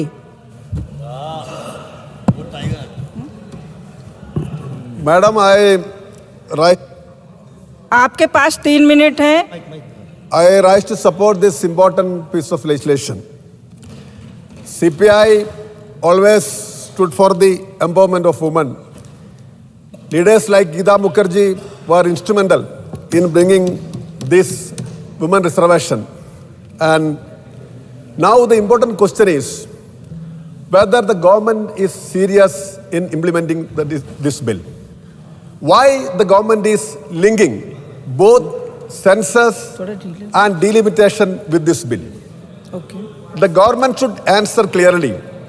The union minister who forwarded this bill was explaining many things, but he did not explain why we need this connection between this bill and census plus delimitation. Now they say no time at all. What is the problem in implementing these decisions in the coming election? We have 542 or 40 Lok Sabha seats. So 181 can be given. What is the problem in giving that? You please answer to this question in a very simple manner. This is what the country wants to know. Many other issues are there. I don't want to go into the details. But what prevents you from bringing this legislation to make it practical in the coming election? To that question you have to answer. Others, you speak always on Modi, the different issue. Now, one important point is that, Madam, I would like to bring you notice. There is a case pending in the Supreme Court of India, initiated by one of the prominent women organizations in this country called NFIW, National Federation of Indian Women. That case is pending, in which all political parties made a party to it. The government of India and almost all states are also part of that case. Now, the Supreme Court last time asked, what are the steps taken by the union government? And the councils representing the union government was absolutely defenseless. Now, this is a face-saving mission, in fact. But even then, India, a country which stands 140th rank in the world human political report, women's role in politics, a report was recently came out, and India stands at 140th position. So we all wholeheartedly support, but we sincerely doubt this intention of the government. They want to make it a jumla, it's a political jumla only, and later on they will say, oh, we have given many offers. So who is going to make it practical? So while supporting this bill, important piece of legislation, we sincerely doubt the intention of this government, and they want to make it another, piece of jumla only. And with these words, I support the bill, but I do share these apprehensions on this bill.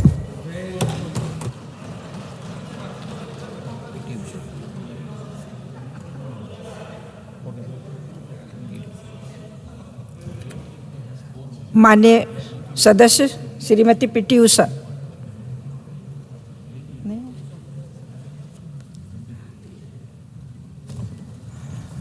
Thank you, Chairman Sir, for giving me this opportunity to speak. Nari Shakti Vandan Adhiniyam.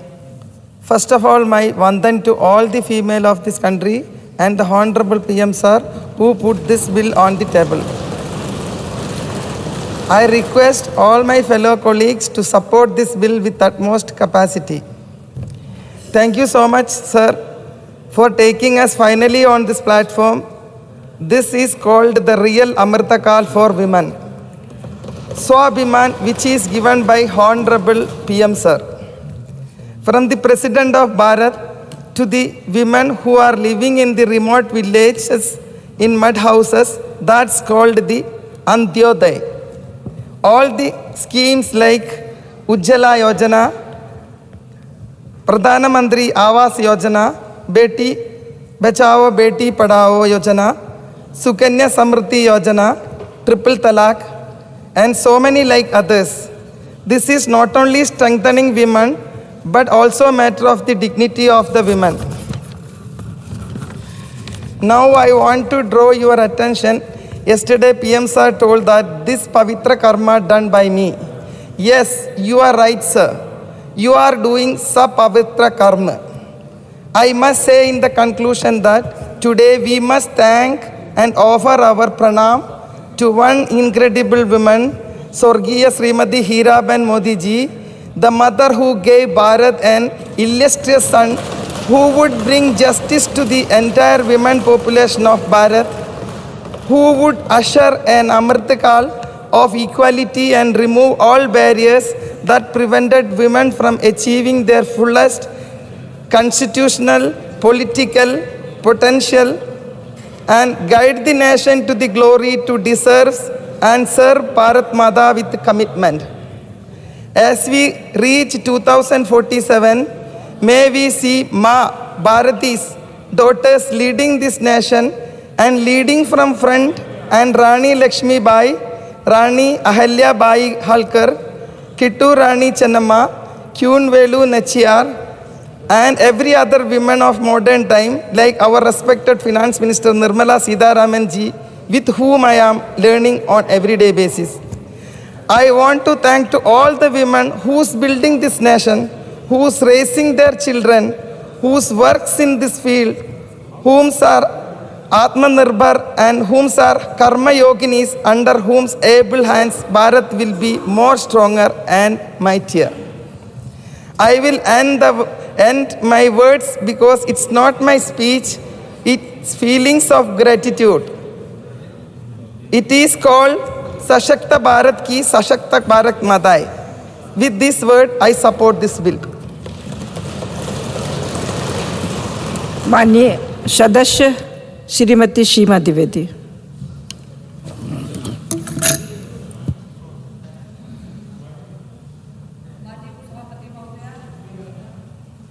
शक्ति बंधन अधिनियम 1028वां संशोधन bill आज जो राज्यसभा में आया है उसके समर्थन में खड़ी हूँ और मैं विश्वास भी करती हूँ कि आज यह पूरा सदन सर्वसम्मत से इसको पास करके इतिहास के स्वर्ण अक्षरों में अपना नाम दर्ज करेगा, ये मैं चाहती हूँ। महोदय, मैं इन बातों से इस बात को कहना चाहती हूँ, मोदी जी के नेतृत्व ने जिंदगी संवारी है, दुनिया मुट्ठी में करने को अब बेटियों की बारी है।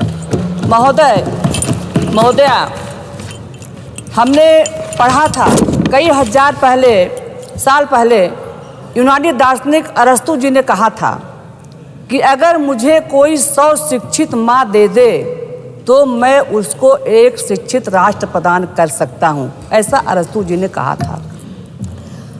महोदया, आज 70 करोड़ महिलाएं को आज आज़ादी मिली है। कहने की बात है कि 1947 में हमको आज़ादी मिली, हमारे संविधान में तमाम संशोधन हुए, हमको मूल अधिकार मिले, हमको मौलिक अधिकार मिले, वहीं पर हमको समानता का भी अधिकार मिला। लेकिन उपसभापति महोदया, मुझे यह कहने में कोई संदेह नहीं है कि समानता का अधिकार आज यहाँ पर 70 करोड़ बहनों को जो देने का काम किया है, ऐसे आदरणीय यशस्वी प्रधानमंत्री मोदी जी ने इस काम को किया है। हमारे प्रधानमंत्री जी कहते हैं, महिला सब कुछ करने में सक्षम है, बशर्ते समाज एवं सरकार उनको आगे बढ़ाने में सहयोग दें। महिलाओं को जीवन के हर पड़ाव पर मदद करके भारत के वर्तमान प्रधानमंत्री जी ने दृढ़ संकल्प लेने का काम किया है। अभी हमारे एक कांग्रेस की हमारी बहन रजनी जी कह रही थी कि आप लोगों ने बिल को क्यों नहीं आपने पहले ये बिल क्यों नहीं लाया जब आपकी सरकार थी 2014 के बाद। तो हमारे आदरणीय सोनिया जी, आदरणीय राहुल जी बार बार पत्र लिखते रहे। मैं आपको ध्यान दिलाना चाहती हूँ, आप याद करिए, जब 10 वर्षों तक नेशनल एडवाइजरी कमेटी की चेयरपर्सन आदरणीय सोनिया गांधी रहीं तो उन्होंने इस बिल को सदन में क्यों नहीं लाया। और मुझे अच्छी तरह याद है, लोकसभा में कई बार बिल आया, कई प्रधानमंत्री जी ने इस बिल को रखा। और मैं ये कहना चाहती हूँ, बहुत कम कार्यकाल में, अल्प कार्यकाल में हमारे देश के सबसे पूर्व प्रधानमंत्री स्वर्गीय अटल बिहारी वाजपेयी ने इस बिल को लाने का काम किया था।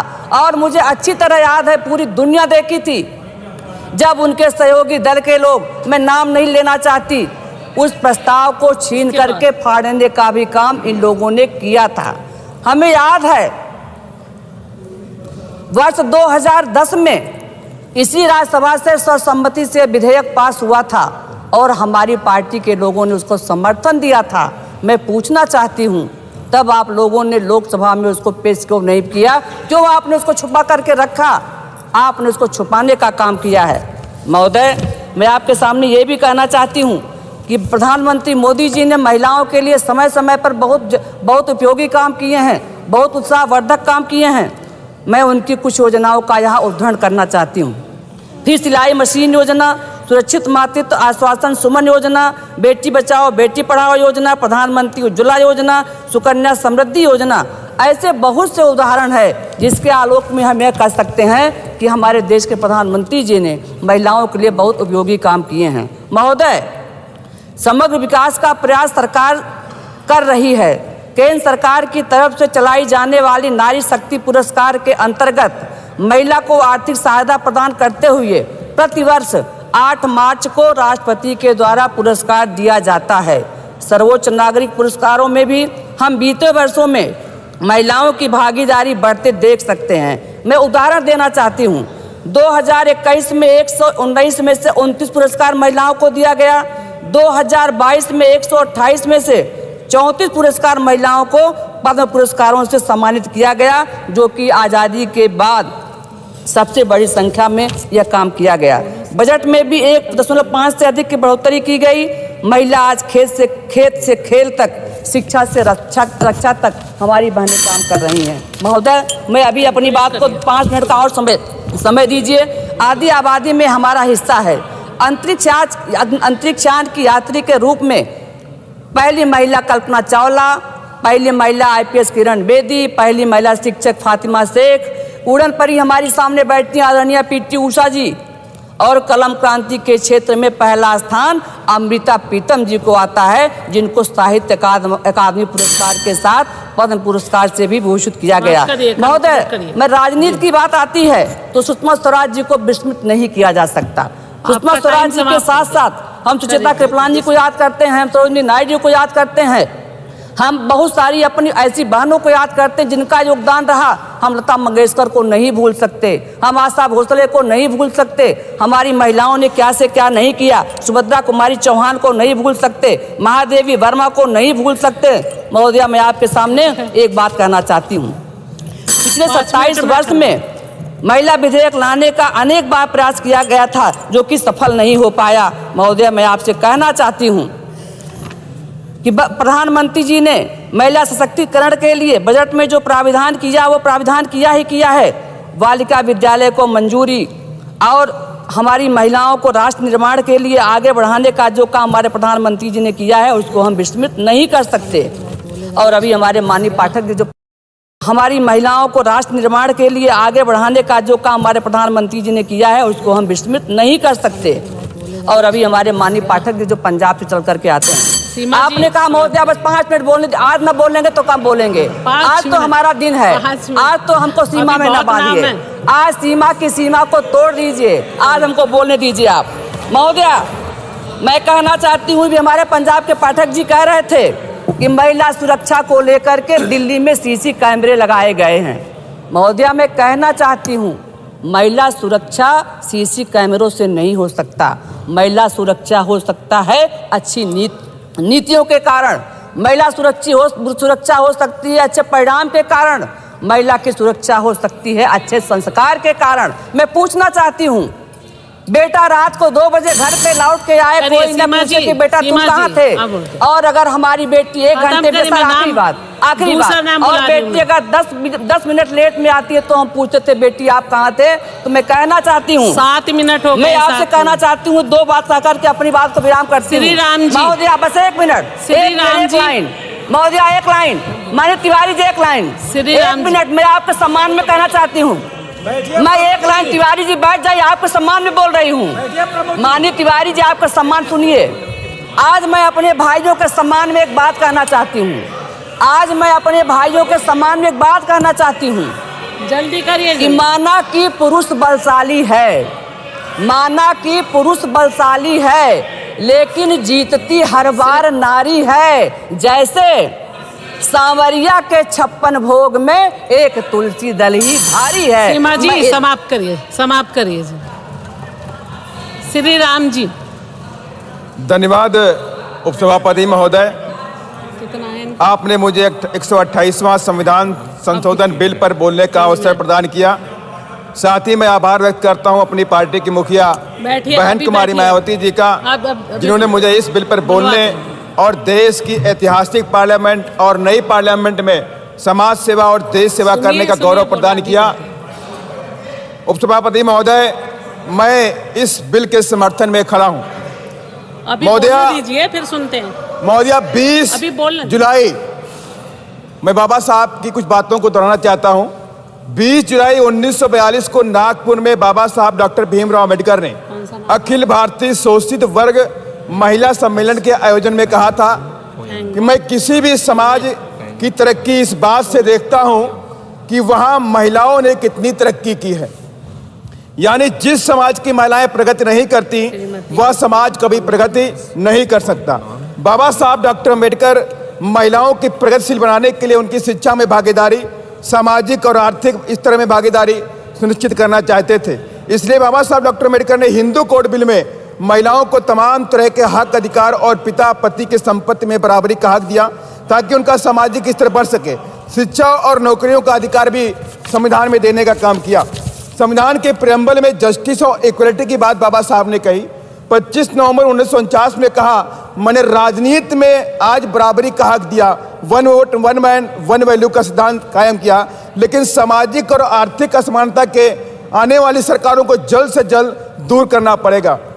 महोदया, इतिहास गवाह है, महिलाओं ने तमाम जुल्म और जातियों को सहा है, जिसमें दहेज प्रथा, बाल विवाह, सती प्रथा और यहाँ तक कि शिक्षा पर लगा सामाजिक प्रतिबंध, जिसे भारत की प्रथम शिक्षिका माता सावित्रीबाई फुले ने 1 जनवरी 1848 में लड़कियों के लिए पुणे में स्कूल खोलकर इस प्रतिबंध को खत्म किया।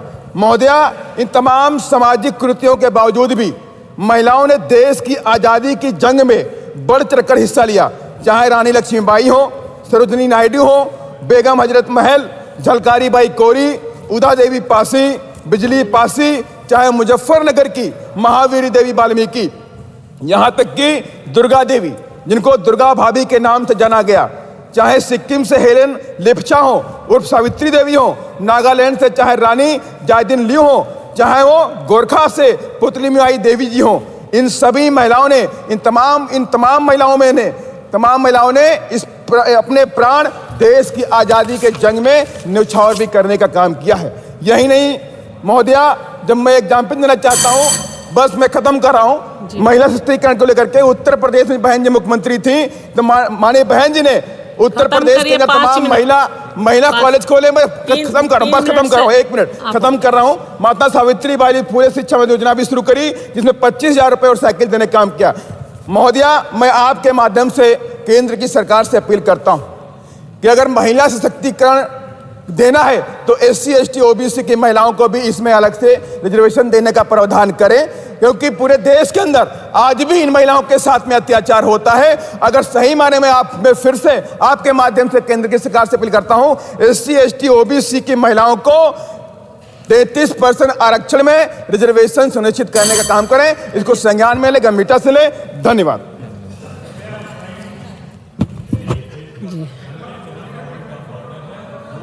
श्रीमती SK फांगन कोन्याक।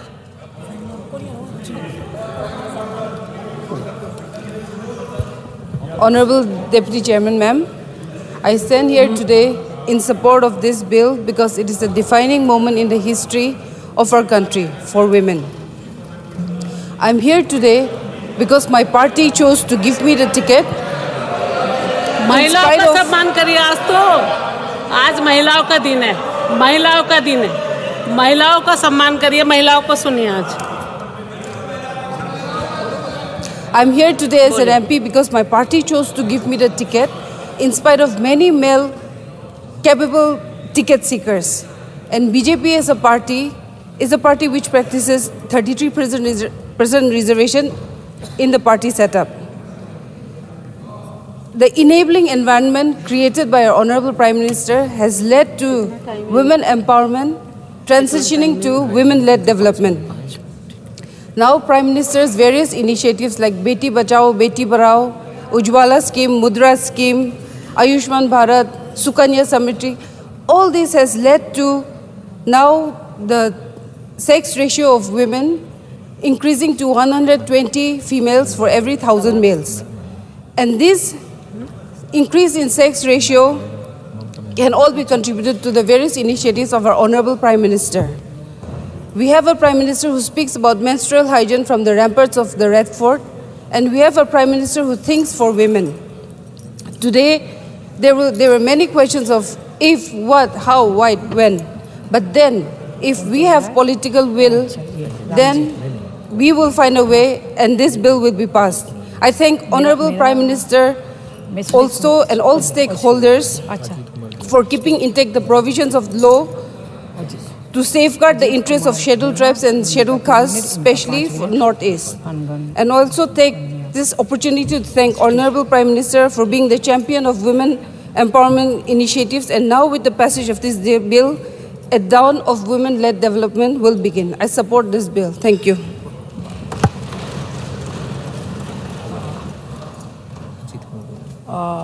श्री अजीत कुमार भोया 3 मिनट आपका समय. Thank you, Madam. I stand to support the bill since 50% population will be benefited in participation of formulation of program and policy. Since the reservation for women at the local body level had been for decades, there is no doubt that women leadership emerged, but majority of them are from family of influence. In the present bill, there is no safety net for negating such trend. Since the bill will be implementable by 2029, the first 15 years, that is 3 tenures of Lok Sabha and Vidhan Sabha, women with political influential family will get chance to be elected. Is this way women be empowered? Madam, I do not want to take any individual name, but there are few constituencies where family of influential political clout always got elected, and even if such constituencies get reserved for women, no outsider will get chance to be elected.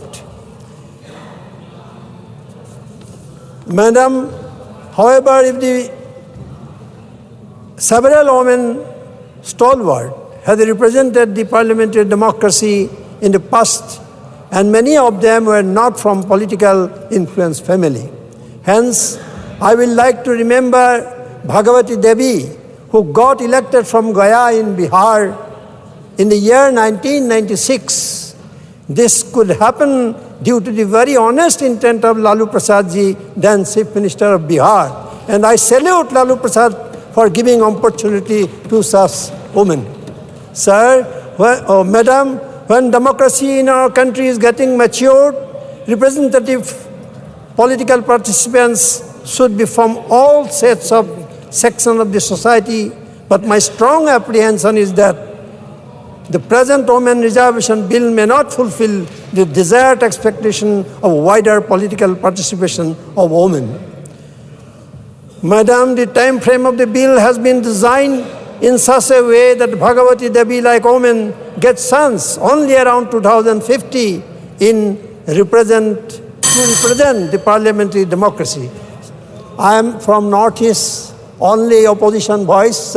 Madam, give me 1 minute. You have given everybody 2-3 minutes. The Prime Minister and many senior cabinet ministers intervened in the discussion on the bill and claimed that the leadership of the previous government was not bold enough to get bill passed, but the government led by Modi made it possible. Will any member of the August House deny that the demand of 33% reservation in Parliament and Assembly originated only after constitutional amendment of women reservation at local level? On 2 points only, Madam. Thereafter, since 1996 onwards, all successive governments at the center piloted the bill and tried to evolve consensus. Perhaps this is the first government who do not believe in consensus behavior and diluted the bill, and women has to wait for years. The best consensus course of immediate implementation should have been made possible through immediate election, as the ECI Election Commission is capable of identifying the constituency. Finally, let me quote a very interesting couplet, famous couplet. इतना गुमन में मत रहो कि सब कुछ तुमने किया, इतना गुमन में मत रहो कि सब तुमने ही किया, अरे कुछ तो शर्म करो कि कुछ तो तुम्हारा पूर्वज ने भी किया होगा जो आज तुम यहाँ हो। Thank you. श्रीमती सुमित्रा वाल्मीकि। माननीय सभापति महोदया, आज भारत के ऐतिहासिक निर्णय में मुझे भाग्यशाली अवसर प्रदान हुआ है। नारी शक्ति वंदन विधेयक पर 128वें बिल के समर्थन में मैं आपके सामने खड़ी हूँ। माननीय महोदया, बीते 9 वर्षों में देश महिलाओं के विजन को लेकर आगे बढ़ा है।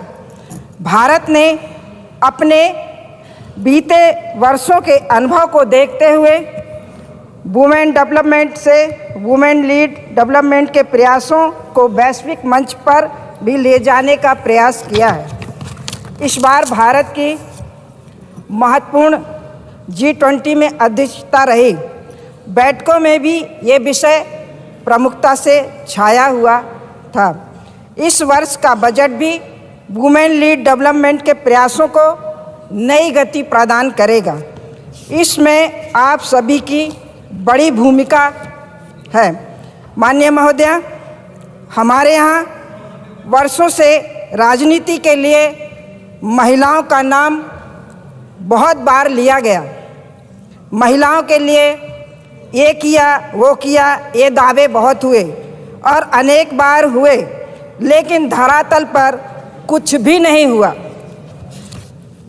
लेकिन अभी 9 वर्षों में मैं आत्मविश्वास के साथ कह सकती हूँ कि माननीय प्रधानमंत्री मोदी जी के नेतृत्व में एनडीए सरकार ने हमारी बहन बेटियों माताओं के जीवन में हर समस्या से जुड़ी हुई समस्या का निदान करने का पूरा अवसर दिया।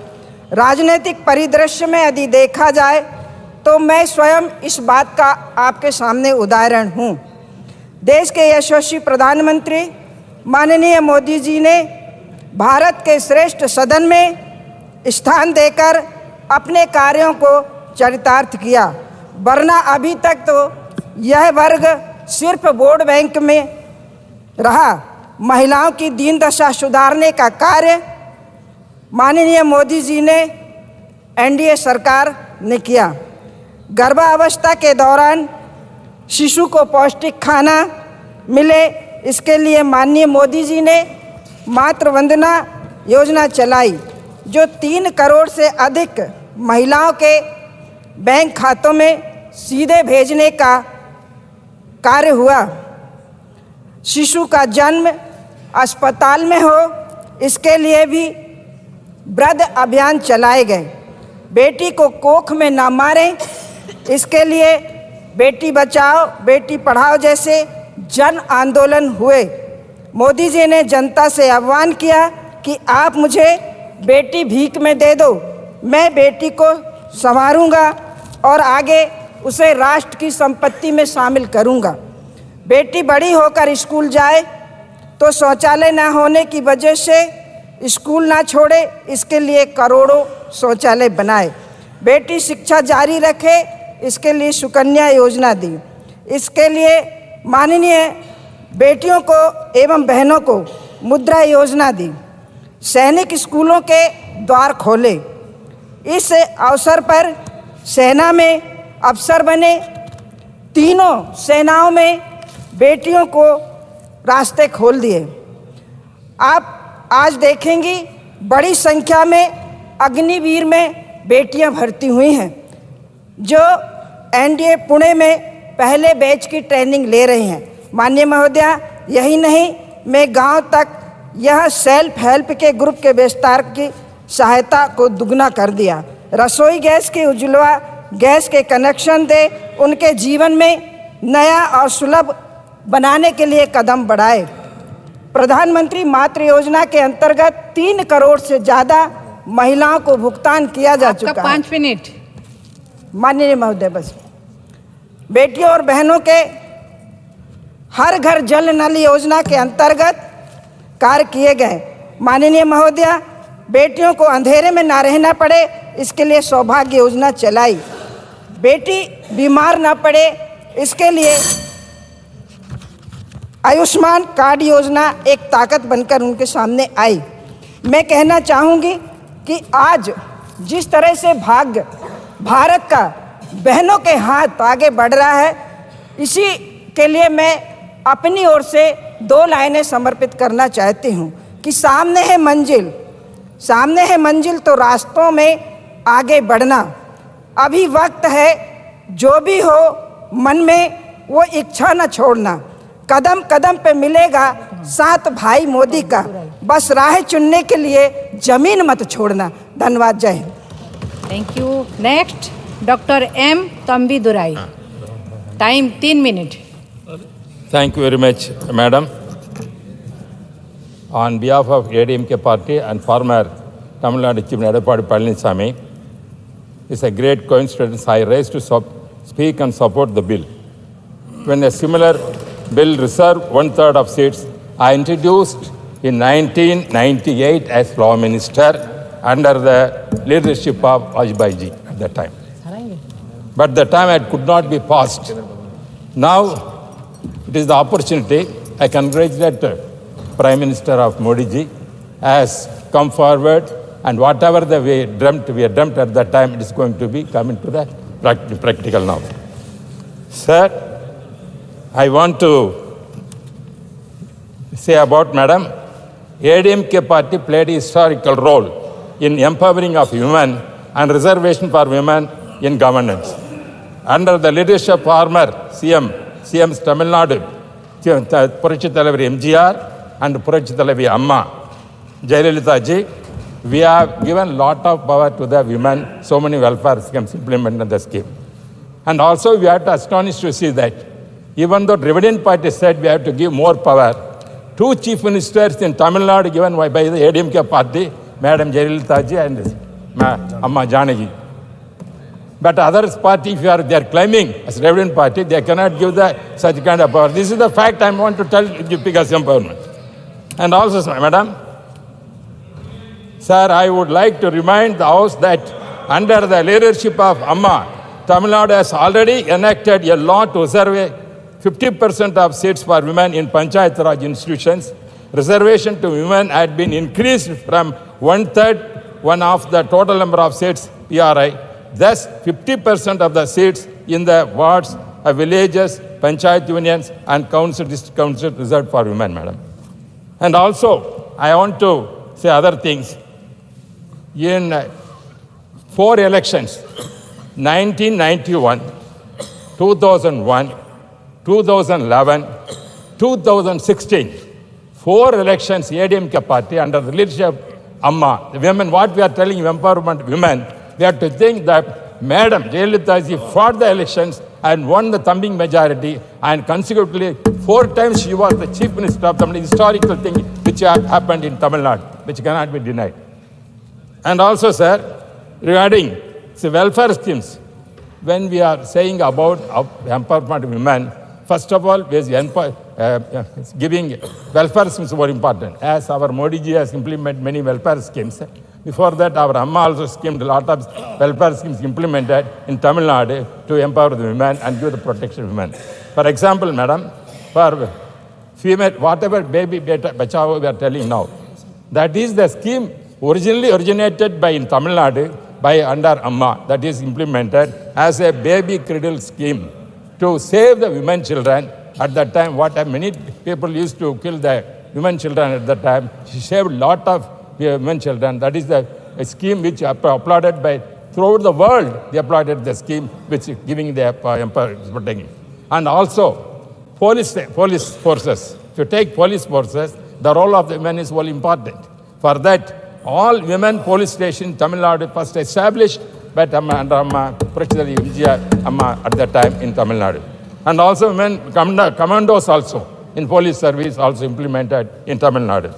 And also giving for education is very important. For that, first giving free bicycles and laptops and everything for women students, everything done by ADMK party at that time under the leadership of Amma. Same way, Madam, apart from that, I want to say, first of all, when MGR was alive, she made Srimati Satyavani Muthu as the cabinet minister in Charan Singh government at that time. The first Dravidian occupied such kind of position in central cabinet minister. That is the achievement of the ADMK party, how we have given the more power to the man. That is the first thing that cannot be forgotten. That thing. So like that, so I am telling, we have dreamt to implement. And also I am very sorry we have given a short time. At the same time, our party is a 4 members party. Still I got the late. But I have seen that some kind of difference what has happened in the house now. Most of the members spoke with the northern side. Southern states members are less because the empowerment is more given in southern states. That is because of Periyar movement. That is the achievement of that thing. That is what happened. That is why we are well aware of the thing, southern state. But most of the northern state, because the power has not given more. Now Modi ji has come forward to solve this problem and give more power to the women. That is why the bill has introduced and successfully it is coming up. Therefore, he knows aware the seriousness of the situation, but political parties said, why could not they implemented 2014 onwards? I want to ask the opposition UPA government, 2010 they passed, except in the Rajya Sabha. Why they failed to introduce in the Lok Sabha and pass remaining the 4 period, they would have done that. Why they have done, I could not understand. But they are blaming this government, they have not delayed. This is the point. This is how if you take the figure, I want to tell this, just 1 minute. माननीय सांसद आपका समय समाप्त हो गया. No, I want to finish. This bill was introduced 1998 in the Vajpayee period, and also 99 also introduced by Vajpayee period, 2002 also introduced by Vajpayee period, 2003 also introduced by Vajpayee period, but they could not support that bill can be passed, not passed. But at the same time, 2010 they introduced and passed. Why this UPA government, when DMK also part of the government, why they failed to do that, I could not understand. Therefore, DMK is a champion for the women and giving empowerment women that they are part of DMK, and they are now facing is not seriously they have done. They are only saying this kind of things. I am proud that ADMK under Purshal, the NGR and the President Amma, Palanchami, they have given more power for the women, not the DMK party or the UPA government, and the NDA is government implementing. We are the party, that is why we are supporting the NDA government and also part of the government. Thank you very much.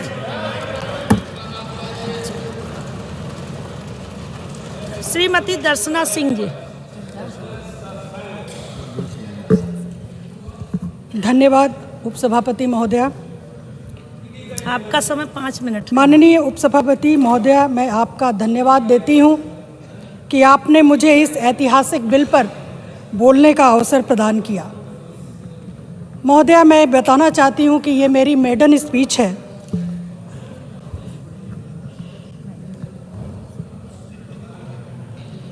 यही समय है, सही समय है, भारत का अनमोल समय है. माननीय प्रधानमंत्री जी ने अनेक अवसरों पर ये बोला है और जिसको उन्होंने धरातल पर भी लाने का काम किया है. महोदया, देश की आज़ादी के 75 वर्ष पूर्ण होने के उपलक्ष्य में देश अमृतकाल का उत्सव मना रहा है। माननीय प्रधानमंत्री जी के द्वारा महिला आरक्षण बिल को नई संसद के प्रथम बिल के तौर पर पेश करना सभी महिलाओं के लिए गौरवान्वित करने का वाला क्षण है।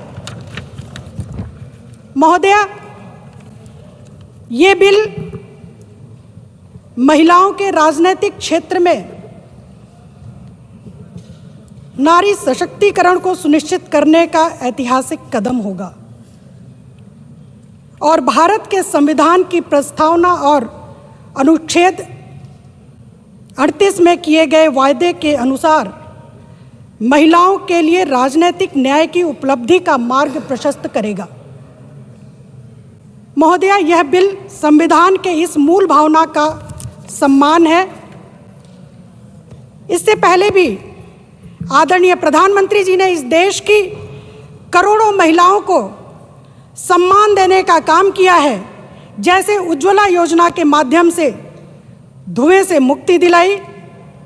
इस संदर्भ में मैं आपको बताना चाहूँगी कि उत्तर प्रदेश में 3,24,00,000 से ज़्यादा महिलाएं प्रधानमंत्री उज्ज्वला योजना का लाभ ले रही हैं, जो कि पूरे देश में सर्वाधिक संख्या है। महोदया, प्रधानमंत्री आवास योजना के तहत मिलने वाले आवास का स्वामित्व परिवार की महिला को दिया जाना, मुस्लिम महिलाओं को ट्रिपल तलाक से मुक्ति दिलाकर उन्हें नारकीय जीवन से मुक्ति दिलाने का काम करना, इस तरह के साहसिक फैसले माननीय प्रधानमंत्री जी की अगुवाई वाली सरकार ने लिया है। महोदया, मैं बताना चाहती हूँ कि देश की परंपरा एवं जीवन मूल्यों की रक्षा में महिलाओं का अभूतपूर्व योगदान रहा है। आज देश की बेटियां फाइटर जेट भी उड़ा रही हैं, देश की बेटियां सीमा पर सुरक्षा भी कर रही हैं। यहाँ तक कि अभी हाल ही में चंद्रयान 3 मिशन भी महिला वैज्ञानिक के नेतृत्व में सफलतापूर्वक पूर्ण हुआ है, जिससे कि पूरे विश्व में भारत का नाम रोशन हुआ। महोदया, हमारा देश एकमात्र ऐसा देश है जहां महिलाओं को शुरू से ही विशेष दर्जा दिया गया है। इसी देश में वर्ष के 365 दिन में 18 दिन मातृशक्ति की देवी के रूप में पूजा की जाती है और अगर गणना करें तो देवों से ज़्यादा देवियों की संख्या मिल जाएगी। हमारे यहाँ विद्या, धन, शक्ति एवं शांति की अधिष्ठात्री देवियाँ ही हैं। इतना कुछ होने के साथ ही माननीय प्रधानमंत्री जी के नेतृत्व में आज यह बिल बहनों को और मजबूत करेगा। कुछ पार्टियों के लिए महिला सशक्तिकरण एक राजनीतिक विषय रहा है, लेकिन भारतीय जनता पार्टी और आदरणीय प्रधानमंत्री जी के लिए ये एक संवेदना का विषय है। महोदया, भारतीय जनता पार्टी की सरकार ने महिला सशक्तिकरण के लिए अनेकों काम किया है। मैं उत्तर प्रदेश से हूँ। मैं आपको बताना चाहती हूँ कि उत्तर प्रदेश में 2017 में भारतीय जनता पार्टी की सरकार बनने से पहले एक बड़ा ही अराजकता का माहौल था। हमारी बेटियां, महिलाएं असुरक्षित थीं। अपराधियों के खिलाफ कोई बोलना नहीं चाहता था। लेकिन 2017 में उत्तर प्रदेश में भारतीय जनता पार्टी की सरकार बनने के बाद उत्तर प्रदेश के माननीय मुख्यमंत्री योगी आदित्यनाथ जी ने महिलाओं की सुरक्षा के लिए कड़े कदम उठाए और उन्होंने एंटी रोमियो स्क्वाड का गठन किया, जिसके परिणाम स्वरूप उत्तर प्रदेश में महिलाओं की सुरक्षा सुनिश्चित हुई और आज उत्तर प्रदेश में बेटियां और महिलाएं अपने को सुरक्षित महसूस कर रही हैं। महोदया, महिलाएं बहुत ही संवेदनशील होती हैं, करुणामयी होती हैं। आदरणीय प्रधानमंत्री जी का मानना है कि महिलाओं के विकास के साथ साथ अब समय आ गया है कि महिलाओं के नेतृत्व में इस देश का विकास हो। हमें इस दिशा में काम करना है।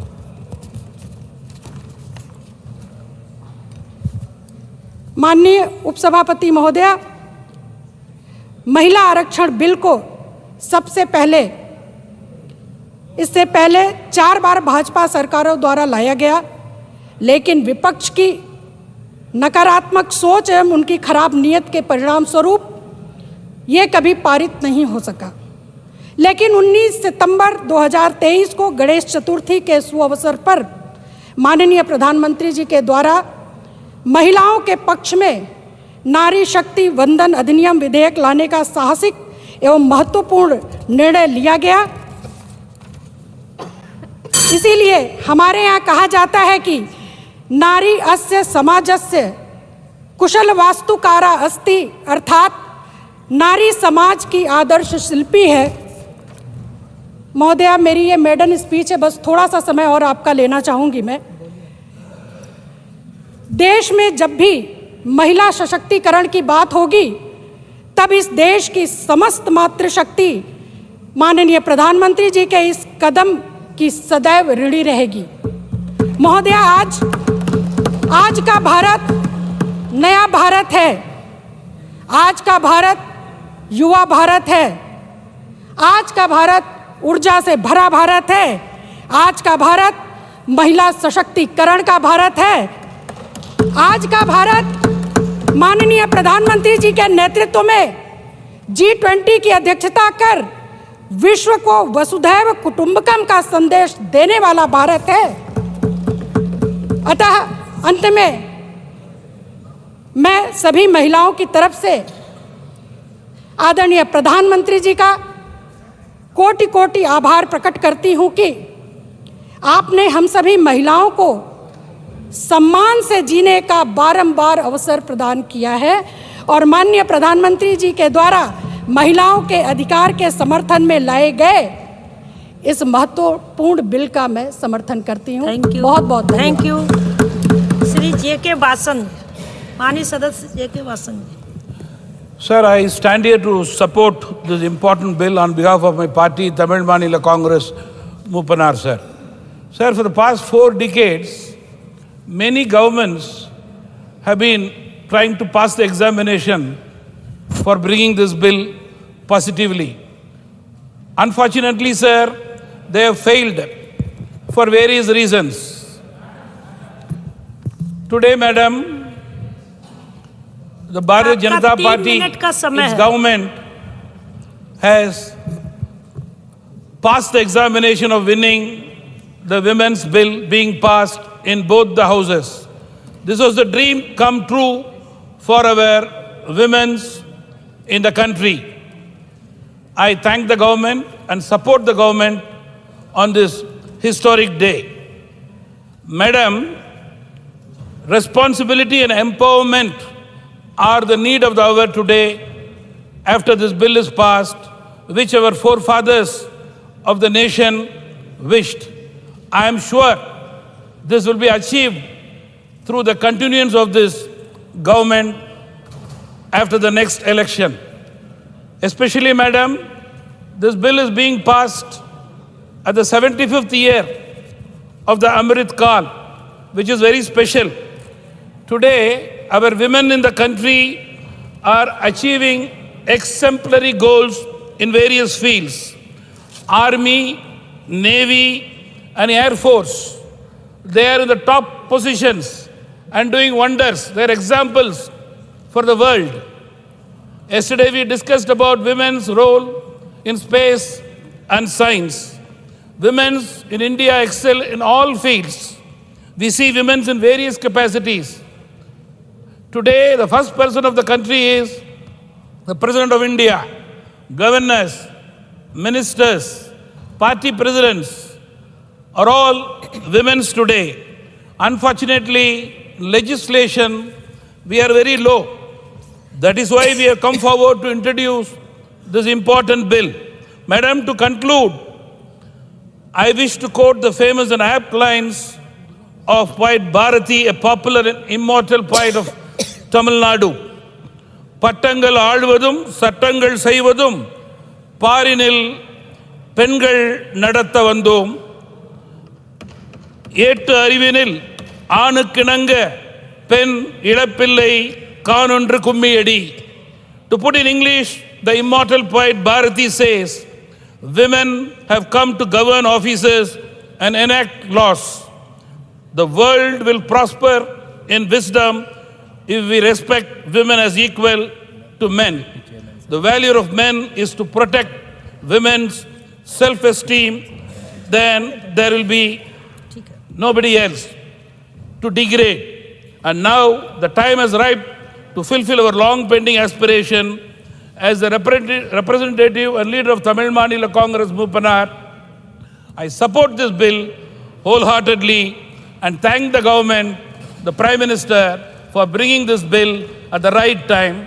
Thank you very much. Thank you. Srimati Sangeeta Yadav.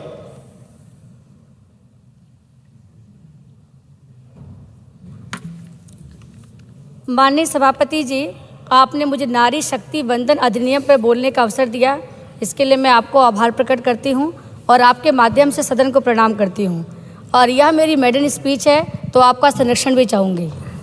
माननीय सभापति जी, देश के यशस्वी प्रधानमंत्री जी को देश की आधी आबादी की तरफ से मैं साधुवाद देती हूं कि लोकतंत्र के इस नवनिर्मित मंदिर में पहला अधिनियम महिलाओं के राजनीतिक अधिकार को दिलाने को लेकर वो आए हैं।